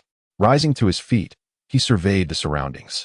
The initial 4,000 soldiers had dwindled to fewer than 2,500. Most of the men had been severely battered by the relentless hail of ice from the white dragon, their spirits crushed and nearly numb.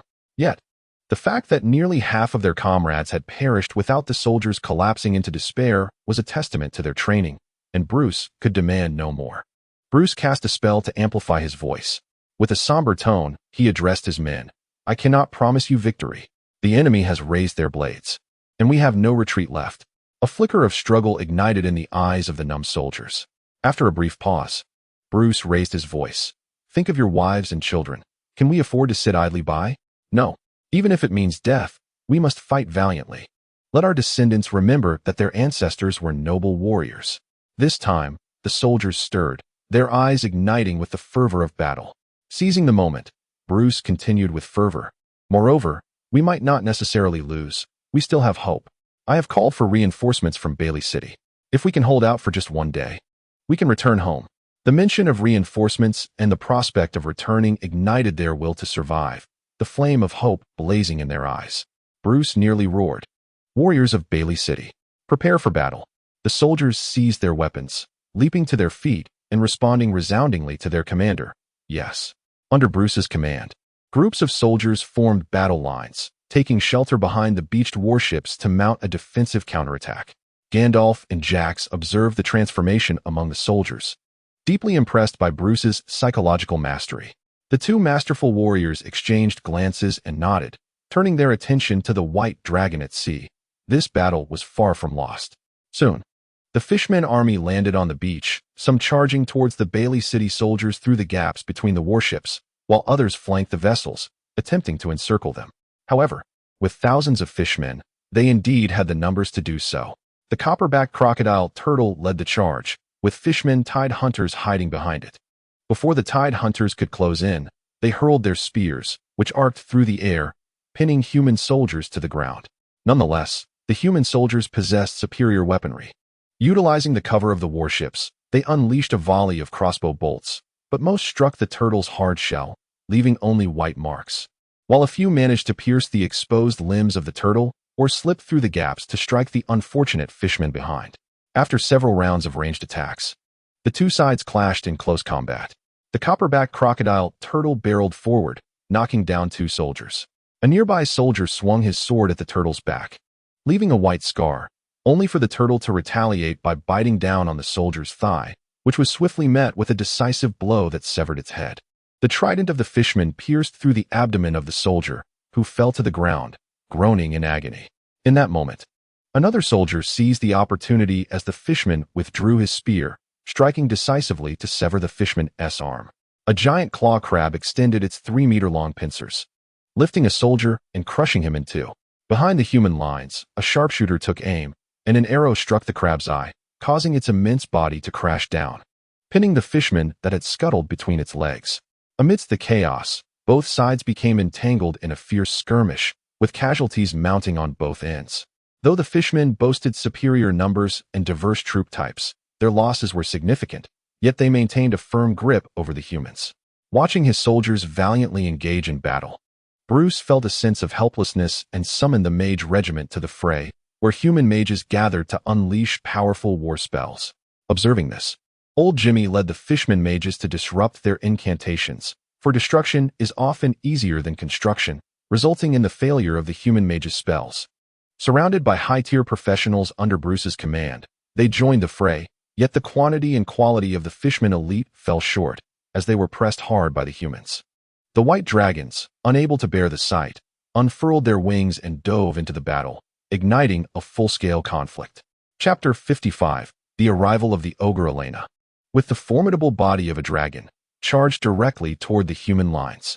Behind them, a ballista was already loaded, and the crossbowman adjusted his aim. With a swift release, a 3-meter-long bolt was launched toward Elena. As natural energy surged in her grasp, a wooden stake materialized before her. The bolt struck it and pierced through. While Elena deftly maneuvered around the stake, continuing her advance, the magically summoned would fading from existence as the bolt fell onto the sandy shore.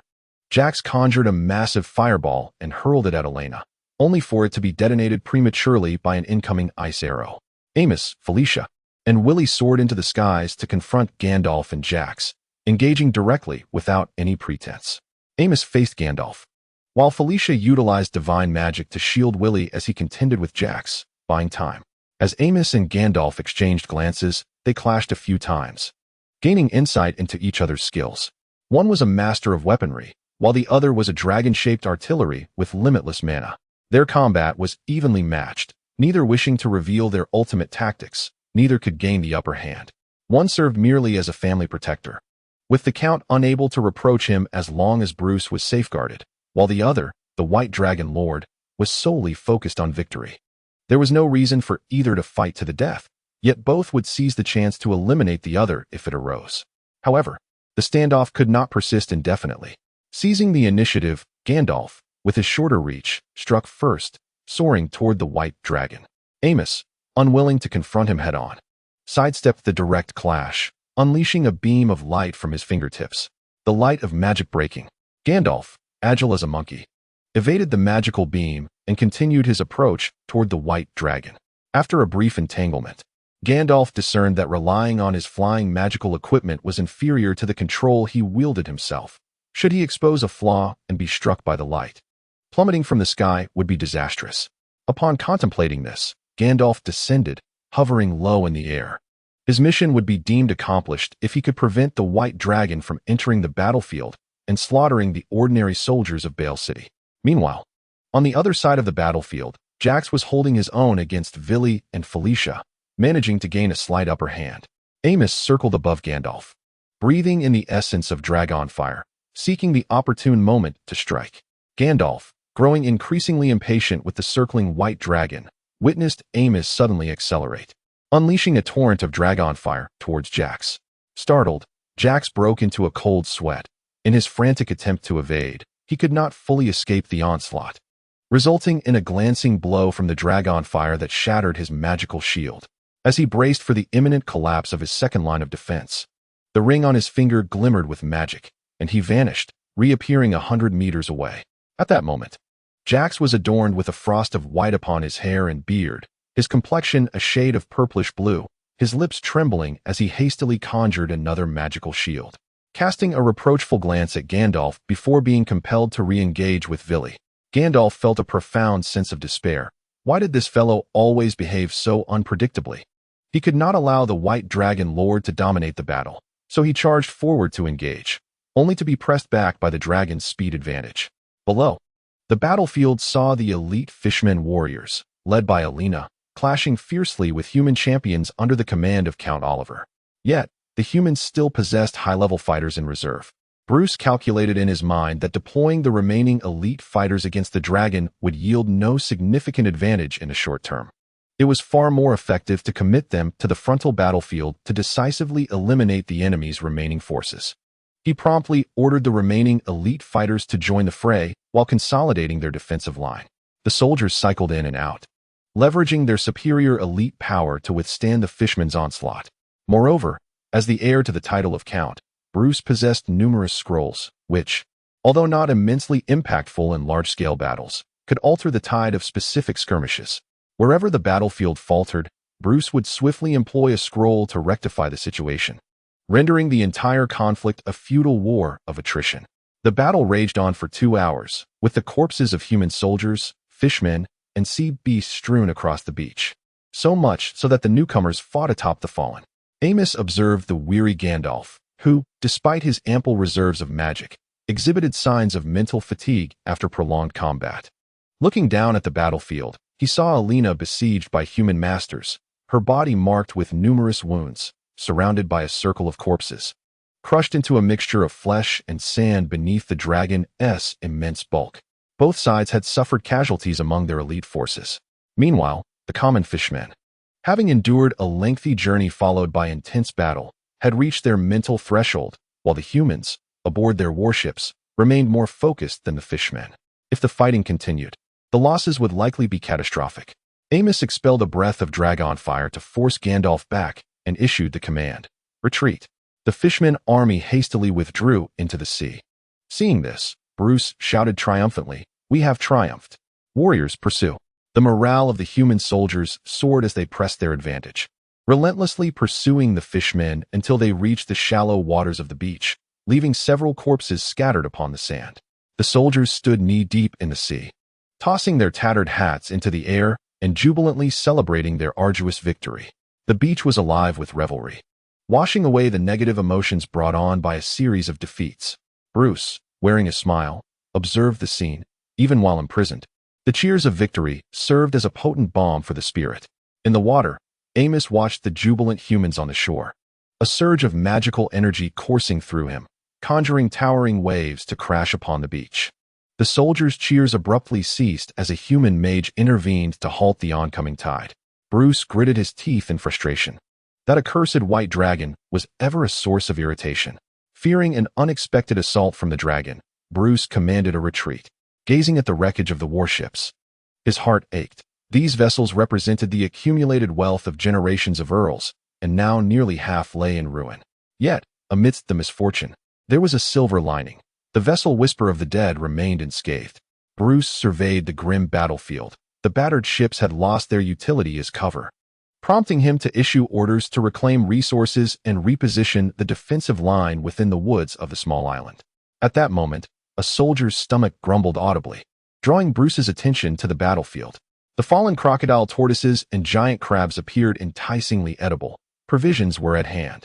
In the depths of the sea, the old blind one seethed, watching as the humans dragged the carcasses of their battle pets into the forest.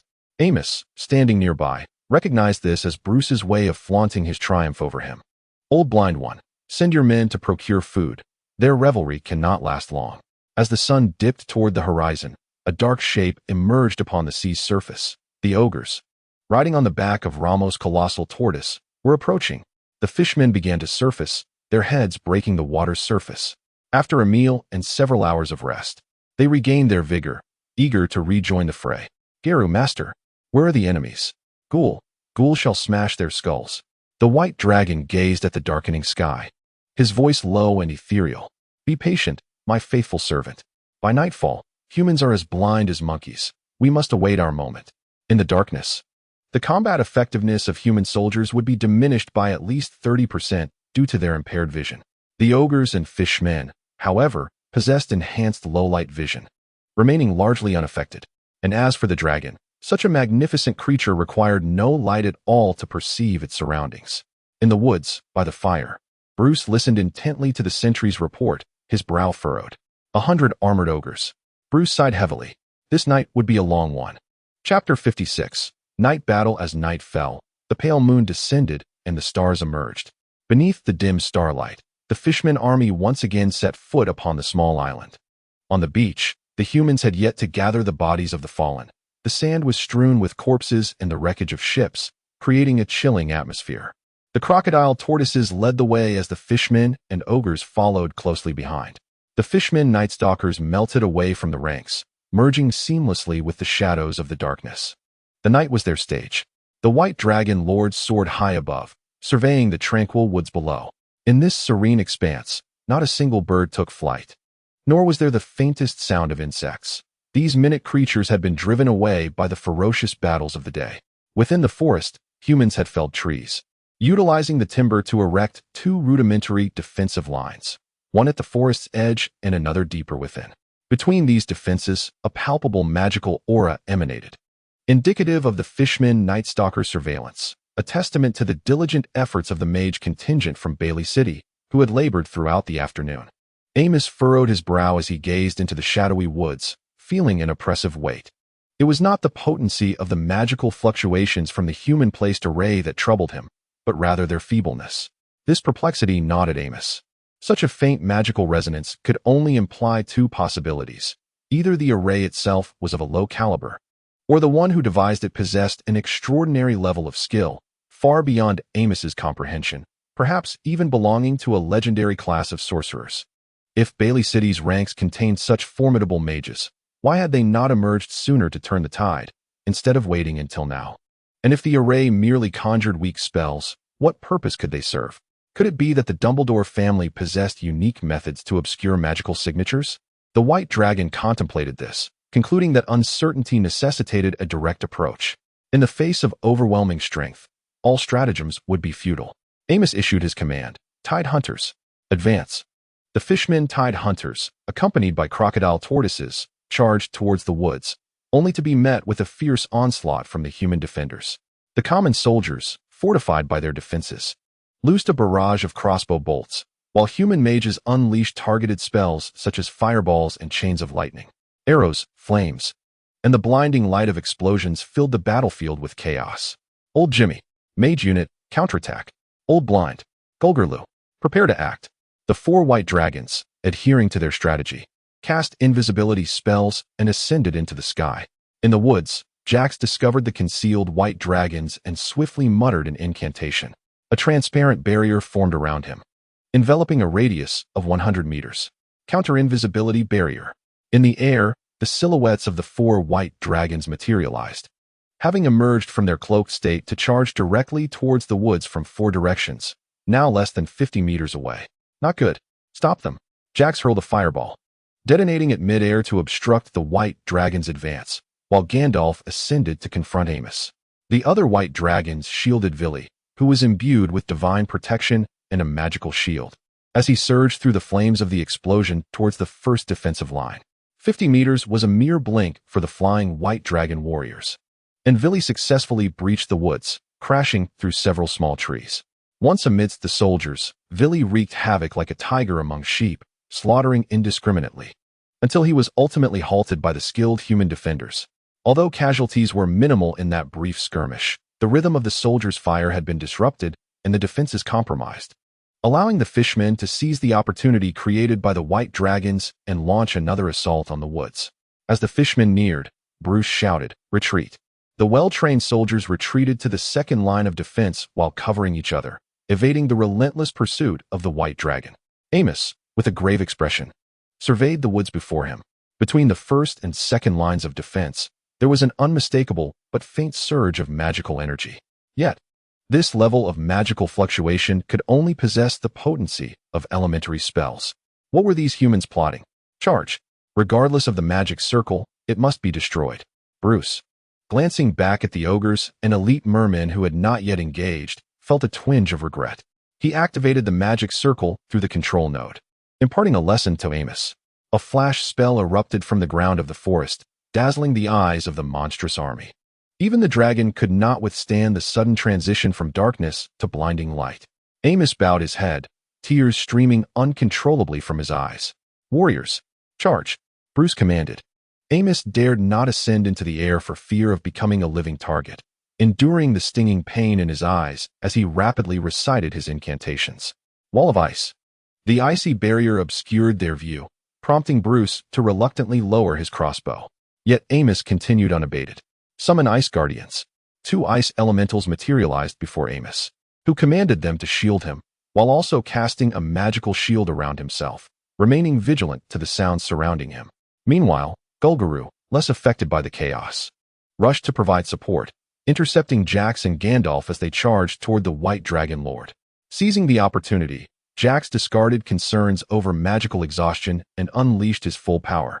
A magical storm bore down on Golgurlu, leaving him gasping for breath.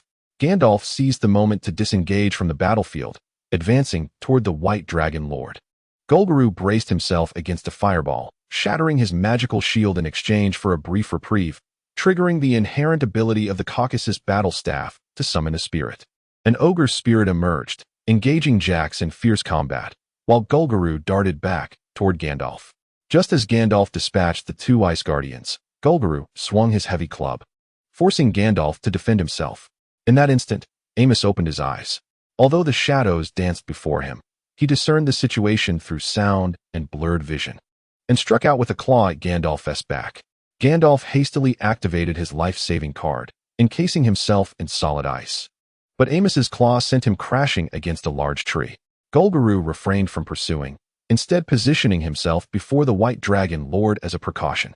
As the ice dissipated, Gandalf coughed up blood, his face pale, and hastily retreated toward his own ranks.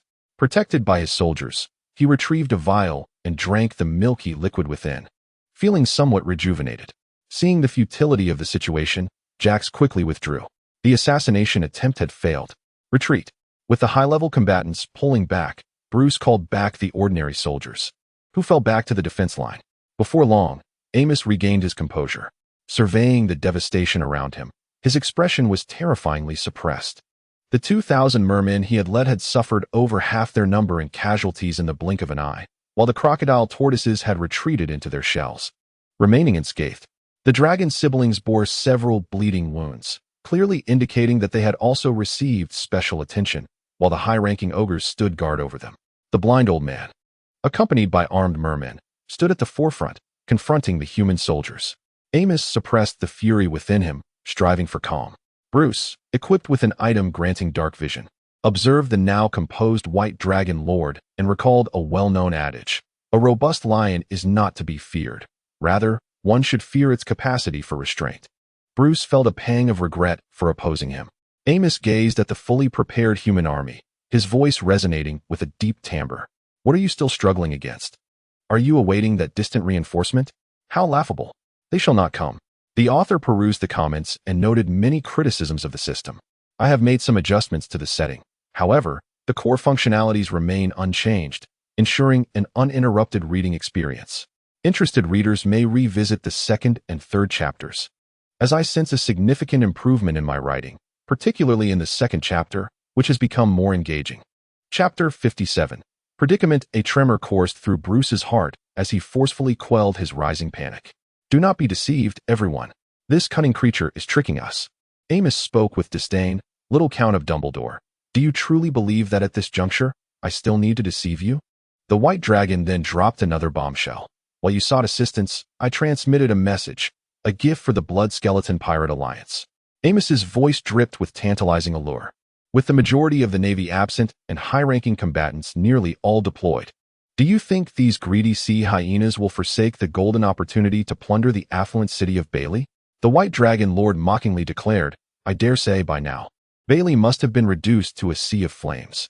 The White Dragon Lord spoke with such conviction that the soldiers erupted in a cacophony of disbelief. A bead of cold sweat trickled down Bruce's forehead. He believed only half of Amos's words. Although he felt the situation in Bailey was not as dire as the White Dragon claimed, it undoubtedly faced troubles. However, acknowledging this would shatter his soldiers' morale, and thus he resolutely refused to concede. Bruce shouted, Warriors! The city of Bailey boasts tall walls, fortified by powerful crossbows, and hosts several large mercenary groups. How could a mere band of pirates hope to breach Bailey's defenses? Such notions are the fantasies of fools. Let us not be deceived by our adversaries. Amos retorted, Your belief matters not. Insects, the moment you stepped into my domain, your fates were sealed. My servants, crush them. At the White Dragon Lord's command, the ogres roared and charged forth, the mermen trailing closely behind. The soldiers, aided by the faint starlight, raised their crossbows, firing at the rampaging ogres. The bolts struck the ogre's armor, sparking brilliantly against the darkness. Only those standing against the ogres could truly comprehend the terrifying momentum of these armored giants. Towering at least 3 meters high, especially with their fearsome spiked clubs in hand, Gulguru surged to the forefront. The tip of his Caucasian battle staff, emanating a sphere of crimson magical energy, which split into countless rays, piercing the bodies of the surrounding ogres. The bloodlust spell. The ogres' hands were enveloped in a shroud of blood-red magical energy, their already surging fervor escalating to a frenzied level, enhancing their speed and strength in all dimensions. With eyes ablaze, they charged relentlessly against the human defense line. The rudimentary barricade proved nearly futile, shattering under the onslaught of the ogre's spiked clubs. As the elite warriors swiftly advanced, Bruce's expression shifted dramatically. Upon engagement, he realized these ogres were at least mid-tier professionals. Witnessing the rapidly collapsing defense, Bruce, lacking heavy weaponry such as war hammers or great axes, recognized the futility of a skirmish against these armored giants. Set fire. The magical arrays in the forest were activated, flames erupting in multiple locations, igniting the trees, and within moments, the dense woodland was transformed into an inferno. Such a tactic? Amos's thoughts raced. The slime on the fishman's skin could not withstand the searing flames, and with the ogres being few in number, they were unable to withstand the onslaught. Retreat. Amos unleashed a breath of frost, carving a path through the burning forest. The ogres and fishmen fled towards the beach along the frosty corridor created by the White Dragon Lord. Amos gazed at the burning forest. The humans could not possibly incinerate themselves. Indeed, a white barrier emerged within the woods. An air purification array. What a brilliant idea. Amos couldn't help but marvel at Bruce's ingenuity. First, utilizing the flash spell to nearly turn the tide. then igniting the entire forest with the fire spell to drive away the enemies, followed by activating the air purification array to safeguard themselves. Mere elementary spells had been transformed into effects that even advanced magic could scarcely achieve, prompting admiration. However, how long could this last? Once the trees were reduced to ash, would they not be facing a dead end? The white dragon regarded the humans in the woods as one would gaze upon the deceased. Within the forest, humans gathered within the air purification array, while soldiers on the perimeter felled trees to create a buffer zone, and mages coalesced streams of water to extinguish the surrounding flames. The air purification array could only fend off the choking smoke, but could not shield against the flames and intense heat. The soldiers on the outer edges endured the searing blaze, beads of sweat streaming down their chins. Bruce issued a command. Warriors on the perimeter rotate every 10 minutes. In the heart of the array, the elite surrounded Bruce. He leaned towards the nearby archmage and whispered, "Master Jax, have we made contact?" Jax, putting away the empty crystal vial of mana restoration potion, replied, "Please wait, young Master Bruce. Such long-range communication at this distance consumes a considerable amount of energy. The Count requires ample preparation to relay messages to us." Bruce felt a sense of unease. This specially crafted communication scroll, created by the Adventurers Guild and sold to the public, exhibited a geometric increase in magical energy consumption as the distance between two connected scrolls expanded. At such a great distance, only a grand sorcerer could withstand this terrifying expenditure. However, in the city of Lee, there was but one grand sorcerer, Jax.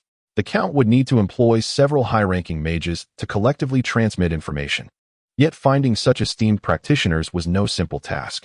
Suddenly, Jax sensed the magical fluctuations emanating from the scroll he held, prompting him to unfurl it as the others gathered around.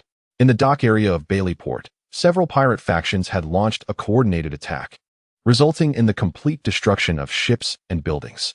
The Count had hired 3 large mercenary companies, as the dock area could not be protected by city walls. Bruce's expression grew increasingly grim. Even if the mercenaries managed to find a ship, it would take at least a day for them to arrive. And by the time they did, the corpses of Bruce and his companions would already be cold. Jax hesitated as he observed the ordinary soldiers surrounding them. "Young Master Bruce, perhaps we should." "No, it is not yet time to consider such measures," Bruce interrupted Jax, pulling forth a collection of scrolls and distributing them among the high-ranking professionals present. "Even if we fail, we must seize a piece of flesh from our enemies." He then turned to Jax and said, "Master, if the situation becomes irreparable, I will count on your assistance." Jax nodded in acknowledgement, agreeing with Bruce's sentiments. To be fair, Jax was also reluctant to abandon the ordinary soldiers and flee. Since young Master Bruce wished to fight, Jax resolved to stand by him until the end. His confidence surged, knowing that he and Gandalf could help Bruce escape. This was the assurance of a top-tier sorcerer. At dawn, the flames still raged. Amos, on the beach, joyfully savored grilled fish, watching as his enemies suffered in the inferno.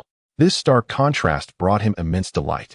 Suddenly, a dragon's roar echoed from the horizon, clear and resonant. Amos furrowed his brow, turning to glimpse a small black dot in the sky. What kind of kin had appeared? Chapter 58. The Silver Dragon. As the black dot approached, Amos discerned that this kin was a silver dragon. Externally, silver dragons bore a striking resemblance to white dragons. Both possessed similar scales and sizes. However, their temperaments were worlds apart. Silver dragons epitomized elegance and wisdom, while white dragons were burdened with the shame of being deemed inferior. A wave of frustration washed over Amos. Despite their similar appearances, silver and white dragons were bitter rivals. Silver dragons typically aligned with the lawful good, while white dragons belonged to the chaotic evil faction. Inherently at odds, white dragons despised the perceived sanctimoniousness of silver dragons, who, in turn, looked down upon the white dragons as simpletons. Moreover, both species favored residing atop snowy peaks, making encounters between them far more frequent than with other dragon kinds, inevitably leading to fierce conflicts over territory. The enmity between the two clans is deeply etched in their respective dragon legacies. From the moment a white dragon is born, it instinctively recognizes the silver dragon as its adversary, and vice versa.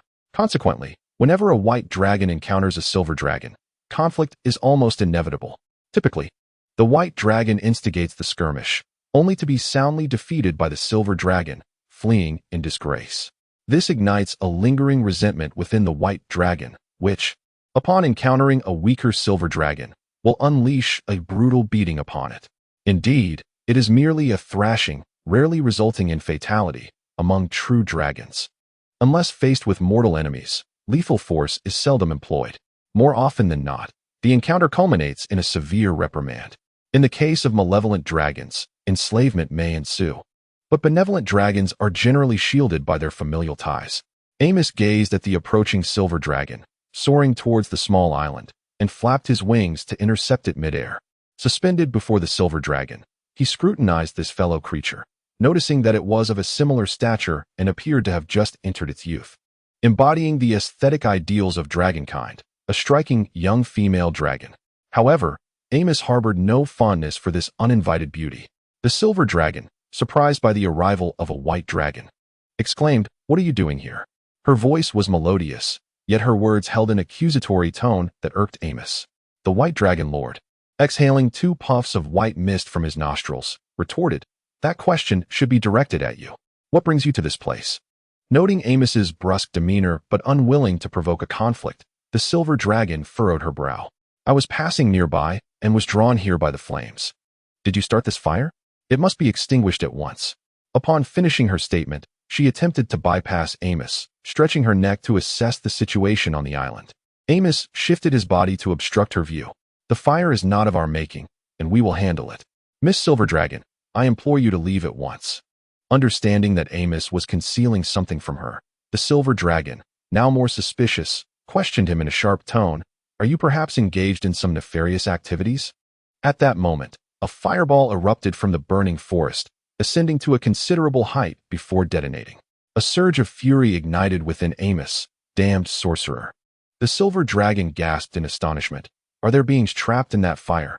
Subsequently, she chastised vehemently, "You incorrigible villains. How could you allow these innocent creatures to be burned alive?" Amos felt a headache brewing. This was akin to stepping in mud, no matter how one viewed it. It was still a mess. Subjective conjecture often strays from the truth. "I advise you to leave this place." "Leave? I intend to teach you a lesson." With that, the silver dragon lunged at him. Amos, now enraged by this indiscriminate aggressor, resolved to retaliate. Without further hesitation, the 2 colossal dragons clashed in the sky. While on the island, the younger dragons, witnessing the commotion, flapped their wings and took to the air. In the forest, Bruce observed the ascending white dragon, urging, "Quickly! Our ally is in need of assistance." The sorcerers united in their casting, forging a safe passage through the once fiercely blazing woods. "Warriors, charge!" The dragon's siblings glanced at the humans emerging from the fiery forest, then at their brother entangled with the silver dragon, uncertain of whom to assist. "Do not concern yourselves with me. Eliminate the enemy." Upon hearing this, the dragon's siblings surged toward the battlefield below. In a moment of distraction, Amos was caught off guard by the silver dragon, which seized the opportunity to strike at his wing with its tail. Amos, unable to evade in time, raised his forepaw to block, only to feel a searing pain where he was struck. He quickly refocused on his adversary. As the battle intensified, Amos was increasingly astonished to discover that this silver dragon was also a spellcaster of considerable prowess. Unbeknownst to him, the silver dragon was equally surprised, realizing that among its metallic kin, it ranked among the strongest, yet here stood a younger white dragon, whose power matched its own.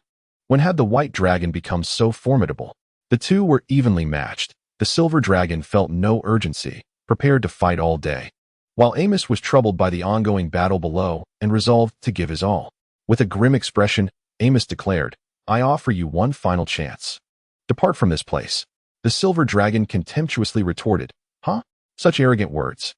Amos chose not to engage in further banter, recognizing that some individuals only learn the gravity of their situation when faced with dire consequences. Activating his combat assistance mode, Amos's mental energy radiated outward, revealing everything around him, from the tremors of each silver scale to the minuscule specks of dust suspended in the air. The silver dragon felt a chill as it perceived the white dragon transforming. The urgency and frustration in Amos's eyes had been replaced by an icy, unwavering rationality that instilled trepidation. Amos advanced. Though his speed remained unchanged, he instilled in the silver dragon an uncanny sense of inescapability. Soon, The silver dragon realized this was no mere illusion. No matter how it attempted to evade, the white dragon always seemed to anticipate its movements, as if it were colliding with an unseen force. It tried various feints, casting spells, and even diving into the clouds, yet could not escape the white dragon's relentless grip. The silver dragon, frustrated to the brink of tears, had never endured such indignity and resolved not to remain a passive target any longer. Cloud walk. With a determined resolve, the silver dragon absorbed a claw strike from Amos and, utilizing its magic, accelerated abruptly to create distance, taking to the air and glaring furiously at the insufferable white dragon. Amos noticed a large inverted silver scale embedded between the silver dragon's neck and chest, a scale of a size befitting at least a mature dragon. The silver dragon activated the magic of the scale, which emitted a dazzling silver light. A peculiar energy, akin to flowing mercury, surged forth from the scale, enveloping the silver dragon's body in a radiant protective membrane. Amos's pupils constricted. This aura. Legendary equipment. Chapter 59, Captives. Amos felt a profound surprise.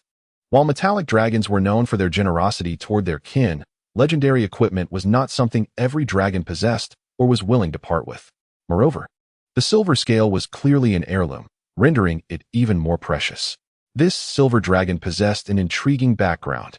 The dragon charged back in, abandoning defense to launch a fierce assault on Amos, adopting a strategy of trading life for life. Amos deftly evaded the silver dragon's strikes, his tail swinging round to lash against the dragon's forelimb, only to discover that his attack was absorbed by a peculiar membrane enveloping the dragon. Nonetheless, the membrane's glimmer subtly weakened, barely detectable unless one were constantly vigilant. Resolute, Amos distanced himself and cast a spell to test the magical resistance of the silver membrane. Ice Spear. The arcane energy coalesced before Amos, forming a 4-meter-long, arm-thick spear of glacial ice that shot swiftly towards the silver dragon. The dragon twisted its body, narrowly avoiding the ice spear, and unleashed a torrent of silver breath towards Amos. As Amos beheld the expanding silver frost emanating from the dragon's maw, he mused that it was indeed his first experience of being drenched in dragon spittle. Though internally amused, he reacted swiftly, flapping his wings to ascend rapidly and evade the dragon's breath. Ice Spear accelerated. The silver dragon sensed the surge of magical energy above it, melodious notes escaping its mouth as a wall of wind materialized overhead, deflecting the ice spear into the azure waters below. Amos found it peculiar that the silver dragon cast spells as if singing, and with such astonishing speed. Could it be a practitioner of a special profession? In the continent of Nordhyl, beyond the conventional classes of mages, warriors, and priests, existed a multitude of specialized professions derived from the common ones. These special vocations bore distinct advantages yet required unique conditions for initiation, perhaps recognition from a formidable entity or a particular magical rite. For instance, the mage's extended profession, Fire Elementalist, necessitated summoning a powerful being from the fire elemental plane and forging a contract. Upon successful initiation, the mage's fire spells became mightier and less taxing, albeit at the cost of greater difficulty in casting water spells. Though curious about the silver dragon's special profession, Amos could not inquire, given their adversarial relationship. Rapidly, Amos recited the incantation. High-level magic, cold wave. A frigid, damp wind swept through, and even though the silver dragon resided in the snow-capped peaks, it felt the biting chill. Such is the power of magic. Amos detected that the energy of the silver membrane was steadily depleting, struggling to withstand the freezing currents that threatened to solidify its blood. Consequently, the silver dragon remained unscathed, traversing the realm enveloped in the cold wave to confront Amos. Realizing that the white dragon's caster level surpassed its own, it opted for close combat. To the dragon's delight, despite its superior agility and speed, Amos's battle support mode effortlessly countered its advantages. The silver dragon was gripped by a profound sense of dread, realizing that even without concern for its own injuries, it stood no chance against the white dragon. The latter's combat instincts were terrifyingly formidable before the silver dragon could even extend its claws. The white dragon had already anticipated its attack and devised a counter-strategy. Furthermore, the silver dragon's defensive magic was increasingly weakened under the relentless onslaught of the white dragon. Overwhelmed by a deep sense of frustration, the silver dragon activated a second magical enhancement of its scales, greater agility. Unlike mere acceleration, this spell not only increased speed, but also heightened the responsiveness of its nerves. The silver dragon felt its mind sharpen, as if the winds around it had slowed to a gentle breeze. Amos noticed that the silver dragon's reaction time had nearly doubled. What had seemed like an assured attack moments ago now failed to connect. Amos swung his tail to push the silver dragon away and stole a glance at the battlefield on the island. The dragon's siblings were locked in a fierce struggle with two master-level combatants, while ogre warriors and mermen coordinated their efforts to overpower the human high-ranking professionals who, despite their reliance on magic scrolls, could barely hold their ground against the overwhelming merman forces. However, the ordinary human soldiers were being mercilessly crushed by the mermen. Bruce watched the ever-increasing casualties among his soldiers with mounting anxiety. They had endured the searing heat of flames the night before, remaining sleepless, and now felt parched and weary. Hardly a match for the numerous mermen in peak condition. If the ordinary soldiers suffered heavy losses, their presence would hold no significance. Yet, Bruce found himself at a loss for solutions. In the blink of an eye, the white dragon formulated its strategy, and Amos swiftly recited an incantation, Ice Fog. A dense mist resembling crystalline ice enveloped the sky, shimmering under the rising sun's rays, obscuring even the extraordinary vision of dragons. The silver dragon quickly retreated from the fog's perimeter. But that was not the end. Within the fog, Amos' magical energy surged, and the clouds above rapidly coalesced into dark, ominous formations. Advanced magic, blizzard. A tempest of wind and snow engulfed a 1,000-meter radius. The thick snowflakes were deflected by the silver dragon's defenses, and the fierce winds posed no hindrance to its flight. Although the blizzard was a high-level spell, its primary function was to create an advantageous battlefield rather than inflict substantial harm. The silver dragon soared steadily above, cautiously circling around the ice fog, peering through the snowstorm. The silver dragon's gaze fixated on the mist, its expression grave. From within the fog, the furious roars of the white dragon and the surging waves of magical energy indicated that a formidable attack was imminent. As it flew, the silver dragon concurrently cast enhancement spells upon itself. However, after a short while, it sensed an anomaly. The ice fog was brimming with magical fluctuations. Yet no startling spells emerged. At that moment, on the battlefield's periphery, Bruce, who was directing the fight, felt a sudden tightening in his chest as the silhouette of the white dragon lord appeared above him. This was dire. 200 meters away, Gandalf and Jax were locked in a fierce struggle, unable to extricate themselves in the short term. The icy breath of the dragon cascaded down from Bruce's head, instantly freezing several surrounding guards into exquisite ice sculptures. Meanwhile, magical auras flickered around Bruce, ultimately enabling him to withstand the dragon's breath. In the distance, the silver dragon, witnessing the white dragon unleashing its breath upon the island, realized it had been outmaneuvered and let out a furious roar as it charged forward. It turned out that Amos had obscured the silver dragon's line of sight with a mist of ice, further amplifying the chaos with a blizzard. Ultimately, he created the illusion of preparing a formidable attack through a sound spell and the source of magical energy, while his true form remained concealed, silently emerging from beneath the icy mist.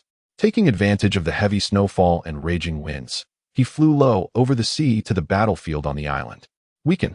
The white dragon lord cast a weakening spell on the frozen Bruce, grasping the Count's air firmly in his grip.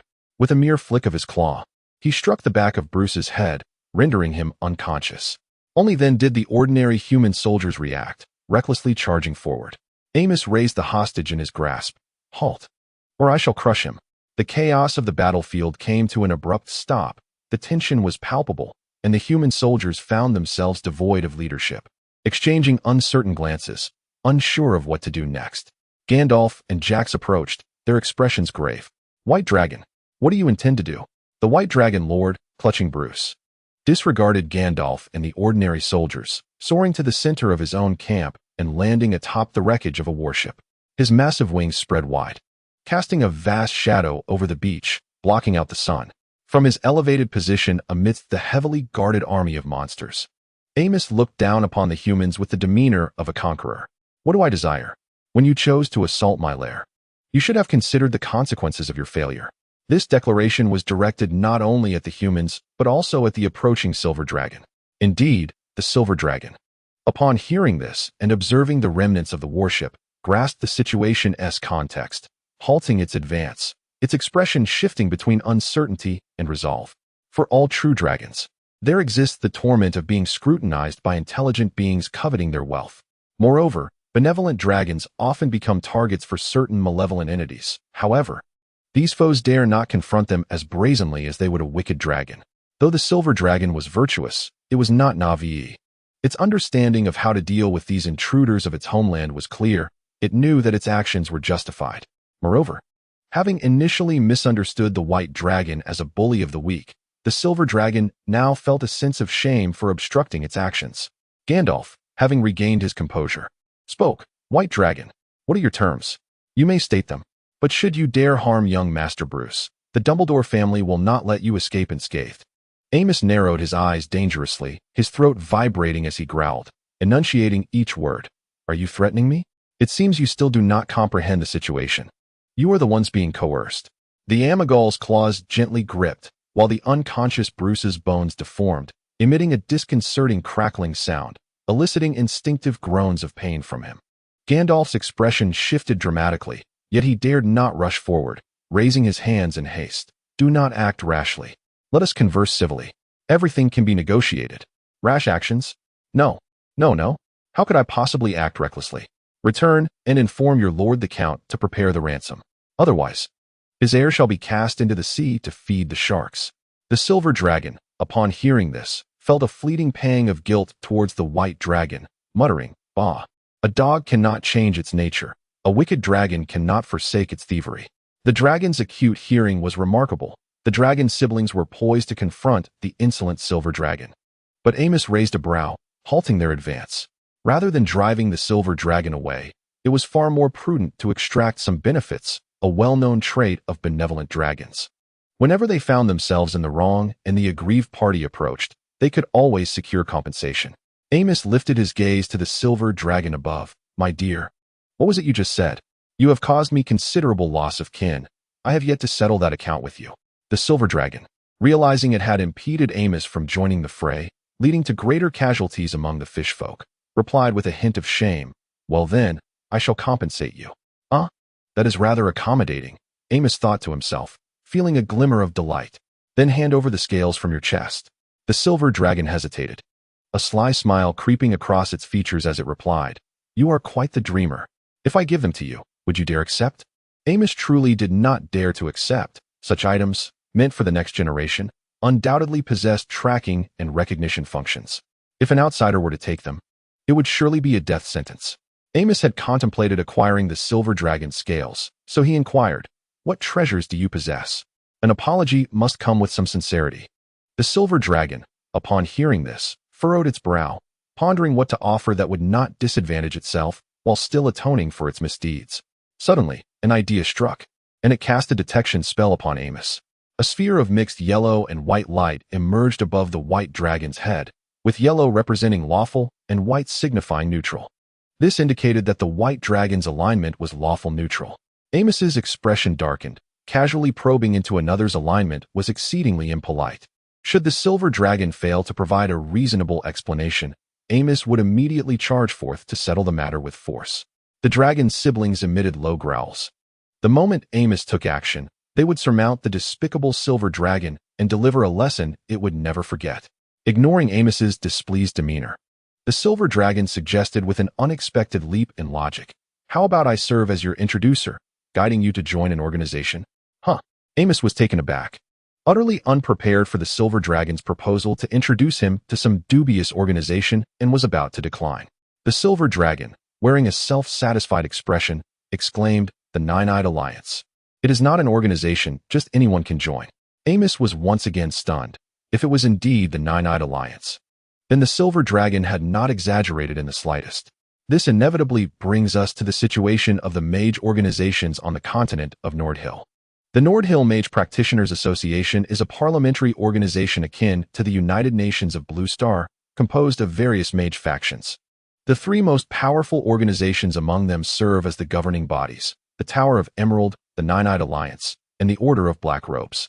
Amos pondered that as he advanced to greater heights and established his own dominion, he would inevitably need to engage with the outside world, making an official title indispensable. In this harsh realm, a lone dragon lord might find himself besieged by a legendary party dispatched by some organization, ready to slay him at a moment's notice. Thus, if a dragon aspires to ascend to the rank of lord and lacks the formidable prowess of a dragon of legend, it would be prudent to join an organization to acquire an official endorsement, proving that he is not merely a solitary dragon, much like Daenerys Targaryen, who is a member of the dragon cult. Although Daenerys may not hold the dragon cult in high regard, it cannot be denied that it spared her from the fate of being hunted down by large magical organizations. It is well known that in any world, powerful mages are always in dire need of funds. An orphan dragon is, in the eyes of some legendary figures, merely a moving treasury. However, joining such an organization demands careful consideration. After much deliberation, Amos replied, "I need to think this over." The silver dragon expressed understanding. Such a significant matter deserves thoughtful contemplation. "Very well. Contact me once you have made your decision." With that, the silver dragon tossed a scale to Amos. "I am perilous Samaranch. What is your name?" "Amos Aldrich." He replied, "Very well. I shall remember your name." The silver dragon then turned and took flight. Amos, feeling disinterested in further entanglements with humans, declared, "I give you 7 days. If I do not see 5 million gold coins by then, prepare for dire consequences." Jax exclaimed, 5 million gold coins. Why don't you just rob a bank? In this world, the total annual income of an average peasant family barely amounts to 2 or 3 gold coins. 5 million gold coins represents nearly 4 to 5 years of tax revenue for an entire countship, and that is predicated upon the existence of Bailey City, a crucial trade hub in the north. Amos regarded him with a look of condescension. "Am I not in the process of robbing?" Gandalf, his expression darkening, remarked, "Where are we to find such a vast sum in just 7 days? Can we not have a few more days?" Amos's countenance grew grim. "Are you attempting to bargain with me?" The blue dragon in Gandalf's possession groaned in distress. Baron Oliver quickly interjected, "Fine. 7 days it is." Amos nodded in satisfaction. "Now that's more like it.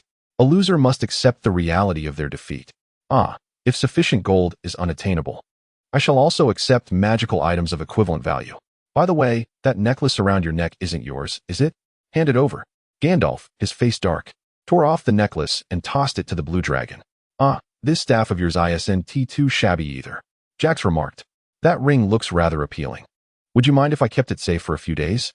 Utilizing his innate dragon-like ability to discern value, Amos extracted every last ounce of worth from the remnants of the human alliance before commanding his troops to return home. As he walked halfway, the white dragon turned back, startling the human coalition. Gandalf, in a state of panic, clutched his white robe and stepped back. Jax, clad only in his undergarments, crossed his arms in despair, exclaiming, "It's all gone. Everything is gone."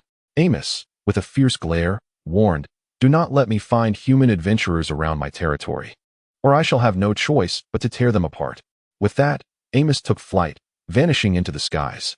Chapter 61. A visitor. Amos returned to the White Fortress.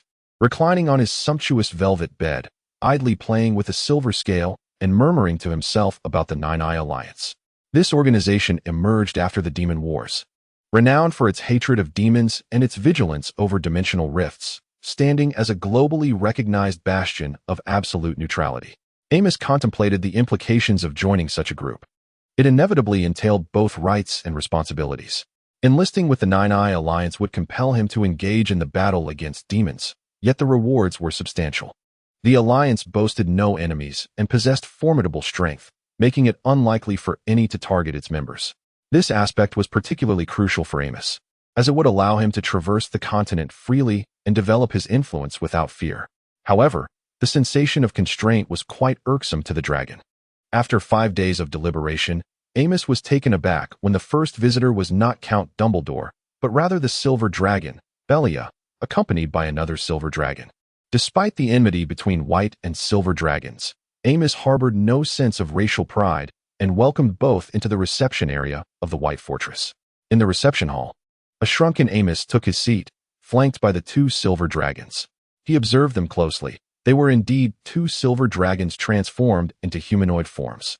One was a 16-year-old elven maiden, Belia, while the other appeared as an elderly human. This old man donned a silver-white scholarly robe, his meticulously groomed silver hair framing a face adorned with deep blue eyes reminiscent of the ocean. Aside from a green leaf pendant, he wore no other adornments, presenting himself as a refined scholar, exuding an aura of cultured wisdom. Yet, Amos dared not treat him as an ordinary scholar, for he sensed no magical aura emanating from him. Had he not witnessed the transformation from a silver dragon to an old man, Amos would have never discerned him as one of his kin. This could only imply one possibility. The silver dragon elder was immensely more powerful than Amos, rendering him oblivious to any magical energy fluctuations. The silver dragon elder, intrigued, scrutinized Amos in return, and though he bore no malice, Amos felt an unsettling chill as he was observed. At that moment, the wolfman's servants entered, bearing an array of meticulously prepared dishes, which they arranged upon the marble dining table.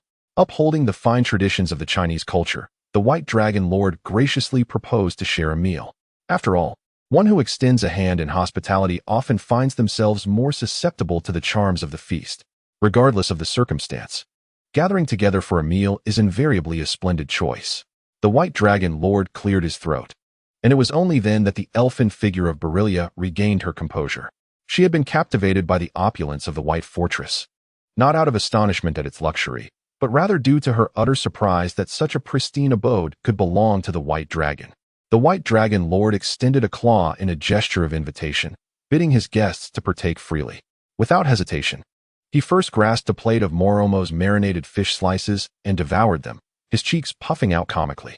Berillia, employing a knife and fork with grace, elegantly sliced a piece of Jimzag jungle venison, dipped it in a special jam, and savored it, her delicate lips moving in meticulous enjoyment. Ah! The exquisite flavor of Jimzag jungle venison, paired with the unique jam of the half-elf, evokes the very essence of the forest. It seems you possess an unexpected flair for indulgence, akin to those human aristocrats. The White Dragon Lord responded nonchalantly. Indeed, in this world, only culinary delights and love are worth cherishing. The elderly human's eyes brightened. Such a statement is profoundly philosophical. As young Berillia has noted, you are a wise dragon indeed. Amos replied, I appreciate your kind words. Meanwhile, Berillia privately scoffed. I distinctly referred to you as cunning and treacherous. Yet, the young silver dragon refrained from voicing such sentiments, nodding in agreement. Moreover, your residence is rather well designed, entirely unlike what one would expect of a dragon's lair. Amos raised an eyebrow. Oh? And how do you envision a dragon's lair should appear? Berillia tilted her head, gazing at the vaulted ceiling, and after swallowing her morsel, mused, well, it ought to be a rudimentary den carved into a mountainside, adorned with a layer of ice, filled with treasures and bones. Amos protested with mild annoyance. I must inform you that this constitutes a form of racial prejudice. In certain realms, such statements could land one in court. Berillia shrugged nonchalantly. I speak the truth. Do not most white dragons conform to this stereotype?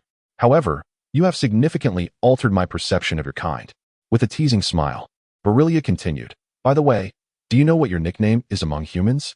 Before Amos could inquire further, she burst into laughter. The skinning dragon. Ha ha. The elderly silver dragon couldn't suppress a hint of amusement at the corner of his eye. Amos felt a wave of embarrassment, resolving internally that when Count Dumbledore arrived, he would surely be in for a surprise. Meanwhile, in the distant city of Bailey, Count Dumbledore remained blissfully unaware of the predicament caused by a certain silver dragon. He sneezed and rubbed his nose. How peculiar. I am not unwell. A delightful luncheon passed amidst a joyous atmosphere. Once satiated, Amos reclined in his chair and stated directly, well, we have dined well. It is time for you to share your purpose for visiting. The elderly silver dragon cleared his throat and began, pardon my audacity in intruding. Allow me to introduce myself. I am the silver dragon Jetislena Shadane, but you may call me Caroder Mano, a name I use while traversing the human realm. I am a scholar and, concurrently, a member of the Nine-Eyed Alliance. I was intrigued by young Berillia's mention of you, which prompted my visit. The silver dragon scholar sat upright, observing. After careful consideration, I, Amos Aldrich of the White Dragon, alongside Jet Tesla Naksuda, a member of the Nine-Eyed Alliance, hereby extend a formal invitation for you to join our ranks. Amos furrowed his brow and replied, I appreciate the elder's kindness, yet I must respectfully decline your offer. Berillia, taken aback, inquired why? Do you possess a more favorable option than the Nine-Eyed Alliance? Or have you already aligned yourself with another organization? Amos shook his head, stating, neither is true. For me, freedom reigns supreme.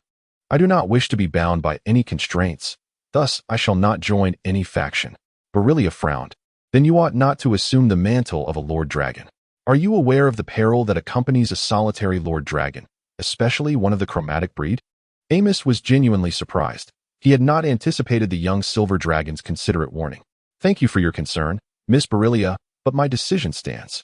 At that moment, a languid voice floated in from outside the parlor. Oh, I hear the call of delectable cuisine.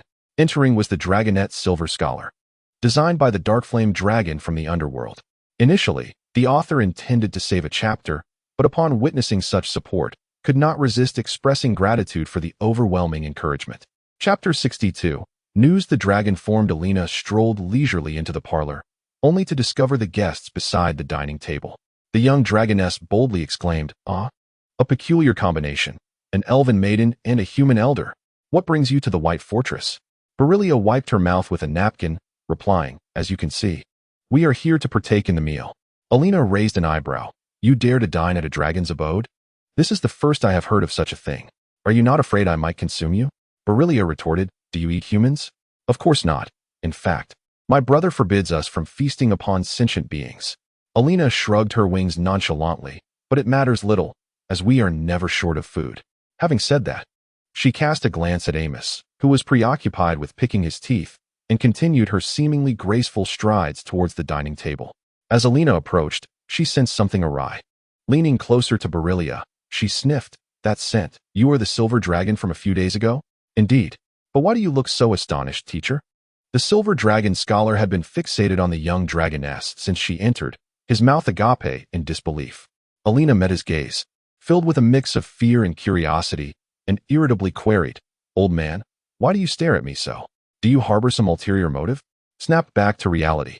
The silver dragon scholar hastily grasped a glass of water, gulping it down to mask his astonishment, while inwardly he raged. A white dragon druid? By the platinum dragon. By the AEO dragon. What an interstellar jest. The very fabric of the silver dragon scholar's worldview had been utterly shattered. Berillia observed his uncharacteristic demeanor with great perplexity, having never witnessed her mentor so unhinged. Meanwhile, Amos, recognizing the astonishment on the scholar's face, began to form a silent hypothesis, entering a state of eager anticipation. After consuming a glass of water, the silver dragon scholar coughed lightly, suppressing the shock within. Even though he had already formed a conclusion in his mind, he felt compelled to confirm once more, asking with resolute conviction, "Druid? Elena, how did you know?" Upon hearing this, Belia was momentarily taken aback, but soon grasped the situation, her eyes widening in astonishment. Receiving the anticipated reply, the silver dragon scholar took a deep breath, gradually calming his heaving chest. After a considerable pause, he adjusted his mindset and spoke. "Little one, would you be willing to join our nine-eyed alliance?" Unwilling, Elena's words suddenly faltered, her eyes darting around. "What benefits are there to joining you?" The silver dragon scholar chuckled softly. "Within the nine-eyed alliance, there are 12 legendary druids, including 2 high-tier legends. If you choose to join, while I cannot guarantee a high-tier legend, I can assure you that I will find you a legendary-level druid mentor." Elena, upon hearing this, furrowed her brow in contemplation. Unlike Amos, who had an easy path, or Felicia, who advanced solely through prayer, her druidic knowledge was not as commonplace as that of a warrior. She had reached a bottleneck in her druidic training, and the scholar's promise was indeed enticing. Elena glanced towards her brother for support. Amos, picking at his teeth, replied, "Don't look at me. You must choose your own path." Observing the conflicted Elena, the silver dragon scholar raised the stakes, pointing to the leaf pendant hanging from his chest. "If you choose to join the Nine-Eyed Alliance, this heart of verdant love pendant shall be yours." He added, "It is legendary-grade druid equipment." This time, it was Amos who was taken aback. When did legendary equipment become as common as cabbage, available for casual gifting? How could one feel comfortable doing so?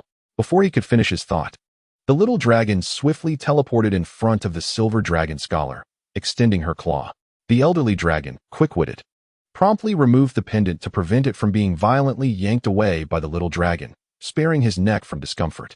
Upon receiving the pendant, the little dragon began to kiss it fervently. Belia, unable to contain herself, exclaimed, "Hey, you haven't even agreed yet. Of course, join. Where can one find such a well-favored organization?" After a while, Once Elena had calmed down, the Silver Dragon Scholar produced a contract. Here, little one, take a look. If you have any questions, ask them promptly. If there are none, please sign. Elena took the contract, her head spinning at the dense text. Oh, Amos. You take a look. Having said that, she placed the contract on the table before the White Dragon Lord while continuing to fidget with her newly acquired leaf pendant. Amos rolled his eyes and picked up the contract. It was a divine contract guaranteed by the God of Justice. After ensuring that the document was in order, he began to examine its contents. The contract's title read Nine-Eyed Alliance Membership Agreement, detailing the rights and obligations of becoming a member of the Nine-Eyed Alliance. Joining the Nine-Eyed Alliance would grant the organization.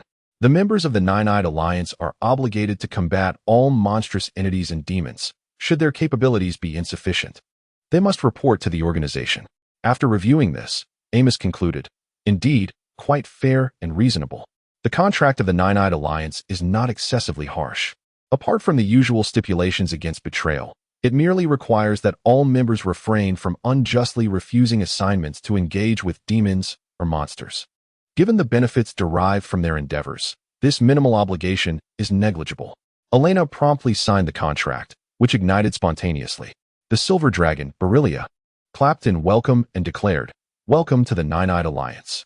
Then, with a mischievous grin, she continued, "Now, I, Berillia Samaranch, request the assistance of my companions." Amos, Elena, Berillia continued, undeterred. A few months ago, a high-ranking druid from our organization discovered a lair of corrupted beings near Bailey City. Strangely, the corrupted creature had not lost its reason and was capable of concealing its traces. Her expression turned grave. Moreover, the most alarming indication is that this creature appears to be a dragon.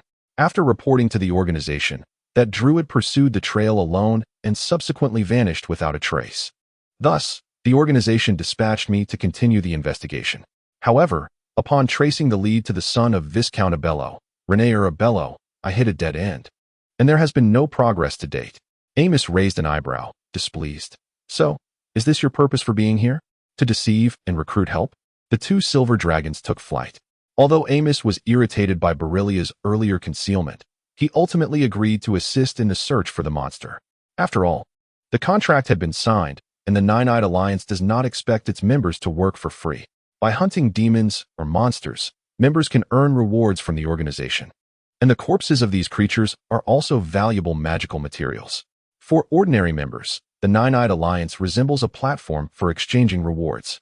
Although Amos is not a member of the Nine-Eyed Alliance, he too can hunt monsters and subsequently exchange rewards through Elena, which serves as a means to incentivize more individuals to hunt these creatures. Oh yes, Elena exclaimed, holding up a pendant in triumph. Amos, I possess legendary equipment. The White Dragon Lord frowned. Why is such legendary equipment given away so casually? He took the pendant from Elena's hand. Scanning. Amos's expression shifted to one of peculiar intrigue. I see. After returning the pendant to Elena, Amos advised, from now on, wear it around your neck and do not remove it. It may yield delightful surprises. The next day after the Silver Dragons departed, Count Dumbledore arrived. 6 warships were meticulously anchored in the coastal waters near Tasman Island. Count Dumbledore, accompanied by his retinue, rowed ashore and met the White Dragon Lord on the beach. The Count stood with his feet together, placing his right hand on his chest, and performed a formal noble salute. I salute you, esteemed Lord of the Archipelago, Your Excellency Amos. The White Dragon Lord surveyed the attendants behind the Earl, Gandalf and Jax already present, their armaments fully equipped. It appeared that Earl Dumbledore had spared no expense in compensating them. When Jax met the gaze of the White Dragon Lord, he instinctively recoiled, haunted by the profound psychological scar left by Amos. Regardless of Jax's thoughts, the White Dragon Lord regarded the Earl before him as one would a plump sheep awaiting slaughter, nodding slightly. Greetings, Master of Bailey City, Earl of the Dumbledore family. Let us dispense with the formalities. Ransom, are you prepared? Lord Amos, I bring with me 3,500,000 gold coins, along with magical items valued at 1,500,000. Here is the list for your perusal. An attendant stepped forward, presenting the list with both hands. Amos accepted it, examining the items described in detail, complete with market valuations. The magical items were stored within this dimensional bag, while the gold was sealed in boxes aboard the ship. Amos signaled to Villy, who understood his brother's intent, and turned to soar back to the ship. Meanwhile, Amos and Earl Dumbledore patiently awaited on the beach. After a short while, Villy returned, landing beside his brother. All is well. It seemed that Earl Dumbledore valued his heir greatly. Very well, Amos remarked to Bruce, who was sandwiched between two ogres. You may pass. Upon hearing this, Bruce shuffled forward, shamefaced, toward the Earl. As a lawful true dragon, Amos had never considered going back on his word. You may depart. However, such leniency may only be granted once. Should you dare attempt this again, only the blood of the Dumbledore family can quell my fury. As the white dragon lord lifted its wings, preparing to take flight, Earl Dumbledore interjected. Please, wait a moment, Lord Amos. Amos, somewhat perplexed, replied. Oh, do you have further business? Indeed. I not only wish to retrieve my son, but also to forge a friendship with you. Intrigued, Amos responded. Friendship? You seek camaraderie with a malevolent dragon? Are you not afraid I shall devour you whole? Earl Dumbledore replied with a characteristic noble smile. You jest, my lord. As a lawful neutral true dragon, what difference is there between you and a gem dragon, aside from color? Moreover, the news of Lady Elena joining the Nine-Eyed Alliance has spread. Even if I were to doubt my own judgment, I must trust in the discernment of the Nine-Eyed Alliance. Ah, the news travels swiftly, Amos acknowledged. The Nine-Eyed Alliance, renowned for its long-standing extermination of monstrous creatures, is highly regarded among the various races, never courting the presence of evil factions. The implications of Elena's alliance were already becoming evident. The White Dragon Lord shifted the conversation. Even so, what qualifications do you possess to discuss friendship with a true dragon? Earl Dumbledore maintained his signature noble smile. Because we share common interests. Intriguing. Pray tell, what benefits can you offer me? Dumbledore continued. I have long been developing oceanic resources, yet my frogmen remain insufficient in number, resulting in limited yield.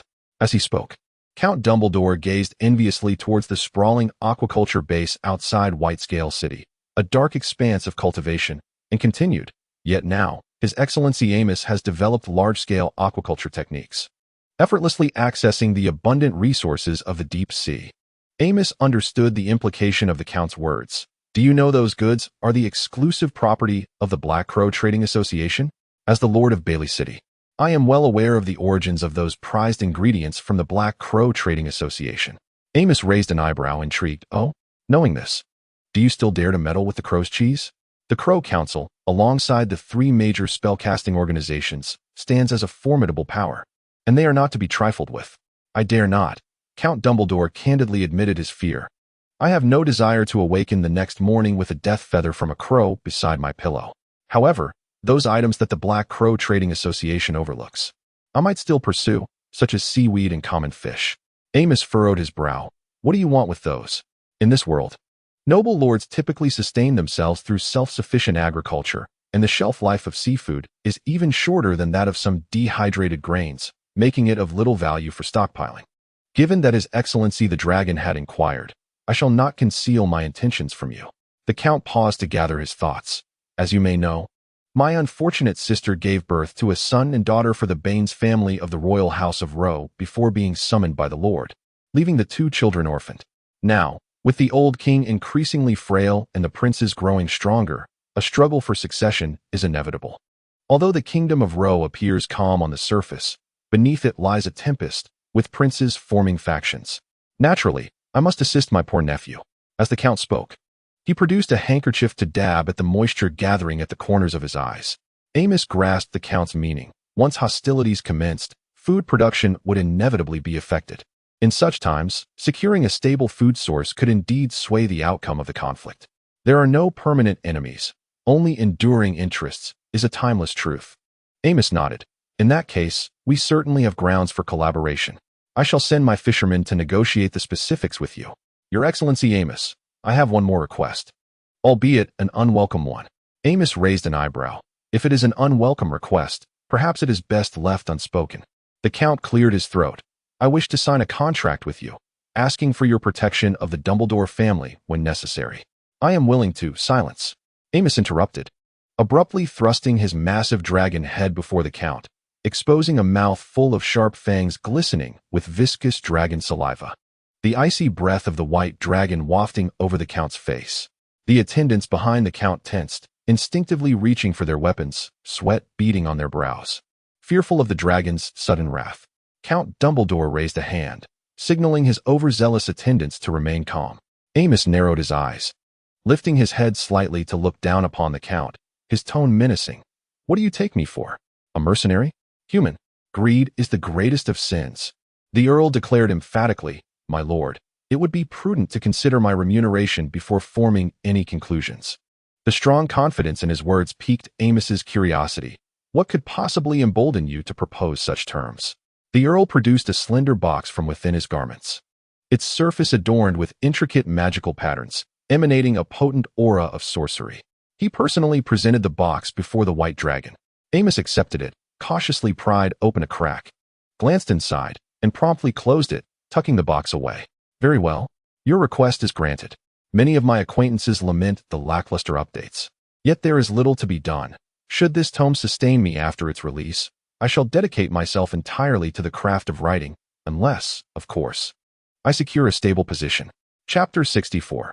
The young dragon. The hall of White Fortress lay deserted, with Amos reclining upon his exclusive crystal throne, toying with the box in his possession. Inside resided a damaged core from the tower spirits of the Arcane Empire era. Unlike the enigmatic and elusive Goblin civilization, the Arcane Empire was a tangible reality, having birthed a magnificent civilization. Its remnants could be found from the heights of the nine heavens to the depths of the abyss. If there existed a more alluring destination for adventurers than a dragon's lair, the ruins of the Arcane Empire would surely rank among them. Any artifact left behind by the passage of time could sustain a common adventurer for a lifetime. The Tower Spirit Core, being far more precious than ordinary items, could have secured the protection of a legendary mage for the Dumbledore family, were it not for its severe damage. Nevertheless, even in its fractured state, it offered glimpses into the secrets of the Arcane Empire. Thus, Amos forged a pact with the Dumbledore family, promising to extend assistance within his means should they encounter peril over the next 2 decades. In return, the Dumbledore family was obligated to share intelligence with the White Dragon Lord and thwart any foolish adventurers, effectively ensuring that those seeking adventure in the overseas archipelago would find no vessels in Bailey City. Amos stowed away the box, stifling a yawn, feeling a wave of fatigue wash over him, not from exhaustion, but rather as his body approached a new phase, the innate instinct of a dragon urging him toward slumber. Perhaps the surge of magical energy had accelerated his physical development. This slumber was to come 4 years earlier than anticipated. Suppressing his drowsiness, he activated the vassal contract and summoned the upper echelon of the White Fortress. The skull-crushing chieftain Gurguru, the trio of fishmen, Old Blind Eye, Old Jimmy, and Bucky Darkscale. The Wolfman leader Hog Riverclaw, the troll chief Rog Giant Fist, along with his dragon siblings, swiftly arrived in the hall. The White Dragon Lord surveyed the line of vassals before him and stated plainly, I am about to enter a state of slumber. Congratulations, Master. Your power ascends to new heights. Congratulations, Master. The White Dragon Lord nodded slightly, accepting the flattery of his vassals, and continued, I have summoned you to assign tasks for my time of rest. Old Blind Eye, organize the elite fishmen to search for any traces of magical creatures, but take care not to alert them. Report any findings immediately to Elena. Old Jimmy, you shall retain full responsibility for all dealings in Bailey City. In my slumber. Baki Amlin, you must ensure the safety of Tasmania. Hog Riverclaw and Rogue Heavy Fist, you are tasked with leading the expedition to conquer more distant islands and expand our territory.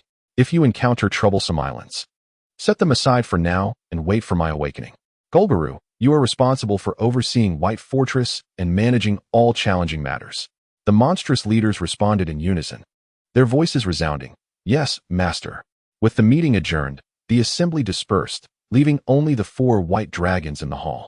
Amos turned to his dragon siblings and cautioned, corrupted creatures possess formidable strength, and corrupted dragons are even more fearsome. When Elena undertakes her mission, it is best for you to operate together. Do not venture alone. If danger arises, flee swiftly. Though the chances are slim, if an insurmountable enemy approaches, abandon your possessions and White Fortress and seek revenge when the time is right. Understood. Brother, they replied. Amos then inquired, what is our motto? The dragons chorused, as long as the dragoness life endures, we fear not the lack of fortune. Amos nodded. Then farewell, my siblings." With that, Amos exited White Fortress, uncertain how long this period of slumber would last. Remaining in White Fortress could prove perilous should an enemy come knocking. Thus he resolved to leave and seek a concealed refuge to endure this phase of sleep. Once he confirmed that no creatures lingered nearby, he cast an invisibility spell and flew a distance before plunging into the deep sea. The White Dragon Lord excavated a rudimentary temporary nest in the seabed's muck, employing magic to drain the water, transforming mud into stone to create a slab. He summoned an ice sprite to remain outside, assisting in covering the entrance with the stone slab, camouflaging it with mud before finally lying down and entering a peaceful slumber. As time passed, a trickle of seawater seeped through the earth, dripping into the pitch-black cave, where a magnificent giant beast lay at its center. The beast breathed steadily and powerfully, its massive nostrils exhaling frigid air, while the ground around it was blanketed in ice. The beast opened its eyes, its eyelids and membranes sequentially revealing vertically glowing golden dragon pupils, an eerie and dazzling sight amidst the darkness. Amos exhaled a breath of murky air, rising to assess his form. After 3 years of slumber, the energy stored within his body had been nearly depleted, serving as sustenance for his growth. Now, his scales were directly affixed to his muscles and bones, rendering the dragon emaciated. However, this was a negligible cost compared to the power he had gained. With a few days of recuperation, he would surely restore his former majestic appearance. Scan. Name: Amos Aldrich. Level 16 Dragon. Level 14 Mage. Strength. Tier 4. Alignment. Lawful neutral. Description: you are a male juvenile white dragon, whose lineage has undergone profound mutations due to a soul from another realm, resulting in a reversion phenomenon. Your physical attributes far exceed those of ordinary white dragons, especially your breath weapon, which has developed unique characteristics. The path of a mage has bestowed upon you an enlightened mind and formidable power, enabling you to claim dominion over the mountains with your current prowess. If it were said that your strength was merely at the onset of Tier 4 previously, you now possess the capabilities of a seasoned master. Amos shook his body, dislodging the icy shards clinging to him. He sank down, gathering strength in his legs before launching himself skyward, shattering the stone slab above like a sword drawn from its sheath, piercing the depths of the sea. Soon, the white dragon burst forth from the ocean's surface, only to be met by a tempestuous sky filled with thunder and torrential rain. The dragon ascended like a missile fired from a submarine, piercing through the inky clouds. Sunlight streamed through the gaping hole created by the dragon, casting a brilliant beam of light amidst the downpour, creating a breathtaking spectacle in the dim expanse of sky and earth. Above the clouds, beneath the 16-meter-long white dragon, dark clouds swirled, thunder rumbled, and lightning danced like silver serpents. Above, the midday sun shone directly upon the dragon's majestic form, causing its scales to glisten. After ascending to a considerable height, Amos spread his wings wide and glided toward the White Fortress. Before long, Amos returned to the fortress, finding the ogre guards and the fishmen vassals dutifully stationed outside, and he exhaled a sigh of relief. The vassals below also spotted their lord in the sky, erupting in fervent cheers for the white dragon's return. Amos landed on the dragon's perch, folding his wings. Golgaru appeared before the dragon lord, kneeling on one knee. "Great master, your faithful servant, I welcome your return." Amos surveyed the surroundings and noted that the guards' auras were even more formidable than before. "Excellent, Golgaru. You have not disappointed me." The dragon lord, accompanied by the two-headed ogre chieftain, made his way to the dining hall. After consuming a mountain of food, Amos belched contentedly. "Golgaru, have any significant events transpired in the White Fortress over the past 3 years?" Chapter 65 changes. Golgaru, have any significant events transpired in the White Fortress over the past 3 years? Golgaru, in response, "Master, there have been no major occurrences. Aside from the arrival of the goods you ordered from the Black Crow Trading Company and the expansion of our warfare efforts, we have only encountered a few waves of human adventurers chasing dreams." Galu, however, due to their lack of proper authorization, their vessel was sunk by the fishmen of the Dark Scales before they could even approach Tasman Island. Those adventurers remain on Shattered Skull Island, mining alongside the kobolds. The Dragon Lord, with a penchant for abduction, remarked, "What a waste. Spread news of them and let their families pay for their release." This method had been proposed by Princess Felicia, But those adventurers were either too far from home or destitute singles, with no one willing to pay their ransom. Oh, let us extend our best wishes for their harmonious coexistence with the dog-headed folk.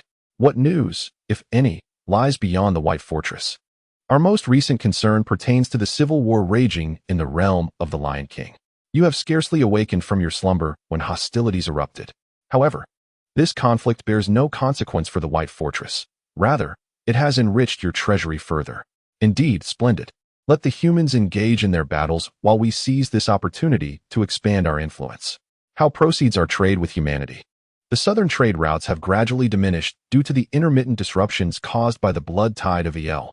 In our pursuit of stability, we maintain commercial relations solely with the city of Bailey. Amos expressed surprise. Why have I not observed any human merchant vessels? After your slumber, a nefarious high-ranking thief disguised as a sailor infiltrated the White Fortress and even assaulted a dragon.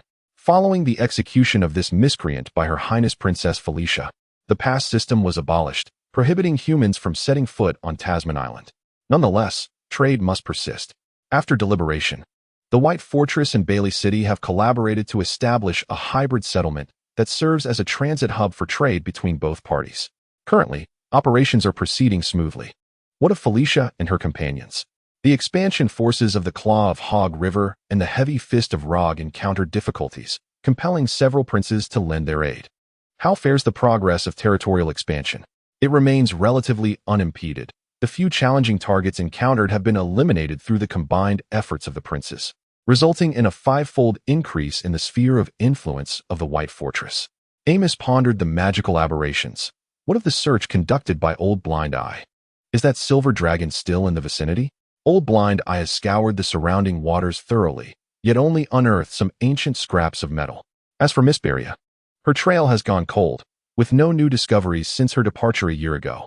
Amos queried in confusion. How could the trail go cold? What has become of the son of the Viscount from Bailey City? The Viscount's son now bears the title of the fallen Renown Abel. He poisoned and slaughtered his family before vanishing. Consequently, Dumbledore has been incensed, even beseeching the White Fortress for assistance in searching the coastline, yet to no avail. Amos furrowed his brow. Does the Nine-Eyed Alliance not intervene in this matter? On the contrary, the Nine-Eyed Alliance has intensified their focus after Miss Beria's departure. They dispatched a specialized team to take over the investigation, led by a half-elf druid who has also visited the White Fortress, specifically to see Her Highness Elena. I see. Should they request assistance, we shall endeavor to accommodate them. Furthermore, we must remain vigilant regarding any unusual occurrences within our territorial bounds. Should draconic creatures succumb to magical corruption, it is indeed no trifling matter. Amos recalled the accounts of the demon incursion, the abyssal dragons in their corrupted forms, a chill rising within him. Their formidable power aside, their madness is still etched in the memories of all dragons of Nordshire. However, we are not in an age akin to thousands of years past, during which the abyssal energies surged uncontrollably. The current emanations from those spatial rifts are far from capable of corrupting true dragons. At most, they may infect some intellectually inferior subdraconic beings. After Amos learned of significant events during the period of slumber, he ascended to the second floor of the White Fortress. During the slumber of the White Dragon Lord, his chamber had been diligently maintained by magical servants, leaving it free of dust. Amos reclined on the long-absent velvet bed, savoring his leisurely moments after a satisfying meal. Just then, the slightly ajar door was quietly pushed open, revealing two sneaky little heads peeking in. Amos, observing the amusing sight of the two bipedal dragons hesitating to approach him despite their desire to be near, reminisced about the days of petting dragons and beckoned with a claw. With a joyful cry, the two dragons burst through the door and rushed towards Amos, who extended a claw to gently meet the heads of the charging bipedal dragons. The little dragons pressed against him for a moment, but upon realizing their futility, they nuzzled against Amos's dragon claw. Much like one would pet a dog, Amos stroked from their heads down to their tails. Nearly 20 years had passed since Elena adopted the dragons. They had grown from mere hatchlings of over a meter in length to imposing beasts measuring 6 meters. Yet, even in their giant form, they remained diminutive compared to Amos's own 16-meter-long physique. At that moment, a drop of acidic fluid dripped from the gap between the dragon's teeth, threatening to fall onto the velvet bed. Amos reacted swiftly, unleashing a chill to freeze the acid before it could descend. Frowning, he plucked the crystallized acid and tossed it far away, resembling a reluctant caretaker cleaning up after a pet's indiscretion. Gently tapping the dragon's head, it let out a low, plaintive sound. Scanning. Name, era, CGI. Level 10 bipedal dragon, alignment, absolute neutral description. This is a young bipedal dragon raised by the true dragon Elena. Having lived alongside the white dragons for an extended period, it possesses a remarkably high concentration of dragon blood, making its physique stronger than its kin, along with commendable resistance to ice magic. However, its actual combat prowess remains concerning, since Elena hatched the dragon eggs and took the little dragons as companions. The white dragons have treated them as pets, knowing that should they encounter foes unsolvable even by the white dragons, sending the little dragons into battle would merely be akin to offering a meal. Thus, although both dragons have entered their youth, they have yet to experience a proper battle, making Sija's being stabbed by a thief a source of utter humiliation. Amos frowned. If this continued, these bipedal dragons, meant to roam the wilds, would become mere couch potatoes. This could not stand. They required practical combat training. But what could they train against? Minions? That was unfeasible, despite their lack of combat experience. Their innate ability to spray acid could potentially corrode rock, and harming a minion would be disastrous. Wild beasts. That could work. But the extraordinary beasts within the white dragon territory had already been cleared out, and the lazy Amos was reluctant to fly far in search of them. After a moment of contemplation, Amos made his way to the hall of the White Fortress. Golgalu, bring me those human adventurers. Golgaru's efficiency was remarkable. Early the next morning, Amos encountered 20 ragged adventurers. These individuals, having endured a prolonged existence within the mines, were barely clothed. Yet, in White Castle, this was not uncommon.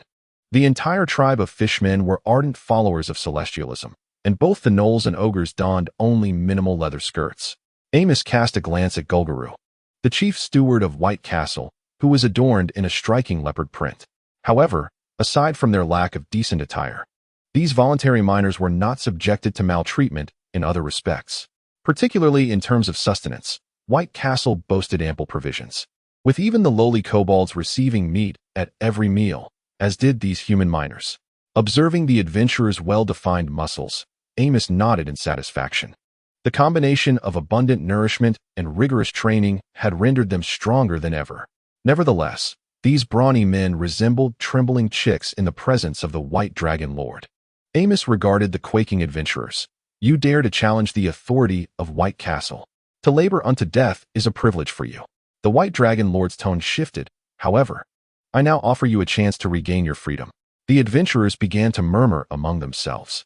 Amos pointed to 2 bipedal dragons. My pets lack combat experience and require some sparring partners. Should you engage them in battle, you will earn your freedom, provided you survive their onslaught. The adventurers gazed at the colossal bipedal dragons, their disquiet palpable. A burly leader amongst them noticed the white dragon's furrowed brow and swiftly silenced his companions. Aware that they had no alternative, the man gritted his teeth and raised his gaze to meet the White Dragon Lords. Esteemed Lord White Dragon, our hands have grown accustomed to pickaxes and carts. We require a few days to readjust to swords and shields. After a moment's contemplation, Amos replied, Very well. I shall grant you 1 week. During this time, you may roam freely on Tasman Island. He held no concern that the adventurers would flee, adrift on the vast ocean, with no vessels available. Where could they escape? Moreover, who could evade the pursuit of the fishmen? Thus, 1 week from now, you are to report to the Colosseum in Whitescale City. Having undergone several years of expansion and development, Whitescale City had transformed into a metropolis with a population of 100,000, its aquaculture bases relocated to other islands. The social hierarchy among the fishmen had gradually evolved, resulting in Whitescale City being divided into 4 distinct districts: the Plaza District, Trade District, Academy District, and Residential District. The Plaza District served as the political heart of the fishmen, housing the elite, while the Academy and Residential Districts were self-explanatory. The Trade District encompassed commerce alongside various forms of entertainment, including the Colosseum referenced by the White Dragon Lord. The Colosseum was a circular structure, featuring a sunken arena with a diameter of 200 meters at its center, surrounded by tiered seating that rose progressively. In the arena, beasts captured during the expansion, slaves, specially trained gladiators, and valiant warriors who voluntarily participate engage in the most primal and blood-soaked duels, bringing joy to the spectators. A week has swiftly passed. Today, the arena buzzes with more vitality than ever. Not only are the seats filled, but even the aisles are crowded, all due to the imposing figure upon the elevated platform. From the very inception of the arena, provisions were made for the white dragons, with enormous square platforms designed at each cardinal point for their viewing pleasure. However, the white dragons displayed little interest in these trivial gladiatorial contests, preferring instead to indulge in slumber. At last, the specially designed seats for the white dragons have welcomed their inaugural guest. The white dragon lord gazes down at the jubilant mermen and other races, raising a colossal dragon wing, igniting the atmosphere, with cheers echoing deafeningly. Old Blind Eye stands beside the white dragon lord, reflecting on the scene below, filled with sentiment. Once, the mermen languished at the bottom of the food chain, struggling for survival. Now, they can sit high above in the arena, reveling in the entertainment of their former predators clashing for sport. He gazes reverently at the white dragon lord, wishing he could join the ordinary mermen below in chanting the lord's name, were it not for his station. All of this has transformed due to the white dragons. Nearby, old Jimmy also gazes with delight at the throngs below, contemplating the day's profits. Indeed, establishing such a grand arena in Whitescale City would have been impossible without the backing of the merman elite. This arena is the brainchild of old Jimmy, who manages it with stakes from other high-ranking mermen. Amos turns a blind eye to the mermen's little maneuvers. After all, a crystal-clear waterway harbors no fish. As long as they do not overstep boundaries, the white dragons are pleased to witness commercial prosperity. For 20% of all business profits within the realm of White Fortress serves as tax revenue, enriching their private dragon treasury. Before long, one of the arena's side gates swings open, and a cohort of human adventurers clad in leather armor streams out, some wielding spears, others bearing swords, yet each brandishing standard oak shields. As the gate closes, the adventurers position themselves at the arena's edge, taking a final moment to familiarize themselves with their weapons. The spectators are captivated by the emerging human adventurers, turning their attention to the arena. The ground within the arena is stained a deep crimson and black, exuding a metallic scent of blood, remnants of past battles seeping into the stone, impossible to cleanse. The pockmarked surface tells tales of fierce confrontations. Soon, a resounding dragon roar pierces the air as two bipedal dragons descend, landing in the center of the arena. Despite old Jimmy's preparations and the audience's prior knowledge of today's main event, the excitement remains uncontainable. Why suppress such fervor? In any realm, the raw essence of bloodshed and violence invariably awakens the primal instincts of sentient beings. The audience gazed in ecstatic anticipation as the bipedal dragons descended from the heavens, their wild cheers filling the air as petals were tossed from eager hands. The arena, established merely a few years prior, had witnessed only a scant few high-level battles. Yet this occasion heralded the unprecedented arrival of two high-tier subdragons. The bipedal dragon, the closest kin to true dragons, bore only a smaller frame and the absence of forelimbs. Yet in every other aspect, it bore a striking resemblance to its majestic counterparts. Naturally, these attributes were merely superficial. The intrinsic legacy of dragons and their profound abilities were beyond what subdragons could possess. They relied solely on the dragon veins, passively awakening a modicum of magical prowess. Yet their intelligence remained akin to that of a 4- or 5-year-old child, capable of understanding simple commands. Prior to this encounter, the White Dragon Lord had instructed them not to flee but to fight with all their might. However, it was the adventurers who took the initiative. Under the leadership of their captain, they raised their shields to protect their bodies and slowly approached the bipedal dragons, fanning out towards the center of the arena. Sensing the encroaching humans as a threat, the dragons instinctively reacted, their jaws parting to reveal gleaming white fangs, a low growl emanating from their throats. Viscous, greenish acid dripped from their teeth, splattering onto the ground, where it hissed and sizzled, corroding the rock and creating bubbling pits of varying depths. The show was about to begin. Chapter 67. The Colosseum. The human adventurers gradually spread out, attempting to encircle the bipedal dragons, instinctively sensing their unease. The dragons launched their attack, raising their heads and unleashing jets of acid towards the adventurers. As the corrosive liquid rained down like a vast net, the adventurers felt a prickling dread, Some hurriedly maneuvered out of the way, while others raised their round shields, curling into a ball behind the sturdy oak. The acid struck the shields with a hissing sound, and the adventurers behind them were assailed by the acrid stench. The acidic onslaught had a limited range, allowing other adventurers to charge forward at full speed towards the body of the dragon. As they approached within 30 meters of the dragon, several strength-oriented adventurers hurled their spears, which sliced through the air towards their target. The dragon attempted to evade with a low aerial maneuver, yet its size hindered a complete escape. Some spears glanced off its smooth, hard scales, while the spear thrown by the adventurer captain pierced through the scales, embedding itself into the thigh of the dragon named Aller, burying itself 3 inches deep. In agony, Aller crashed to the ground, the pain igniting a primal brutality within. It extended its neck, clenching the spear in its jaws, and with a fierce jerk, yanked it free, blood gushing from the wound. Aller let out a roar of anguish and fury directed at the adventurer captain, its eyes blazing crimson as it charged forward, using both wings and hind legs to propel itself. The adventurer captain, gripping his great sword tightly, faced the oncoming dragon with a sense of trepidation. Although the white dragon lord had urged them to show no mercy, provided they did not slay their foe, the dragon harbored no such reservations. With an arrow nocked and ready to fly, the captain raised his great sword high and unleashed a crescent-shaped blade of colorless energy towards the advancing beast. The dragon, Era, propelled itself off the ground with its powerful hind legs, causing an energy blade to soar beneath it. The adventurer leader swiftly maneuvered sideways, evading a strike from the dragon's massive wings, while the air blade impacted against the rocky edge. In the instant of landing, Era extended its draconic head to bite at the adventurer leader, who rolled away just in time, leaving the dragon's jaws snapping at empty air. Other adventurers soon joined, uniting their efforts to assault the dragon. Amos observed, merely shaking his head, while the adventurer leader appeared to be in a perilous situation, yet remained as steadfast as an old dog. Had it not been for some caution, he would have cleaved his gigantic sword down upon the dragon's wings. Furthermore, as a social creature, it was peculiar that Era and Sijia were not collaborating but instead fought individually. On the opposite side of the battlefield, Sijia was ensnared by a net that entangled its wings, crashing to the ground and roaring defiantly at the encroaching adventurers. None among them were capable of directly confronting the dragon, thus they encircled it, using specialized spears designed for large beasts to pierce its wings. Meanwhile, Era faced a similar fate. The wings of dragons are their mightiest weapons. Their aerial advantage renders even the most formidable legendary figures powerless against lower-tier dragons.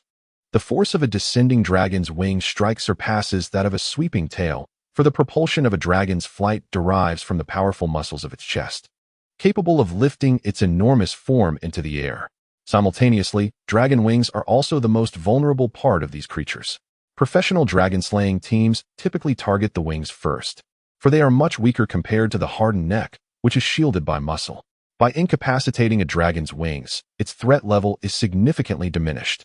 The analogy between a fighter jet and a tank makes the point clear. The former poses a greater danger, with both dragons' wings damaged and their ability to fly compromised. Panic ensued as they lashed out with their tails to repel the attacking adventurers, while simultaneously spewing acid in a frenzied manner. As the saying goes, a chaotic flurry can defeat even the most skilled veteran. The adventurers, overwhelmed by the indiscriminate acid, fled in disarray. One rogue, unable to evade, was struck on the arm by the corrosive substance. Gritting his teeth, he ran while slicing away the affected flesh, retreating to a safe distance to tear off a piece of cloth to bind his arm, preventing excessive blood loss. A ranger found himself drenched in acid, smoke rising from his scorched head as he collapsed. A warrior, clutching his shield, attempted to escape, but, in his panic, stepped onto a pool of acid, hastily discarding his shoes. The adventurer leader, being formidable and swift, managed to distance himself, discarding his shield, now ravaged by corrosion. He cast a wary glance at the ground, where several corpses had been grotesquely disfigured by the acid. He realized that even a mere splash of acid could strip him of his skin, a terrifying testament to the draconic breath ability. At that moment, the area surrounding the dragons was devoid of any adventurers. The rocky ground was pockmarked from corrosion. Both dragons, panting heavily, glared menacingly at the adventurers who had wounded them, gradually closing the distance. Amos gazed down upon the battlefield, observing the two wyverns whose eyes glimmered with the malevolent ferocity characteristic of their draconic kin. Their gradual convergence signified a burgeoning awareness of the importance of teamwork. The objective of this gladiatorial contest had been accomplished. The leader of the adventurers, witnessing the dragons draw nearer, commanded, "Archers, unleash your ranged weaponry." The adventurers hurled hand axes and thrown spears. Against such formidable creatures clad in impenetrable scales, only the most skilled marksmen could hope to achieve significant impact. While axes and spears held a greater chance of breaching their defenses, the thrown weapons inflicted some damage upon the wyverns, who retaliated with corrosive acid. However, their supply of acid soon dwindled, and the adventurers found themselves with limited ammunition and no projectiles left to launch. The leader bellowed, "Listen well. They have exhausted their acid. Charge!" The adventurers surged forward, encircling the wyverns. The dragons stood back to back, their flanks shielded, and although they occasionally suffered human assaults, they managed to mount a few respectable counterattacks. Gradually, the dragons' coordination improved, yet it merely prolonged the inevitable defeat. Their wounds multiplied, and within 10 minutes, they would surely succumb. Amos felt that the contest had lost its meaning, ready to call an end to the bloodshed, when an extraordinary turn of events unfolded in the arena. After a prolonged struggle, Allah's acid reserves had partially replenished. It unleashed a torrent of viscous phlegm, catching the adventurers off guard. The proximity rendered escape futile. One warrior, witnessing the acid rain down, resolved to act decisively. He seized a nearby rogue, using him as a shield against the impending doom. The unsuspecting rogue fell victim to the warrior's desperate maneuver, allowing the warrior to survive. The remaining adventurers, witnessing this harrowing scene, were seized by alarm, their expressions shifting dramatically as they warily regarded their companions. A once trustful team was suddenly transformed into strangers, their seamless cooperation shattered. Allowing the wyverns to seize the moment and strike down two more. Amos observed this dramatic tableau with a mixture of bemusement and scorn, exclaiming, "Ah, the nature of humanity. Such senseless slaughter could yield no growth for the wyverns." He intervened, halting the rampaging drakes, declaring, "You are free." The adventurers, granted the long-awaited reprieve, felt no joy. They trudged toward the open gate, listless and despondent as they exited.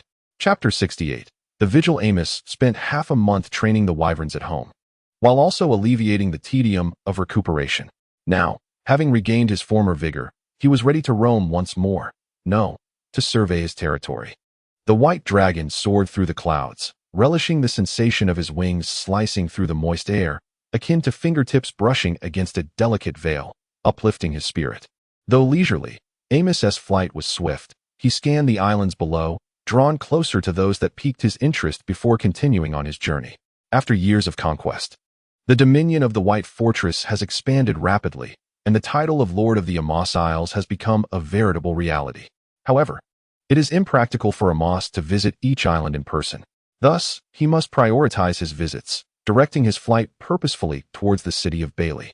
Between Tasman Island and Bailey, an emerging town has developed, flourishing within a mere 3 years to become one of the most prosperous cities of the White Fortress, a gateway to the outside world and a center of trade known as Kassos. Through this trade node, the White Fortress transports rare marine products to Bailey, which are then distributed throughout the continent of Nordhyl, benefiting from the pearls, exotic spices, high-quality ingredients, and deep-sea corals sold by the White Fortress. Bailey's trade has not only remained robust amidst the turmoil of the Roy Kingdom, but has flourished. The domestic strife and the prosperity of Bailey have led countless refugees to brave arduous journeys to seek stability and sustenance in the city. The influx of inexpensive labor has bolstered Bailey's strength in various aspects. However, the overwhelming number of refugees has exceeded Bailey's capacity, while the newly established trade node requires manpower, giving rise to the peculiar city of Kassos, where humans and monsters coexist. Soon, Amos arrived above Kassos. Although the island housing Kassos is modest in size, it is dominated by the towering twin peaks, each soaring to a height of 1,000 meters, their steep cliffs forming a natural harbor nestled between them. Amos observed the bustling city below, situated between the mountains and the sea. The depression between the twin peaks serves as a sheltered port, where numerous vessels are constantly docking and departing under the guidance of the port staff. At the busy docks, workers are transporting goods, while merchants and captains obediently queue at the tax office by the pier to pay their dues. Amos noticed a plump merman extending a forelimb from the tax office window, presenting a token while accepting a bag of gold coins from a merchant. Adjacent to the docks, on a hillside, lies the urban area of Cassos, where the white houses are lined up in neat rows, and the well-planned roads segment the city into distinct sections. The wide main thoroughfare is alive with the bustling sounds of diverse races traversing the cobblestone streets. A werewolf sidesteps an approaching merman to avoid the slimy skin that would ensnare his fur, while nearby, a troglodyte haggles with a human vendor by the roadside. An ogre, clutching a skewer of grilled squid, pushes past a blocking human mercenary, disregarding the latter's disgruntled complaints as he swaggered onward.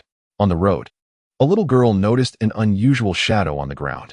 Looking up, she spotted the white dragon lord amidst the wisps of clouds. "Mom, the dragon is back." Her exclamation alerted others on the street, prompting them to glance upwards at the white dragon before returning to their business. Only a few newcomers and outsiders continued to gaze curiously at the dragon soaring above. As other pedestrians observed the scene, some chuckled softly and walked away, while others muttered quietly, labeling the individuals as unsophisticated. By the roadside, a vendor gazed at the white dragon soaring above, pondering aloud, "Strange. This dragon appears somewhat larger than usual." At that moment, a customer interrupted his reverie, prompting him to immerse himself once again in the preparation of delectable snacks ready for roasting. For the inhabitants of Cassos, the presence of the white dragon was hardly a novelty. After all, the sovereign of the land beneath their feet was this very dragon. They had the opportunity to witness its inspections several times a year, rendering it a common sight. Once, a white dragon descended from the sky and snatched all the grilled squid skewers, inciting a brief uproar. However, such an incident was a rarity, and the administrative office compensated the affected vendors, swiftly restoring order and allowing the citizens to resume their daily lives. Amos observed the residents below, who had grown accustomed to the white dragon's presence, and nodded subtly, pleased with the effectiveness of his plan. Indeed, the dragon's territorial inspections were not mere whims, but rather meticulously orchestrated activities aimed at identifying and eliminating threats while simultaneously reinforcing their presence, subtly acclimating the populace to the dragon's dominion. With a secure environment and ample resources, the residents would soon develop a sense of belonging. After a decade or two, humanity would fully accept the rule of these otherworldly beings. Compared to violent conquest, this method proved to be gradual but devoid of any latent risks. The dragons had time on their side, and they were willing to wait. After observing for a while, Amos flapped his wings and continued his patrol. He then altered his course, heading toward the agricultural production sea area.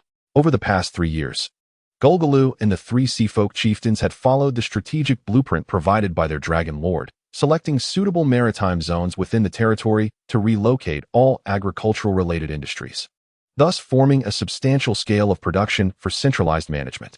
This area became known as the Granary Agricultural Zone of White Fortress. In addition to the agricultural zone, special areas were designated for breeding combat beasts, maintaining natural reserves, military zones, and trade areas led by Cassos. High above, Amos surveyed the agricultural archipelago below, where the islands designated for farming exhibited relatively flat terrain, adorned with grid-like fields. Alongside the fields and roads, various fruit trees flourished, creating a picturesque landscape interspersed with the burrows of the previously lowly cave dwellers. These cave dwellers, once at the bottom of the food chain, had caught the attention of the Dragon Lord due to their unique racial talents and were now enjoying prosperous lives. They had become self-sufficient, as long as they fulfilled their planting obligations, leaving them ample leisure time for recreational activities, such as engaging in festive dances. On the fringes of the islands lay the settlements of the sea folk, surrounded by shallow waters that housed extensive aquaculture farms, some newly established and others relocated from different regions. Each island was equipped with a dock, where vessels transported these resources to various parts of White Fortress. Amos was thoroughly satisfied with the thriving atmosphere of the agricultural zone and proceeded to fly toward the nearby breeding area for combat beasts. Chapter 69. Battle Pets. Amos arrived at the breeding base for battle pets. Before a towering sea cliff, he plunged into the depths, discovering a cavern with an impressive 8-meter diameter carved into the underwater cliff face. Fishmen patrolled outside, and sentinels guarded the entrance. Upon spotting the descending white dragon, The patrolling fishmen hastened to greet him, while one fishman at the tail end of the formation broke away from the group. As Amos surveyed the periphery of the cavern, a dark-scaled fishman adorned with white scales on its forehead emerged from within, approaching the white dragon. "Master, welcome to the breeding base for battle pet number 17. Very well. Guide me inside." At once. Despite the cavern's ample entrance, it proved somewhat constricted for Amos, prompting the white dragon to reduce his size. With a flick of his tail, he followed the fishman into the breeding base.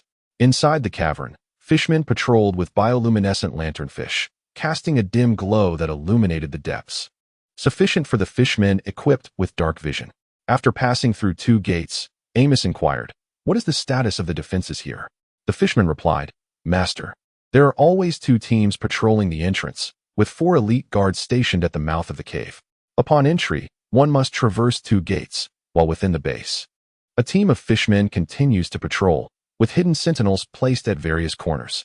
To ensure optimal vigilance, all personnel operate in 3 shifts." The white dragon nodded. "Impressive security.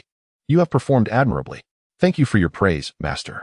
This is merely part of our duty, especially since you have expressly instructed us to prioritize the safety of the battle pets, which are of utmost importance."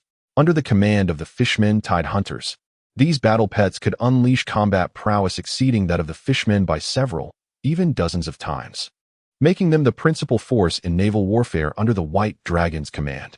Thus, Amos has always placed great emphasis on the breeding process of these creatures. After advancing for a while, the dark-scaled fishman halted, gesturing towards a fork in the path. "Master, these 4 caverns lead to the breeding bases for the giant crab, swordfish, great white shark, and deep-sea giant octopus. Which would you like to inspect first? Let us visit them one by one." Amos chose the leftmost cavern and entered, with the fishman following closely behind. The breeding base for the giant crab was long and straight, extending into the darkness.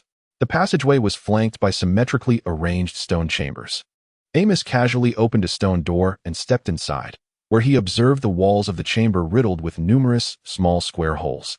Each hole was just large enough to accommodate a juvenile giant crab the size of a shoebox. However, the quantity of holes paled in comparison to the number of juvenile crabs, leading many to engage in fierce battles over their right to inhabit the spaces. The ground was strewn with several dismembered giant crabs. Seeing Amos gaze at the mutilated crabs, the fishman explained, "Each brood of these giant crabs can produce nearly 100 offspring. The same batch of juveniles is sent to the same chamber, and their inherently combative nature often leads to conflict whenever they encounter one another. Only the holes in the walls provide a secure sanctuary, which is why they incessantly vie for these precious spaces." We scattered food upon the ground, compelling the large claw crabs within the caverns to emerge, as they could not remain hidden indefinitely. Following each feeding, a new round of fierce competition ensued, often resulting in injuries among the crabs. Those that sustained disabilities would soon be taken away by the fishermen who came to feed them. The fighting would cease only when the number of crabs in the cave was reduced to or below the number of available shelters. Thus, we effectively selected the strongest among the crab larvae, who would then be taken away for further training. Only those who proved themselves worthy would survive to adulthood and become the combat companions of the tide hunters. Upon maturation, the large claw crabs reach an average length of 8 meters, their bodies encased in a formidable exoskeleton. Their massive pincers can crush logs as thick as a human waist, rendering them as impactful on the battlefield as tanks, and they are capable of moving onto land. Consequently, these crabs have always been a primary focus of cultivation among battle companions. The White Dragon Lord nodded in satisfaction, praising, "Excellent. This method of cultivation has indeed advanced beyond the initial approach." The dragon and the fishman then proceeded to another area, the swordfish breeding base. The fishman pointed to the swordfish larvae nestled in the mud, explaining, "These swordfish are not as numerous as the large claw crabs, and their soft beaks are prone to breaking upon collision with the rocky walls. If that occurs, the fish is rendered useless. Thus, we nurture them in the silt. Although feeding can be quite troublesome, as these swordfish are timid and flee at the slightest fright." After observing the swordfish, the White Dragon Lord and the black-scaled fishman turned their attention to the breeding chambers of the great white sharks and deep-sea giant squids. Both species are massive and scarce, with each offspring housed in a separate chamber and cared for by specialists. Upon completing his tour of the underwater breeding facilities for battle companions, Amos arrived at the breeding base of the copper-backed crocodile turtles, the backbone of the battle companion forces. Unlike other battle companions residing at the ocean's depths, the copper-backed crocodile turtle breeding base is situated on the beach. From a distance, Amos spotted rows of small wooden houses on the golden sands, the residences of the fishmen caretakers responsible for feeding the turtles, while the hatchlings lived near the shore. The fishmen had erected isolation nets to ward off predators from the sea, providing a safe haven for the hatchlings. Due to their overwhelming numbers, robust vitality, and ease of survival, the copperback crocodile turtles have traditionally been raised in a free-range manner, with regular feeding schedules. Amos coincidentally arrived during feeding time, witnessing the hatchlings scurrying across the beach like ants, clamoring for their share of food. However, the white dragon lord quickly lost interest in these ordinary turtles. He made his way directly to the island's center, where a heavily guarded artificial lake served as the breeding ground for exceptional individuals among the crocodile turtles. In stark contrast to the chaotic scene on the beach, the number of turtles here was significantly lower, each one a product of meticulous selection from millions of hatchlings, chosen for either their impressive size or the vibrancy of magical elements within them. Each turtle bore its unique identification number and was fed specialized diets by professional fishmen, who meticulously recorded their growth data for higher authorities to reference.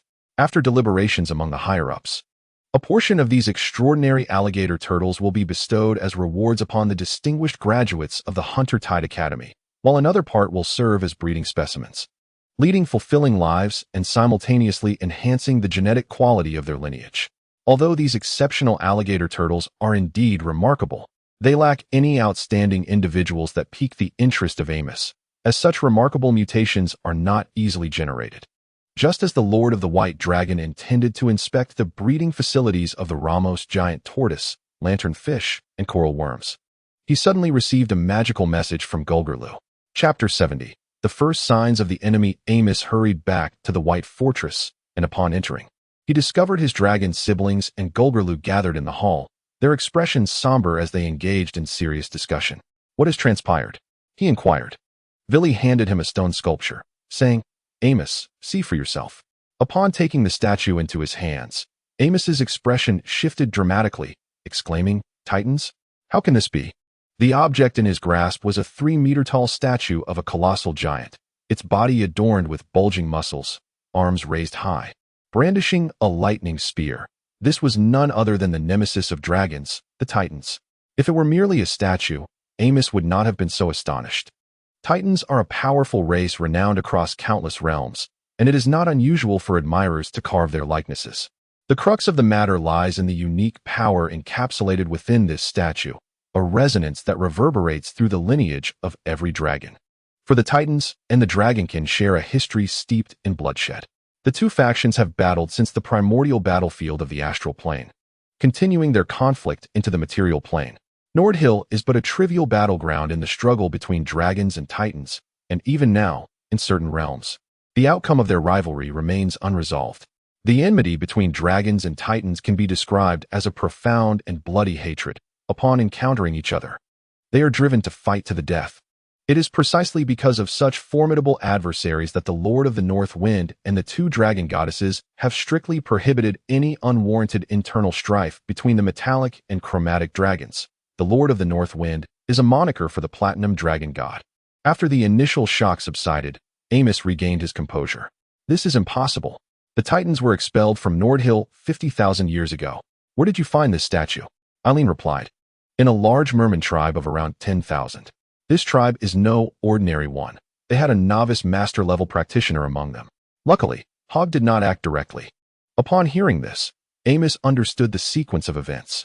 Before his departure, he had left the Caucasus skull with his dragon siblings for protection, but it seemed these restless beings had utilized it for external expansion. However, now was not the time to assign blame. Amos continued to inquire, could it be that the merfolk stumbled upon it by chance? Vili responded, "Impossible. Those merfolk established a dedicated altar at the center of their tribe to venerate the statue." Amos, perplexed, pondered, then how did this statue come to be? Where are those merfolk? We should capture a few and interrogate them. Vili and Eileen exchanged sidelong glances at their elder sister, Felicia. Amos raised an eyebrow, also looking at Felicia, awaiting the explanation from the young dragoness. "Ahem. Felicia, unable to evade the conversation, cleared her throat a few times and bashfully began. The Fishman tribe dared to defy the great true dragon, and I annihilated them. Those in power either fled or perished, while the ordinary fishmen know little about the event. They only recognize that this statue has existed for a long time. Amos inquired, "How long is a long time?" Elena lifted her wings and feigned ignorance. Who knows? That elderly fishman claimed the statue has been around since the era of his great-great-great-grandfather. Amos disregarded his sister's antics and examined the stone sculpture closely. Judging by the carvings, it seemed to have existed for no more than 2,000 years, thereby eliminating the possibility of it being a remnant from tens of thousands of years ago. The most plausible explanation remaining is that it was crafted by the followers of the Titans utilizing some ancient relics. Just as dragons have their drakes and various draconic creatures as followers, the Titans too had their adherents, such as the giant races, sea giants, cloud giants, fire giants, swamp giants, and so forth. However, in present-day Nordhyl, it has become exceedingly difficult to find traces of giants. These Titan followers either departed alongside the Titans or faced retribution from the dragon lineage. Only a handful of giants have hidden away, sequestering themselves indoors, fearful of a dragon's visit, whether benevolent or malevolent, as the dragon kin have never known the meaning of mercy. Villy remarked, "Brother, there is another possibility. This statue may have originated from another realm. In Nordhyl, the dragons have triumphed and expelled the Titans, while in other worlds, the situation could be quite the opposite." Amos pondered for a moment. Indeed, but even so, there must certainly be Titan followers involved. Otherwise, the fishmen would not willingly venerate a Titan statue. Moreover, they may be concocting some scheme, for this statue is entwined with a force I cannot comprehend. Felicia sprang to her feet, her eyes ablaze with fervor. "Then what are we waiting for? Let us confront them." Elena was equally eager. "Hold on, my sister. We know nothing of the enemy's strength. Recklessly approaching them could turn the tables on us," Amos cautioned, his eyes revealing apprehension. "Giants, having served as Titan subordinates and opposed dragons, must possess considerable strength. A hidden giant tribe that has concealed itself for at least 50,000 years could very well have formidable secrets up their sleeves." Villy added, "I believe brother is correct. Besides, giants are social creatures. We few may not be sufficient to contend with them." Felicia, disheartened, reclined once more. "Then what do you propose we do?" Amos replied, "First, we should send fishmen to ascertain their precise location before making any plans. Fortunately, we need not worry about legendary figures within the giant tribe.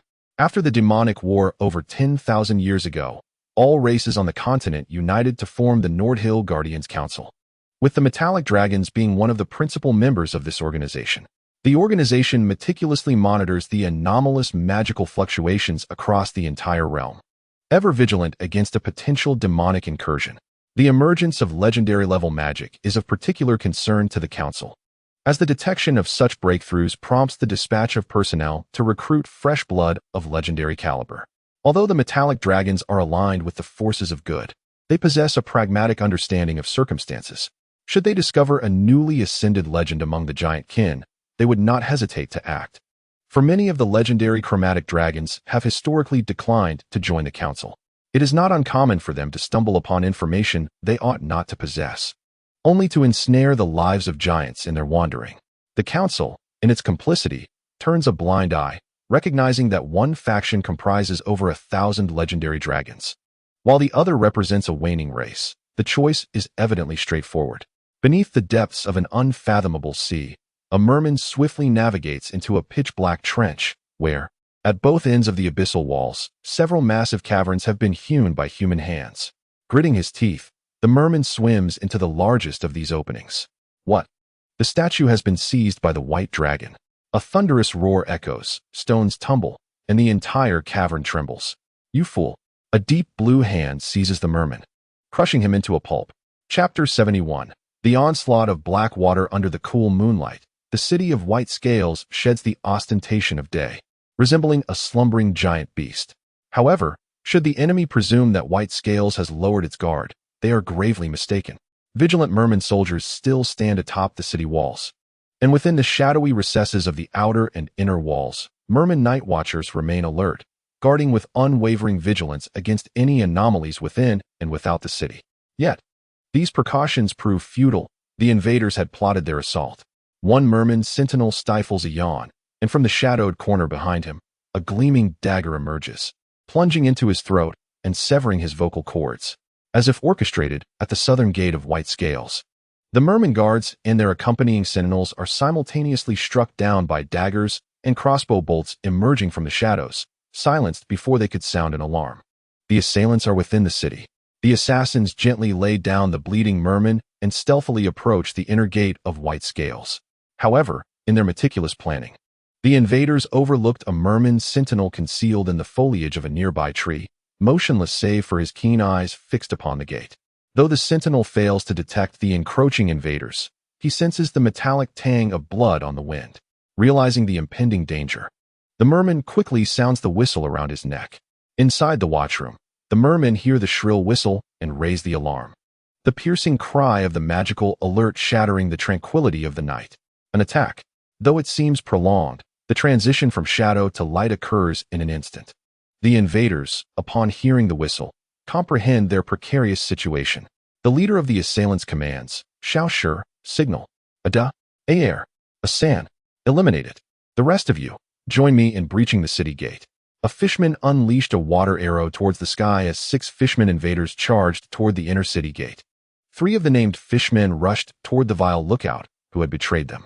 Before the enemy could draw near, the cunning lookout swiftly descended from a towering tree, only to discover that the invaders were, in fact, fellow fishmen. The tree was situated at the corner of the city wall, and the lookout found himself cornered. With no time to ponder, he dashed to a nearby manhole cover in the city's drainage system, lifted it with calm determination, turned around, and made a throat-cutting gesture at the advancing foes before plunging into the sewers of Whitescale City. The group of fishmen assassins encircled the manhole, gazing at the rippling water below. Their leader swiftly made a decision: disregard the lookout and prioritize the mission. 10 fishmen invaders sprinted towards the southern gate of Whitescale City, attempting to force it open and allow their main army to penetrate deep within. The guards of Whitescale City quickly reacted. A squad of soldiers armed with crossbows ascended the walls, positioning themselves at intervals, and unleashed a volley of arrows that blanketed the entire moat, turning the would-be assailants into a mass of quivering flesh. However, the inner gate had already been breached, while the outer gate was adequately defended, preventing the invaders from achieving their objective. Outside the city gates, a horde of fishmen surged forth from the sea, akin to a tide crashing upon Whitescale City, wielding weapons such as fishbone knives, shell shields, and fishbone tridents, launching an assault on the city, accompanied by several serpentine sea creatures measuring over 10 meters in length. On the walls, the defenders of Whitescale City hurriedly took their positions to fire upon the enemy, while soldiers continuously poured out from various corners of the city to join the defense. The enemy commander displayed utter disregard for the safety of ordinary fishermen soldiers, directing the sea serpents to charge. The colossal serpents twisted and writhed, rampaging through the ranks of fishmen, rearing up to scale the walls, snapping at the defending soldiers. One sea serpent opened its massive jaws, sweeping across a section of the wall like a gluttonous beast, leaving the fishmen soldiers either devoured or forced to leap over the walls to escape, rendering that segment of the fortification utterly desolate. Observing this, a high-ranking fishman general stepped forward to assume responsibility, initiating a charge. Before he could close the distance, he swung his steel longsword, unleashing a wave of energy towards the monstrous serpent. The energy strike impacted the serpent's armored scales, cleaving a significant gash that caused scales to flip outward and blood to spurt forth. Yet, this wound was but a trivial affliction for the gargantuan serpent. Instead, inciting its wrath, the serpent raised its head, revealing its venomous spout, its neck muscles rippling in anticipation. The astute fishman general, witnessing the serpent's gaping maw, swiftly utilized his steel sword as a javelin, hurling it forth. Before the serpent could unleash its venomous projectiles, the sword pierced through its mouth. The sea serpent let out a pained and despairing roar, its eyes dimming as it collapsed to the ground below, crushing the multitude of fishmen gathered beneath, its massive body convulsing instinctively. The fishman general panted heavily. Only one serpent had fallen, while more continued their rampage upon the walls. They sprayed toxic venom like a water truck, and any ordinary fishman who came into contact with even a trace of it would turn pale and succumb to the poison within mere breaths. Beneath the city walls, the fishmen, employing specially designed catapults, launched themselves in groups, akin to a trampoline, soaring up to engage in fierce combat with the fishmen guards. Fortunately, the number of these catapults was limited, as was the transport of fishmen. Meanwhile, within the confines of Whitescale City, several figures gracefully traversed the landscape, hastening towards the walls, for the city's elite had arrived. Old Blind Eye leapt into the air, casting forth his spear, which pierced the head of a sea serpent spewing venom, before landing atop the city wall and seizing a hunting spear to join the fray. Old Jimmy, empowered by magic, approached a valiant high-ranking fishman commander. "Glialu, what is the situation?" he inquired. "Sir, the circumstances are unclear. We have been ambushed." Old Jimmy's gaze fell upon the throng of invading fishmen below, his expression shifting dramatically. "Quick, magical legion, prepare for large-scale war magic." Suddenly, the dense mass of fishmen invaders parted to reveal an ancient fishwoman who approached with a staff, adorned with strings of shells, standing before the walls of Whitescale City. Old Jimmy's countenance changed abruptly. "Tatamalmum. Mum is a term of respect for elder female fishmen." "What? The Blackwater tribe?" exclaimed the high-ranking fishman commander, Glialu. The Blackwater tribe was renowned as the mightiest fishman clan within 1,000 miles. Their fame had reached even before the establishment of Whitescale City. And Tatamam was their emblematic figure, a master-level fishman seer. Old Blind Eye ascended the battlements, calling out, "Tatamalmum, is there some misunderstanding between Whitescale City and the Blackwater tribe?" Yet the fishwoman had no intention of dialogue, as energy coalesced in her hands. At that moment, a resounding dragon's roar echoed from the horizon. "Counterattack. The Lord will arrive at the battlefield in 30 seconds. Crush them." Chapter 72. Servants of Winter. The prospect of peace, achieved solely through the efforts of one side, is an unattainable endeavor. Given that hostility is unavoidable, Old Jimmy was not one to show mercy. He rapidly recited incantations, summoning the power of water elements around him. Wave impact. A tidal wave appeared from thin air, surging towards the enemy. 4 enemy fishman guards raised their turtle shell shields, encircling the casting fishman seer Tatamam for protection. The tidal wave crashed against the buoyant shields, shattering them, yet the guards merely staggered, as all 4 were advanced-level professional shield bearers. Fishman seer Tatamam was also readying her divine magic. Water arrows. A sphere of swirling water materialized above her head, from which a barrage of water arrows was unleashed, enveloping the entire parapet. The rain-like arrows pelted the battlements, creating countless pockmarks in the sturdy walls. The fishman guards quickly took cover behind the crenellations, unable to lift their heads under the relentless assault of the arrows. Those who could not find shelter, or who were unable to squeeze into safety, were turned into mere husks, collapsing helplessly to the ground, suffering grievous losses among the fishman ranks. The water brigade was swiftly depleted, leaving only a layer of corpses atop the city walls. Survivors, hidden behind the battlements, rose with clenched teeth. Their fear was overshadowed by a fierce anger at the death surrounding them. The enemy's fishman commander stood atop an exceptionally large sea serpent's head, raising his arm and bellowing, "Charge!" The fishman defenders of Whitescale City, in a fit of rage, hurled their spears at the enemy, but their numbers were few, resulting in a sparse and limited assault. Nevertheless, it mattered not, for the fishman reinforcements, halted by the masterful divine arts, now surged onto the walls in droves to bolster the defense. The invaders utilized catapults and grappling hooks to ascend the walls, engaging the fishman defenders in brutal hand-to-hand combat, where blades clashed fiercely. An enraged dragon's roar echoed above Whitescale City as the swiftest among them, the White Dragon Lord, arrived.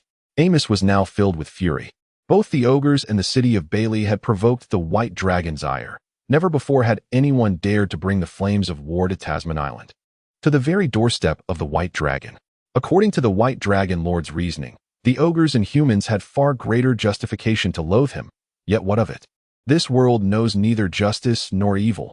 That which aligns with one's interests is deemed just, while that which conflicts is labeled evil.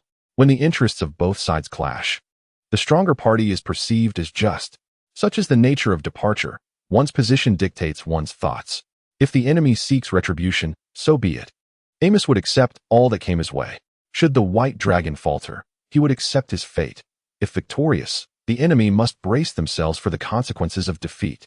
Amos hovered above the city gate, opening his great maw to siphon the air around him, compressing it into his lungs until his chest swelled to an exaggerated degree. He then extended his neck downward and unleashed a torrent of icy blue dragon breath upon the invaders. The dragon's breath scorched the ground, instantly transforming the fishmen caught in its wake into ice sculptures. Suddenly, from the depths, 2 spears shot forth, crafted from condensed seawater, whistling as they ascended towards the airborne white dragon. The moment the spears broke the surface, Amos sensed their approach, having anticipated such a maneuver. The white dragon lord was well prepared. He redirected his breath to counter the spears. In a clash of energies, the dragon breath met the seawater spears, causing the latter to gradually freeze as they soared towards him. By the time they reached the white dragon, they had fully crystallized, rendering them devoid of any threatening properties. The icy spears shattered harmlessly against the dragon's scales. Amos expelled 2 puffs of white vapor from his massive nostrils, assessing the spear's ineffectiveness, merely a minor annoyance. To his surprise, another water spear launched from the sea. More? Amos swiftly dodged, the spear grazing his back and leaving a shallow gash. Ignoring this trivial injury, the white dragon quickly regained his balance, hovering in midair, fixating on the colossal figures emerging from beneath the surface. Hiding had become futile as the giants slowly breached the water's surface. 3 towering figures, each standing 10 meters tall, with broad mouths, flat noses, and eyes like brass bells. Their skin a deep blue reminiscent of the ocean's depths. Their robust limbs and defined muscles resembled an enlarged version of the Hulk. The only aspect that somewhat detracts from the scenery is the cluster of green seaweed adorning the heads of these muscular giants, varying in length, resembling a lush verdant prairie. These are the sea giants, longtime allies of the White Dragon clan. The Titan race, akin to dragons, is categorized by various elemental attributes: water, fire, earth, lightning, and wind. Titans of the same element are natural adversaries to dragons, and their subspecies, the giants, share the same fate. Among them, the sea giants engage most frequently with the lineage of the White Dragon. Unlike the generally low intelligence of dragon subspecies, the giants are sentient beings, adept in wielding various weapons. Standing upon the ocean's surface as if it were solid ground, the sea giants curl their fingers, causing vapor to rise from the water. In their grasp, it gradually coalesces into a spear, towering to their height. The Titans possess the innate ability to extract energy from their surroundings, forming the Titan spear. And similarly, the sea giants have inherited the capabilities of their ancestors, creating a diluted version known as the tidal spear. Once the tidal spear is complete, the sea giants take a step forward, advancing onto the beach, with the ocean following in their wake. Known as tidal giants, they are always accompanied by the rising tide when they come ashore, an unusual hereditary trait that even the giants cannot control. 3 sea giants, as tall as the walls of the White Scale City, stand at the water's edge, facing off against the White Dragon in the sky. When the dragon and the Titans confront each other, there is seldom any unnecessary dialogue. The encounter is straightforward, a single word: engage. The White Dragon, possessing the advantage of flight and initiative, notices the dragon's delay and, without further ado, the giants charge towards White Scale City. Cursed. Faced with the aggressive advance of the sea giants, Amos is equally furious yet powerless, compelled to act. Though the White Dragon Lord is merciless and employs brutal tactics against foes, Amos cannot stand idly by when there is a chance to assist his own. However, engaging in close combat with 3 master-level sea giants would be tantamount to seeking punishment. Thus, Amos swiftly recites the dragon language. Blessing of Frost. Utilizing the power of the Caucasian skull, Amos casts a master-level summoning spell that exceeds his own capabilities, establishing a connection with the ice elemental plane. A 10-meter-tall ice blue portal in the shape of a 9-pointed star materializes before the gates of White Scale City. In accordance with ancient covenants, the Servant of Winter answers your call. With a tone devoid of emotion, an ice elemental steps forth from the portal. This ice elemental differs from the ordinary. Its upper body is humanoid, while its lower half swirls as a vortex of icy water. One hand wields a large ice club shaped like a chicken leg, while the other raises a frost shield, adorned with a formidable spike. Instantly, the temperature on the beach plummets several degrees. Chapter 73. Repulsion. Amos, panting heavily, gazes at the formidable ice elemental below. Were it not for an ancient pact made between a powerful being from the ice elemental plane and a certain esteemed white dragon, which allows the White Dragon clan to expend an equivalent amount of magical energy to summon ice elementals of equal rank. They would truly be at a loss in this situation. However, not every White Dragon possesses the ability to awaken such magic. After the White Dragon lore transitions into the youthful dragon phase, the peculiarities of its ancestral lineage become increasingly apparent. Despite being born just days apart, Amos surpasses his siblings in both physical strength and agility, as well as the quality and quantity of his awakened magical abilities, by a significant margin.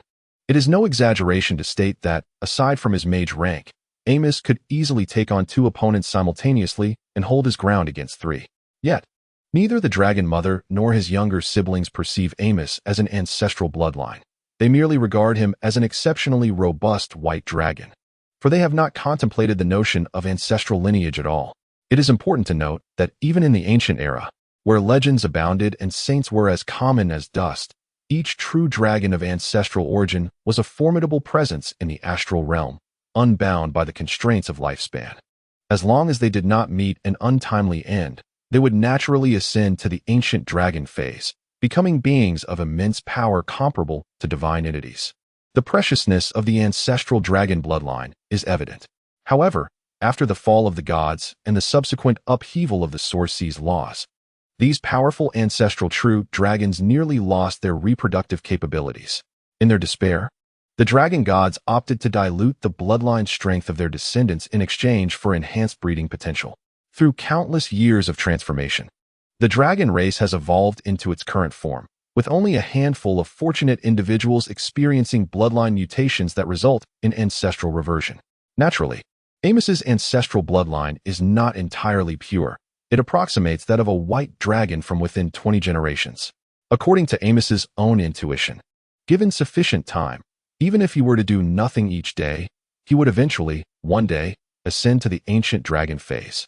Though the ascent to the ancient giant dragon phase remains uncertain, the sea giant was taken aback by the sudden appearance of the ice element and recognized the unusual prowess of the White Dragon Lord. The magical casting level of this white dragon was exceedingly high. However, with the arrow already nocked, the sea giant leader abruptly accelerated, leaping high into the air, raising the tied spear with one hand and aiming it at the ice element's head. Amos, witnessing the leaping sea giant, prepared to cast a spell, but 2 more tied spears hurled from behind him, forcing Amos to evade. The sea giant's plan was clear. 2 novice masters would distract the white dragon, while the strongest sea giant leader would take down the ice element. Even though Amos was fully aware of the enemy's intentions, he found himself powerless against their blatant scheme. Below on the battlefield, the ice element maintained a stoic expression, raising its shield to protect its upper body while swinging its hefty club in a wide arc toward the sea giant.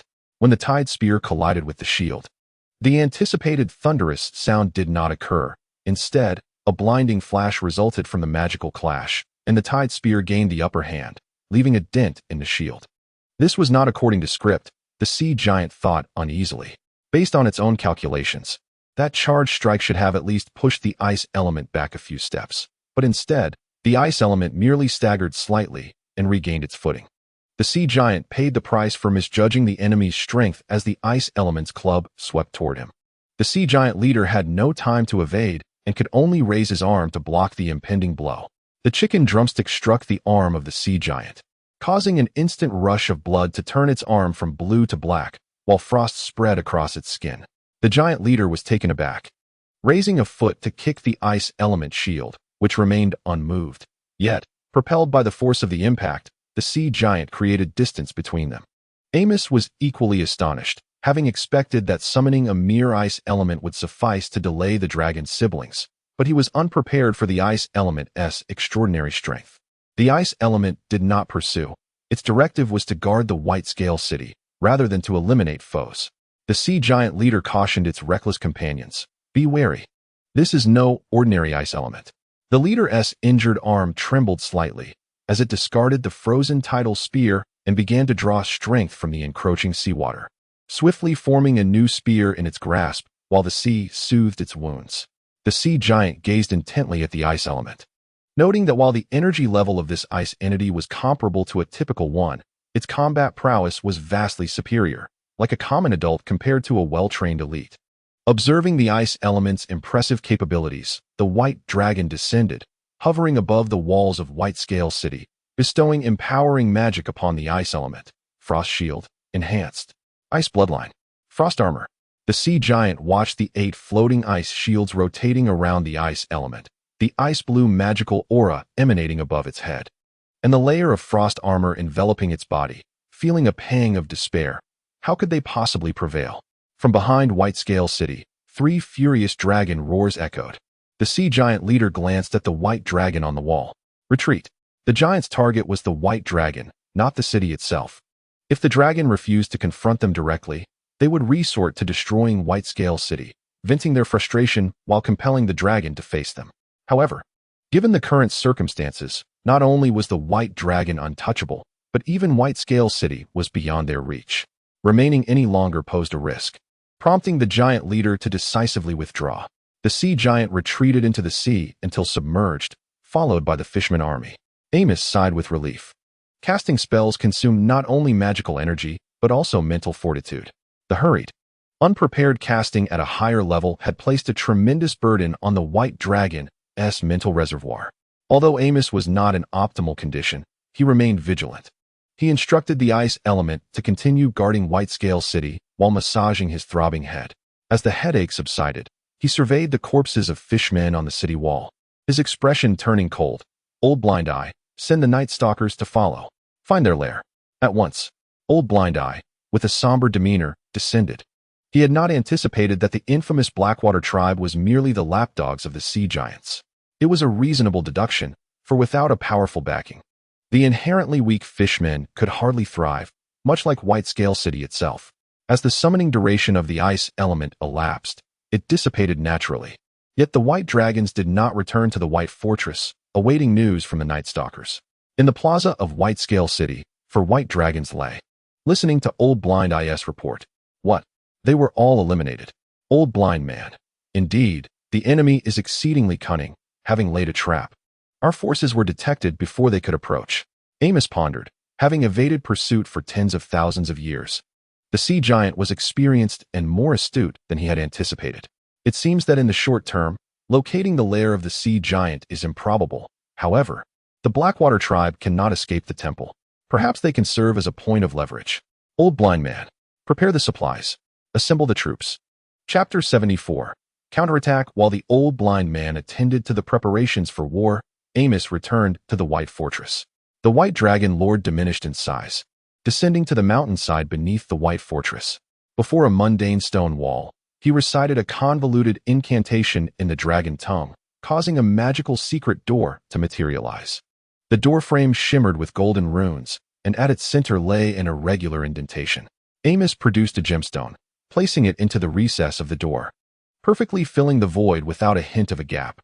Centered around the gemstone, golden lines emerged on the magical door, with arcane energy coursing along them, illuminating until they connected with the golden runes on the doorframe. The door opened, revealing a steep, shadowy passageway extending nearly 500 meters, lined with magical lamps. And the ground was adorned with a checkerboard floor of black and white. With composure, Amos retrieved the gemstone and secured it, stepping into the passageway. He carefully treaded upon specific tiles, advancing toward the secret chamber at the end of the corridor. The passage was riddled with intricate magical traps. A misstep would trigger perilous mechanisms. Arrows, rolling stones, flames, frost, and thunder were all present, yet the most treacherous was the random teleportation. Without knowledge of the correct steps, even the mightiest intruder would find the cave collapsing beneath them at 400 meters, plunging both the intruder and their treasures into the molten rock below. As Amos approached within 100 meters of the corridor's end, he halted, facing a nearby wall, his face flushing with embarrassment. Open sesame. He uttered the long-forgotten incantation in his native tongue, and at that moment, the wall emitted the sound of turning gears. Shortly thereafter, it opened, revealing the hidden chamber behind it, a true treasure vault. While the door at the end of the passage also led to a treasure trove, it contained merely ordinary coins and gems. In contrast, this chamber housed the exquisite artifacts Amos had amassed over the years. To ensure its security, he had designed this chamber without any magical traps. Instead, he employed a door-opening incantation in conjunction with mechanical gears. The magical array for recognizing the incantation was cleverly concealed among the myriad traps on the wall, rendering it inconspicuous and mitigating the likelihood of enemy spellcasters detecting the vault through magical fluctuations. Stepping into the secret door, Amos found the chamber to be modest in size, with a limited quantity of items, yet each was of immeasurable worth. A tray displayed a collection of large, lustrous magical pearls, each capable of providing a lifetime of sustenance for an ordinary person. Even so, this trove of pearls paled in comparison to the true treasures within. After admiring his substantial fortune for a moment, Amos seized a grand box and stowed it away in his dimensional pouch before exiting. When Amos returned to Whitescale City, the merman army had already assembled. On the beach, the mermen formed regiments according to their respective divisions, their finely scaled armor and standard weapons glistening under the early morning sun, emanating an aura of grim determination. The attack on their homeland had not intimidated the warriors of Whitescale City. Rather, it ignited the flames of fury within their hearts. They awaited but a command from their leader to embark on a journey that would deliver a devastating blow to their enemies. The morale was resolute. Old Blind Eye approached the White Dragon Lord, standing erect. "I report to you, my lord. The merman army of Whitescale City is fully assembled and ready to depart." The White Dragon Lord nodded slightly. "Let us set forth." Old Blind Eye responded with a firm voice, "Yes." He gestured towards the merman horn players, and, accompanied by the elite fighters of Whitescale City, strode towards the front of the ranks. As the merman leaders mounted their steeds, a group of horn players raised a massive conch shell to their lips and blew a resounding call. With the long, resonant sound of the battle horn, the merman champions urged their mounts forward, leading the charge, while the rest of the merman army swiftly followed suit, mounting their steeds in unison with their leaders. In naval combat, ogres and other terrestrial creatures proved to be of little use, and both White Castle and Whitescale City required defenders. Thus, the White Dragon Lord resolved to bring only the master-level warrior, Gurgaloo. Gurgaloo rode alongside Old Blind Eye on a colossal shark. It was not that the ogre desired to ride alone. These sea battle companions recognized only the mermen, compelling Gurgaloo to hitch a ride with the seasoned driver. Meanwhile, the white dragons remained on the beach, as their flight speed and swimming speed were not comparable. They would catch up shortly, but first, they had vital matters to attend to. During the time the White Dragon Lord returned to White Castle for essential items, Elena, assisted by Felicia, set up a colossal magic circle on the beach. Now, Elena stood at the center of the magic circle, her eyes closed and her focus unwavering, channeling the power of the circle to amplify her consciousness, attempting to connect with a certain entity. An hour passed, and as Amos gazed upon the fully risen sun, he furrowed his brow. "We cannot wait any longer. We must depart." Villy glanced at Elena, who was engaged in the magical ceremony. "Are we not waiting for Elena? Dragons possess great strength. We cannot delay. We must not grant the enemy time to flee. Otherwise, the place will be deserted and in the vast ocean. Where shall we search for them?" The clues to the dwelling of the sea giants could only be sought from the upper echelons of the Blackwater tribe.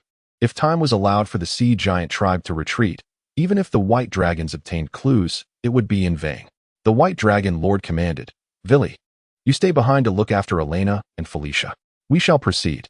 Felicia nodded, and alongside the White Dragon Lord, they unfurled their wings and soared into the sky, pursuing the merman army. Before long, the two white dragons caught up with the merman forces.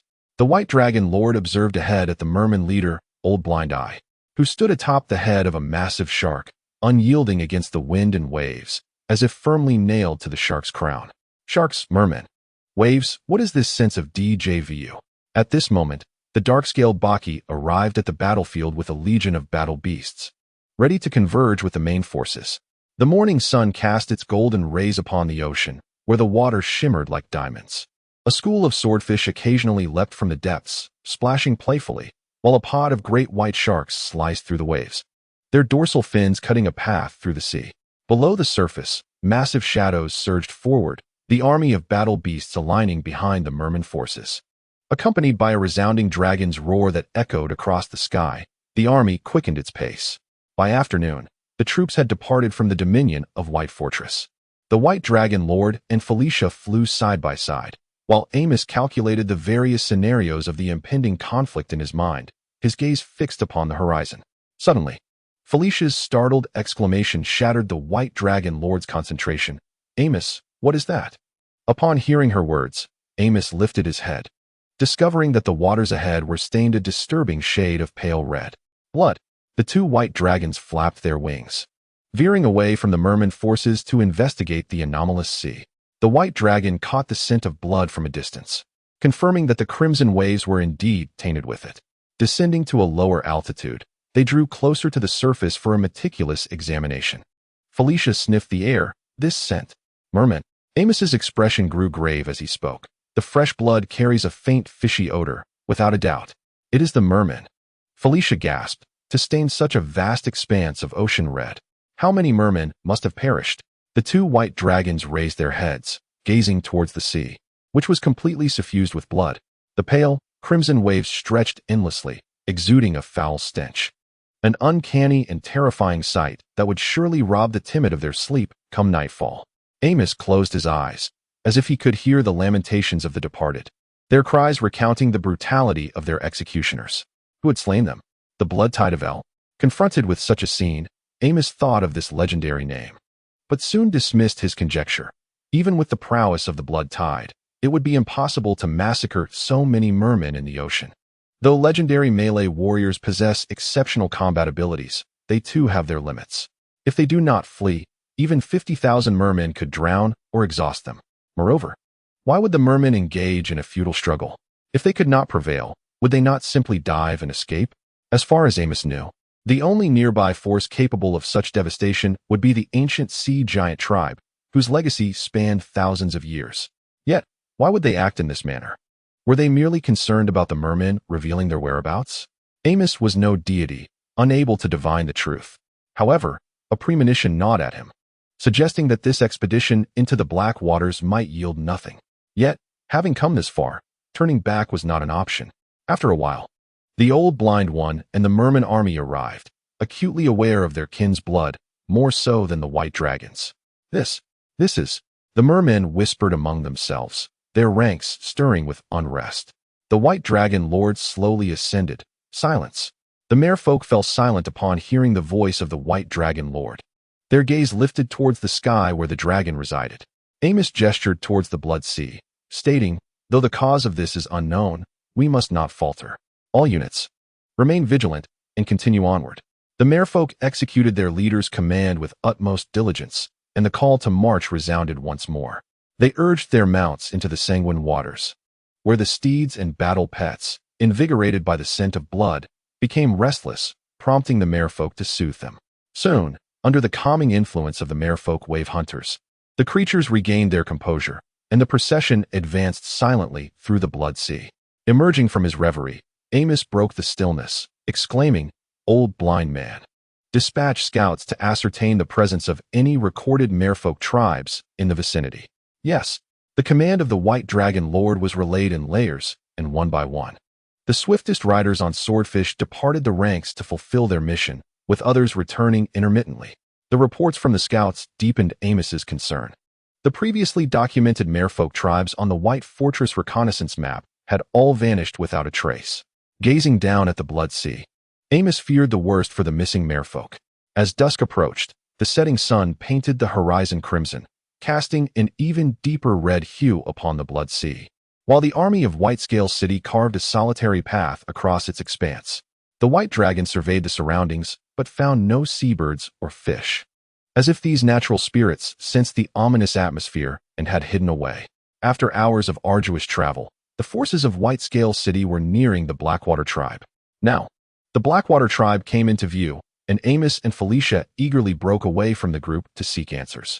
In the sky, upon witnessing the devastation within the Blackwater tribe, Amos fell silent. Compared to the Whitescale City governed by the will of the White Dragon Lord, the Blackwater tribe resembled a traditional merfolk settlement.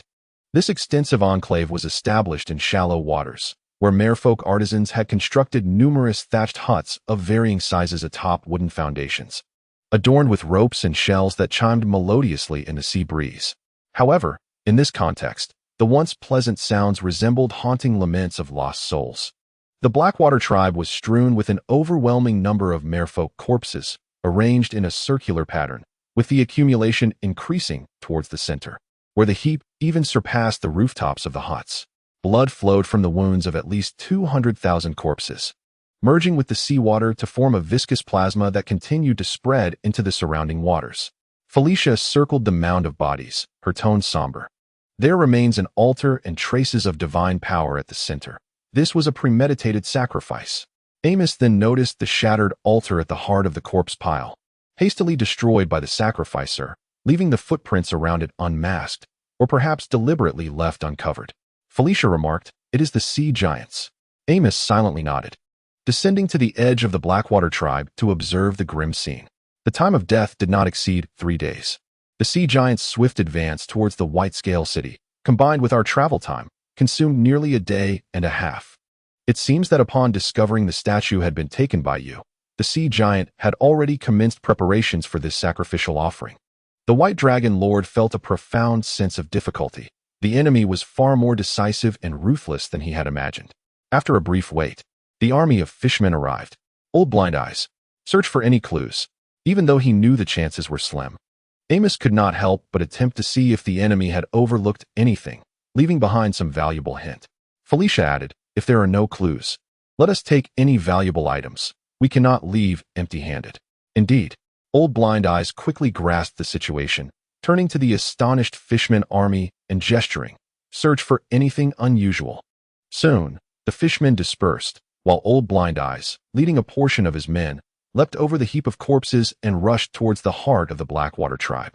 The fishmen huts in that area were significantly larger than those elsewhere, clearly indicating it was the residence of the Blackwater nobility. After a while, Old Blind Eyes returned, holding a shell that contained magical pearls. Without uttering a word, he submitted the pearls and stood to the side. Amos glanced up at the dim sky and declared, "Let us depart. This matter exceeds our capabilities." Just as Old Blind Eyes was about to signal the fishmen to retreat, suddenly, the battle beasts on the periphery stirred before quickly settling down. Amos soared into the sky, demanding, "Who goes there?" From the throng of battle beasts emerged a black-scaled fishman, who voluntarily surfaced, placing a hand on his chest. "I am Fexi, the Night Watchman of White-Scale City, at your service, Master." Chapter 76. The Soul-Binding Mist. Amos cast a spell to detect falsehoods. "You are the Night Watchman of White-Scale City? Then why are you here?" The Night Watchman belonged to a specialized subordinate agency of the White-Scale City Defense Department, responsible for patrolling and safeguarding the city at night. This unit was not listed among those dispatched for battle.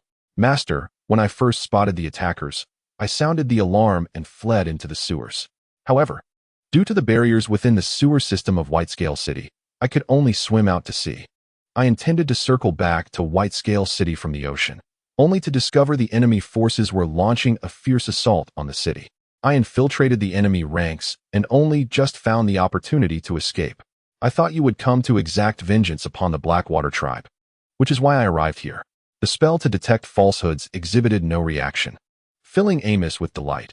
"Are you saying you followed the Blackwater tribe all the way to the sea giant's lair?" The fishman nodded affirmatively. "Indeed. While I have not seen it with my own eyes, I am certain the sea giant's lair lies beneath that trench." The spell again showed no response. Although there were means to evade detection spells, it was highly unlikely that a novice fishman could employ such tricks. Amos was convinced that this fishman could not deceive him, suggesting that the fishman's words held truth. "Excellent. You were the first to identify the invaders and raise the alarm. Your bravery and cunning in locating the sea giant's lair have earned you great merit." The fishman's eyes gleamed with fervent admiration. "It is my honor to serve you, Master." Amos nodded in appreciation, producing a scale, and, before the assembly of mermen, transformed the merman Physi into a thrall. The age-old principle of rewarding merit and punishing transgressions was never overlooked in governance. Observing the merman trembling with pain, yet resolutely silent, Amos felt a growing admiration. The transformation into a thrall would enhance every cell within and without, a sensation of itchiness emanating from the very depths that only the most resilient could endure. This merman possessed a steadfast mind, a cautious demeanor, and a keen intellect, even managing to anticipate retaliation from the Blackwater tribe, thus providing crucial intelligence.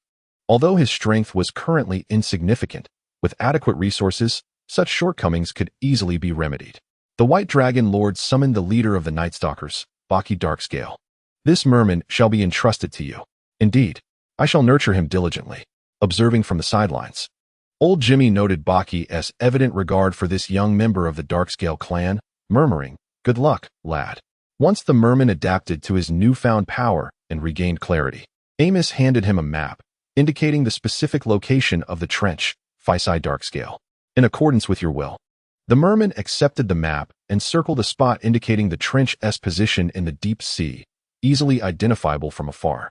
Amos took back the map. For now, you will accompany the mage's entourage, tasked with ensuring the safety of the spellcasters. Understood. Fisai bowed before making his way toward the beckoning group of spellcasters. The White Dragon Lord, upon observing the marked location on the map, felt a sense of calm wash over him. Baki Darkscale, you shall personally lead an expedition to investigate. Remember, do not alarm the enemy. Your will is my guidance. Baki bowed and retreated, accompanied by elite merman nightstalkers to fulfill the White Dragon's directive. Amos surveyed the surroundings, frowning at the pallid corpses of the mermen, then glanced at the map, pointing to an island neither too close nor too far from the sea giant tribe. Old Blind Eye, let us find a cleaner spot to rest. This island shall suffice. A few hours later, 2 white dragons rested in the shallows of the small island while the mermen dined on the beach beneath the moonlight. These majestic creatures, once satiated, could forego sustenance for months, unlike the mermen, who required at least 2 meals daily, often necessitating 3 or 4 under strenuous conditions. Thus, seizing this rare moment of leisure, the merman warriors feasted on the specially prepared salted fish rations from Whitescale City. Once satisfied, they sought comfortable stretches of sand to lie down and recuperate, fortifying themselves for the impending battle. Suddenly, the sea roared, startling the half-asleep warriors who sprang to their feet, grasping their weapons. As they focused, they realized it was merely their fellow Nightstalker comrades, and they returned to their rest. Amos watched as Baki Darkscale rushed toward him through the crashing waves, his heart heavy with concern and curiosity about what could have stirred the usually composed assassin leader to such urgency. Baki's dark scales approached the White Dragon Lord without the customary greetings. Master, the trench is shrouded in a murky veil of magic, with blinding flashes of light.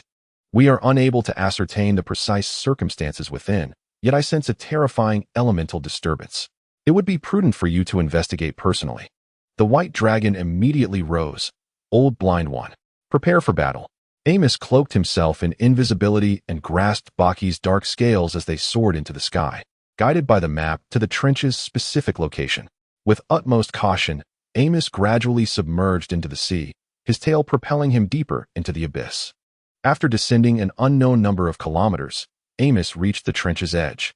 This trench spanned 500 meters in width and extended endlessly, its sides jagged and uneven, resembling the gnawing of a dog. Clearly not a formation of nature. Amos paid no heed, for the destruction wrought by battles thousands of years ago was far more severe. The White Dragon extended its head over the trench's edge, beholding the scene described by Baki. A gray magical energy enveloped the trench's bottom, swirling like thick fog, while a light, undeterred by the magic, intermittently pierced through the mist, illuminating the trench's sides in a flickering dance reminiscent of lightning in a nocturnal storm. As a mage on the cusp of mastery, Amos perceived more than Baki, comprehensively absorbing the atmosphere. The terrifying magical energy at the trench's bottom sent a shiver through the White Dragon, indicating that such a disturbance could not be conjured by mere masters.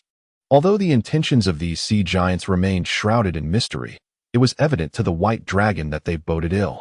With a grave expression, the White Dragon communicated telepathically. Baki, instruct the Old Blind One to halt and maintain a safe distance while I investigate the situation. Baki nodded in understanding and stealthily withdrew. Taking a deep breath, Amos cautiously evaded the defensive magical traps set by the sea giants as he dove deeper into the trench. Before the magical fog, the White Dragon paused. The nature of this dense mist was beyond Amos's knowledge, leaving him uncertain if it bore any warning properties. Nevertheless, he had his own methods. Scan. Name. Soul-submerging mist. Description: a master-level strategic auxiliary magic devised by a devilish sorcerer from hell, capable of isolating magical probes below the legendary tier and concealing magical fluctuations, leading weaker beings astray if they intrude. Chapter 77. The right Amos's expression oscillated between apprehension and resolve. If a master-level auxiliary magic could not conceal the magical fluctuations, It must be legendary in nature. However, such titanic descendants among the sea giants should not exist within Nordhyl. Could it be some form of magical ritual? Amos pondered this possibility. A master spellcaster, with ample preparation and the aid of altars or similar magical ceremonies, could indeed invoke legendary magic. The specifics would require first-hand observation. Yet with the white dragon's level of magic, breaching the fog's defenses unnoticed seemed implausible. Thus, Amos resolved to charge through, albeit with cunning in his approach. Amos returned above the trench and, after casting a silent barrier, swiftly recited a spell, summoning 3 identical white dragons to his side. The technique of duplication. Yet, he was not finished. He invoked another spell, an enhanced invisibility barrier. The 4 white dragons concealed their forms. The perspective shared between the duplicates and the original was a peculiar sensation, akin to gazing into a mirror. Amos retrieved several spherical objects from a dimensional pouch and entrusted one to a duplicate. The 4 white dragons exchanged glances before plunging beneath the trench, dispersing and positioning themselves at the periphery of the invisibility barrier. With a mere thought, a magical eye materialized before the white dragon. The Eye of the Mage. The dragon commanded this rudimentary reconnaissance spell to soar into the mist. Upon contact with the fog, several tidal spears shot forth, shattering the Eye of the Mage. Concurrently, a duplicate, situated 100 meters to the left of the white dragon, emerged from the invisibility barrier and revealed its form, dashing toward the mist. More tidal spears hurtled toward the dragon duplicate. Though it possessed a measure of combat prowess and maneuvered adeptly, it was ultimately struck by a subsequent, more robust tidal spear, dissipating into nothingness. However, this was inconsequential, as both were mere decoys intended to draw fire. Meanwhile, the duplicate on the opposite side sprang into action. Its elongated tail swayed as it charged toward the mist, clutching the spherical object. Before long, the duplicate burst forth from the fog. And through the shared vision of the duplicates, Amos beheld the scene at the bottom of the trench. A congregation of sea giants gathered on the flat expanse of the trench floor, their arms crossed over their chests, eyes closed, heads bowed, encircling an ancient altar upon which stood a titan statue towering about 20 meters high. An elderly sea giant prophet, adorned with a skull necklace and somewhat wrinkled skin, presided over the magical ritual. Positioned before the titan statue, it spread its arms wide, as if to embrace the heavens and the earth. Surrounding the sea giant prophet, magical energy surged, coalescing into a tangible gas that enveloped it in a shimmering aura. Simultaneously, its lips moved rapidly, reciting a prayer in the titan tongue, the voice resonating with a deep, ethereal quality, tinged with a hint of sinister allure. Accompanied by the solemn incantation, 7 small titan sculptures emitted a blood-red, ominous energy, channeling it into the larger statue upon the altar. Amos's pupils constricted. Those small titan sculptures were the same size as those seized by his dragon siblings, yet each struck a unique pose. Above the throng, 5 sea giants were stationed to guard the ongoing ceremony. The earlier tidal spears had been launched by them. Amos recognized their leader as one of the 3 master-level sea giants that had previously attacked White Scale City. The master-level sea giant, upon spotting the incoming white dragon, felt a jolt of alarm and hastily launched the tidal spear in its hand. The white dragon duplicate smirked disdainfully at the sea giant, activating and then hurling the alchemical bomb it held. While the white dragon duplicate was struck and dissipated, the alchemical bomb soared toward the sea giant. The sea giants gazed upon the descending, spherical unidentified object, their hair standing on end as they hastily attempted to intercept it. These formidable sea giants proved their mettle, successfully intercepting the alchemical bomb in a moment of urgency, albeit only delaying the inevitable. For this was a bomb laden with lethal poison. As it ruptured in the ocean, a murky green toxin began to diffuse throughout the waters. The master-level sea giant, observing the rapidly spreading venom, felt a chill run down its spine and cried out in terror, "Quick! Remove the contaminated seawater!" Accompanied by a cadre of high-ranking subordinates, it swiftly deployed their innate powers to manipulate the ocean, attempting to lift the tainted waters away. Meanwhile, upon successfully breaking through the fog, Amos, having glimpsed the scene at the ocean floor, began his ascent to the surface. Sensing the surge of magical energy behind him, a sudden insight struck his mind.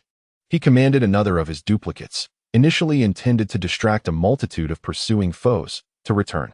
The white dragon duplicate turned back, aiming to create further chaos among the sea giants as they sought to remove the noxious waters.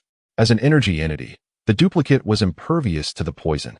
It plunged boldly into the murky depths, stirring the waters with its wings and thrashing its tail to agitate the toxic fluid, thereby hastening its spread while releasing magical energy to disrupt the sea giants' incantations.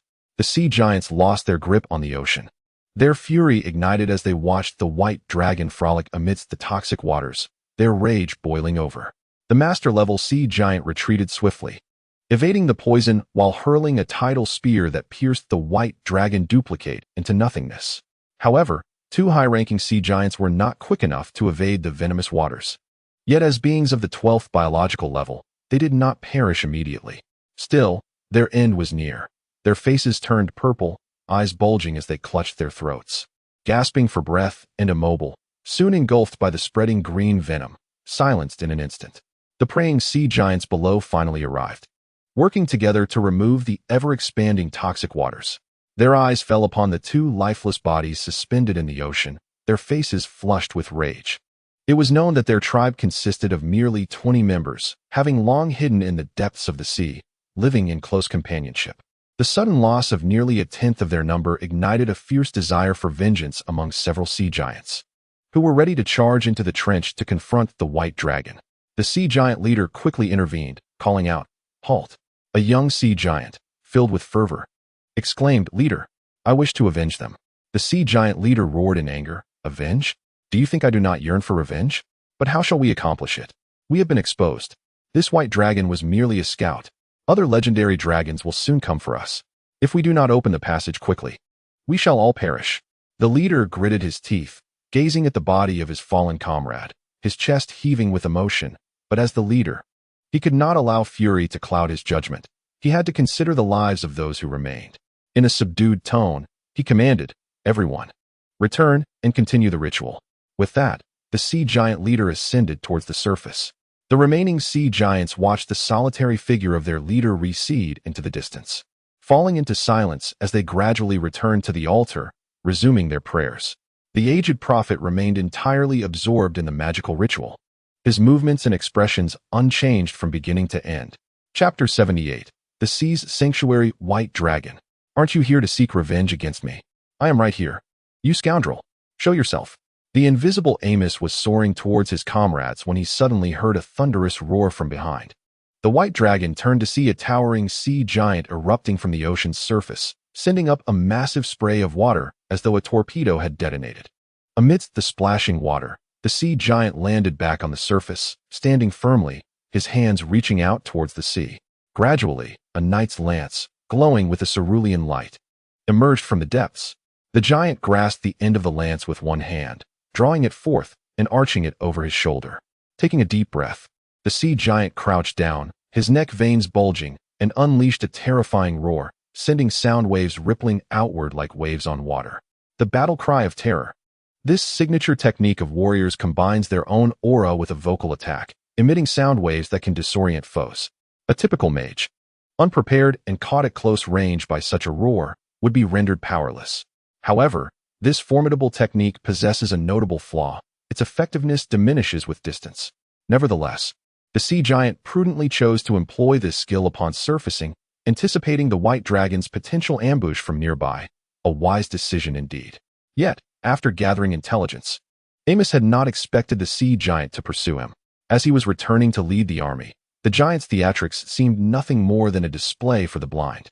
The sea giant, now scanning the surroundings for the white dragon, found nothing, for the dragon remained cloaked in invisibility and was too far away. Turning around, Amos disregarded the virtually negligible sound waves, observing the sea giant's frantic searching with a sense of bewilderment. Had this fellow lost his wits? Amos found it perplexing that the sea giant had forsaken the advantages of the ocean floor to seek him out for a duel on the surface. Could it be that the death of a comrade had clouded his judgment with rage? Such a possibility existed within the warrior class. There was no shortage of hot-headed fools eager to engage recklessly. Cautiously, Amos approached the sea giant, maintaining a safe distance while carefully scrutinizing the depths below. Once assured there were no ambushes lurking beneath the surface, his wicked curiosity took precedence, dispelling any thoughts of a sudden strike as he exited his invisibility. Sea vermin, do you have business with the esteemed mage? The voice of the white dragon carried the typical pride of a mage, as if to suggest that all non-magic professions were inferior beings. And indeed, this notion held some truth. Warriors toiled tirelessly in training, drenched in sweat and fatigue, while mages leisurely sipped coffee in laboratories, poring over books. Warriors struggled through swamps, caked in mud, while the most basic levitation and cleansing spells could effortlessly resolve all their woes.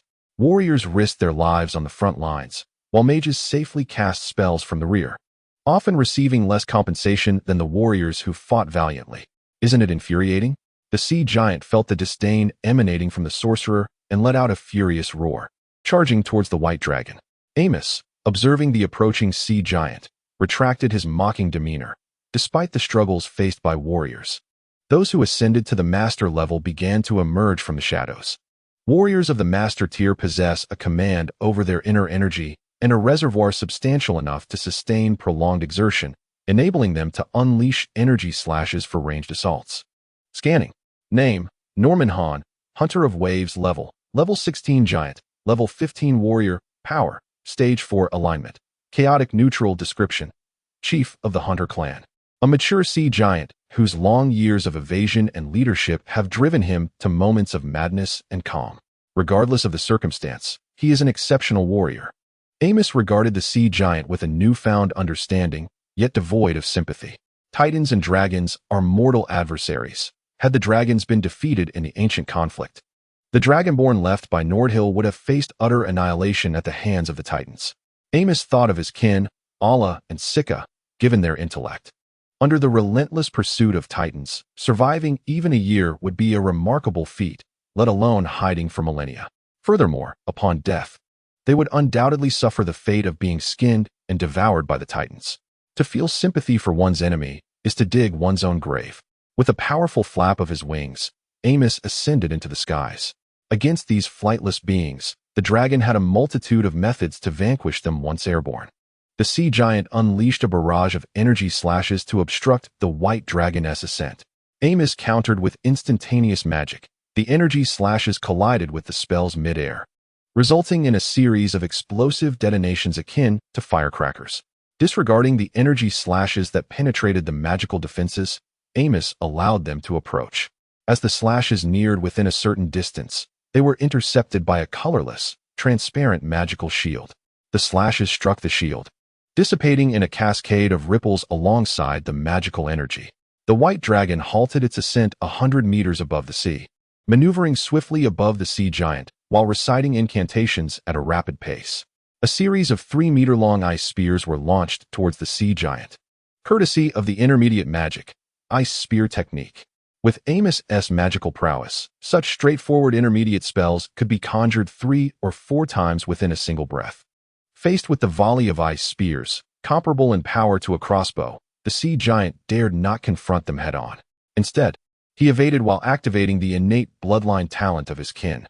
The water beneath his feet began to pulsate, flowing upwards to envelop his form, crafting a resplendent blue aquatic armor, a manifestation of the ocean's protection. One of the Titan's hallmark abilities, natural protection, differs from the dragon's reliance on its scales. The Titan's primary defensive capability is this very protection, drawing upon various elemental energies to coalesce into a corresponding energy armor. However, the giant race did not inherit this ancestral gift. Only a select few exceptional giants, through rigorous training, can master such skills. It was evident that Norman Hahn was among the distinguished. Upon activating the ocean's protection, the sea giant commanded the waters to erect a wall of water, shielding himself from harm. The ice spear penetrated the water wall, creating a series of circular holes. However, under the relentless energy influx from the sea giant, the water wall swiftly reverted to its original state.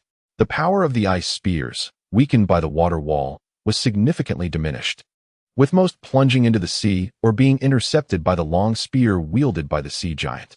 Only a handful struck the giant's form, mitigated by the ocean's protective embrace.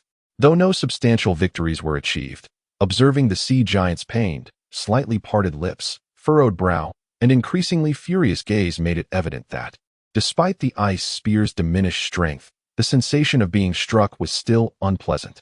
Yet, the sea giant continually suppressed its fury, meticulously tracking the flight path of the white dragon, calculating the moment of its next position. At long last, it discovered an opportunity. Seizing upon the white dragon's moment of cross-flight, an instantaneous halt. With its knight's spear, it unleashed a powerful thrust, unknown to the sea giant. This apparent vulnerability had been deliberately exposed by the white dragon. The dragon, turning just a short distance from the giant, revealed the flaw to deceive it into casting the knight's spear. For Amos sensed that this spear was exceedingly perilous. Should it strike directly, it would pose a grave threat to life. Rather than allow the sea giant to retain it as an unstable bomb, it was wiser to induce its use, thereby avoiding constraints in the ensuing battle. As the knight's spear was hurled, the white dragon thrust its wings in the opposite direction, utilizing gravity and reaction force to accelerate its descent, evading the spear's trajectory. As the knight's spear soared overhead, a slight curve appeared at the corner of the sea giant's mouth. In an instant, the energy within the spear became chaotic, colliding and resulting in a violent explosion, sending destructive droplets of water flying in all directions. The white dragon immediately sensed the tumultuous energy surging above, a shiver running through its heart, yet everything transpired too swiftly. Amos attempted to evade, but his body's response lagged. He could only cast a fleeting ice shield for minimal protection. As droplets fell upon the icy barrier, the colliding energies produced a fierce reaction, and in a moment, the ice shield succumbed, allowing the droplets to continue their descent toward the white dragon. A flash of inspiration struck Amos. He first conjured a gust of wind devoid of energy attacks to slow the falling droplets. As his body descended, he unleashed a series of fireballs, the mid-tier fireball spells erupting one after another above the white dragon, creating a wave of scorching heat that dispersed the droplets, forming a void overhead. Amidst the chaotic rain of energy, the white dragon coldly observed the sea giant, who sought to capitalize on the tumult but was thwarted by the very energy droplets it had conjured.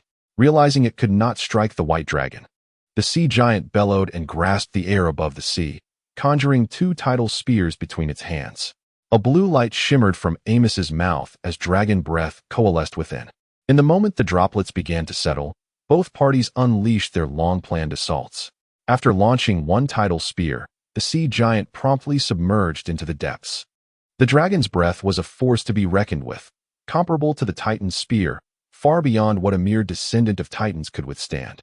The spear of tides was encased in ice within the cerulean breath of the dragon, extinguishing its energetic properties and shattering upon the white dragon's form. The icy blue breath cascaded onto the sea's surface, instantly freezing upon contact and spreading outward.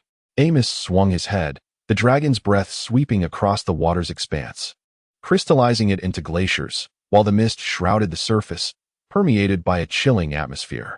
Beneath the waves, 200 meters down, the sea giant felt the penetrating cold creep into its consciousness, awakening it from its stupor.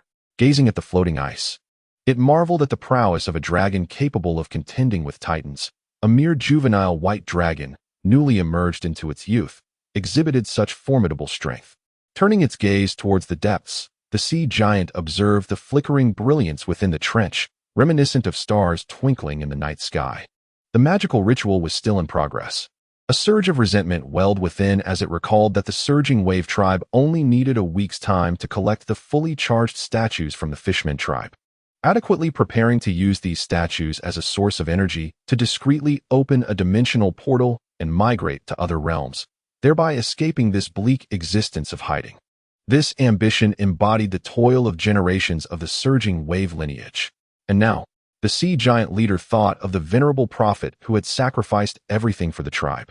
Along with the young sea giants who should have been gallivanting across the ocean, its teeth clenched tightly. Should this ritual fail, the surging wave tribe would face an irrevocable demise. A decision crystallized within its mind. As the white dragon ceased its breath, the sea giant activated its innate ability, water merge, rendering its form ethereal, akin to a mass of seawater. It navigated around the floating ice and descended towards the surface. In the air, Amos searched for the sea giant's silhouette with keen eyes, but found no trace. The white dragon remained oblivious to whether the sea giant leader had concealed itself or fled. For if the sea giant sought to conceal itself beneath the waves, it was indeed a challenge to detect its presence beneath the legendary threshold. Scanning, A wave of mental energy swept across the sea surface, transmitting the movement of the water to the white dragon's mind. The dragon detected a subtle and barely detectable anomaly in the water's flow. Found it. A smile blossomed within the white dragon. Since the sea giant wished to engage in cunning, it would indulge the giant in this game. Feigning ignorance, the white dragon cast various enhancement spells upon itself, pretending to continue the search for the sea giant's form. Below the surface, the sea giant observed the white dragon's erratic movements above, continuously casting spells. Its heart weighed with concern as it contemplated a temporary retreat. Suddenly, the low-flying white dragon altered its trajectory, fortuitously passing directly overhead. Seizing the moment, the sea giant beheld the dragon's pristine underbelly, a perfect opportunity. With no time for hesitation, it lunged forth, erupting from the water's surface, and, with a sudden ferocity, thrust the spear of tides towards the dragon's abdomen. The sea giant's eyes bulged with excitement as it gripped the spear tightly, watching the dragon's belly draw ever closer. Its heart racing with elation. It struck. Yet, in that fleeting instant, the sea giant's soul fled in terror as it realized it had pierced only air. An illusion. The image shattered, revealing the true form of the dragon lord above the phantom. Here comes little brother. The white dragon, observing the leaping sea giant, unleashed a long-prepared breath of dragon fire as it ascended to the apex of its leap. The sea giant chief found himself with nowhere to escape. As the white dragon's breath was about to strike, in a moment of desperation, he activated the pendant around his neck, causing a dazzling surge of lightning to erupt from the pyramidal jewel, instantly enveloping his entire form. The power of the thunder clashed with the dragon's breath, astonishingly resisting its suppression. The white dragon gasped in disbelief. What is this? The strength of a titan. Amidst the icy blue breath, the sea giant chief curled himself into a ball, his body crackling with lightning, which danced around him like silver serpents, providing a protective embrace. With wide eyes and outstretched limbs, he let out a pained roar, and the thunder erupted violently, the white lightning piercing through the icy blue breath of the dragon. Amos, caught off guard, was struck by the radiating thunder, his white scales instantly charred. The titan's power surged through his wounds, coursing within the white dragon's body. Amos felt his strength rapidly drained, leaving him utterly powerless. The accompanying effect of the thunder, paralysis. With a flicker of thought, the white dragon activated the protective magic of the Caucasus skull, enveloping himself in a red shield that dispelled his negative state. Regaining control of his body, he flapped his wings, suspending himself in the air. In that fleeting moment, the sea giant had already descended back to the surface of the ocean, hurling the tide spear from his grasp. The tide spear pierced through the magical shield, striking the scales reinforced by iron armor, shattering the enchantment before finally colliding with the white dragon's scales, which held firm against the attack. The sea giant chief resurfaced, his fury palpable, his algae-like hair standing on end, moving as if stirred by an unseen wind. Lightning coursed across his towering form as he glared resentfully at the white dragon, who hovered above. Although the tide spear failed to breach his defenses, it instilled in Amos a long-forgotten sense of threat. The two adversaries locked eyes, poised for confrontation. Chapter 80. The Fall of Blackwater. Amos gazed at the sea giant, entwined in lightning upon the surface of the ocean, his mind racing. The sea giant chief, utilizing magical adornments, had temporarily harnessed the power of the Thunder Titan, a formidable force among the Titans, making a direct confrontation ill-advised. Furthermore, the strength derived from the artifacts would not last indefinitely. He merely needed to bide his time, awaiting the arrival of reinforcements. The sea giant chief was troubled. Despite having gained control over the lightning through ancestral relics, wielding such foreign power exacted a toll. He constantly endured the jarring shocks of the electricity, feeling as though he were being pricked by countless needles. Additionally, the state of wielding thunder could only be sustained for a brief quarter of an hour. Once that state dissipated, he would succumb to a period of weakness, during which the highly combat-aware white dragon would undoubtedly seize the opportunity without hesitation.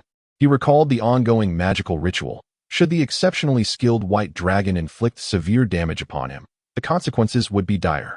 With this thought weighing heavily on his mind, the sea giant could no longer remain calm. He forged another tide spear, now imbued with the power of thunder, its sea-blue shaft shimmering with white lightning. The sea giant raised its spear high with one hand and roared, launching the tidal spear, which soared toward the white dragon with the sound of thunder and wind. How swift! Amos observed that the tidal spear's speed had increased by nearly half compared to before, suggesting that the stimulation of thunder could enhance physical prowess. The white dragon quickly chanted an incantation. Ice Guardian, enhanced. A large ice shield manifested in the path of the tidal spear's flight. The white dragon's eyes narrowed as the tidal spear unexpectedly pierced through the ice shield, continuing its trajectory toward the white dragon. However, the ice shield had significantly reduced the spear's velocity. Seizing the opportunity, Amos swung his tail, striking the tidal spear. Under the powerful impact of the dragon's tail, the tidal spear transformed back into a pool of seawater, yet the contained energy surged along the dragon's tail, penetrating the white dragon's body and causing destruction. It's a bit chilly, a bit numbing. Amos keenly sensed the power of the tidal spear, which harbored two distinct energies, the frigid energy of the sea and the stinging, tingling energy of thunder, both of which remained within tolerable limits. Amos quickly recited another incantation, conjuring a slender, 1-meter-long ice sword that appeared out of thin air, transforming into a streak of white light as it hurtled toward the sea giant. This was Davina's explosive ice sword technique, a high-level spell that Amos had pilfered from a witch's grimoire during his youth, a unique magic refined by the legendary teacher Davina from the Great Ice Spear technique. She had diminished the size of the ice sword, enhancing its speed and penetrating power, causing it to explode upon piercing a target. Its effects were nothing short of brutal. The sea giant fixed its gaze on the approaching white light, extending its palm to unleash a bolt of thunder. The fleeting lightning struck the ice sword, prematurely triggering its explosion, which erupted into a cloud of icy mist. Suddenly, a resounding dragon's roar echoed from afar, interrupting both sides' intentions to continue battling. The white dragon recognized the familiar call, realizing that its ally had arrived. The sea giant's expression shifted. Dealing with one dragon was already a formidable challenge. And now there was another. It cast a resentful glance at the white dragon before submerging into the ocean. The white dragon did not pursue the retreating sea giant, for their strengths were evenly matched, and the ocean was the giant's domain. Engaging in close combat in the sea would be a pursuit of folly. Before long, Felicia appeared within Amos's line of sight. She surveyed the mist-covered ice floes on the sea. Amos, I sensed intense elemental fluctuations here. Where's the enemy? It was frightened away by you. Let us join the main force, Amos replied, pondering in his heart whether it was worth it to engage in a desperate struggle with the sea giant. The white dragon assessed the strengths of both factions and concluded that they did not possess an absolute advantage. Based on the intelligence gathered, the enemy boasted 3 master-level sea giants and an unknown sea giant prophet, accompanied by nearly 20 high-ranking sea giants. In contrast, their side comprised only 2 white dragons. While the number of high-ranking fishmen was sufficient, in terms of quality, the white dragon compared the size difference between fishmen and sea giants, realizing that the fishmen's slender arms would serve merely as toothpicks for the sea giants. Amos expelled the beautiful image from his mind, realizing that the only advantage at his disposal lay in the overwhelming numbers of fish soldiers and battle pets. However, once the conflict commenced, it would inevitably cost the lives of the fish people. Was it worth it? After slaying 2 sea giants, the vengeance for the assault on White Scale City was avenged, and the white dragon began to weigh the gains and losses. Ultimately, the white dragon concluded that if Elena failed to summon reinforcements, a direct confrontation between White Scale City and the sea giants would only lead to mutual destruction, which was hardly advantageous. Racial hatred alone was insufficient to compel Amos to engage in a life-and-death struggle with the sea giants. As for the seemingly purposeless magical ritual, the white dragon felt powerless. Besides, when the sky fell, it was not his concern as long as there were taller beings to shoulder the burden. Thus, when the white dragon encountered the fish army, he promptly declared a halt to the march. The sea giant leader released the thunderous grip, touching the searing emblem of the clan's chief, a purple, pyramid-shaped pendant. His expression darkening. Alas, another use gone. He trudged weakly through the mist, returning to the clan's settlement, where he heard the ethereal prayers of the elder. Regaining his composure, "Elder, how long until the passage can be opened?" The aged sea giant prophet conveyed the message through mental energy, approximately 1 more day. The sea giant leader furrowed his brow. "Our time may be running short. Is there any way to expedite the process?" The old prophet replied emotionlessly, "Sacrifice. flesh and blood beings. The more, the better. This will please His Majesty Astralize. The dark Titan god Astralize, the lord of the 84th layer of the abyss. Tiamat's nemesis and foremost adversary. The sea giant leader, his face inscrutable, nodded. Very well. I shall see to it. He called to the high-ranking sea giants overseeing the ritual. Bring forth all the imprisoned captives. After a moment's contemplation, he stopped a departing clan member. That special one must be kept. She still has her uses. Shortly, the high-ranking sea giants arrived, leading a string of dazed fish people bound by ropes to the altar. A careful examination of the aura surrounding these fish people would reveal their high ranks, with several even being masters, including the dark water prophet Totomar. The sea giant compelled the dazed fish people to gather around the altar, wielding a gleaming dagger to pierce their hearts. Blood gushed from the wounds, crawling up the altar, making the statue increasingly vivid and eerie. The sea giant leader watched the twitching fish people with a tinge of regret. These specially preserved high-ranked individuals could prove useful even in other realms. However, during such critical times, there was little room for sentimentality. Soon, only Totomar remained. True to his mastery, Totomar managed to break free from mental control, regaining his consciousness amidst the threat to his life. Master, the sea giant leader disregarded the pleading gaze of the fish person and activated the contract within his mind, seizing control of the fish's body. In the face of the fish person's terror, his own body bent against his will, retrieving the dagger from the ground and plunging it into his own heart. Gazing upon the prostrate figure of the Blackwater prophet, the leader of the sea giants spoke in a somber tone. The clan has protected you for millennia. It is time for you, this ineffectual lot, to repay the tide of hunting. Chapter 81. Breaking the Fog Prophet. How much longer must we wait? The offerings are woefully insufficient. We require an additional 8 hours to amass the energy necessary to unlock the passage. The leader of the sea giants fell silent, bereft of options. Child, pray, he urged. He then joined the ranks of prayer alongside his kin, channeling their faith into the statue, providing a modicum of energy, albeit meager. Meanwhile, Felicia lay despondently upon the ocean's surface, engaging her brother in idle conversation. Amos, what do you think those sea giants are conducting their magical ritual for? Amos, bored, submerged his head in the water and blew bubbles through his nostrils. Hearing his sister's trivial inquiry, he lifted his head. I merely caught a fleeting glimpse. They were encircling the altar in prayer, with a prophet presiding. Felicia replied, that seems rather vague, but I suppose all magical rituals appear quite similar. Amos continued, the energy for the magical ritual derives from that statue you seized last time. What are your thoughts on the mysterious energy it harbors? Felicia, equally perplexed, responded, I have never encountered such energy before, yet it seems to exude an essence of faith, albeit impure. It is indeed curious that there are energies recorded in the world that even the dragon's heritage does not document. Amos stroked his chin thoughtfully. It must be a mixed energy, with the force of faith serving as a binding agent, amalgamating different energies in varying proportions to create peculiar effects. Felicia, taken aback, inquired with astonishment, so it truly is a force of faith. However, Amos, how do you possess knowledge of such matters that I, a bona fide priestess, am unaware of? Amos mumbled enigmatically, you know, mages are always well-versed in knowledge. He refrained from disclosing to his sister that this was a legacy of the ancestral dragon. It was not a matter of distrust, but rather a realization that knowledge of such a thing would serve no purpose and that the fewer who knew, the better. The White Dragon Lord hastily shifted the topic. Do you think Elena will be able to find reinforcements? Felicia, not delving further into the previous question, yawned and turned over, resting her chin upon the surface of the sea. Who can say? Nevertheless, although Elena may seem erratic at times, she is quite dependable when it comes to serious matters. Just as Amos was about to respond, he suddenly received a message from Villy. The communication was brief, yet conveyed a vital update. Reinforcements were en route.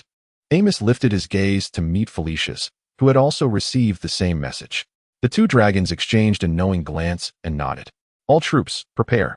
The battle horn sounded once more, resounding through the air. Gather, find your positions, and stand in formation. A fishman officer, spotting a common soldier taking advantage of the last moments to feed his beloved steed, admonished, Soldier, hurry back to your post. After a flurry of activity, the fishman army assembled. The White Dragon Lord soared into the sky, surveying the orderly ranks of the fishmen below. "Onward," he commanded.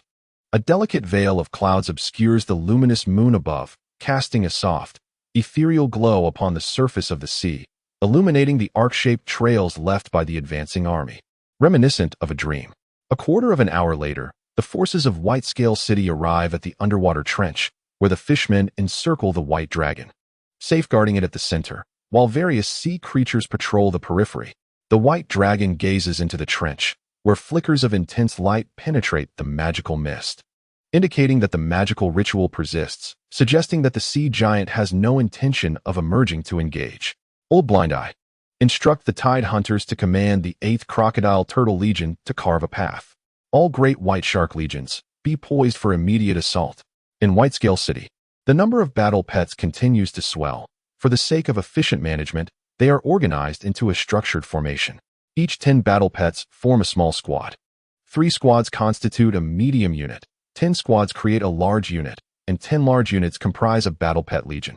The White Dragon Lord then commanded, "Old Jimmy, prepare the Mage Legion for a joint spell to dispel the mist. Bucky Darkscale, allocate personnel to secure the Mage Squad. The elite troops must be ready to engage at any moment." With the White Dragon Lord's orders disseminated, the gears of this war machine, the army of Whitescale City, began to turn. Leading the charge was the ancient vanguard, renowned for its formidable defense and numerous crocodile turtles. The Tide Hunters issued commands, directing 1,000 crocodile turtles to surge toward the trench. Behind the mist, the sea giants, utilizing their advantageous position for defense, noticed their field of vision filled with a multitude of crocodile turtles, and they unleashed their tidal spears. The tidal spear defies the laws of physics, as it gains speed rather than diminishing in the resistant seawater. Piercing through the front line of crocodile turtles, the spear continued to strike those behind, often claiming the lives of 3 or 4 turtles before exhausting its energy. However, the sea giants were too few in number, and the remaining crocodile turtle army, as they entered the magical mist, could only flounder aimlessly within it, as their innate weaknesses left them ensnared by the mist's disorienting effects. Yet, the sea giants could not rejoice, for their vision was entirely obstructed, and soon thereafter, intense magical fluctuations reverberated from the depths of the sea. The sea giant leader, in a state of desperation, commanded, "Quick! Retreat! Protect the prophet!" Above the trench, over 200 mid-tier fishmen spellcasters joined forces to conjure a grand war spell. The Great Vortex spell, a colossal whirlpool, powerful enough to rival master-level magic, formed within the trench. The crocodile turtles, sensing the tumultuous energy surrounding them, instinctively withdrew their heads and limbs into their shells. The seawater began to swirl like a high-speed washing machine, and the crocodile turtles were repeatedly slammed against the surrounding stone walls, their hardened shells shattering the rocks. The water, swirling with both turtles and debris, eroded the stone walls, quickly stripping away layers and damaging the foundation of the soul-submerging mist formation hidden within, causing the mist to dissipate and granting the Whitescale City army a fresh opportunity. Yet the whirlpool continued its relentless motion. Observing the meat grinder-like vortex, Amos was compelled to exercise patience. As the whirlpool gradually slowed, the spinning crocodile turtles and stones began to succumb to gravity, slowly descending toward the bottom of the trench. Amos was finally able to behold the depths of the trench, where the sea giants, utilizing their innate ability to control the waters, collaboratively pushed aside the ocean, creating a dry space to safeguard the altar and the ancient prophet below. The fallen rocks and the oblivious crocodile turtles were moved aside by the sea giants, forming a barricade around their ranks. Mage Legion, prepare the second war magic. Great White Shark engage. Under the leadership of a 10-meter-long great white shark, the regiment of sharks, averaging 6 meters in length, surged towards the ocean floor. Their bodies undulated, streamlined heads cleaving through the water with remarkable speed, their myriad triangular teeth glistening ominously. The sea giants gazed upon the vast horde of sharks, an overwhelming sense of dread coursing through them. The chief of the sea giants conjured a tidal spear, grasping it firmly with both hands, and bellowed to his kin, "Prepare for battle." Chapter 82. The Great White Shark Legion. The colossal army of great white sharks collided with the sea giants' ranks, who disrupted the water flow to unbalance the sharks, thrusting their spears to slay the disoriented predators. The blood that spurted from fallen comrades did not instill fear in the advancing sharks. Rather, It incited their ferocity, as those behind eagerly surged forward to join the fray. The dense mass of sharks coalesced into a formidable cluster, enveloping the sea giants entirely. The ferocity of the sharks, the apex predators of the aquatic realm, was vividly apparent. Gradually, a trickle of blood seeped from the writhing sphere, whether from the slain sharks at its core or the blood of the sea giants. Amos could not discern the situation within the sphere, yet amidst the cacophony of battle, he perceived the unceasing prayers, pondering deeply. In such dire circumstances, the sea giant prophet had not ceased the ritual, suggesting either that their plight was not dire enough to necessitate intervention or that they deemed the ritual more significant than the lives of all the sea giants combined. Amos leaned towards the former. A tribe of sea giants that had concealed themselves for tens of thousands of years must possess some hidden trump card. Meanwhile, the sea giants formed a semi-spherical fortress with their bodies, guarding the altar with unwavering resolve, allowing the prophet at the center to continue the magical incantation in peace. The sea giant fortress was besieged by the great white shark legion. Fortunately, the limited points of contact meant they did not have to face the entire horde simultaneously. Nevertheless, each sea giant confronted 3 to 4 sharks at once. The sharks were exceptionally ferocious. Once a comrade in the front lines fell, the rear ranks swiftly filled the void. Their gnashing teeth and fearless spirit instilled a profound chill within the sea giants, leaving them in disarray. A cunning great white shark. Seizing the moment the sea giant retracted his spear, lunged and clamped its jaws around the giant's thigh, its triangular teeth sinking viciously into the flesh. The shark thrashed its head, attempting to tear flesh from the sea giant's leg. As the thigh muscle was shredded, the wounded sea giant cried out in agony, furiously thrusting his spear, which pierced the shark's brain, killing it instantly. Yet, its jaws remained clamped tightly on him. As the other megalodons surged forth, the sea giant found himself in a state of utter helplessness. Ignoring the shark carcass clinging to his thigh, he pressed on in battle, blood pouring from the wounds inflicted by the relentless jaws, gradually siphoning away his strength. In a prolonged struggle, the sea giants bore numerous injuries. Yet none had succumbed to death. This was thanks to the 3 master-tier sea giants within the fortress who acted as valiant rescuers, thrusting their tidal spears through the gaps to aid their brethren. Time slipped by as the brutal melee continued, the heap of megalodon bodies growing ever higher, nearly obstructing the assault routes of their comrades. The cunning leader of the megalodons directed his companions to drag the fallen to the periphery, facilitating their continued onslaught against the enemy. One sea giant, having endured an extended battle while burdened by the weight of 2 megalodon carcasses, found his movements hindered. Coupled with grievous wounds and excessive blood loss, his mind became foggy, leaving him vulnerable to an opportunistic megalodon that seized the moment to bite down on his arm. The master-tier sea giants were unable to intervene in time, and this high-ranking sea giant was swiftly dragged away from his comrades, surrounded by a school of fish that devoured him completely. The first casualty among the sea giants had occurred. All of this was witnessed by a master-tier sea giant, who, in a state of panic, called out, "Chief, our kin can hardly endure. We must devise a plan." Another master-tier sea giant suggested, "Chief, we should bring forth that fishwoman. It is her time to shine." The sea giant leader had just rescued a hapless kin from the jaws of a shark when he heard this proposal. After a moment of contemplation, he replied, "No, that cunning white dragon has returned. It must have summoned reinforcements. Yet, if we continue like this, the hunting wave tribe will be doomed before the enemy's reinforcements even arrive." As the sea giant leader hesitated, contemplating whether to employ this potential trump card to alleviate their immediate crisis, a voice echoed in his mind. A spiritual transmission from the seer, the amulet around my neck. Startled yet elated, the sea giant leader rushed to the seer's side, disregarding formalities, and swiftly snatched the stone amulet from around the seer's neck. Raising the amulet high with one hand, he channeled his energy into it. An ancient symbol began to glow slowly upon the stone, and as his energy reached a critical level, the symbol radiated with a brilliance akin to the sun, casting a dazzling light. This luminescence enveloped the sea giants, warming their hearts and generating a soothing current that spread throughout their bodies, bringing comfort to their wounds. In stark contrast, the megalodons were met with no such reprieve. The sudden eruption of light not only blinded their eyes, but also pierced their skin, inflicting severe energy damage upon them. Disoriented and in pain, The megalodon horde spiraled into chaos, fleeing from the sea giants towards the depths of the ocean. The outer ranks of high-tier sea giants breathed a sigh of relief, their immediate concern shifting from pursuing the retreating megalodons to removing the painful shark adornments clinging to their bodies. The warm currents soothed their wounds, and the flesh around the injuries began to pulsate, indicating that full recovery would soon be within reach. At that moment, no one could have anticipated that the colossal megalodon leader, measuring a staggering 10 meters, would defy expectations and return to launch a sudden assault. With a powerful bite, it seized the head of a sea giant, enraptured in the warm sensations of its surroundings. With a swift motion, the megalodon clamped its jaws shut, causing the giant's lifeless body to roll over, effectively decapitating it.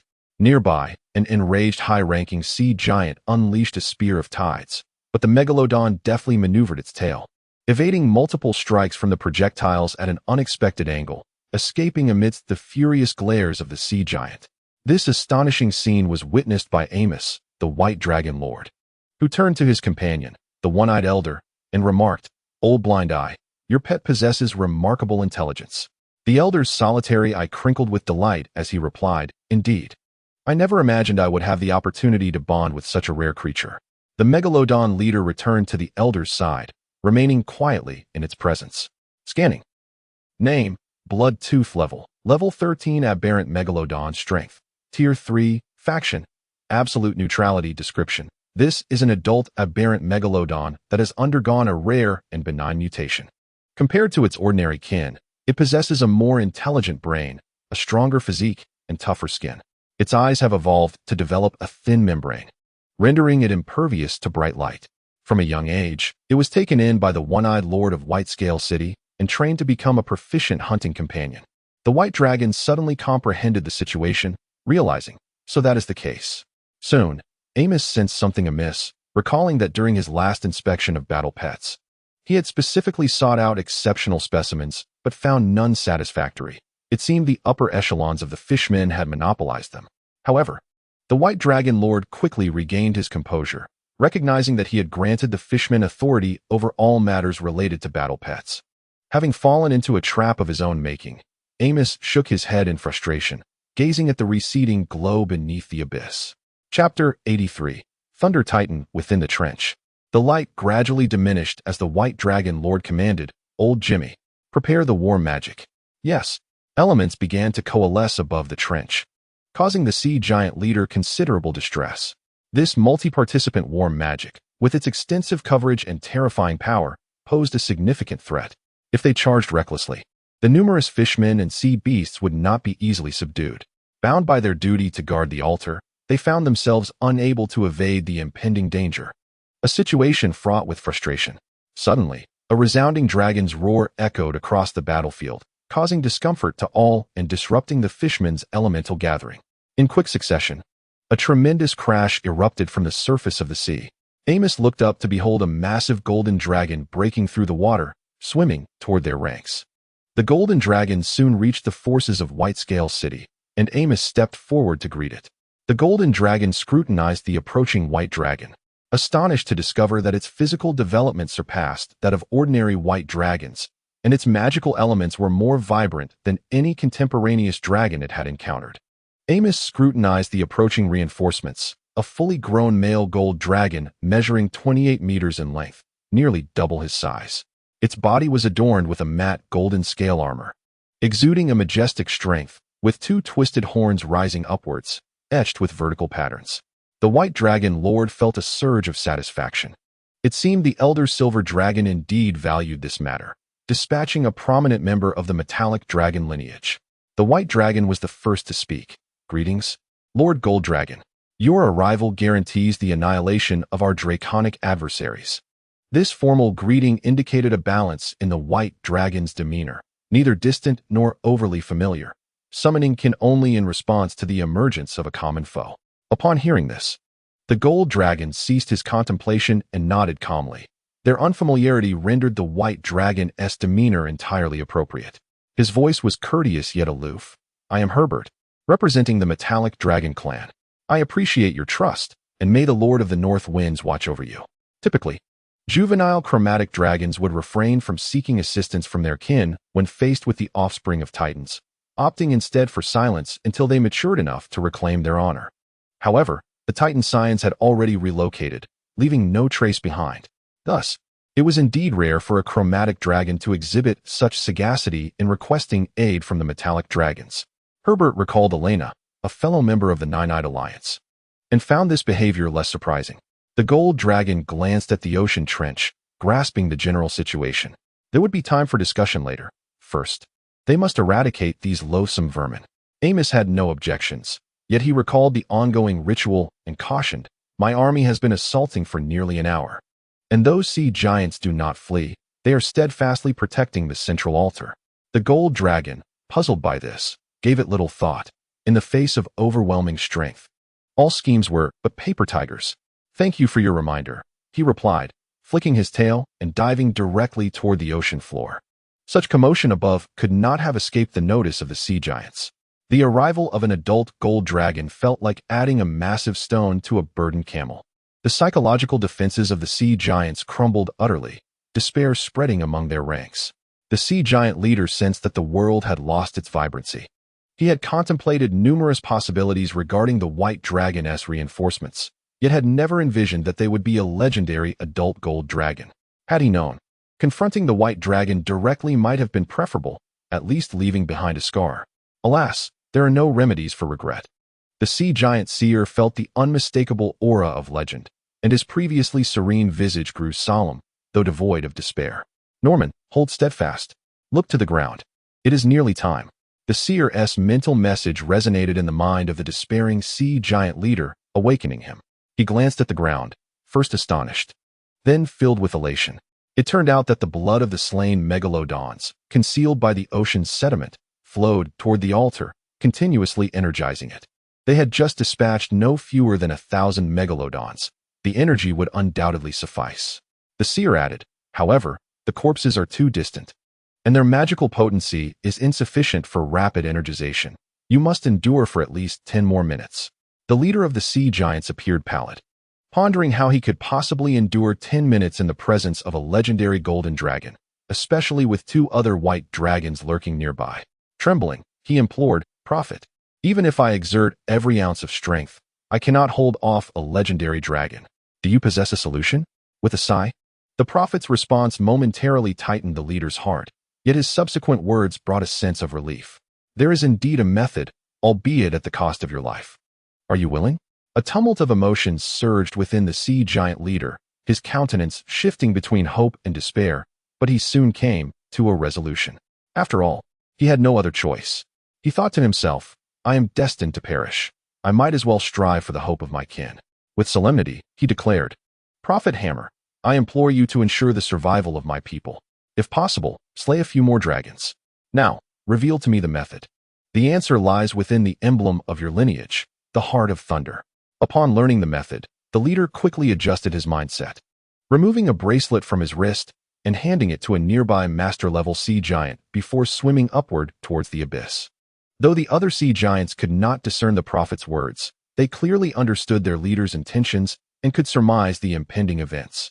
They gazed at the solitary figure of their chieftain, who had long safeguarded their tribe, retreating into the distance, their hearts heavy with sorrow and anger. The sea giant chieftain gazed at the descending golden dragon, devoid of joy or sorrow. Calmly, he lifted the Heart of Thunder from his chest, aligning its sharp end with his heart before plunging it in. Amos observed the situation with keen interest, alarmed by the sight of the sea giant leader inflicting harm upon himself. This was dire. The golden dragon shared Amos' sentiments, yet, buoyed by unwavering confidence in its own prowess, it charged forward without hesitation.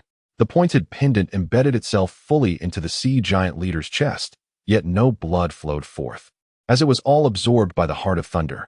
The heart, having consumed the blood of the Titan's progeny, erupted with resplendent radiance, unleashing boundless thunder from within the sea giant leader, illuminating the dark depths of the ocean as though it were daylight.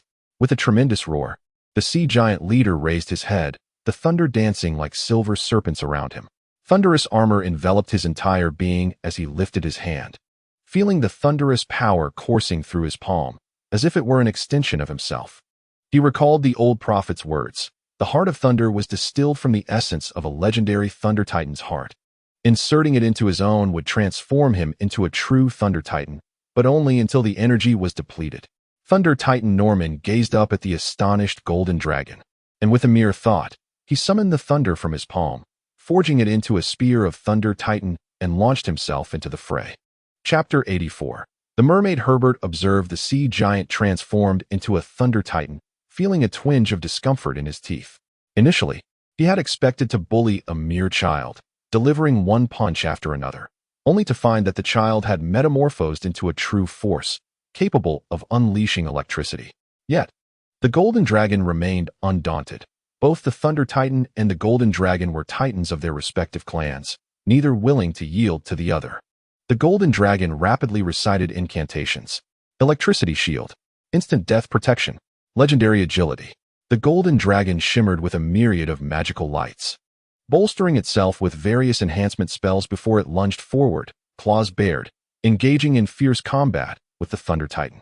The brutal clash between the dragon and the Titan, along with the exchange of draconic magic and thunderous power, wreaked havoc on the surrounding environment. The tumultuous struggle between these colossal beings stirred the sea into a frenzy, displacing the sediment from the ocean floor as rampant energy surged forth, causing shockwaves that battered the cliffs, sending boulders tumbling down. The thunder emanating from the sea caused the mermen to feel a tingling sensation throughout their bodies, while the magically affected waters fluctuated between icy cold and searing heat, subjecting the battle pets to an experience akin to being caught between two extremes. Amos, feeling the tremors beneath his feet on the cliff, shouted, "Those below the high tier, maintain a safe distance." In this legendary battle, those of lower tiers had lost the privilege of witnessing the confrontation up close. Soon, the ordinary mermen and battle pets retreated, leaving only those of high tier and above suspended in the water, enveloped by various forms of energy, isolating themselves from the aftermath of the legendary clash while maintaining a safe distance to observe the fierce combat in the trench. In stark contrast to the freely moving forces of the White-Scale City, the sea giants at the bottom of the trench found themselves in dire straits, unable to flee. They were compelled to confront the falling rocks and magical aftershocks, standing resolutely to shield the prophet from harm. However, the remnants of a legendary battle were not easily endured, and soon, nearly every sea giant bore wounds, with several stones rolling perilously close to the prophet's feet. The sea giant leader, compelled to attend to his kin, became frantic upon witnessing the dire situation, prompting the golden dragon to exploit the enemy's concern by intentionally pushing the front line towards the trench's depths. In a desperate bid, the sea giant leader abandoned defense, adopting a reckless strategy to engage the golden dragon in a life-for-life struggle, thereby intensifying the pressure on the dragon. Although the adversary was not a true Thunder Titan, the golden dragon could not unleash its full potential underwater, akin to a martial artist bound with one hand in combat. In this exchange of strengths, the disparity in power became less pronounced. Furthermore, the sea giant leader, driven by a fatal resolve, launched relentless assaults aimed directly at the golden dragon's vital points. Faced with such a ruthless gambit, the golden dragon found itself at a disadvantage, unable to counter the sea giant leader, who seized the initiative, forcing the dragon to ascend away from the trench. "Get out of the way." The two legendary combatants began to rise, prompting the White Dragon Lord to swiftly guide the White-Scale City forces to clear a path, lest they suffer collateral damage. The golden dragon and the sea giant leader burst forth from the trench, their battle escalating as they moved further away. Amos glanced up at the retreating figures of the golden dragon and sea giant, then directed his gaze downward at the beleaguered sea giant tribe below. Sharing a knowing look with Felicia, both siblings recognized the burning determination in each other's eyes, understanding that their thoughts were aligned. As Felicia and the mermen awaited the White Dragon Lord's command to commence the battle, they noticed that Amos was unresponsive to their eager gazes. The White Dragon Lord, with great caution, retrieved a massive box from the dimensional space, opening it to reveal 2 blocks of ice, which he then isolated from the seawater using magic. Even so, the surrounding water still gradually began to freeze around the blocks of ice. Felicia felt the piercing chill radiating from the icy core, her heart filled with astonishment. What could this be? Even the noble white dragon felt the cold. Unable to suppress her curiosity, Felicia inquired, "Brother, What is this? Amos replied. This is the energy core of the snow spirit, known as the snow spirit core, originating from the Great Glacier. Felicia's apprehension eased. After all, the white dragon ultimately belonged to the realm of flesh and blood, while the snow spirits were undeniably elemental beings. It was only natural that their energy core would evoke a sense of cold in the white dragon. Amos gazed sorrowfully at the snow spirit core in his hand. A prized material for summoning ice elements, capable of providing the required magical energy for their existence, a fact that had cost the white dragon lord a considerable fortune. Snow spirits were inherently advanced beings, thriving in extreme cold, able to traverse ice effortlessly, and being social creatures made their capture exceedingly challenging, as evidenced by the price of their cores. Although the white dragon lord felt a pang of regret, it was necessary to utilize it. He quickly recited a series of incantations: Frostblood Lineage, Potent, Awakening Spell, Crown of Winter. A succession of enhancement spells enveloped him, and Amos connected to the Caucasus's cranium, drawing in magical power before finally uttering the long-forgotten incantation: Herald of Winter, Noble of Ice, Sovereign of Snow, hear my call, abide by the ancient pact. Come forth and aid me in vanquishing my foes. In the ancient dragon tongue. As the resounding, ancient incantation concluded, two ice-blue portals materialized, and familiar ice elements emerged from the gateways. Servants of Winter, I respond to your call. To Amos's astonishment, he summoned two master-tier winter servants simultaneously, witnessing their sudden enhancement. Felicia was left speechless, experiencing firsthand the universal truth across myriad dimensions. Do not provoke a prepared mage. The battle commenced. Amos commanded the two winter servants to charge forward, with the white dragon leading the mermen closely behind, rushing toward the altar at the ocean's depths. Although unaware of the purpose behind the sea giant's magical ritual, they were resolute in their intent to thwart the enemy's plans. The two master-tier sea giants, upon seeing the two leading winter servants, were nearly driven to exasperation. Previously, in Whitescale City, the sea giant chief had struggled to contend with a single ice element, and now two had appeared at once. Were they to be left with no respite? The white dragon seemed ever intent on their demise. The leading master-tier sea giant seized a high-ranking companion, bellowing, "Quick! Bring that merman out." Yes, yes. The high-ranking sea giant scrambled into a cave and soon emerged, dragging a reluctant merman along with an iron chain. The other tethered to shackles that firmly bound him. To Amos's astonishment, the captured merman was a mermaid. Mermaids, the darlings of the sea, belonged to the aquatic nobility. Though their biological rank was not particularly impressive, typically at level 8, their magical aptitude was extraordinarily high, with nearly every adult merman being a master-level water mage. Compared to their innate magical talents, mermaids are more renowned for their bizarre racial skill known as the Song of the Deep, a form of enchanting mental magic capable of bewitching the mind. Anyone with lesser power than the mermaids would inevitably fall victim, left at their mercy. A master-level sea giant curled the corner of his mouth into a cold smile, activating the ring upon his hand, which flickered with an ethereal glow. The mermaid's azure eyes momentarily shimmered with this same ghostly light, her gaze vacant as she slowly lifted her head and parted her alluring crimson lips. Chapter 85. The Prophet of the Sea Giants. With a dazed expression, the mermaid raised her head, her eyes devoid of focus, as she unleashed a deadly melody. The Song of the Deep. The mermaid's voice resonated with an eerie magic, not loud, yet echoing hauntingly within the minds of the audience. The white dragon, captivated by the harmonious tones reverberating in his head, mused, quite melodious.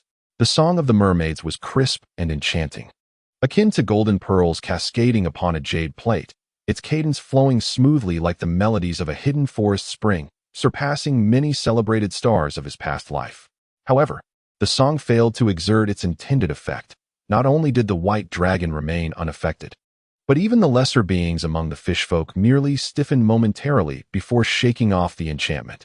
Sensing the energy emanating from the Caucasian skull, Amos was taken aback by the sea giant's misfortune. Its trump card, the Song of the Deep, was ironically countered by the aura of glory surrounding the Caucasian skull. Note: Aura of glory. The bearer of the Caucasian skull is immune to mental control spells of legendary rank and below. It significantly enhances the magical resistance of allies within a 300-meter radius, while providing a slight boost to resistance against other forms of magic. This is a passive aura skill. The sea giant, witnessing the white dragon and his companions charging towards the altar, was filled with alarm. It could not fathom why the song of the deep had failed, yet the reality that the white dragon's party remained unaffected was undeniable. Protect the altar. Stop them. Two master-level sea giants, gritting their teeth, led the charge, attempting to repel the white dragon away from the altar. The two factions soon collided.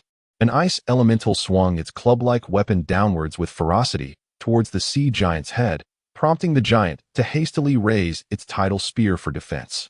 Nearly 20 ordinary sea giants and high-ranking fishfolk engaged in battle. While the fishfolk were individually weaker, their diversity in professions, sheer numbers, and excellent combat readiness allowed them to hold their own against the sea giants under Felicia's leadership. Meanwhile, the white dragon lord vanished from sight as the battle commenced, harboring unease and intent on disrupting the magical ritual. As the sea giants became preoccupied, the invisible white dragon stealthily maneuvered around the battlefield, approaching the sea giant prophet. Exercising caution, the white dragon was reluctant to draw near the blood-tinged idol. Behind the sea giant prophet, the white dragon revealed himself, his claws aglow with purple magical radiance. Double spell casting of magical missiles. Whoosh, whoosh, whoosh. Purple magical missiles erupted from the white dragon's hands, tracing arc-like trajectories and forming a barrage reminiscent of blossoming fireworks. Beautiful, yet lethal. In the midst of a fierce battle, the sea giant, the old prophet, seethed with rage yet found himself utterly powerless, compelled to launch a furious assault against his adversary.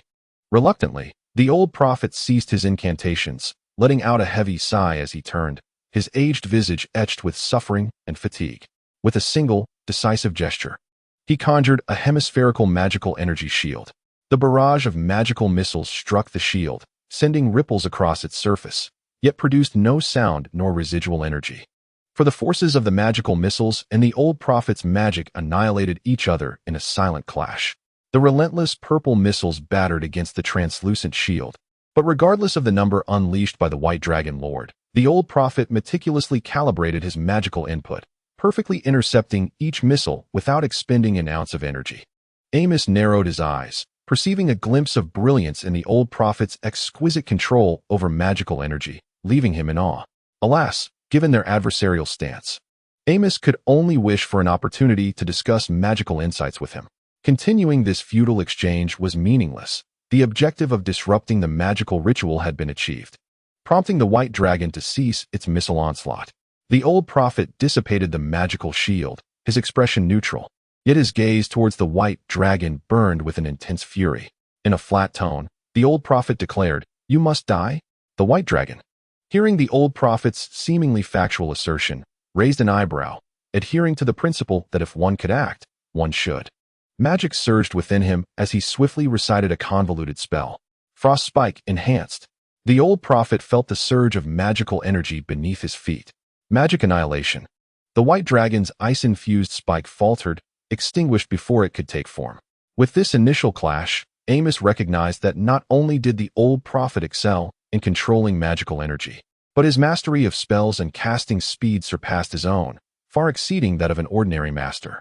Scanning. Name. Hammer. The Wave Hunter. Level 15 Sea Giant. Level 19 Prophet. Strength. Tier 4. Faction. Lawful Evil. Description. Leader of the Wave Hunter tribe. An elderly male sea giant whose life of seclusion has twisted his psyche, filling him with loathing for the world. Yet, he remains remarkably rational, even as his age and frailty have diminished his biological stature. Now existing in a state of extreme rage, eager to confront a certain dragon. The white dragon lord sensed impending peril, a desperate, half-legendary spellcaster. The thought alone made his teeth clench. Perhaps it would be wise to flee? The white dragon contemplated retreating after his display, but the old prophet was unwilling to allow it. His lips moved as he conjured a large water sphere, streaked with blue and red, from which torrents of water arrows erupted like a machine gun spewing projectiles. The white dragon's expression turned grave as he rapidly recited another spell. Ice Guardian, enhanced. A massive ice shield materialized before him, intercepting the barrage of water arrows. To Amos's astonishment, the old prophet's water arrows possessed formidable penetrating power, and within moments, his icy shield began to falter under the assault. Hastily shifting his position, he found the water arrows relentlessly pursuing him. Remarkably, they even exhibited homing capabilities. The white dragon lord hastily recited an incantation, replacing the nearly shattered shield with a new one. After substituting 3 shields, he finally managed to endure until the energy of the water sphere was expended. However, the old prophet's assault was upon him again, and Amos struggled to withstand the relentless barrage. Overwhelmed with frustration, Amos realized that most of the ice magic he excelled at was rendered ineffective underwater. As the moment the magical energy came into contact with seawater, it would freeze, potentially harming himself and providing his enemies with an opportunity to strike. Unfortunately, his proficiency in other elemental magics was limited, leaving him at a disadvantage.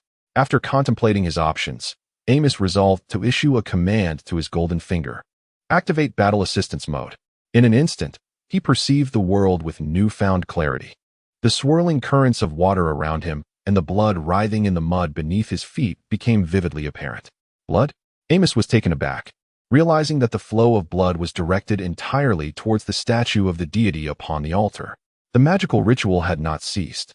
The old prophet observed the sudden agility of the white dragon, who deftly evaded or intercepted all attacks. His gaze then shifted to the dark titan god, Astral. Upon the altar, a sense of alarm stirring within him. He understood that the white dragon had become aware of the situation. After a series of fervent assaults, the old prophet found that his magical attacks were futile against the agile dragon. Fueled by a growing intent to kill, he enhanced himself with a buffing spell and conjured a tidal spear, charging directly at the white dragon. The old prophet believed that despite his advanced age, the combat experience of his youth remained intact, and subduing a juvenile dragon would be an effortless endeavor.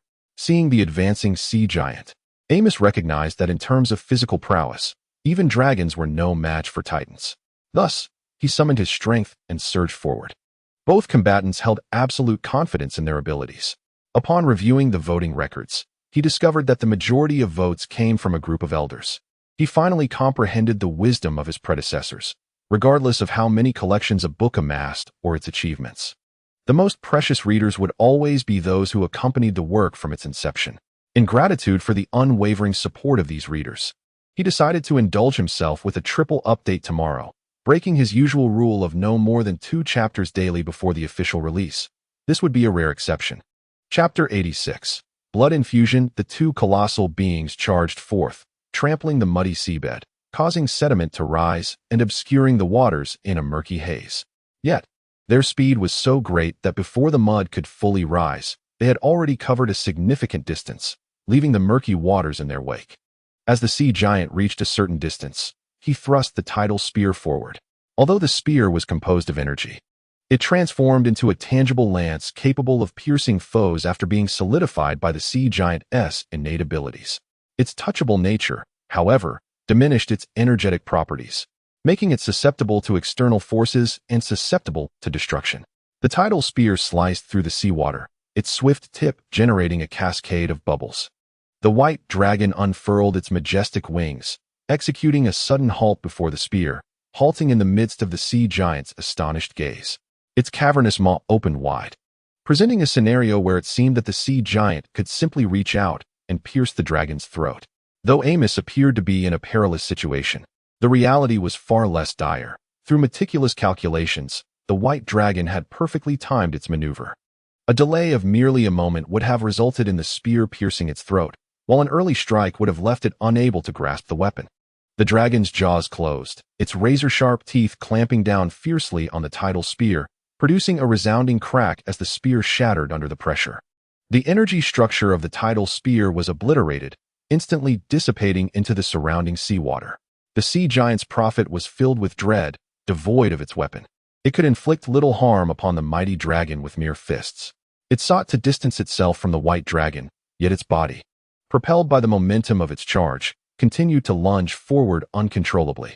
After severing the spear, Amos swirled his tail, aiming a devastating strike at the sea giant's prophet. The muscular structure of the dragon's tail, reminiscent of that of a Tyrannosaurus rex, was composed of tightly coiled circular muscles, making it the strongest muscle group of the dragon aside from its pectorals. The robust muscles coiled and contracted powerfully before unleashing a violent swing towards the enemy, a force capable of shattering stone with a single blow. The prophet sensed the terrifying pressure of the dragon's tail cutting through the water and activated its racial ability to manipulate the sea, solidifying the water to impede the tail's arc. The resistance faced by the dragon's tail intensified, slowing its speed by a third.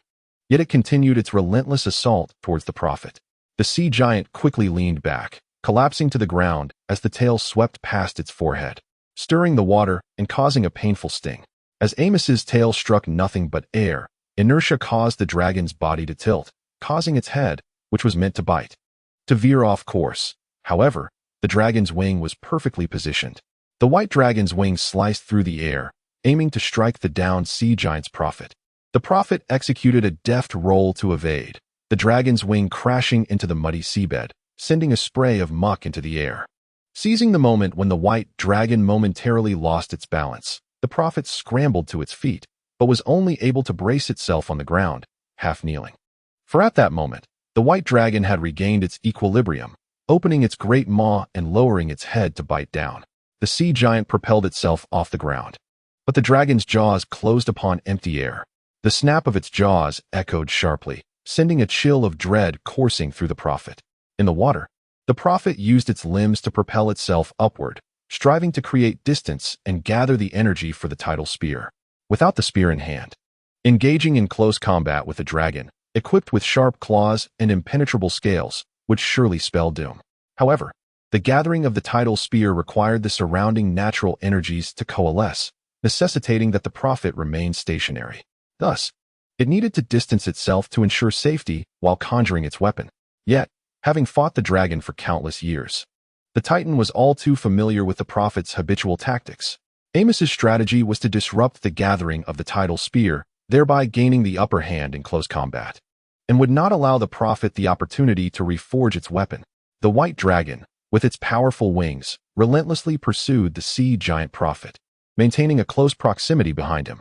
When it comes to swimming speed, the water dragon surpasses the pure aquatic giant, primarily due to their differing anatomical structures. As dragons swim, their heads and necks remain aligned, their wings pressed against their bodies, creating a streamlined form that minimizes resistance. The propulsion generated by the rhythmic movement of their tails serves as the main source of forward thrust, while their wings can act as accelerators or brakes.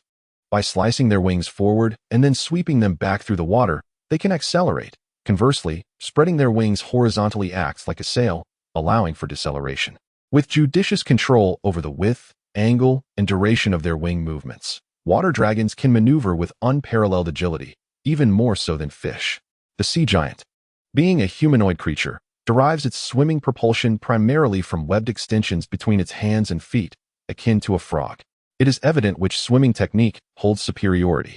Sensing the imminent approach of the dragon's deadly kiss from behind, the prophet disregarded the energy expenditure and hastily manipulated the seawater to obstruct the white dragon's movement. The sea giant's ability to control water and condense the tidal spear, akin to dragon breath, is also limited. Each activation requires substantial energy, proving ineffective for prolonged swimming, yet remarkably effective in critical moments.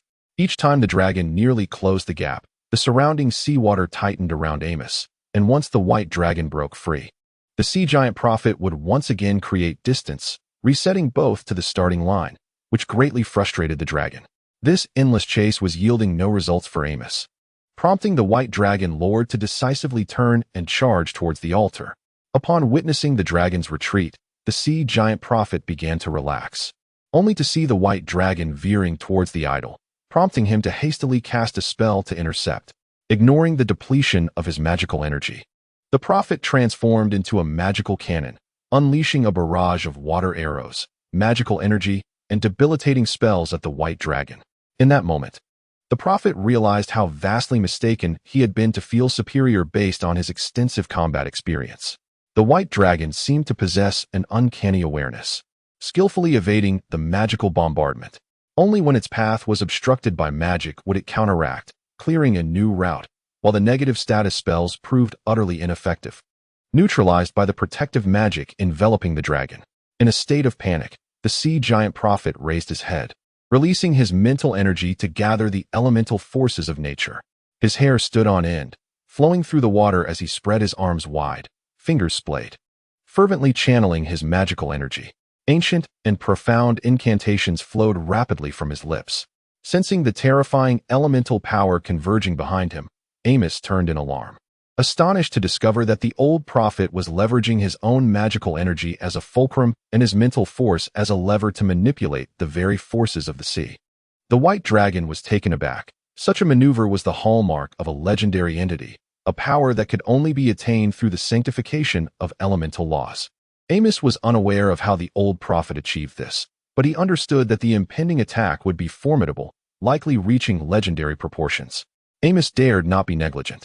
His teeth clenched tightly as he summoned the Caucasian skull, invoking a spell he had never before employed. Blood infusion. Oh! The endless crimson magical energy surged forth from the eye sockets of the Caucasian skull held in the dragon's claw, flooding into the body of the white dragon. Intricate blood-red patterns began to manifest upon the surface of its scales. Chapter 87, Metznafi. The blood infusion completed. The once radiant Caucasian skull dimmed slightly. Amos lifted his gaze. His golden dragon eyes transformed into a hue as red as blood, harmonizing with the eerie crimson markings on his white scales and the skull in his grasp, rendering the entire dragon extraordinarily sinister. The white dragon, feeling the tumultuous magic within, sensed an unprecedented surge of strength. This was no mere illusion. The crimson energy was a highly concentrated magical force emanating from the Caucasian skull itself, possessing unique qualities that consumed a portion of the host's vitality, stimulating latent potential and significantly enhancing the holder's physical attributes, as well as amplifying magical prowess. On another front, the old prophet was nearing the completion of his incantation. The magical elements within a 100-meter radius had been entirely siphoned, concentrated into the blue orb before him, seemingly poised to devour the entire world. As the final syllable of the spell resonated, the tumultuous sea and silt, once stirred by the great battle, abruptly stilled, as if time itself had frozen. The white dragon, sensing the almost stagnant waters around it, felt a chilling sensation rise from its very marrow, penetrating deep into its core as it recognized a lethal threat. Suddenly, the blue orb erupted, transforming the tranquil sea into a maelstrom, surging violently in all directions. An energy storm swept across the seabed, stirring up the accumulated silt, rendering the entire expanse of ocean a murky abyss. Amos seemed to hear a roar, after which the entire world darkened. The crashing waves assaulted the white dragon, making it feel as though it stood in the eye of a tempest, buffeted by the storm yet unable to move, as the ocean turned against it. Water compressing from all sides, the sea god roared. Soon, Amos broke free from the intimidation of the legendary magic's prelude. Sensing the rapid convergence of energy ahead, a shiver coursed through his scalp. He attempted to evade, but the surrounding waters felt as though they had solidified, rendering his movements agonizingly slow. After a slight struggle, the white dragon lord swiftly concluded evasion was impossible. He could only withstand the onslaught. Since his rebirth as a colossal dragon, the formidable dragon tongue magic, his robust physique, sharp claws, and resilient scales had imbued Amos with a profound sense of security. Yet this time, he felt utterly unmoored. To withstand legendary magic was a feat even an adult dragon might struggle with, let alone a young white dragon just embarking on its journey. Yet, clinging to life like an ant, Amos fought with all his might under the pressure of impending death, squeezing every ounce of potential from within, desperately channeling his magic. The incantations spilling forth at the edge of his limits. Earthwall spell enhanced. Ice ward enhanced. Double casting of the ice barrier. Amos performed extraordinarily, unleashing a series of defensive spells in rapid succession, fortifying himself thoroughly, yet the unease within him persisted, leaving him devoid of any true sense of safety. Suddenly, a spark of inspiration ignited in Amos's mind, leading to a novel idea. At last, the wrath of the sea god was unleashed. The magical tsunami surged forth with overwhelming force, shattering the barriers erected by the white dragon. As Amos beheld the terrifying torrent of magical energy rushing towards him, his hands and mouth moved with increased urgency. Meanwhile, on the battlefield between the golden dragon and the titan of thunder, the fierce struggle paused as the golden dragon and the sea giant chieftain sensed the ominous waves of water magic emanating from the distance. The sea giant chieftain, reveling in the moment, remarked, "It seems your little friend is in trouble." The golden dragon furrowed its brow, determined not to yield. Humph. Whether it is in trouble or not, I cannot say, but the legacy of the Wave Hunter tribe ends here. Unfazed, the sea giant turned his head to glance towards the trench, declaring, "At this juncture, I have no qualms in revealing that the portal is about to open. The Wave Hunter tribe shall depart from this wretched world to a vast new realm. Dragons, you are doomed." The golden dragon, wearing a peculiar expression, retorted mockingly. "You must still be dreaming, are you? A portal? You think you can manage that?" Herbert suppressed a laugh. "You cannot best me, and yet you attempt to amuse me with your folly? If you were capable of opening that portal, I would willingly reverse my name from this moment on." The expression of the sea giant chieftain shifted dramatically. Dragons, beings of immense pride, would never jest about their names. The golden dragon's audacity indicated an unwavering confidence. Imagining the sea giant's ignorance, likely due to prolonged concealment and a lack of information, the dragon gleefully continued. Over 10,000 years ago, after repelling the invasion of demons, the Continental Alliance established a spatial blockade on the dimensional wall of Nordhyl. Henceforth, to traverse in and out of the Nordhyl plane, one must pass through several heavily guarded external portals. The golden dragon's tone dripped with disdain. Aside from a few specifically preserved external portals in other regions of the continent, without the high-tier legendary casting ability, it is impossible to open a portal for corporeal beings to traverse. Therefore, you, a mere collection of lesser legends, dare to dream of breaking the dimensional lock? Suddenly, the golden dragon sensed another powerful surge of magical energy. Time rewound 5 seconds. Amos recalled a potential solution, his eyes brightening as he swiftly retrieved the box containing the snow spirit's core. He opened it, pouring the precious core onto the ground while hastily reciting the incantation. As Amos felt his magical energy drain to the last drop, he completed the spell just before the tsunami arrived. A massive, enigmatic ice-blue portal materialized out of thin air. As a towering 30-meter ice elemental crossed the boundaries. Responding to the ancient pact, the Winter Sovereign, Metsenofi, stepped forth. Just as Metsenofi emerged from the portal, still in the midst of uttering his lines, he was horrified to witness a legendary-level spell hurtling towards him, letting out a blood-curdling scream. "You bastard!" Quickly, Metsenofi raised his shield to protect himself. The magical tsunami collided with the spiked ice shield with a force akin to a cataclysm. The terrifying force emanating from the shield propelled the hastily defended Metsenofi backward, crashing into the white dragon, and together they collided with the cliffside. Amos felt an overwhelming, unstoppable power impact him. Before he could comprehend the situation, he was thrust into the rock face. The combination of the violent collision and the winter commander in front of him resulted in the white dragon being squished into a mere pulp. The horrific impact caused the rock layers to collapse, with shattered stones cascading down and burying the dragon and the elemental beneath, forming a small mound outside. It hurt immensely. Amos felt as though his entire skeleton had been dismantled, yet deep within, a sense of profound relief washed over him. At last, he had survived.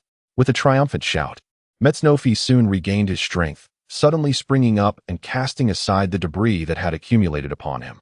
The first action of the Winter Commander was to turn and seize the white dragon by the neck, hoisting it up to confront his blazing eyes.